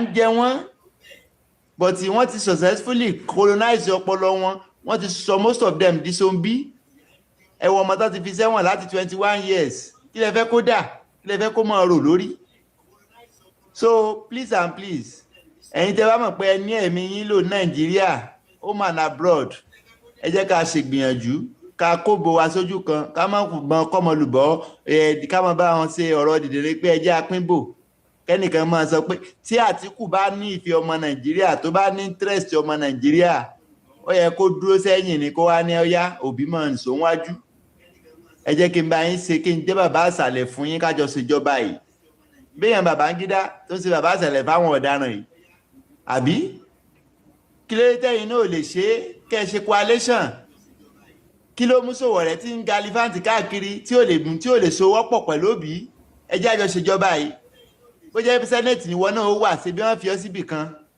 tẹ́ẹ̀dìjọ ṣèjọba pọ̀ kí wá ló dé tá a lè jọ fọwọ́sowọ́pọ̀ tábà ń pa ní interest ìlú tá a ní interest ìlú yẹn kí ló dé tá a lè jọ fọwọ́sowọ́pọ̀ why so gbogbo anybody tó bá ń sọ pé Òbí ni ká dìbò fún wọn mọ nǹkan tó ń sọ ẹ tó bá dẹ̀ ń sọ pé Sowore ni ó ní right his opinion but this time around we have a nation to save we have a country to save so gbọ́dọ̀ pa ìbò wa pọ̀ sójú kan lẹ́yìn ọ̀sọ́kà kádẹ̀ dúró tì gbogbo èèyàn gbọ́dọ̀ jáde lógúnlọ́gbọ̀n even tó o bá ní voters card gan jáde tora ti rí gbogbo ọgbọ́n tán dá tó ń make sure pé anybody ò rí voters card gbà ìwọ̀n tó tún wà lọ́wọ́ yín wọ́n tún fẹ́ clear lórí database kò sí ní anybody ò lè ṣe nítorí owó Nàìjíríà torí pépè ń jà wọ́n èpè wà lórí wọn torí ò lè sọ fún mi pé wọ́n lọ sí INEC ọ́fíìsì ẹ fi 1 hour ẹ fi dá ẹnìkan lóhùn káwọn tán tò síta ó fi lè sú wọn kán lè lọ ilé ṣé Tinubu ló wà lọ́fíìsì yẹn gbogbo ẹ̀yin wèrè tẹ́ pé ayé ní civil servant yẹn ẹ̀yin náà sì ń jí gbé ẹ̀yin ní ayé yín ó bàjẹ́ ẹ̀yin làwọn ọmọ yín náà pa sọnù ẹ̀yin làwọn ọmọ yín náà jí gbé tẹ́ ń sorí burúkú kiri pé tẹ́ bá ti rò pé okay o if you cannot beat them you join them ikú ló ń bẹ ń bẹ ẹ yé sorí ibú kiri ó la ṣe ń pariwo fún yín là ń fọn rere lójoojúmọ́ ìlú tó bá dáa táwọn èèyàn bẹ̀ dáa ni ìlú tí ò bá dáa àwọn èèyàn bẹ̀ ní òṣùwọ̀n tẹ́ bá sì lè gúùmù criminal society tó yẹ pé ọ̀ràn dídá lẹ fẹ́ fi ń sayọ̀yọ̀ tẹ́ bá ti lè jalè dáadáa tó lè pààyàn tó lè sọmọ ọlọ́mọ nù tó bá ti wá síta lẹ́mọ̀ ṣe kùndùsì fún kágbèrò gba gbogbo òlú mọ́ yín lọ́wọ́ ẹ ṣe èrè débi pé ẹ tún lọ mọ báwọn agbèrò ẹ tún lọ fún wọn lọ́mọ kán fẹ́ nígbà tí ìyá ti jẹ yín pa ọwọ́ wọn lẹ́ti gbowó tẹ́ fi ya fíìmù bí patí bí ìnáwó dé bá yín ibẹ̀ náà lẹ́tù sunkún lọ ṣé ìran tí yín gbọ́dọ̀ ṣẹrú kú ni ẹ sì bẹ́ẹ̀ sì bímọ tó ní tẹ́ndẹ́sì láti di lọ́ọ̀yà di dókítọ̀ ẹ wá ń sin agbèrò bọ́ọ̀bá yàrá agbèrò ó di commissioner of education bẹ́ẹ̀ fi jẹ gọ́fúnà lẹ́yìn lórí àìmọye agbèrò tó jẹ gọ́fúnà agbèrò náà tó yẹ kán jẹ́ last people in the community náà wá dictate bí ẹ ṣe gbélé ayé fún yín òun kọ́ ọmọ tiẹ̀ sí Amẹ́ríkà náà lórí burúkú MC olú ẹran yẹn. ìdí ìmọ̀ wọn ò ní dalẹ̀ o ìmọ̀ wọn ò ní dalẹ̀ bọ́tì yóò ṣẹ ojú ẹni tí ó ṣẹ náà ni ó ti ṣẹ kéèyàn máa pé ẹyẹ tó lù mí ò sì ní dáa ṣe bójú tiẹ̀ ti fọ́ ó la ṣe ń pariwo pé kẹ́ ẹ jáde ó la ṣe ń pariwo pé kẹ́ ẹ jáde máa pọ̀ ọmọ Nàìjíríà jẹ nísìnyí á ní Ọlọ́run ó ṣàánú wa Ọlọ́run ó mú wọn Ọlọ́run ó mú wọn ṣebí tí ẹ ti bàjẹ́ àwọn ọmọ tó bí sán ti rí bí lọ ìwọ gan alára ọjọ́ mélòó ló kù fún ọ pẹ̀lú ìjọ tí dókítà ti dá fún ọ pé ó kù sọnù. So you have to stand when you can still stand. Kẹ́ jà pitapita ká jà fún ìlú yẹn kó lè bọ́ lọ́wọ́ àwọn agbésùmọ̀mí tó gbàjọba mọ́ wa lọ́wọ́ yìí àwọn APC ẹgbẹ́ agbésùmọ̀mí àgbọ́ gbogbo agbésùmọ̀mí nígbà tó lórí burúkú wọn dé náà ni àwọn náà kó wọn wọlé láti fi bàjọba ẹnìkan jẹ́ wọ́n tó ń fún wọn lówó kán tó máa fi dàlúrú lọ. Ara òrókun ara ọ̀rẹ́ di yẹ ẹ̀rọ ń jẹjẹ ó yọ subsidy lórí epo ó yọ lórí iná ó yọ lórí education àwọn ọmọ tó ń lọ iléèwé pẹ̀lú owó gbọ́múláńtà tó ń dé wọ́n tún lọ ìrìn àjò alọ́ọ̀dé ọkọ ń lọ gbùgbù ìyàwó ń lọ ságísà gbowó tẹ̀ ń pa Tinubu lẹ́ẹ̀kọ́ fún lẹ́ẹ̀fí ń repo ó gbépo olùgbé lọ 1.4 láti 165 naira ẹ̀ ń pàtẹ́wọ́ fún ẹ̀kan ní Yorùbá ni ẹ̀rí bẹ́ẹ̀ ṣe ṣòfò tòró lọ hospital tán gbé ọ lọ tán pé Yorùbá hospital ní tó bá ti lè síìkì ẹ̀ẹ́sẹ̀ ẹ̀rí ní APC member lèmi ó yẹ tọ́jú mi lọ́fẹ̀ẹ́ àní kò sí dókítọ̀ dìndìnrìn àwa ń pariwo fún yín gbogbo àwọn tán láwọn wà òkè tán lè travel lọ ìlú òlù tó ń sá lọ́hùn ṣé tọ́wọ́ pé bá ṣe pinlẹ̀ rẹ̀ orí burúkú tó fi pinlẹ̀ rẹ̀ ni ìwọ ò rí bí ẹ̀ sáwá pé káwọn ọmọ ẹ lọ́mọ kàwé ń bẹ̀ gbogbo ẹ̀yin tẹ́lẹ̀ ń fowó bú owó ẹkún owó àdánù tẹ́ fi rán ọmọ ńléèwé lu òyìnbó yẹn ọmọ yẹn ní jèrè wọn iṣẹ́ wọn ò ní sojú yín ẹ̀ rálẹ̀ lẹ́ kú ẹ̀ sàn kú ni ọmọ yẹn náà tún wá mú gbogbo owó tẹ́ ẹ pa pátí náà ti nà tán ọ̀bọ ìjèrè lẹ́yìn ọkọ̀ because ẹ̀mí àwọn kan lẹ́ fi ń sayọ̀ yẹn ẹ̀mí àwọn kan ló ń kú fún gbogbo tẹ́ ẹ̀ ń ṣe yẹn but can we create a safe environment? Yes. Can we achieve a free school? Yes. Can we have stable electricity? Yes. Can we have good roads? Yes. Can we have job opportunities everywhere so that everybody máa níṣẹ́? Nigeria lè máa operate 24/7 bí àwọn ìlú tó. Yes. Ibi tí China ń bá lọ sìn China láwọn tó fẹ́ ṣe artificial oòrùn tóòrùn yẹn ó máa tàn lálẹ́ so kò ní sí alẹ́ mọ́ lọ́dọ̀ tiwọn kẹ́yìn náà rí ìlú tó develop ọ̀sán kan òru kan làwọn náà wò pé enough is enough ọmọ ìlú dìde olórí ìlú dẹ̀ gbàjọba tó jẹ́ olórí gidi náà gbé síbẹ̀ ó sì ní ó yá ẹ jẹ́ ká create new country èdè tán sọ China pọ̀ jàǹtìrẹrẹ wọ́n mú Mandarin wọ́n fi ṣe official language wọn kí ló ṣe Nàìjíríà ìtọ́lé ṣe bá tribe nígbà tí wàá kó gbogbo Yorùbá sórí ológun orí NNPC orí kinní kan orí gbogbo mínísítà nígbà tó kó Yorùbá síbẹ̀ ń sìn kí ni ìran Yorùbá ti jẹ lérè lẹ́yìn wèrè tẹ́ ẹ ní Yorùbá ni kí ni ìran Yorùbá ti jẹ lérè a ní a fẹ́ lọ síwájú tó làmìlaka a ní àtìrẹ́ni tí ó bá wa ṣe ẹ̀yìn kan tó lọ́mọ yíbò ni o bọ̀ bẹ́ẹ̀ sì rèé bí ìyàwó rẹ̀ rọ bí tán gbé dé hospital ò ní béèrè mọ́ béèrè pé sọmọ yíbò lẹ́ni tó fẹ́ bá mi gbẹ̀bí ìyàwó mi yìí o kó má fọwọ́ kàn mí o ṣé bó ti máa ṣe oúnjẹ àrẹ thanks for the gift baba. So we have to do what we have to do kọta ní láti ṣe torí ẹ̀mí àwọn ọmọ wa àtàwọn ìyá wa gbogbo ìlú ló ti ń da Nàìjíríà káàkiri tán ń dà wọ́n ríboríbo nígbà wo la fẹ́ ṣe gborí burúkú yẹn dà South Africa àwọn ìlú tá a jọ bẹ̀rẹ̀ Kuwait go and look at those countries ẹ lọ wo UAE lẹ́ni kí lọ́rọ̀ ajé wọn kí ni nǹkan tán ń tà tán ń jẹ́ sárátà tìlú wọn sì wá yí tó yí dọ́ndé tó sì di nǹkan táwọn èèyàn wá ń lọ bẹ̀ káàkiri àgbáńlá ayé ó possible wọ́n ṣe El Salvador Argentina ṣe tiẹ̀ gbogbo ìlú pátápátá náà ti practice yẹ even come to Africa Ibrahim Traoré ti ṣe Burkina Faso àwọn ọmọ Nàìjíríà ti ń jápa lọ Burkina Faso dín nílé nínà án àti gbé àwọn èèyàn sókè níbi tó yẹ pọ́n sọ fún wa pé Burkina Faso làwọn ti ń sọ̀rọ̀ ṣé dandan ni kí gbogbo wa mọ sákiri ayé ni láì ṣe ẹranko fix your country náà sọ fún yín ẹ̀rẹ̀ ti rí pé àwọn alájẹbánu ló ń rúlu yín, definitely we can get them out of the place.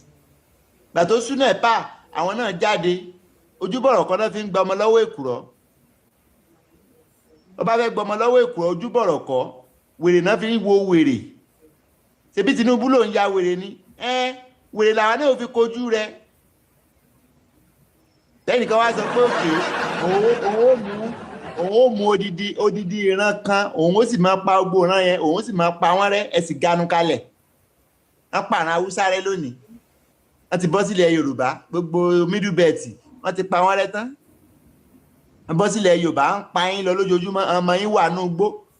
Tí ẹ̀ wá láàánú gbogbo àwọn ọmọ yẹn, ẹ̀ ń sọ bàbá wa ni, síbẹ̀ ẹ̀kan, á tẹ̀lé bàbá wa ni, bàbá yín òfòwò, bàbá òfòwò ní ń pọmọ, bàbá gbọ́mọgbọ́mọ, bàbá tí ń pọmọ lẹ́kún jayé. Ṣe làákàyè. It's not about tribe, it's about your own as a people. It's about the community. It's about a nation. How do we develop our nation? Pẹ̀lú àwọn jìgídì gan kú ọ̀daràn tán wà ní power báyìí. So bá ṣe gbàgbára lọ́wọ́ wọn kò ní gbójúbọ̀rọ̀. Ẹni tó bá sọ fún yín gbójúbọ̀rọ̀ náà fi máa gbàgbára lọ́wọ́ wọn, irọ́ ló ń pa fún yín. Ó depend lórí àwa ọmọ ìlú. We need to be out in our millions, in our thousands. A láti jáde. Oná ń sọ yẹn, Zimbabwe currency, ó ti jowó náírà lọ, ṣé kò yẹ kó máa sunkún? Nigeria currency tí ó sì bẹ́ẹ̀ number 5 àbí number 7 ló wà tẹ́lẹ̀ ní ayé Buhari. Wèrè kan sì débẹ̀ ó sì gbé lọ sí number 25 àbí number 30 in Africa. The evidence is there. There's online pé arrange Nigeria the African currency in terms of strength. Gbé jáde, ó rí pé Nigeria ò sí number 20. Ṣé ẹ kó rí bẹ́ẹ̀? Kò yẹ kó rí bẹ́ẹ̀ o. So we have to do what we have to do. A lè achieve ẹ padà. Africa ti Nigeria ni giant of Africa àti gbórúkọ yẹn rí, àwọn kan ló ń ṣèjọba ńgbà náà. So ẹ tó bá sọ fún pé Nigeria ò lè ṣe fix, irọ́ ló ń pa fún yín o, ara wọn ni o, ara wọn ni. Gbogbo pé àwọn aráàlú náà wọ́n ti jẹ alájẹbánu, gbogbo àwọn aráàlú náà ti ń ṣe corruption. Nítorí pé olórí ṣe corruption ni. Nígbà tí Yàyà Bello gbé owó tó belong sí tó lè tó bọ́ gbogbo ìlú, tó bá fún everybody in Nigeria 1 million, bóyá kó yẹn ó tún ṣẹ́kù, ó sì kó sápò tiẹ̀. Káké bó ṣe jí owó yẹn gbé náà mú náà fẹ̀yìn ẹ̀tàgbá náà pé gbogbo àwọn tó ń ya tẹlifíṣàn àtàwọn onírédíò yá ẹ̀dà àbọ̀bò kí gbogbo òfin ẹ̀ tú jáde kọ́ mọ́ roku ẹ̀ gan gbà. Ẹ rí i pé ẹni tó fẹ́ jí pẹ́ńsù gan tán rà ní sẹkítẹ́rìàtì, ẹ̀rù ó mọ̀mọ́ bá a. Tó fẹ́ jí pen lásán kò ní lè jí ní secretariat. And that's how it happens. Lẹ́ni gbogbo ìlú tó fake sí corruption. Ẹ wo China, the same time tó lórí burúkú Yàyà Bello gbé over 150 billion, lẹ́nìkan gbé $48 million ní China. Kò gbé o, ọkàn ń yá àwọn èèyàn torí pé ó jẹ́ minister of finance, ọkàn ń yá àwọn èèyàn lówó yẹn ni o. Wọ́n ní kó lọ pa sọnù, bá ti lè gbé ọbẹ̀ yẹn tó bá ti lè jalè nínú ìjọba China, ikú lè rí ẹsẹ̀. Tá bá ṣe bẹ́ẹ̀, ẹ wo iye àwọn èèyàn tó ń sọnù náà, àní máa sọ àwọn èèyàn mìíràn bẹ́ẹ̀ yẹn. Ẹni ọmọ kan ní nọ́ọ̀tì, pẹ́pẹ́sẹ́ ìyà ń jẹ wọ́n, lọ́bi lọ gbébọn. No excuses for crime. Tìlú bá dáa, tìlú rọrùn, táwọn èèyàn ń ṣiṣẹ́ tó ń ríṣẹ́ ṣe, tó ń rọ́nà ọ̀nà lọ, tó kálukú rọ́nà lọ, kí lẹ fẹ́ máa sọ pé nìkan àná tó ti fẹ́ ṣe débi ẹni pé wọ́n tún fẹ́ máa bọ́jẹ̀tì owó fún wọn nínú bọ́jẹ̀tì Nàìjíríà pé àwọn eléyìí wọ́n ti ẹ̀ ń bọ́jẹ̀tì ẹ̀ ní ẹ̀mẹ́rin tán fi rehabilitate ni wọ́n ní operation ṣe clear corridor, kìnnìkan corridor náà ń kó owó tó owó tán invest over 250 billion náà ti ná lórí rehabilitation àwọn bandits àti àwọn bókòbókò. Sí làákàyè, ṣé nǹkan ń bá ọpọlọ yín jà ni? Tó bá fi 250 billion kọ́ school sí gbogbo nọ́ọ̀tì àti gbogbo Nàìjíríà gan, ṣé owó yẹn ò ní ṣẹ́kù ni? Lè mówó yẹn kẹ́ ẹ fi kọ́ school. Gbogbo ẹ̀yin European Union tẹ́lẹ̀ ń gbówó yẹn náà lẹ̀, gbogbo yín ìlú yín ó dàrú. Kíní kan ó pa ìdà yóò padà sí ilé ajá, ìlú yín gbogbo ibi tẹ́ ti ń mówó yẹn gan yóò padà di wàhálà fún yín tí ìlú yín ó gbiná. Because ẹ bá ti ń lọ́wọ́ nú àbòsí olórí burúkú ni. ẹ̀yin tẹ̀lé sọ pé UK mission ní to Nigeria tẹ́ supersede the election US náà ní tiẹ̀ o tẹ́ ń wá tẹ́ ń sọ pé election tán ń ṣe wà òkè gbogbo yín àwọn tán jẹ́ delegate tán rán gbogbo yín ẹ̀ sọmọnù ní ẹ̀ ní gbélé ayé jẹun kan gidi bẹ́ẹ̀ bá ń gba atẹ́gùn gidi sára tẹ́lẹ̀ atẹ́gùn òdì ó máa fẹ́ sí yín ẹ̀ ní lè sùn lóru gan torí àwọn ẹ̀mí tó ń bọ́ torí pé àwọn olórí burúkú ìwà ìjọba ẹ̀mí tó ń sọnù gbogbo wọn ẹ̀mí wọn ìṣẹ̀dá wọn ò ní jẹ́ ẹ̀sùn wọn ò ní jẹ́ ẹgbélé ayé. So we have to do what we have to do.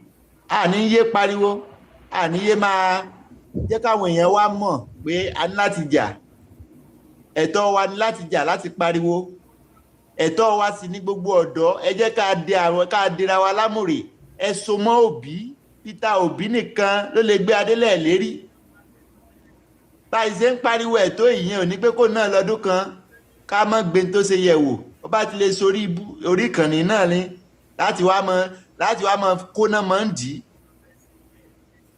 so gbogbo àwa tá à ń pariwo yìí kò gbé kọ́bọ̀ fún wa o but a rí n tó ti ṣe a sì rí pé ó níwèé ìtàn tó dáa ó ti hold public office rí ibi téèyàn ó ti rí owó tí ó ti ya dìdìrìn láì pé tó bá ra owó tí ò tówó ni tó bá rí owó tó tówó ní ìsìn ìrònú ọgbà bọ̀dẹ̀ ó ti rí owó tó tówó àti rí bó ṣe handle ìlú ìbéèyàn ní Yàyà Bello tí ń ṣe bí wèrè nígbà pé ìran rẹ̀ ò lówó rí ọmọ atapata dìde ọmọ òsì ọmọ òfò abirùn ọmọ náà bá ti fi ayé kékeré hàn ọmọ black people báyìí tó bá ti fi ayé kékeré tọ́ yín wò ẹ̀yin èèyàn dúdú ẹ̀ sì ya wèrè ó kéré nú èèyàn tó máa fowó dánwò tí ó sì tó mú ọmọlúàbí ẹ̀ tí ó mú sánsánsánsán níbi kíni ká máa sọ pé mò ń bọ̀ èmi ni mò ń bọ̀ yẹn kí n máa tẹ̀lẹ̀ gbùrùgbùrù ká máa ní ọyá bàbá ti ń bọ̀ ọwọ́ mẹ́wàá fèèyàn kan ǹjẹ́ bá débẹ̀ náà nìyẹn òwò ẹrú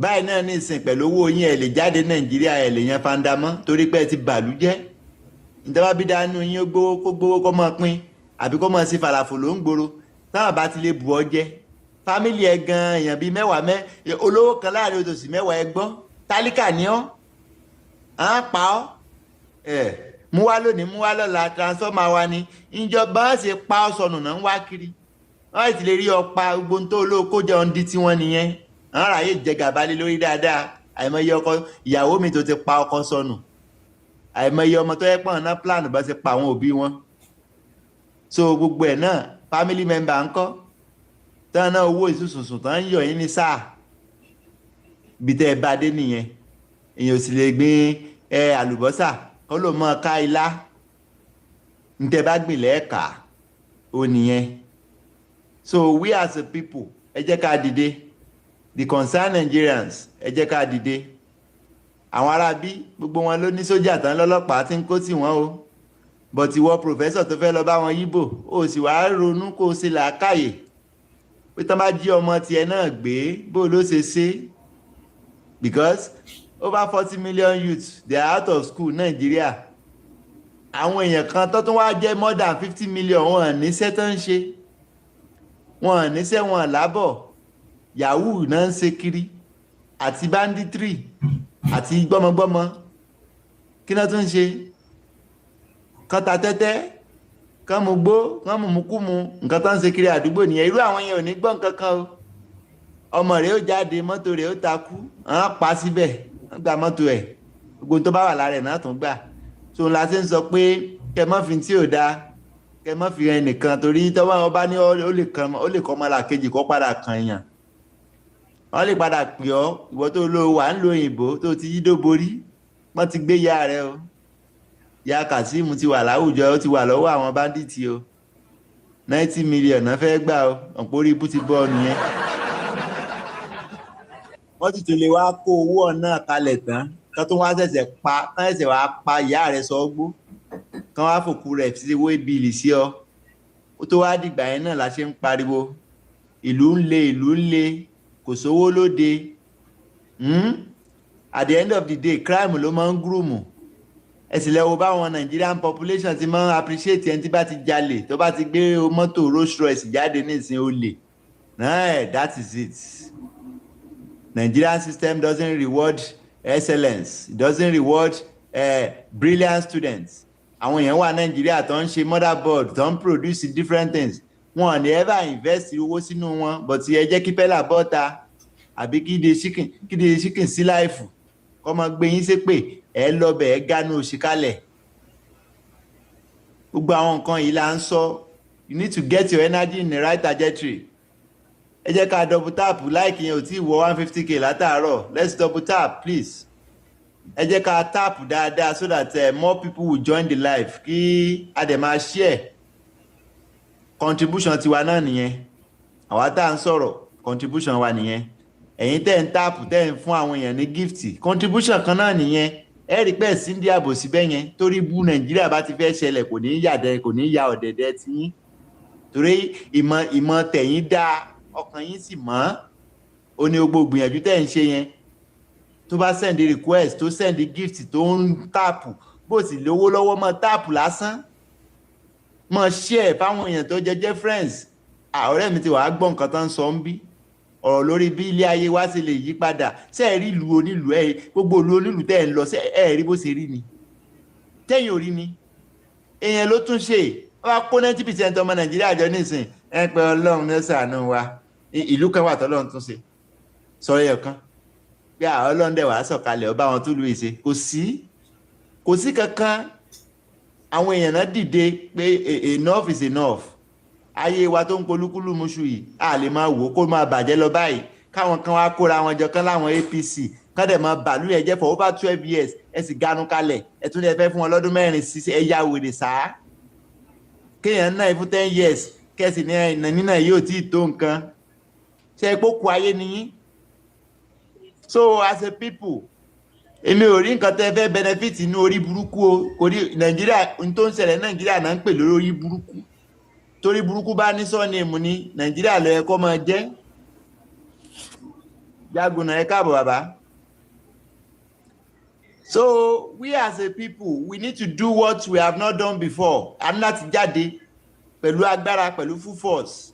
A gbọ́dọ̀ jáde lóhùn ara. Ìsìnká jáde káà náà wá ní kàn yọ̀gò àti sápadà lẹ́nu ilé o. No, a dúró síbẹ̀ ni o. Because no matter how tó bá fẹ́ kú ó fẹ́ kú náà ni ìbádìí tí ó padà pa ọ́. Àwọn tó kú ní Wọ́rọ́ tó kú lérùkú February 3rd tán lọ sí Wọ́rọ́ tán lọ pa àwọn èèyàn over 200 náà pa síbẹ̀. Àwọn plan pa àwọn fẹ́ kú o wọ́n ti sọ fáwọn náà kan jáde wọ́n ti sọ fáwọn náà pé ká jáde ká dìbò against àwọn olórí burúkú ìrí o táwọn náà ní kò rí bẹ́ẹ̀ ṣe é rí pé wọ́n ṣe kú fọnáfọ́sù. Imagine àwọn tán wà displace ilé tẹ́nìkan kọ́ Nàìjíríà tó yẹ pé tó bá fẹ́ kọ́lé Nàìjíríà irun dúdú ó ti di funfun mọ́ ọ lórí níbi tó ti máa náwó kó tó rí lé kọ́ wá di pé ogun kan wá dé ọ̀nà bandits látọ̀dọ̀ ìjọba àbẹ́ǹkọ́dọ̀ ìjọba náà ti ń wá á pé bandits ọmọ ìjọba ni wọ́n ìwọ tó bá náà sọ ọmọ ìjọba ẹ gbọ́ ẹlẹ́ẹ̀mú bandits ẹ ní ẹ ti dáríjì wọn ẹ tó kówó Nàìjíríà lé wọn lọ́wọ́ pé ká tó padà sínú ìgboro irú iṣẹ́ wo nìyẹn ọmọ ìjọba ni wọ́n àwọn ọmọ ìjọba wá wá sádùúgbò yín wọ́n wá lé ọ nílé tó kọ́ lárúgbó ẹ tó ẹ kó máa jẹ ẹ̀kọ́ kọ́ máa jẹ ọ̀lẹ̀ kọ́ máa jẹ máìmáì inú ilé rẹ wọ́n sì wá lé ọ nífanáfanṣu ọwọ́ á máa sọ òmùrò òmù ọmọ kan ẹ̀yin ọmọ ẹ̀jẹ̀ á lọ ọwọ́ á ń lọ ìlú tó tiẹ̀ mọ̀ ìlú tó dé rí ẹ lọ wo ọmọ Nàìjíríà ní Bẹ̀nẹ̀ tó di rẹfújí kabẹ̀. Ṣé ìgbà tó bá dìgbà yẹn gangan wá lẹ́tọ̀ọ́ wá sọ pé ẹ fẹ́ jà ìgbà tó ń pa wọ́n ń Kwara àwọn ará Ògbómọ̀ṣọ́ ń ṣe patí náà wọ́n ti wo Ògbómọ̀ṣọ́ àwọn ará Ìbàdàn àwọn náà ń ṣe patí àwọn ará Abẹ́òkúta àwọn ń ṣojúde ọba àbójúde ẹran náà láwọn ń ṣe ẹ rí pé ojúde ọba tẹ́ ẹ ṣe gan kò yẹ yín mọ́ bẹ́jẹ̀ bá ti ń ta alẹ̀ pọ̀ jù ẹ̀jẹ̀ aláìṣẹ̀ ti ń ta alẹ̀ pọ̀ jù nínú ìlú tí ò sì rí tí ò sí nínú ìlú tí ò bá ti sí respect fún ọmọnìyàn ìlú òyìnbó igi lásán ò gbọ́dọ̀ gé wọ́n bí ọ̀dà ni kọ́ ọlọ́yọ̀ àdá sí igi àbí orí fúláwà kan fẹ́ bẹ́ dèpòdèpò ẹranko bá bí ọ̀dà ẹranko kọjá kọ́ wá sọ pé ọ fẹ́ gbá pẹ̀lú mọ́tò àbọ̀ fẹ́ dẹ̀gbẹ́ lọ pẹran torí mi tiẹ̀ mọ̀ ẹ̀mí èèyàn ìlú tó bá ti ń ṣe irú bẹ́ẹ̀ ìlàlàáfíà irú bẹ́ẹ̀ kò sí ẹni tí máa ń dàbí gbogbo àwọn àbí ibẹ̀ máa ń dẹni lẹ́lẹ̀ ni nílùú tẹ́ bá ti ń tẹ ẹ̀jẹ̀ èèyàn kalẹ̀ gbogbo ẹni àbí ilé ọmọ dẹni yẹpẹrẹ ni bó ṣe rí gẹ́lẹ́ nìyẹn ìlú tẹ́ bá ti ń tẹ ẹ̀jẹ̀ èèyàn lẹ̀ tẹ́ ń ta ẹ̀jẹ̀ aláìṣẹ̀ kalẹ̀ irú ìlú bẹ́ẹ̀ àwọn ẹni yìí bẹ̀ wọ́n máa ń dẹni yẹpẹrẹ wọ́n dẹni igbá àkólẹ̀ pátápátá òun lẹ ti rí tó ń ṣẹlẹ̀ sí yín ẹlẹ́ẹ̀sojúde ọba ẹgbẹ́ gòsójú ẹ̀fẹ̀ yín yẹyẹyẹ kò yẹ yín ẹ kọ̀m̀pẹ́ ojúde ọba yín tẹ́ ti máa ń ṣe tẹ́lẹ̀ kọ̀m̀pẹ́ sùn tẹ́ ẹ ṣe láìpẹ́ yìí kí ni máa ń tèkè èèyàn tó máa ń sọ pé irú ojúde ọba tá a fẹ́ ṣe yìí á ti ẹ̀rọ kọ́ fi 2 hours á fi dárò àwọn ọmọ tán jí gbé ẹ sì ṣe bí ẹni pé ò tiẹ̀ kàn yín á pè kan ní wúlé bàǹtù kí lorúkọ rẹ̀ Ẹniọlá Badmus olórí burúkú ó pààrọ̀ aṣọ tó ẹ̀mẹ́rin tó pààrọ̀ aṣọ ẹni ègbé ó rí bíi búrẹ́dì tán ju omi ìwọ náà wá ń bóyín àsìkò tí yín ti dé ó sì gbàgbé pé kò sí nǹkan tí máa ń dalẹ̀ orí burúkú tẹ̀ ń ṣe yé lè dalẹ̀ àwọn tó ṣe lánàá dá ń bọ náà wá ó pààrọ̀ aṣọ tó ẹ̀mẹ́rin sẹ́ẹ̀ àbá Victor tó pààrọ̀ aṣọ bí ẹ̀mẹ́rin tí ń jó tí ń ṣe bí ẹni pé ìyá rẹ̀ ló kú olóbùkú ẹ wá mú gbogbo yẹn ẹ fi ń ṣayọ̀ ẹ fi ẹ̀mí ọmọ èèyàn ẹ fi ń ṣayọ̀ ṣé gbogbo olùtẹ tí ń ṣorí burúkú bẹ́ẹ̀ yẹn ẹ rí i pé gbogbo nǹkan tó wù tẹ́ ẹ lè ṣe ń bẹ̀ kò lè yẹ yín tí bá ti ń yẹ yín láàárọ̀ gan tó bá dalẹ̀ yóò yẹ yín lẹ̀ yóò yẹ yín sáà ó lẹ ti rí yẹn èèyàn lè ṣe patí nìsín kó lóun fẹ́ ṣe ojú tálíkà lólówó ti níyì o lè fẹ́ ṣe patí nìsín ní kó roko o fẹ́ gba yìí Nàìjíríà kó wá kó gbẹ̀ síta àwọn tán bọ̀ ń bá àdìbẹ̀ gan ẹ̀rú ọkọ̀ bá ọ wọn sì wá nítorí pọ́n nífẹ̀ẹ́ rẹ̀ wọ́n wá nítorí pọ́n fẹ́ jẹun ní báyìí tí lè ń kó oúnjẹ yẹn ń ṣejú ẹ tí ò bá tó tọ́ ibi inú yàrá tó tún tilẹ̀kùn mọ́ yẹn wọ́n tó ń já wọ́n tó kó gbogbo kó síbẹ̀ jáde ìwọ̀gán wa máa wò pé kò sẹ́yẹ nu kinní yìí kò sẹ́yẹ ń bẹ́ẹ̀ so kílẹ̀ ayé lè yẹ gbogbo wa òun la ṣe máa ń pariwo òun náà máa ń sọ ń gbà yẹn pé àgbà yìí wà lọ́jà kórí ọmọ tuntun owó àwọn àgbà òfò tó wà lọ́jà lónìí orí ọmọ ìbá àjà sí méjì kò sí nǹkan tó kàn wọ́n àwọn ẹni ègbé ẹni òfò kàkà kọ́ ọmọ tó jogún èmi ò jọgbọ̀n God time please mute your mic please kàkà kọ́ ọmọ ó jogún èmi ò ti kọ́kọ́ jọgbọ̀n lẹ́ ń bá káàkiri lórí ìtàn mọ́ ẹ sì wo bílẹ̀ ayé ń ṣe rí ẹlòmíín ní sinimá bá sọ̀rọ̀ pé ẹ dìde ẹ jáde ẹ dìbò ọmọ Yorùbá lè ń ṣe é ìwọ náà sì wò àtiwọ àtìyàwó rẹ inú yàrá kan ni lẹ̀ ń gbé látijọ́ yìí bọ́kọ ṣe ń lọ gbùgbù níyàwó ń lọ sangisa ewé ata òtátá á dì ẹ jẹ́ ká jáde ká jà fúnlùú wọ́n ní no òun bízì gbọ́ pọ́n já àwọn ọmọ gbé ni àwọn tó ń protest ọ̀nà mọ̀ èmi ní ṣọ́ọ̀bù tí wọ́n lọ ibi tí wọn náà ti ń wá tó jẹ lọ pàdé tí ó jẹ ọ láìpẹ́ yẹn ẹ ṣe pé àbí oyè tó kára àwọ̀ ẹgbọ́n sí kò ti kára ẹdẹ oyè tó kára àwọ̀ ń bọ̀ àkàrà ẹdẹ kódà yóò kára sípa níbẹ̀ lọ́nà fẹ̀ lọ́hùn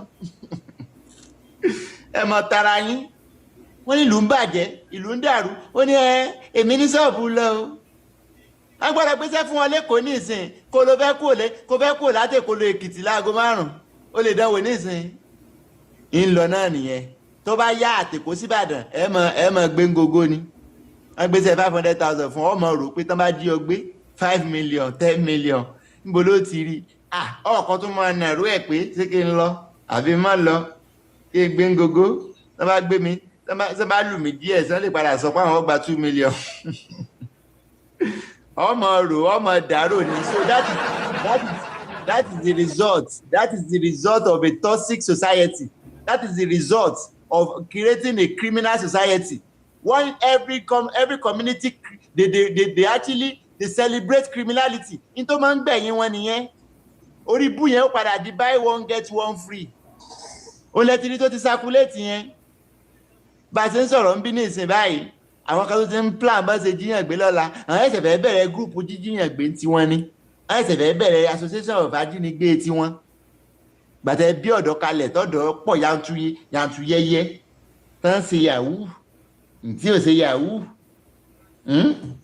ń ta gbaná àwọn ọmọ tán lọ léèwé wọ́n dé ọ̀rọ̀ náà lọ ẹ ti ọkọ tó ọkọ torí wọn bọ gbófó dídí ọdún kan kọ́kọ́ lọ máa sìn iná wọ́n bá ti wá gbé wọn sọ́fíìsì ní tó bá dọ́sọ̀ dáadáa nú ọmọ tẹ́ ẹ bí wọ́n kó wọn sọ́fíìsì ìjọba ń fọ́n 77,000 àwọn ọmọ fọ́n 50,000 àmọ́ tó bá ti di Friday àgbẹ̀ lọ́tẹ́ẹ̀lì àwọn ọmọ tẹ́ ẹ bínú o bàbá ọlọ́pàá tíyàwó ẹ pátá rẹ ti ya lójú dínú ilé ìwọ ló tún dúró sàlẹ̀ ti Prado wọ́n ti ń bóná fọ́mọ rẹ lókè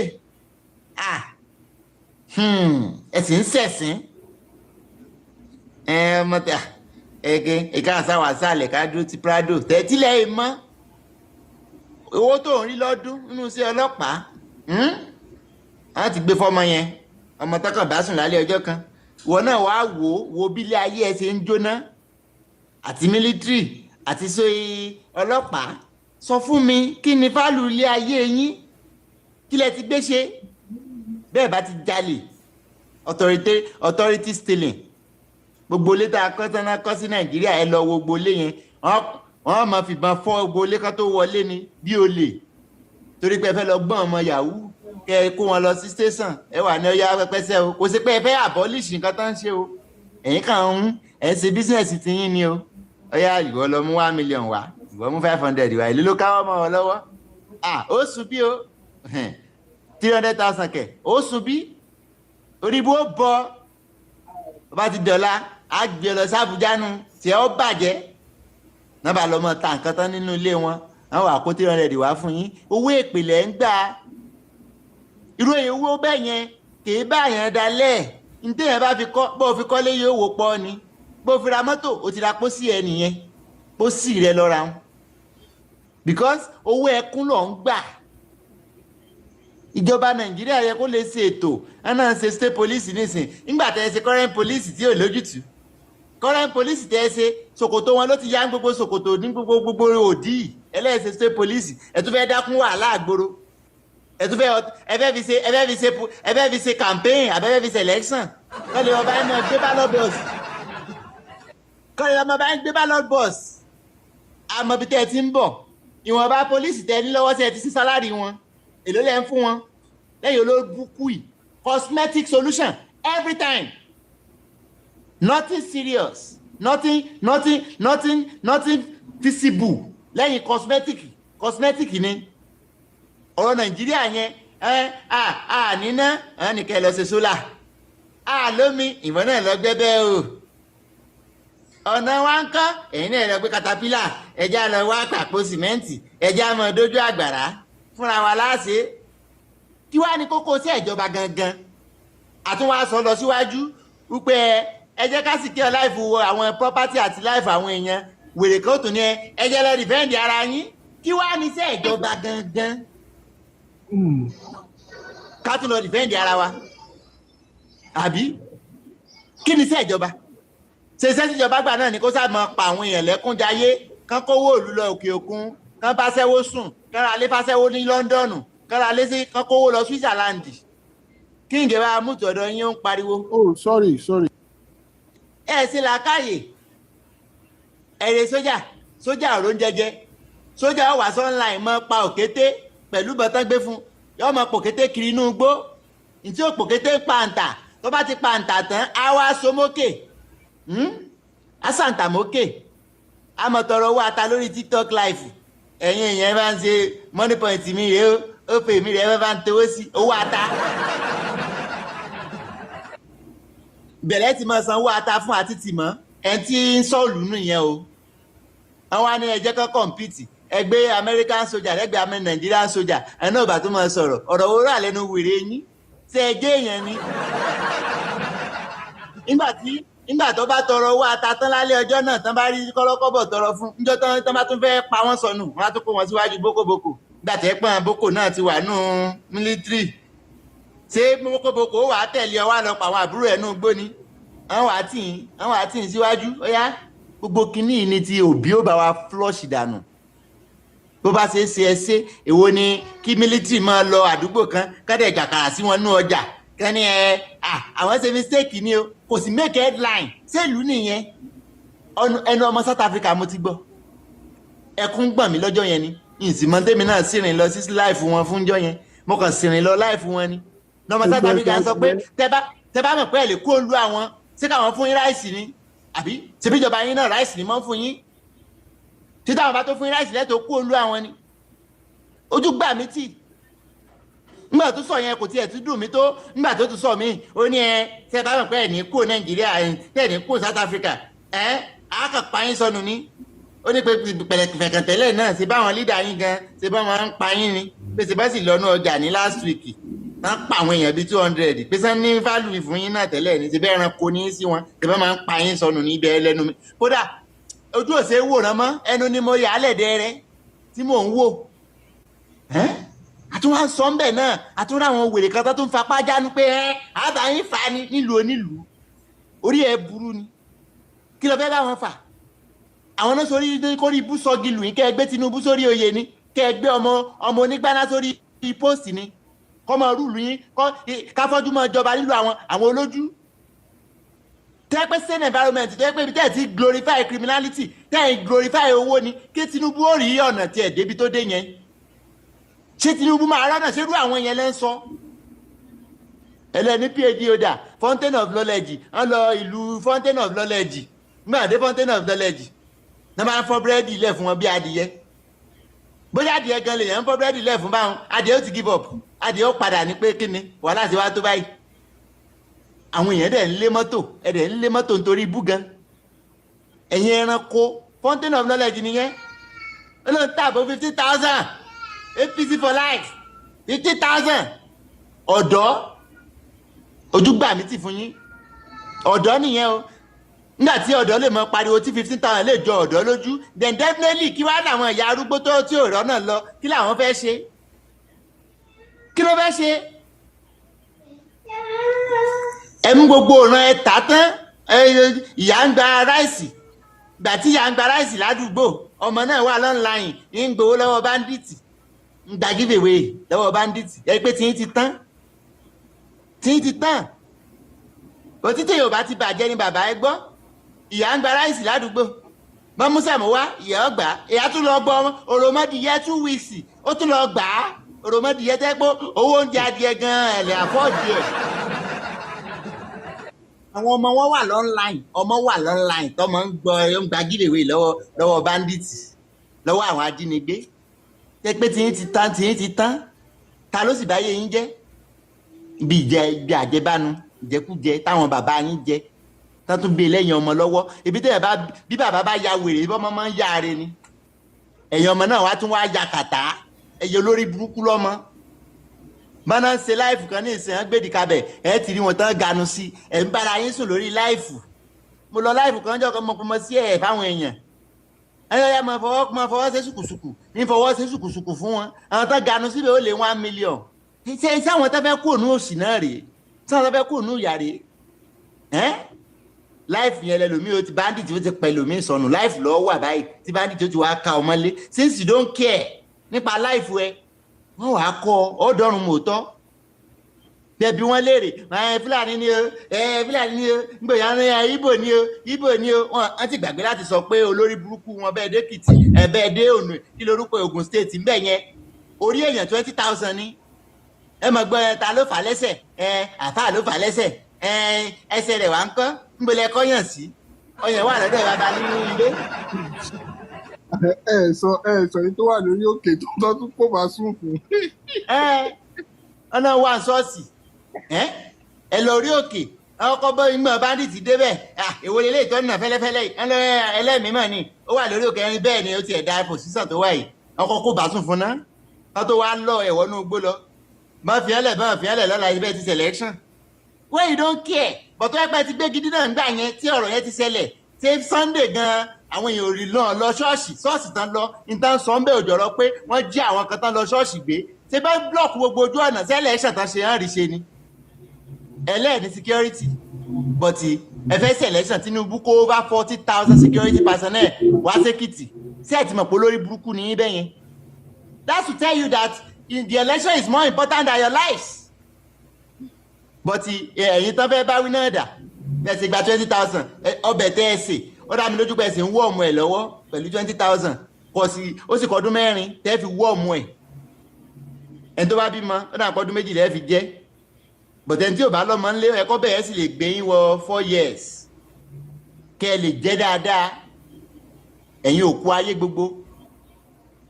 Want to commend the people that are going to market. I fẹ́ commend yín ẹ̀yin ọ̀dọ́ ìlú àrí akitiyan yín o ẹ̀ tó bá lóhùn òrí irọ́ ló ń pa. We encourage the youths that they are going to the marketplace and the community to tell the people pé ẹ má ta ìbò yín ọjọ́ ọ̀la yín lélẹ́yìí kó tiẹ̀ sọjọ́ ọ̀la mọ́ nìsín tó bá ti lè gbowó lọ́wọ́ olóṣèlú tó ta ìbò rẹ ẹ̀mí rẹ owó ẹ̀mí ẹ ló ti gbà yẹn owó ẹ̀mí ẹ òun ló gbà yẹn àti pé ò gbà kò yọ anybody lẹ̀ èmi ò kún bá wọn dá sí èmi ò dìbò kò yóò kan mo jẹ́jẹ́ mi mo jókòó orí burúkú tó wà nílẹ̀ yìí yóò kan jẹ́jẹ́ mi mo jókòó pé èmi ò bá wọn dá sí ṣe àwọn tó wà ń wọrọ bí 200 tó pa àwọn tó pa lérùkú àwọn tó pa ní òkè ọdẹ gbogbo àwọn yẹn sáwọn bá wọn dá sí òun la ṣe ń sọ fún yín pé tẹ́ bá ti rí injustice for one is injustice for all àwọn nǹkan tó ń ṣẹlẹ̀ ní Nàìjíríà yẹn wà barbaric now nǹkan kékeré kan ló máa ṣẹlẹ̀ nílùú òyìnbó gbogbo everybody ló máa jáde wọ́n ní kẹ́ àwọn immigrant wa máa lọ ìlú wọn pé kínní kan ohun ìwọ tó bá ti bímọ sí Amẹ́ríkà gbogbo àwọn èèyàn máa jáde wọ́n ní no kings gbogbo state náà ti jáde sọ pa anybody ni màmá mi pa anybody kò sẹ́ni tó pa policy lásán ni pé afẹ́kìlú tiwa náà afẹ́ ní close border ìwọ tó bá mọ̀ pé tẹ́lẹ̀ tẹ́ máa ń gbóyún wèrè wá sílùú òyìnbó tẹ́ máa lẹ́ẹ̀bí mọ́ ọmọ yín dọmọ nílùú àṣírú ẹ̀ mọ́ ó làwọn èèyàn mọ̀ jáde òyìnbó tún join wọn lóyìnbó ó tún join wọn pé no kings ó ní iye ọjọ́ tó fi ṣe protest o but you look at it our own people téèyàn kan bá kú Nàìjíríà nísìn àbẹ́yẹn bó bá gbọ́ pé èèyàn tó rẹ̀ dé kú Nàìjíríà nísìn kò pọ̀ náà bẹ́yẹn ẹ̀ normal thing nílé dé tí ọmọ Nàìjíríà. So where is your humanity? Ìjẹ́ èèyàn yín dà. Ìjẹ́ èèyàn yín òun dà. When you don't speak up, that's what happens. Tẹ́ bá gbọ́ pé wọ́n yanjú èèyàn kan bì kan, ẹ gbọ́dọ̀ dìde kí ló pa àárín ọ̀sẹ̀ kan ọ̀sẹ̀ méjì ẹ sì wà lórí kéèsì ẹ bá wọlé. Ó ní ẹnìkan ṣe lè lọ sí Ìbàdàn àbí Ìdó mbẹ̀ yẹn tán ló lọ bá ya 80 years sùn. Wọ́n sì tún pa àwọn ọmọ rẹ̀ tún lọ station ọlọ́pàá tún sọ pé ẹ wà very careful àti ìmọ́lẹ̀ o ṣé ìlú nìyẹn ẹ tún sọ fáwọn ọmọ yẹn pọ́n gbọ́dọ̀ ké ẹ lù wọ́n ẹ tún ní ọmọ ké Nàìjíríà lẹ máa lu ọmọ lẹ máa tún máa kọ bí ó ṣe ké ẹ tún máa sọ pé bí àì ló ti ké o wọ́n fẹ́ protest ẹ ọkọ̀ wá gba fọ́ọ̀mù o ẹ fẹ́ protest ẹ mọ̀ pé bí ẹ pé ẹ wá fẹ́ ṣèkó mọ́ ni ọkọ̀ wá gba ibi tó lọ lò fún ọ́ọ̀lù àbọ̀bẹ́sí wedding ó ní protest ọ̀yà ibi báyìí lọ́gbà o tẹ́ bá ti àdúgbò tẹ́ gbọ́dọ̀ ti protest ẹ gbọ́dọ̀ kọjá bí o torí ìfẹ́kẹ́ lọ́mọ disturb chairman wa o wọ́n wà lókè o chairman wà lọ́fíìsì o tán bá ọmọ yín sùn lọ́wọ́ o ẹ mọ́ pariwo kọjá bí o ṣé ìlú nìyẹn ṣe sì rò pé ní làákàyè àwọn tó mọ́jọ́ nígbà bá náà mọ́jọ́ tán àwọn kọ̀ọ̀kan gbé speaker síta ẹ̀ ń ṣe carnival protest náà lẹ́ ń ṣe yẹn o ṣé bá ṣe ń ṣe lágbàáyé nìyẹn ẹ rí wọn tán ṣe protest lágbàáyé you see them in their millions in their thousands gbé placard gbé anything ìgbà míì wọ́n lè jára wọn sí o kíjọba lè mọ̀ pé nǹkan tó ń ṣẹlẹ̀ yìí ó dùn wọ́n but ẹ sọ fáwọn ọmọ Nàìjíríà pé ẹ wá gba scholarship fáwọn ọmọ yín o 5,000 náà sì wà ńlẹ̀ o Oríyọmí mo bóyá kó yín lọ ń bẹ̀ yẹn ẹ dẹ̀ tẹ ọmọ 46 lọ́rùn pamọ́lẹ̀ àárọ̀ ọjọ́ kejì ẹ tún rò mọ̀là ẹ jàmàlà ẹgẹ lásìkò gbá ẹ fi ọkà gidi sínú to show how humanity is gone in you people. ẹ pa ọmọ tó yẹ pé tán bá wà láyé they will be in factory tomorrow láti máa produce they will be in finance they will be in different parastatals of innovations and institutions in Nigeria performing so high tán máa ṣe oríṣiríṣi tán máa innovate different ideas. Ẹ pa àwọn ọmọ yẹn ẹ̀jẹ̀ kan lọ́la ẹ wá lẹ́ ẹ̀jẹ̀ èèyàn iná lórí burúkú ṣe ń bá yín because the impunity is just too much. Ẹ máa mute tẹ́ bá ti ń wọlé Z ẹjọ́. Just mute once you join. Mute your mic. So to make other people talk, the bone of contention sì náà ni pé Obi ní gbogbo wa máa tò sí lẹ́yìn. Gbogbo àwa tá bá dẹ̀ mọ̀ pé a ní ẹ̀mí wa lò, a ní tàwọn ọmọ wa lò, ẹ jẹ́ ká tò sí ẹ̀yìn Obi.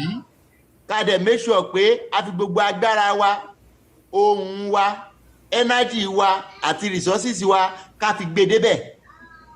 So it is only Nigerians that can do it. Thanks for the gift. It is only Nigerians that can come out and save Nigeria.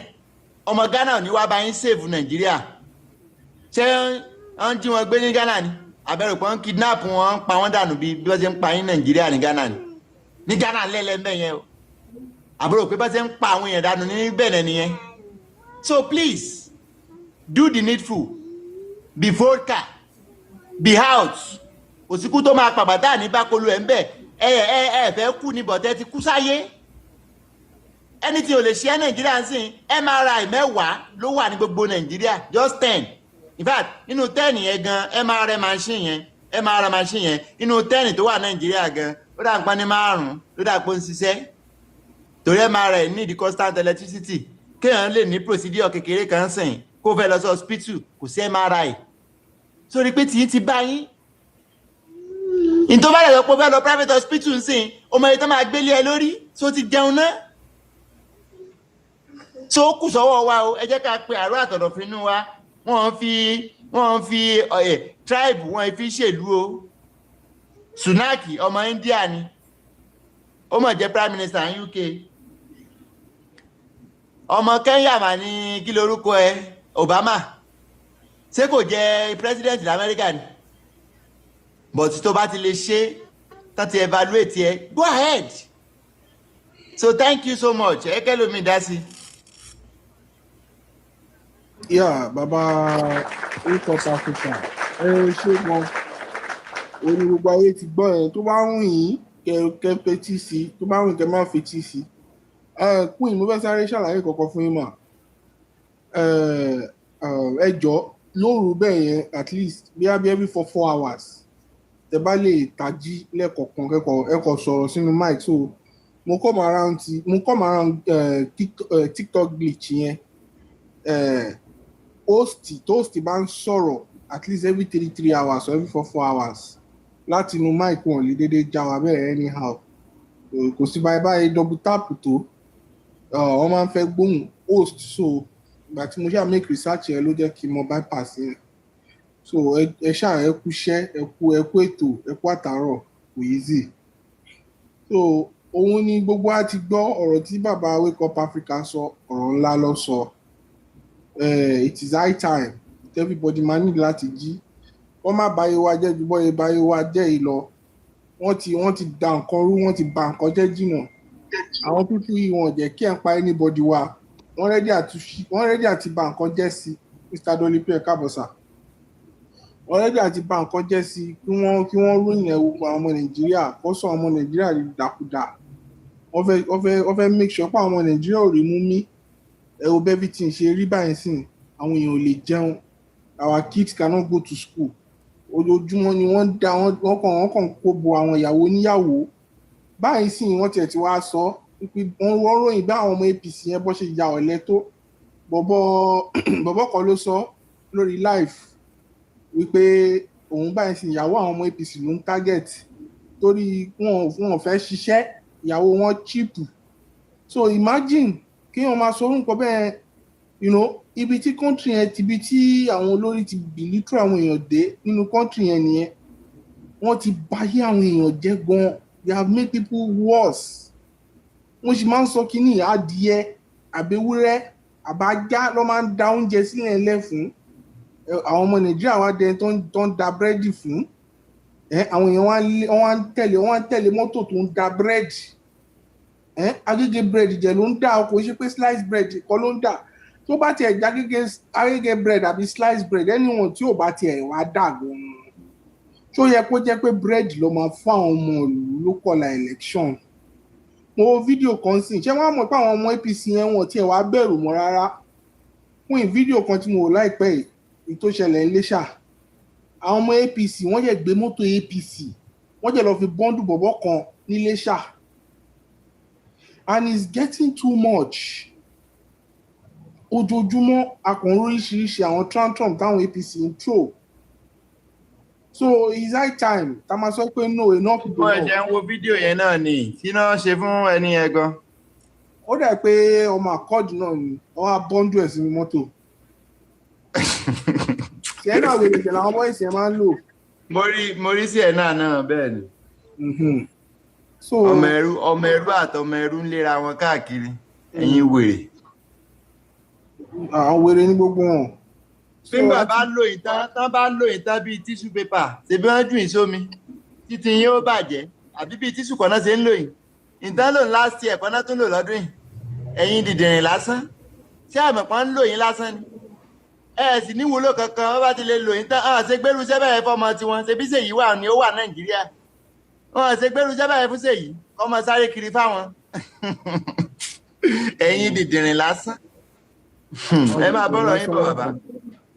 So it's high time tá máa sọ pé no enough is enough we are tired bẹ́ẹ̀ ti ṣe rí báyìí APC yìí wọ́n fẹ́ ṣẹ́ẹ̀ka everybody kò wọ́n fẹ́ make sure pé àwọn èèyàn rèé mú mímọ́ wọ́n fẹ́ sọ everybody dá tọrọ jẹ wọ́n fẹ́ make sure pé àwọn ọmọ Nàìjíríà wọn wúlò fúnra wọn ẹ wo bí tí wọ́n bá yà àwọn ọmọ Nàìjíríà jẹ́ dé Nigerians can't even feed they can't put their hands in their pocket and buy food from the market.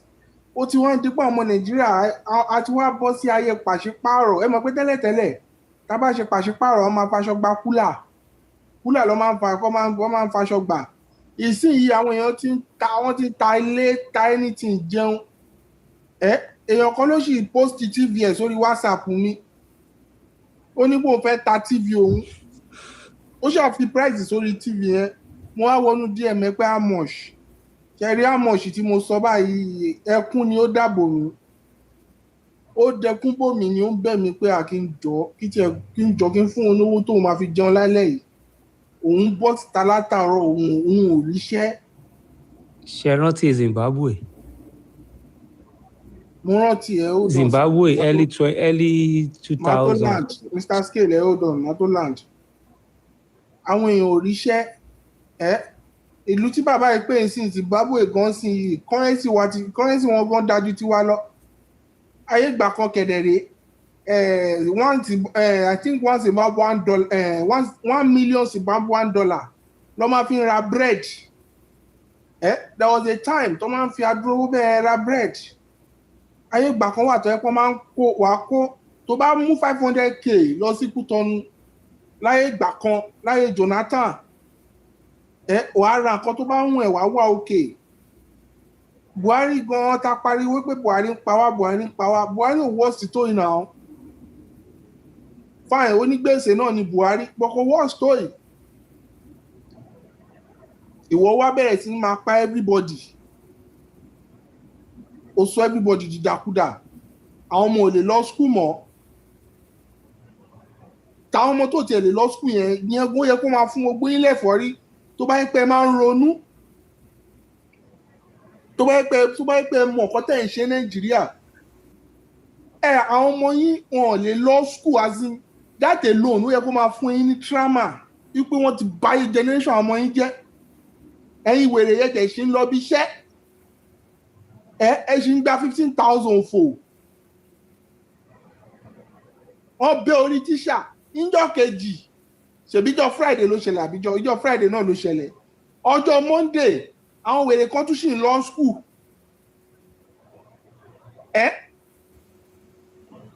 mi ní choice ni mo ti sọ fún ọmọ mi pé kó má lọ school ọ̀sẹ̀ kọ́ lọ́mọ mi ò fi lọ school despite pé inú city ló ń gbé lẹ́kọ̀ọ́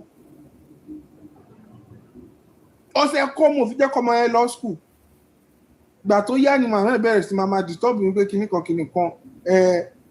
ní láti lọ school kinní kan èèyàn ṣáà free ọmọ kó má bá tiẹ̀ lọ kó má dà pé èèyàn lè yan yín dá ọmọ yẹn kọ́mọ má ṣoríire gbogbo àti wá di pé ká máa join the crowd and we are seeing what is happening a rí gbogbo bí kíní ṣe ń ṣẹlẹ̀ bí wọ́n ṣe ń ṣe wa lọ́wọ́ kò oúnjẹ wọn everything wọn insecurity setting why is it like this why to a worst báyìí gbogbo àwọn bára náà ti pa tán àwọn tó pera wọn lálàáfin àti àtọ̀ní of Ifẹ̀ gbogbo papọ̀ why can't they do something about this then we go down the worst obas in the history of Yoruba land and Odua land àtayébáyé láti kà nínú history wa náà àwọn ọba wa máa ń wà effective àwọn ọba wa máa ń ṣiṣẹ́ máa ń make sure tó bá yẹ pé àwọn ọba yẹn tó bá yẹ pé ó ti wà useless báyìí wọ́n ti compromise gbogbo ń ṣe compromise tẹ́ ẹ̀ pé gbogbo ń gbowó lọ́wọ́ Tinubu yìí tó bá yẹ pé gbogbo ń gba owó lọ́wọ́ àwọn politician láyé ìgbà yẹn ṣé lè Yorùbá tó máa rí báyìí ṣé tẹ ẹ máa lórí ìtẹ́ jókòó sí èwo nínú yín ló máa lórí ìtẹ́ jókòó sí tó bá jẹ́ pé àwọn bàbá yín tó bá yẹ pé wọ́n ti gbàbọ̀dè bẹ́ẹ̀ ṣe ń gbàbọ̀dè yìí gbogbo yín ẹ wá gbé adé sórí mo ń kọjá lórí TikTok lọ́jọ́ wo mo rọ́bà wèrè kan tó ń tọrọ rose mi ò mẹ́ tó gbádé lẹ́yìn wèrè lórí wọ́n bá tó pera ẹ lọ́ba tó ń tọrọ rose olórí burúkú gbogbo. ọba olótú gba rose. tí bá ti rí bọ̀bọ̀ yẹn bàbá Pan-Africa máa ṣí ẹ̀ sí wèrè pera ẹ kábíyèsí ó lò lẹ̀kẹ̀ ó lo adé nu fún 5p12 kábíyèsí kìíní kan ló ń jẹ́. ó lè jẹ́ baálẹ̀ tí ò lè màálù tó bá ní màálù ò lè wá. àwọn ọba oníròsì àwọn ọba ẹgbẹ́ àtìmí. ẹ bá ti rá dọ̀pẹ́ ẹ jẹ́ ká gbé máìkì fún rural area. ok rural ẹ mọ hold on fún un ẹ mọ pé lè làwọn àwọn wà tí wọ́n bí báyìí bàbá rural ṣé wọ́n bẹ̀. ṣé ń gbọ́ mi. à ń gbọ́ yín. mi ò mọ bí ṣe dókè òtítọ́rí Africa ni mo fi dé bíbá. ok. Africa mo fẹ́ dá comedy series kan lẹ̀ ó dàbí pé wàá do good a máa make owó dollars la máa make a máa tọ́ Africa ṣé wàá ṣe. kí ló dé tẹ́ fi fẹ́ fún mi ṣe comedy báyìí. má ṣe pé o nítorí mo máa imagine ibi tó ti máa rí gbogbo materials yẹn. bàbá ẹ jẹ́ ká kọ́kọ́ build ìlú wa náà ká tó mọ̀ sọ̀rọ̀ comedy kò sẹ́rìn lẹ́nu wa báyìí kí ló dé. non-stop ní ṣá tẹ́mi bá ní talent yẹn ni mi bá ti fi make owó lọ bí ilẹ̀ bí ẹni. ó yá náà. bàbá wake up ṣára wa ni wọ́n ni. nígbà ṣara wọn kọ́ o fẹ́ rẹ́dí èpè àbí báwo ni. èpè wà lẹ́bi èpè ẹ má lọ fojú di cross yẹn o cross yẹn bẹ́ẹ̀. ẹyin pípọ̀ yìí kan ṣe o fẹ́ rẹ́dí èpè fún. ẹ má ṣe pé fún rúra o bàbá yẹn ga tán ni rúra ga tán tiẹ̀ ni. àwa ti jagun ní táìmù tiwa àwa ti jagun fún yín in the 60s 70s 80s ẹ̀yin náà ẹni ká máa jà yókù lọ. ó lẹ ṣe rò pé kẹ́ ẹ máa sọpọ́ọ̀tì Tinubu dáa tó dáa tẹ́ẹ̀ náà sì máa sùn jọ́kàn. ẹni sùúrù mo wà lé mo ò ṣiṣẹ́ tí bá jí láàárọ̀ mi mọ ibi tí máa lọ bóyá kí n lọ jẹ ẹja ni àbí bóyá màá kọ́ màá jẹ́ wá sórí TikTok ìwé tí mo ti ń wo TikTok ẹnìkan pè mí pé wà gbólóhùn àyè wa fi wá gbé ẹ lọ jẹun màá lọ jẹun so kí ni mo fẹ́ máa ṣe ṣé kí wọ́n máa jà mo ní a ti jagun sẹ́yìn fún yín. rúra nǹkan tá à ń sọ ni pé tílùú bá ń bàjẹ́ ẹ̀yin àgbààgbà náà pè é. ẹ̀yin máa tún ṣe ó dà pé ẹ̀gbọ́n nǹkan tí mo sọ mo ní àwa ti jagun 60s 70s 80s. ẹ máa gbọ́ ogun tẹ́ ẹ jà àti múlẹ́rọ́ ẹ máa gbọ́ ogun tẹ́ ẹ jà ẹ jagun Tinubu náà.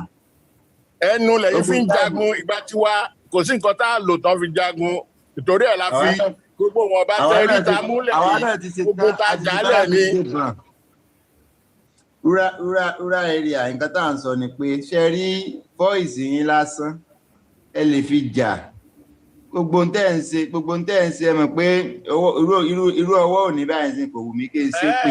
Kẹ́mi wá káwa máa wà gbádùn àbí àti jagun fọ 60s 70s 80s ká má gbádùn. Àní kẹ́ má gbádùn àmọ́ ó yẹ kẹ́ lè máa fi ohun yín yẹn voice yín yẹn kẹ́ fi máa support good governance. Ó yẹ kẹ́ máa sọ pé ẹ jẹ́ ká wá àwọn ọmọ ẹlẹ́jẹ̀ tútù kan fún bàbá kó máa bá ṣe sóúnjẹ kó máa bá rẹ̀ fọ́ kó máa ru yamala. Níbi tẹ́ tí ń lo ọmọ ẹlẹ́jẹ̀ tútù yẹn kí bandit wá kan yín mọ́bẹ̀ kọ́ dàbò bò yín lẹ́pọ̀. Níbo omi mélòó ni bandit máa fò? Ẹ gbàgbé kò sí ọmọ tó kàn wọ́n lókè lórí. Senegal làwa wà kò sí bandit ní Senegal. Kimbaki Amẹ́ríkà ní rúra wà Amẹ́ríkà ló wà. Senegal ni mo wà ẹ bá mi wá ọmọ ìṣòro kan ọmọ ẹlẹ́jẹ̀ tútù. Problem tó wà bẹ́ẹ̀ 22-23 kẹfí compensate wa àwa ti jà sẹ́yìn fún yín. ẹ máa rí wọn wọ́n pọ̀ gan ní Indiana àwọn ọmọ Ondo yẹn wọ́n pọ̀ gan ní Indiana. Mo sọ fún yín pé Senegal ẹ sọ ibo náà pè ní Indiana àwọn ọmọ tó jẹ́ Indiana. àwọn ọmọ léńjẹ wọ́n pọ̀ gan ní Indiana. Àní Senegal ni mo wà parlez-vous français. Àwọn ọmọ pọ̀ ní Indiana. Àní parlez-vous français. Comment tu t'appelles? The point is that torí problem tí àwọn rural area yìí ní ó ní pé ẹ máa gọ sí abẹ́ ìka kan kò dẹ̀ dáa tó bá yẹ pé bó ṣe bàálù yẹn jẹ́ òun lélẹ́yìí nígbà tẹ́yìn sọ pé ẹja yẹn kẹ́kẹ́ àwọn kan wá dìde pé kẹ́kọ̀ọ́ solve problem wọn. Áfíríkà gbogbo àwọn pátáwà dànẹ̀dẹ́kọ̀ àwa làwa host àwọn dàdékò àwa là ń gbé wọn káàkiri là ń gbé wọn lọ bá àwọn congressman àwọn oríṣiríṣi councilman. Àbọ̀dé nàdẹ́kò yín náà ní Tinubu olóbùkù iná. Faction oríṣiríṣi ló wà. àwọn pọ̀ Senegal náà àwọn love. Ṣé ẹ fẹ́ sọ fún mi pé Tinubu ò sí ní nàdẹ́kò ni. Jẹ́rìí mi ò kí ń porúkọ ṣẹ́gbọ́ ibi táwa wà ń sẹ́yìn ká rọra ká máa jẹ ìwọ̀nba. Bàbá Victor ẹ mọ́ dá rúra bẹ́ẹ̀ kú ni táwọn ọmọ 23 years yẹn bá gba ẹmu ẹ lè sọdá mélòó ló wà lára yín tẹ́ ẹ fẹ́ lò láyé mélòó ló kù tẹ́ fẹ́ lò láyé tẹ́ ń gbọmọ 23 tọmọ 23 bá mú ẹ sọdá. Ọlọ́run fún wa lórí ọ̀fẹ́ Ọlọ́run ní gbogbo nǹkan dáadáa tá ti ṣe Ọlọ́run wá fún wa lórí ọ̀fẹ́ agbára àtòkùn. Ẹ má jẹ́ ká kúrò lórí kọ́ọ̀sì ibi táwa bàbá rúrà ẹ má wá da àyè sínú ẹ̀kọ́ fún ìdarí wa ọ̀rọ̀ tí rúrà wà nú àwọn àgbà burúkú tí ń yọ́lẹ̀ dáa. Wọ́n máa bẹ̀rù yín lórí TikTok ni wọ́n ní ẹ má lọ síbẹ̀ yẹn o tó bá gbé ẹ bá yè pé. Rúrà ṣé Tinubu lẹ sọpọ́ọ̀tì ni? Ṣé Tinubu lẹ sọpọ́ọ̀tì ni? Èmi kàwé báyìí ẹ máa ṣe ẹ̀yin lẹ́ máa fà yẹn ìyàwó oníkankan ṣe pẹ̀lú yẹn àwa wò yín ni o. Ẹ kọ̀ wà lórí tẹ́ǹsì. Ṣé gbà lọ ní káwa máa jà ní? Alájà 60s, ajà 70s, ajà ní 80s. Ẹ̀sà ẹ̀ ó dùn. náà àtúbà wọn ṣèwọ́de akílódé kẹ́tẹ́kẹ́tẹ́ ni. Àwọn conservative yẹn ni rúrà tó máa ń sọ pé Yorùbá náà la máa tẹ̀lé náà. Bàbá rúrà tó bá pẹ́ yín lọ́lọ́run gbé agbára lé lọ́wọ́ báyìí sí láti yan president alẹ́mayọ. Kí ló dé ẹ̀yin ọmọ òwòyí ẹ ti yọlẹ̀ jù ṣé àwa ní káwa lọ bá yín jà mo béèrè question lọ́wọ́ yín ẹ ó dọ̀hún question tí mo béèrè direct sir. A ní gbogbo question tẹ́ bá béèrè dáadáa náà ni ẹ máa bá lọ. Gẹ́ẹ̀tì kan tí mo sọ mo ní pé candidate wo lẹ máa yàn tó bá pẹ́ yín lọ́lọ́run gbágbára lé lọ́wọ́ pé jẹ́ ẹ̀sẹ̀ ní. Àdìpọ̀ ẹ wò kí ló dé tẹ́ bá ní president mẹ́wàá kí ló dé ẹ lè yan president mẹ́wàá náà. Bàbá ẹ̀kọ́ wa mú àṣírí ń bì ní. Kò sí wàhálà ẹ ṣe gan sà. Ẹ ṣe pé ẹ̀ẹ́dẹ̀gbéyàn ṣe pé. Àánú kẹyìn ẹkọ kílẹ̀mù Tinubu kẹgbẹ́ pé yìí ẹni tó bá ti claim Tinubu. Buy one get one free lè pé. Buy one get one free. Kò jẹ́ ṣe get one free get 3 free. Mẹ́ta fẹ́. So bó ṣe wà nìyẹn. We are tired. Ẹ wo mo lọ wo soccer mo lọ sí ibi tó ti ń play World Cup lẹ́ẹ̀mẹ́ta ń sẹ́yìn. Mo rí àwọn Nàìjíríà tó pọ̀ níbẹ̀. Ṣe fún wọn lówó tó fi mọ́ travel ni láti rówó jẹun náà. Mo ra ara tíkẹ́ẹ̀tì ni o. Àwọn olè wá ra tíkẹ́ẹ̀tì fún Nàìjíríà. No, mo ní a lọ wo World Cup sẹ́. O náà mo sọ pé ta lè fẹ́ ra tíkẹ́ẹ̀tì fún Nàìjíríà tí ó fẹ́ wá tẹ́ sọ pé ń wá ọmọ Nàìjíríà. Èmi lérò pé a máa rí àwọn Nàìjíríà bẹ́ẹ̀ kan tó máa múra mo rí wọn mú ní à. Gbogbo nǹkan lẹ ti bàjẹ́. Ẹ̀yin àgbà burúkú yìí náà ni ẹ ti bà gbogbo nǹkan jẹ́ tán ní Nàìjíríà yẹn. Gbogbo nǹkan lẹ ti bàjẹ́. Àwọn èèyàn ò lè rówó jẹun débi pọ́n àròwó travel. Ẹ wo mọ nǹkan tó wà bẹ́ẹ̀. Ṣé ẹ̀kọ́ ọ̀fẹ́ tẹ̀yin jẹ ṣé àwọn èèyàn ráyè jẹ ẹ̀kọ́ ọ̀fẹ́ mọ́lẹ̀ ni?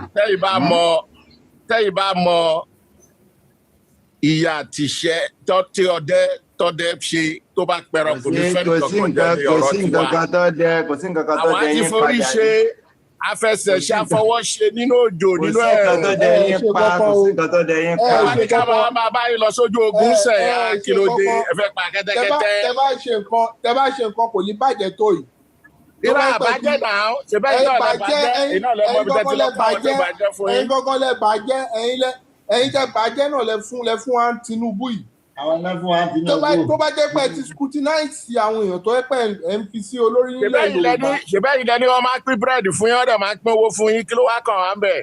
Ẹ̀yin náà ṣe bí ẹ̀yin lẹ bá ń bẹ̀ wọ́n sọ pé síwájú tẹ̀yìn wò sáré. Lásìkò tiwa ṣẹmẹ tó jẹ́ Babaláyínká wàá lọ wàá bọ̀ Babaláyínká. Torí pọ́n ti pín ráìsì fẹ́yìn làwọn náà ti ń gbé búrẹ́dì wá fún wa lónìí. Bàbá Awólọ́wọ̀ ò pín dime for anybody. Àwọn aláàtú wa dáṣọ ẹni sùúrù àwọn ìyá ọlọ́jà wa dáṣọ wa wọṣọ wa lọ jó wa tún lọ dìbò lọ́fẹ̀ẹ́. Àwọn náà máa finance ara wọn nígbà tí àwa náà ládùúgbò àwa la máa dáwó la máa rẹmu la máa ra gbogbo ẹ̀ ọ̀fẹ́ níbò kò sí kankan ẹ̀yin lẹ́mọ́ bí wọ́n ti ní búrẹ́dì àti owó tẹ̀ ń gbà. Tinubu tẹ fi síbẹ̀ náà ni. Kí lẹ ń sọ aláwa ń sọ táìmù tí wọ́n yìí lẹ ń sọ pé kíní. À ń sọ pé Tinubu tẹ ti fi síbẹ̀ ni tó bá pẹ́ ṣe dáadáa ẹ máa ti fún wa structure. Ẹmẹ tó jẹ́ bàbá Jákàndé bàbá kékeré Alhaji Jákàndé. Fún wa structure gidi ni tẹ bá fún wa structure gidi Tinubu ò lè di gómìnà mọ́ yín lórí. Kẹ́rí gbogbo ìtẹ̀fi dúró sórí kíní tẹ́ wá sórí TikTok tẹ́ wá pariwo yẹn. Ẹ wọkàn níbi ẹni fìrìwé àtẹ́bá wà ẹ kóra yín. Olóòtú pariwo à ń sọ̀rọ̀ bíbá wọn. Ẹ kóra yín. Pariwo. Ẹni tó bá máa lọ dira ẹ lọ dira ẹ̀yin lẹ́dẹ̀ náà tó máa dira fún yín ẹ lọ dira. Ká lọ bá Sunday Igboho. Ẹnu nìkan lẹ̀ ń dì. Ẹnu là ń dì. Bí bàbá Áfíríkà wọ́n bẹ̀rù bàbá Áfíríkà lórí TikTok. Kí ló dé tó fi bẹ̀rù mi tí mo gbé yàn pa ni. Tí bàbá Áfíríkà bá ti yọ báyìí wọ́n máa wọ báyìí pé àwọn ò mọ irú èpè tó tó wọn máa ṣẹ́sẹ̀ yìí o. Ẹni tó bá wù èpè ó máa gbè pé. Ẹni tó bá wù èpè ó máa pa. Ṣé bílù ẹ̀ ṣe lọ sí ó tẹ̀yìn náà lọ́rùn rúra tó dáa. Wọ́n ní àbí Ìgbò ni bọ̀bọ́ yìí àbí Yorùbá àwọn kò tiẹ̀ yé wọn ṣá. Èmi Chukwu Emeka. Wọ́n bọ̀ ní orílẹ̀-èdè tí mo lọ lánàá wọ́n pè mí ní Nnamdi. Mo wà lọ́dọ̀ ẹnìkan náà lánàá bẹ̀ yẹn tí wọ́n ní Ìgbò ní mi ilé kan olóbùkù lòkóso yẹn Barrack boy ó ní Ìgbò ní mi kankan wọ́n ní ṣe bí Barrack boy ni wọ́n máa rán ọlámàlà ní Barrack lásán ìwọ ló máa sọ ìtàn tó mọ̀ so ẹ tó sọ pé ẹ lọ dira rural area tètè bá dàbọ̀ bòyìn báyìí ní ìsinsẹ́ ẹ̀ ní kú. Wọ́n máa kú lọ́wọ́ fún mi. Ó lè dábàá bò mí èmi kan lára èmi ara òyìnbó lèmi dì í kémi tó rí èmi kan lára máa gbé gbogbo tèmi èmi ò lọ báyìí dira ti ẹ̀fọ́ máa dira táyé àtijọ́ máa tún dira tó ìbò. Rúra tí bá dà sí lára tẹ̀tẹ̀tẹ̀lẹ̀ ẹ̀kọ́ kéré. Àwọn ọ̀bọ burúkú. Máa tún dira tó ìbò máa tún kákàrà sápò. àwọn ọ̀bọ tá à ń sọ yìí àwọn ọ̀bọ tá à ń sọ yìí etí gangan ló máa target akọ. lẹ́rọ báwa lọ dira pẹ̀lú aláwọ̀ lọ dira fún ṣakabula ní àwọn ògbàwọ̀ ló ṣakabula. Rúra ẹ̀rí ẹ gbàgbé o tó bá ti má dá sí lára ẹ̀ léyìí o. láti bo èyí tẹ́ ń gbà láti yọ èyí tí ò ṣiṣẹ́ táwọn ará bí ń kó ibi tó bá dá sí lára. tó kó ibi ẹja wẹ́wẹ́ lọ́sà wọ́n máa fi wọ́n bá àkọ́kọ́ yìí ni. ẹgbẹ́ fayilẹ́rìn kan tó bá dá sí lára gan kó jẹ́ pé wájú tíátà gan lẹ́wà kó gbé yín wọnú tíátà yẹn wọn lè ṣe fún. wọn lè rí wò. ẹni gbogbo yẹn lẹ dásáwọn tó wá ń kó ibi. ẹ ti dọ́rùn bọ̀. rúra náà ẹ ti jayé ẹ ti sáyé jẹ síbẹ̀ ẹ mu ṣúgà bá síta gbogbo ẹ̀ lẹ́sìn. ọjọ́ jayé ẹ mu ṣúgà bá síta àwọn bàbá wa àti màmá wa wọ́n ń ṣiṣẹ́ owó wà iṣẹ́ wà kòkó oríṣiríṣi àwọn náà dẹ̀ ṣe gbàdọ̀ á ṣiṣẹ́. but àwọn ọmọ tó ń dàgbà lónìí ẹ rí bí ayé ṣe nira fún wọn sóyẹ kẹ́ wàá máa support. ṣe bó rí TikTok lẹ́yìn tí máa ń jà orí TikTok ni orí TikTok ni gbogbo wa máa ń ṣe parapara. ṣe parapara à ń bá àwọn èèyàn sọ̀rọ̀ ni à ń fún ọ láwẹ̀ẹ́nẹ́s ọjáde against. ẹ mọ bó ṣe ń jà ní Roman era Roman Empire.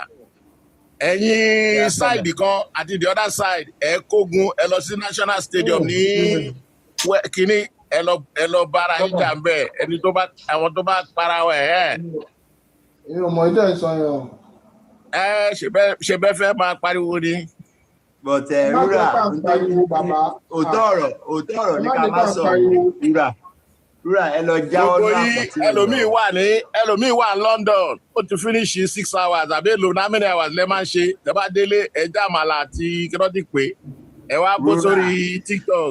rúra òótọ́ ọ̀rọ̀ ní pé ká má sọ òun ò ṣe ti rí ẹ kúrò níbi ìwà àbàjẹ́ o ẹ kúrò níbi ìwà àbàjẹ́ o torí alẹ́ lẹ wà báyìí nísìn anytime lẹ lè san kú o ẹ kúrò níbi ìwà àbàjẹ́ o. a fẹ́ ṣe Yorùbá nation ẹ bẹ̀rẹ̀ sí bó wa ẹni ní Yorùbá nation ẹ kéré kan. Yorùbá nation yín a ti rí pé Tinubu nation ni at the end of the day. a ti padà rí pé Yorùbá nation yín ó ti padà di Tinubu nation a mọ̀ pé Tinubu náà ló dá Yorùbá nation. àbá ti gbòmìnira fún yín. àwa mọ̀ ṣé ti rí báyẹn sí i o àwa mọ̀ pé ilẹ̀ dá Tinubu ló dá Yorùbá nation lẹ̀ àwa mọ̀. ẹ wo ẹ máa mú ẹgbẹ́ alára gan ẹ máa fẹ́ da lúrú mọ́ báwo náà ṣe sọ̀rọ̀ ẹ lúrú pẹ̀lú ṣàpàdé báwo náà ṣe pèwé ẹ ẹ fẹ́ máa da nǹkan tí ò jọra wọn mọ́ra wọn. báwo ni ò ti jọra wọn nígbà tẹ́ lẹ́yìn sí Yorùbá nation ẹ wá ganu kalẹ̀ ẹ wá di pé nígbà tí Tinubu ti jáde báyìí bàbá wa ti débẹ̀. irọ́ kò rí bẹ́ẹ̀ o. kí wàá lé tí Tinubu wọlé kí lé tí Tinubu wọlé tẹ́ ẹ̀ pariwo Yorùbá nation mọ́ tẹ́ ẹ kó gbowó àwọn èèyàn tẹ́ ẹ kó jẹ. ẹ wo ẹ máa gbọ́. wọ́n ní pé ṣódà ẹ kọ́ dá wọn lónà. nǹkan tó ṣe rí ẹ̀yin gan lára ẹ mọ bọ́rọ̀ ṣe lọ ẹ mọ bọ́rọ̀ ṣe lọ bọ́rọ̀ ṣe lọ rèé àwo kì í ṣe bàṣẹ jẹ́ adẹni ẹja wọlé lọ káwo ibi tó máa pàdé. ẹni kẹ wọlé lọ kí Tinubu ṣèjọba náà tó bá ti wá dá ayé Fúlàní ẹ wà tún jáde padà pẹ́pẹ́ ṣe. ẹ máa gbọ́ òkúlẹ̀lẹ́jà ta tiẹ̀. tẹ́ ẹ bá máa yòó ta ẹ lọ́kọ́ bọ́ ṣe ta yòó ẹni tó bá máa yòó ta ló máa gorí. ayò lẹ wá ń ta fẹ́ẹ̀fẹ́ ní àwọn èèyàn ta. ẹ lọ ṣe kínní kan lù yín láyò kẹwàá mẹ́rin náà ta ọyọ ní. ayò lẹ ń ta fẹ́ẹ̀fẹ́ ní àwọn ọmọ èèyàn tayò irú ayò orí burúkú rẹ. tẹ́ pé báwọn síwájú tó ṣe ń tayò tẹ́ báwọn tó síwájú bó ṣe ń tayò nìyẹn ṣe bẹ́yìn náà ti kú sọnù by now. ẹ wo ṣẹ́rí gbogbo ìtàn yìí sọ yẹn ilé ayé táwa gbé ilé ayé tó wà clean ni a ṣe gbogbo nǹkan tá a ṣe bí ẹlẹ́dàá ṣe ní ká ṣe ni tìtorí ẹ̀ ní àǹfààní ẹ̀ là ń jẹ nísẹ̀yìn. àwọn ń ṣe bẹ́lẹ̀dàá ṣe sọ pé ká má ṣe àmì. àǹfààní ẹ̀ là ń jẹ sẹ́yìn. ẹgbọ́n mi àǹfààní ẹ̀ là ń jẹ sẹ́yìn. ẹ káàárọ̀ ayé. ní báńkì ẹ wo distraction yìí pọ̀ jèrè gbogbo ọ̀rọ̀ yóò mú. èmi ti mọ̀ pé distraction ni bàbá yìí gbà tó ti wọlé. ṣẹ́yìn ọmọ kan tó ń pè ní all works and no play make Jack àbí báwo ló ṣe kó wá bó ṣe This is not the platform for all work and no play. This is not the platform for that. Tẹ bá jà díẹ̀ ẹ̀ tí kì break. Àbísí díẹ̀ wúrà bóyá kẹ́ ẹ padà wá. Ẹ lè lọ sí platform ibi tí wọ́n ti ṣe all work and no play. Ẹ lọ mú burúkutu kẹ́ ẹ padà wá. Mo ní news kan fún yín o. Àwọn ọmọ àdúgbò mi ni wọ́n wá àwọn Yorùbá, àwọn tó bá gbọ́ Yorùbá wọ́n fẹ́ kó wọn sórí TikTok. Ẹ lọ sọ ní ìsìnbó mi. Wọ́n fẹ́ ṣe kí ni? Àwọn TikTok wọ́n ní location méjì New York and East Coast and West Coast wọ́n wá àwọn tó gbọ́ Yorùbá tó máa employ tó máa gbọ́ nǹkan tẹ́ ẹ sọ. Represent wa ń bẹ̀ sà ẹ good gan. Àwọn ọmọ kékèké nìyẹn àwa ò ní di àwọn ọmọ kékèké náà.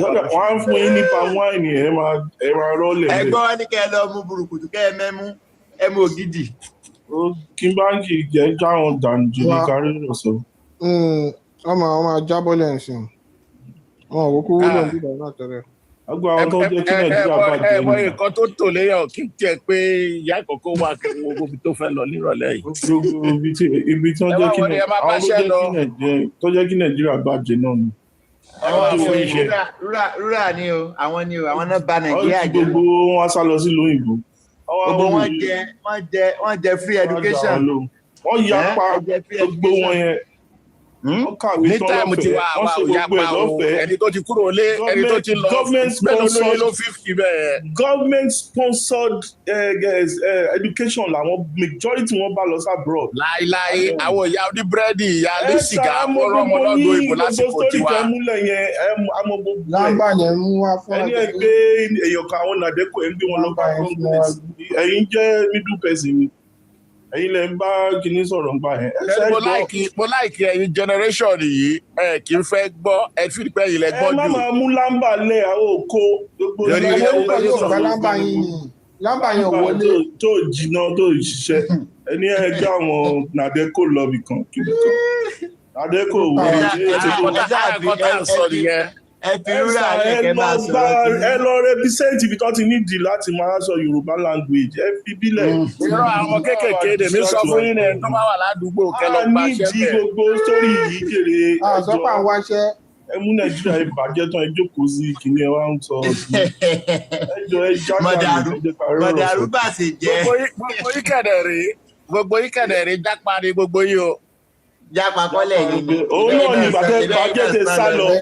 Ẹ̀yin tí bá jẹ́ padà ẹgbẹ́ sọ́wọ́ ìbáwọn rẹ̀ sanwó Nàìjíríà bẹ́ẹ̀ náà jápa ni àbíkílẹ̀ ń sọ yìí. Rúrà àdébí wọn náà lápapá bora ni. Wọ́n jápa wọ́n fò lọ́n tí wọ́n ni. Wọ́n fò lọ wọ́n fò ní Rúrà náà lápapá bora ni náà ìgbà tó ti wo wájú tó wẹ̀yìn torí pé wájú òtún ẹ̀yìn tó padà sí. Ẹ mọ iye tó ń ta tíkẹ́ẹ̀tì nígbà tá a kúrò Nàìjíríà. 110 naira. Yes, only. Nigeria Airways. Ayẹ́pẹ́ Nàìjíríà ti fara hàn. Kí n bá kí gbogbo àwọn tó bá ti gbọ́ tó máa ní àwọn ra tíkẹ́ẹ̀tì ní $100 naira, 120, 110, 115. Àwọn tó jalè jù nìyẹn. Àwọn tó jalè. Ní ìdí visa gba visa. Àwọn ti Western Union. Àwọn rílò ọ̀daràn gangan ni. Àwọn rílò ọ̀daràn gangan lẹ̀ ń wò yẹn. Àwọn tó kó Western. Ẹ bọ̀ kọ́tọ́ pè ní owó òdòjì. No, no. Ẹja burúkú olè rural area. Kí n bá kí ẹ wá ní ìlà àbòsí. Àwọn tí wọ́n fi 1973 74 owó òdòjì. Ẹ̀sẹ̀ 73 lẹ́yìn wa Amẹ́ríkà ní ẹ já báyìí náà gbogbo distraction yìí ti pọ̀ jù jèrè ẹ lọ́ máa sọ Yorùbá ń bò míì náà kí ló ṣe gbélé. Ẹ sáà jẹ́ kí wúrà wà lẹ́gbẹ̀ẹ́ kan bẹ̀ ẹ̀yẹ máa mẹ́kì submission. Bàbá tó sọ̀rọ̀ bí ìjà ni wọ́n ìwọ ò fẹ́ fi kàn mí ìkúlẹ̀ ayé. Ẹ ti bà Nàìjíríà jẹ́ tí a mú gbogbo ẹ̀ lẹ̀ wá ní pé kíní kan ro là ń pariwo ni. Ẹ̀yin ọ̀bà yẹn jẹ́ ẹgbẹ́ àwọn Màdékò ẹgbẹ́ àwọn Màdékò lọ bá Congress Màdékò ló lọ bá Congress. Ṣé ẹni tó wá sí bíbá tó ń ta bàbá òun lè gbé lọ ẹ wá wá sí ibà ẹ wá lọ́n tẹ́ ti lò lórí bíbá nísìn ẹ mú ọ̀rọ̀ kan lẹ̀ báyìí tó wúlò rẹpẹtẹ gan gbá Yorùbá lè dìmú ẹ sọ pé ọmọ kan ní Senegal wọ́n sọ ní ìdáwọn èèyàn láti wá sọ̀rọ̀ ní East Coast West Coast kí ni ẹni ṣe pẹ̀lú. ẹ má jà rà lóhùn. gbogbo ìtẹ́ bá wá sórí TikTok ẹ ń ṣe bí ẹni pé ẹ ń sọ̀rọ̀ bí ẹni pé gbogbo tó ń ṣẹlẹ̀ lé yẹn bí ẹni pé child's play ni ẹ wá it's wrong now let's be 100% honest with ourselves. Elderly person ni but ẹ wá sórí platform you didn't even say anything meaningful. All you keep saying was ọmọkàn ní Senegal, ọmọkàn ní Ṣàpàṣà, ọmọkàn ní like all those things happening in Nigeria right now. It's a child's play.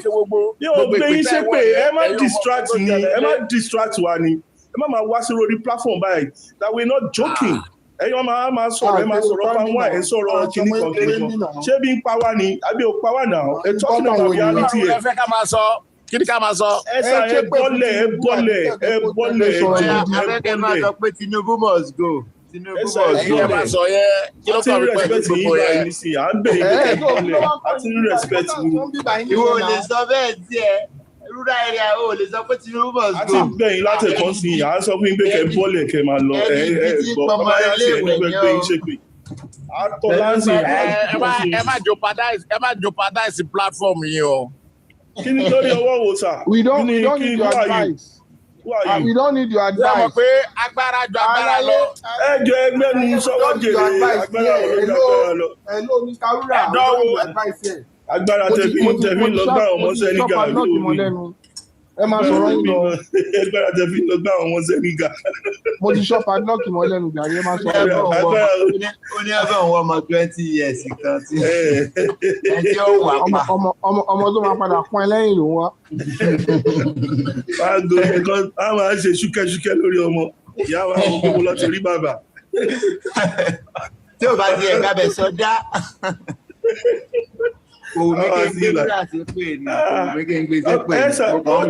Àwọn ni probably the third person ti máa rí tó jẹ́ àwọn tó claim bá gbàlagbà they've been through a lot in Nigeria claiming what they didn't go through. They will come on platforms and they will start distract. Wọ́n máa sọ̀rọ̀ nǹkan tó ẹni gbọ́rọ̀ kan báyìí tó wúlò bẹ́ẹ̀ni pé Nigeria ẹ̀kọ́ lọ ti wà ní bẹ́ẹ̀ni pé wọ́n wà insensitive to all the things that are happening right there. Like they didn't see it. Ẹ wá bọ́ ẹ sọ, ẹ ń fẹ́nu ṣé ni ẹ lọ ṣe kíní Roman Empire ẹ gbọ́rọ̀. Wọ́n ní ká ṣe Roman Empire káwọn gbé kíní kan para wọn dànù kọ́ máa ṣe kíní kan.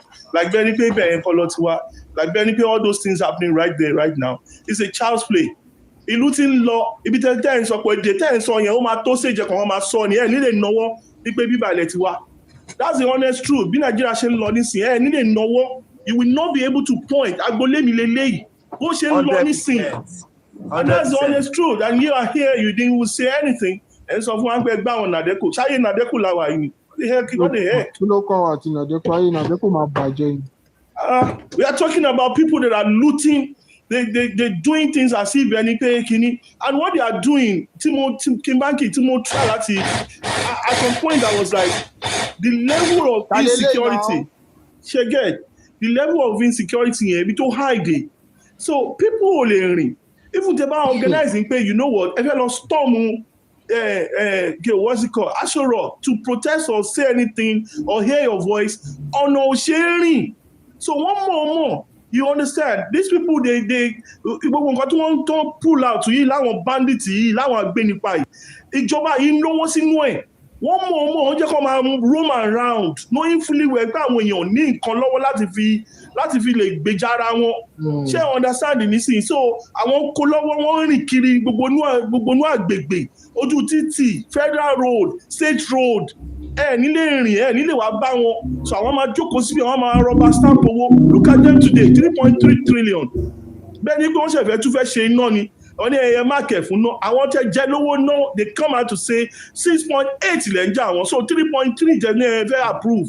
Ibo ló ń lọ. Bẹ́ẹ̀ fẹ́ fi kún gbèsè ni. Already ẹ̀rọ àwọn ní 6.8. So gbogbo owó báńdì táwọn tó gbogbo owó tariffs wọ́n increase fún àwọn èèyàn. Gbogbo band A, band B, whatever. Gbogbo owó táwọn èèyàn pẹ̀lú náà tí wọ́n rí lò. Ibo ni gbogbo owó yẹn wá wọ̀ lọ? Cherry level of impunity across all boards. across all boards. People just think that, wọ́n kàn sọ̀rọ̀ against the government. It's because you fail to be realistic. Ẹ fail láti fẹ́ lajú yín ṣọ́pọ̀ yín sílẹ̀ láti rí nǹkan tó ń ṣẹlẹ̀. Àbí sódìgbà tó bá okay ẹ̀ ń dúró, ó dìgbà tó bá ti rin yẹn, táwọn pípì yẹn bá ti rin bọ̀ yín lára, ìgbà yẹn lẹ máa jí pé yéèṣó tòótọ́ ti ẹni tòótọ́ ni nǹkan èmi ilẹ̀ ń rí. How can you mark 3.3 trillion? Ẹ kàn lù gbìyì. Ṣé trillion yẹn, ṣé 10 kọ́bọ̀ ni? In the same economy too, okay, and the idiot tó ń sọ̀rọ̀ ní Senate president here, I was shocked to hear him saying that in these trying times, so kí lè wò 3 years ago, 2 years ago, even now, láti gbà yìí tẹ́ ti ń fi tẹ́ ń yáwó, mọ̀ pé ó yẹ kẹ́ fèsì ọ̀rọ̀ náà yẹn, mọ̀, ẹ wá rí sí ẹ tún wá gbárùwò. I tell you, yes, across Nigerians are now hearing the voices. They are letting people know. They are sensitizing people. Wọ́n ti rí pé àwọn ti ń fail, àwọn ti ń lose. Wọ́n ti ń sure sí wọn, wọ́n ti ń dájú pé wọ́n máa lose out, wọ́n máa vote wọn out. Are you ready? We will do all we can. I need ariwo mọ́. A lè máa sọ bá ṣe sọ lọ yìí, but ẹ máa reaction. Wọ́n máa reaction. Wọ́n máa rí. Wọ́n kàn fi gbé Peter Obi move to tell Nigerians pé ẹ má worry, à ń lọ sí court. Kọ́ọ̀tù kọ́ lélẹ́yìí kò gba kọ́ọ̀tù mọ́ ọ̀rọ̀ kọ́ọ̀tù kọ́kọ́kọ́ wọ́n máa rí BVS oríṣiríṣi afẹ́wò nǹkan tí INEC fẹ́ tán wò èyí tó náà gbà bẹ́ẹ̀ lọ́mọ Yorùbá yẹn á rí fíìmù tó máa ṣe ṣebí èyí málà tán lò ní àkọ́kọ́ ṣebí òun láti lọ fún ambassadorial role ní Qatar yẹn ó wà bẹ́ẹ̀ ó jókòó a failure in place ó lọ jẹ ambassador a failure in place ó jẹ ambassador. Òun náà jókòó bí a ní òun ti ṣe dáadáa ó múlù ó bàjẹ́ ó máa lajú sí wàá máa wo inú ìgbèkùn tó fi Nigerians sí for robbing Nigerians, for rigging elections, robbing Nigerians of their rights. One individual lóoru you made an unjust call ó rob Nigerians and then you now today ambassadorial role in Qatar ó jókòó bí wàá náà ti ṣe dáadáa. Kò bá gbójú ẹ̀yìn wàá rí damages tó ti cause sílùú for doing what is wrong. Integrity ò sí. Wọ́n jẹ́ máa múra wọn kówó wọn nà. A change will come. Kò sí ní a change must come. Kò sí bóyá fẹ́ pẹ́ tó. That is the last thing that you will think that you will not embrace on earth. And a change is a must. Either you are ready or not, it will just come like bí ìmọ́lẹ̀ ni. Bó ṣe máa rí nìyẹn. Because this Tinubu government is the worst of it all. Then imagine anybody money òun fẹ́ wà London kò ní thriving economy ni. Ṣebí ìlú ní Burkina Faso. Ẹ wo wọn ní àná bẹ́ẹ̀ yẹn kẹ́tù wọn adúrú ohun mèémèé tó ń ṣe nílùú wọn fáwọn aráàlú. Ẹ rí àwọn tó tún gbé lára wọn tó jẹ́ government officials tó tún tì mọ́lé. Tó yọ wọn kúrò lẹ́nu iṣẹ́ tó tún tì wọ́n mọ́lé. Ìgbé kí ni wọ́n ní wọ́n kó owó jẹ nígbà tí wọ́n rí owó tí wọ́n kó jẹ iṣẹ́ mo bú sẹ́rìn owó tí kánsẹ́lọ̀ máa kó jẹ ní Nàìjíríà bíbá òun ni top official kó jẹ lọ́hùn yẹn tó gbé tó ti mọ́lé all because why wọ́n ti wọ́n pé nǹkan tó jẹ́ gbòǹgbò corruption ò gbọ́dọ̀ sí àwọn aráàlú àwọn ò gbọ́dọ̀ jẹyà mọ́. And look at that country wọ́n turn it around ọ̀dẹ́ títí kan wá sí ibà wọ́n sọ pé nàdẹ́kò àwọn fẹ́ mú pa wọ́n ẹ̀ wọ́n bá wọn mú Senegal ní Dakar wọ́n bá wọn lọ́wọ́ wọn á mú Morocco Maroc wọ́n lọ́wọ́ wọn wá ní Egypt pound àti ibẹ̀ ni pé nǹkan tó meaningful yìí for an elderly person what sort of non-entity wọ́n mú gbogbo ẹ̀ wọ́n sọ the joke àwọn bàbá wèrè tó wà nílùú tó wà those bàbá in the 70s and the 80s tó kà pé àwọn meaningful look at them today ẹ wo bọ́ yẹn ṣèlú fáwọn younger generations wọ́n bàjẹ́ wọ́n tún kàn wọ́n lọ bí ìmọ̀kọ́tọ́ yẹn fi gbogbo adúrò owó yẹn ṣe tí wọ́n jí tí wọ́n yẹn máàkẹ̀ fúnra wọn tó ń kó fáwọn ọmọ wọn all their kids are in abroad living èmi ìra a whole building tó yẹ pé ọmọ wọn méjì nìkan ló ń gbé nínú ibẹ̀ a whole building ọmọ wọn méjì nìkan ló ń gbé nínú ibẹ̀ nílùú òyìnbó mọ iye tó jẹ́ ni ṣé owó kékeré ni wọ́n tún máa send owó sí wọn ayé máa náwó wọn wà mọ́tò wọ́n ń ṣe falafolo àwọn ọmọ olówó wà Nàìjíríà bẹ́ẹ̀ tó ń jẹyà tó mọ bílẹ̀ bá mọ́ orí ọ̀fẹ́ táwọn máa rí gbà tílẹ̀ máa fi ṣú nílùú tí tó ń lọ́ra tó ní gbogbo nǹkan tọ́lọ̀ ń jogún sínú bẹ̀ fún wa láti lò every country ló ń lo nǹkan tọ́lọ̀ ń yọ̀ǹda fún wọn láti fi tún ìlú wọn ṣe àwọn eléyìí ń yáwó wọn bọ̀rọ̀ owó meanwhile owó ni ẹ wò èlò lówó epo nísìn èlò lówó epo èlò ní crude oil nísìn lórí international market ṣé kò ti wálẹ̀ ni ṣé owó epo wálẹ̀ ní Nàìjíríà ìpín ni.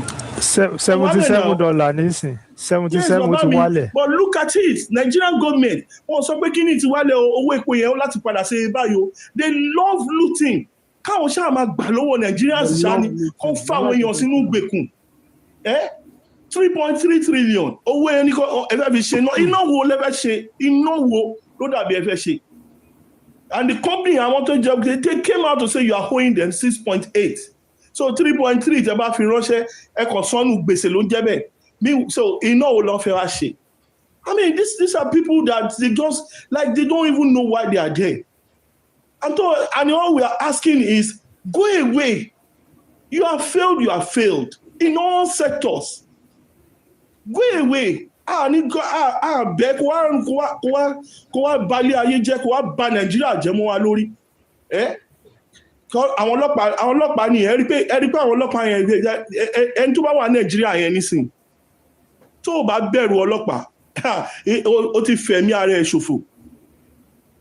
Ìwọ tó bá wà Nàìjíríà lọ́wọ́lọ́wọ́ báyìí tó bá rẹ̀ bí pé ẹ̀mí ẹ̀ dé lọ́wọ́ ọlọ́pàá Nàìjíríà ní ìsìn pẹ̀lú nǹkan tó hàn síta fún Nigerians lánàá sẹ́ni ẹ̀mí ara ẹ̀ ló fi ṣòfò tẹ́ ẹ̀ bá ti bẹ̀rẹ̀ sí ní wọn wá bẹ́ẹ̀ ṣe máa dira yín láti máa wá nǹkan tẹ́ máa fi máa múra yín dúró wọ́n á kọ ẹ̀mí ara yín lẹ fi ṣòfò ẹ̀mí ara yín lẹ fi ṣòfò.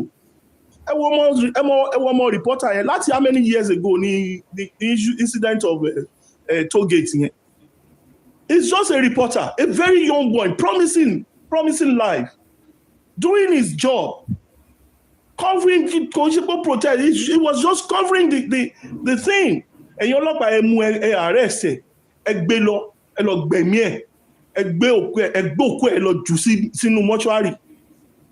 Ẹ wo DNA after how many years DNA látara ìyá ẹ lọ́sẹ̀ wá discover àpò ọmọ yẹn. Ẹ wo bó ṣe ọlọ́pàá jẹ́ ló gbẹ̀mí ẹ̀. So a reporter nìyẹn lọ́wọ́ ọlọ́pàá nìyẹn ló gbẹ̀mí ẹ̀. So àwọn ọmọ tó wọ́n tí Fáṣọlá tí Tinubu tí gbogbo wọn sọ pé wọn ò gbẹ̀mí àwọn èèyàn ní toll gate ṣe bóun relé ní nísìnyí ṣé wọn eléègan lásán gan kò ti show. Tọ́lọ́pàá káwọ́ sókè tó ń ṣe tuálè fáwọn agbénipa lórí ọ̀kadà.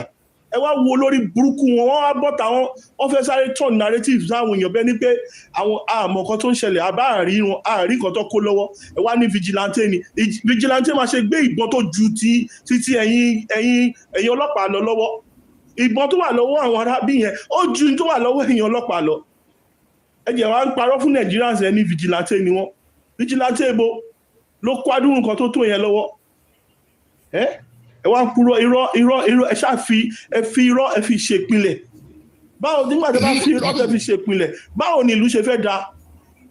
That's the honest truth. Knowing fully well àwọn tẹ́ ń sọ pé kọ́ máa lọ yẹn tó kóra wọn sórí ọ̀kadà lé méjì ọ̀kadà almost be 40. That's like 80 people gbogbo wọn ló gbé nǹkan lọ́wọ́ ìlú kan ti parun nìyẹn. Irú ìjọba wo leléyìí? Irú ayé wo leléyìí? Ìjọba dáadáa ni. À ń sọ kíní à ń sọ bí yẹ̀yẹ́ Christiana yìí wà nú gbóǹbẹ̀ ó yìí wà lọ́wọ́ àwọn agbénipa àmọ́ fẹ́tì ọmọ yẹn each time tí picture ọmọ yẹn báyìí tí bá pajú mi dé báyìí mi lè ṣe kí n má rí ara mi á ṣẹ́gìrì ni ọmọ ọdún méjì lọ́wọ́ àwọn agbénipa almost over 40 days right now. Baba Dolly P ẹ má bínú. Yes sir. Aston Martin fẹ́ sọ.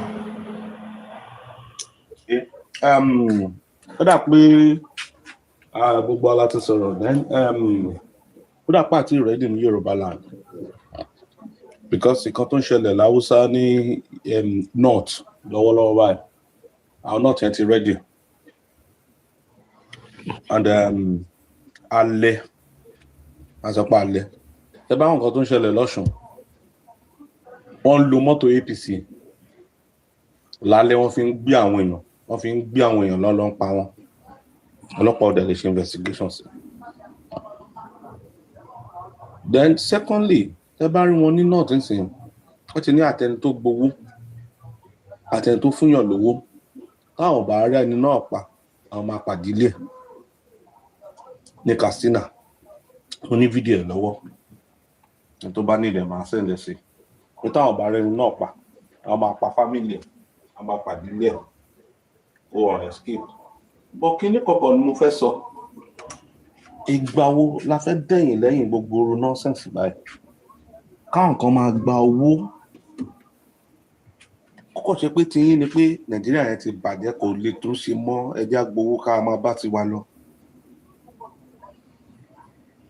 15 pa èèyàn kan jáde lónìí bí ànádẹ́ ló sọ pé Oyèbánjí ìgbà tó ti win 2003 ní last election tó ti káàkiri gbogbo Èkìtì àtìgbà làwọn ti rí mọ́ dìgbà election yìí ó tún ti win báwo tó ń sá lọ Adèlà níjọba àwọn èèyàn sọ̀rọ̀ kínní kan police èyí tó wà nílẹ̀ kí wọ́n tọ́jú wọn. ṣé tó wà lẹ́kìtì bẹ́ẹ̀ tó pé Ìbàdàn ló ń gbé ológun police state police tẹ̀lé dálẹ̀ èyí tó wà nílẹ̀ gan ṣe rí wọn tọ́jú. sẹ́rù oúnjẹ fún wọn. ṣe oúnjẹ fún wọn ṣe tọ́jú wọn. òun ló fi jẹ́ kọ́lọ́pàá ẹ̀ wà bold láti jáde sọ fún CP pé òun wà lẹ́nu iṣẹ́ ni òun gba ẹsẹ̀ òun ò rówó ra belt. ẹ̀dẹ̀ máa gbé ẹni tó lórí ọlọ́pàá CP ní kó gbẹ́nu ẹ̀ sàn kó gbẹ́nu dákẹ́. pé báwo ni 2 star mama bò sọ yẹn ó máa mú lọ sí ẹ̀kọ́ta. kó gbẹ́nu dákẹ́. pé báwo ni 2 star mama bò sọ yẹn ó máa mú lọ sí ẹ̀kọ́ta.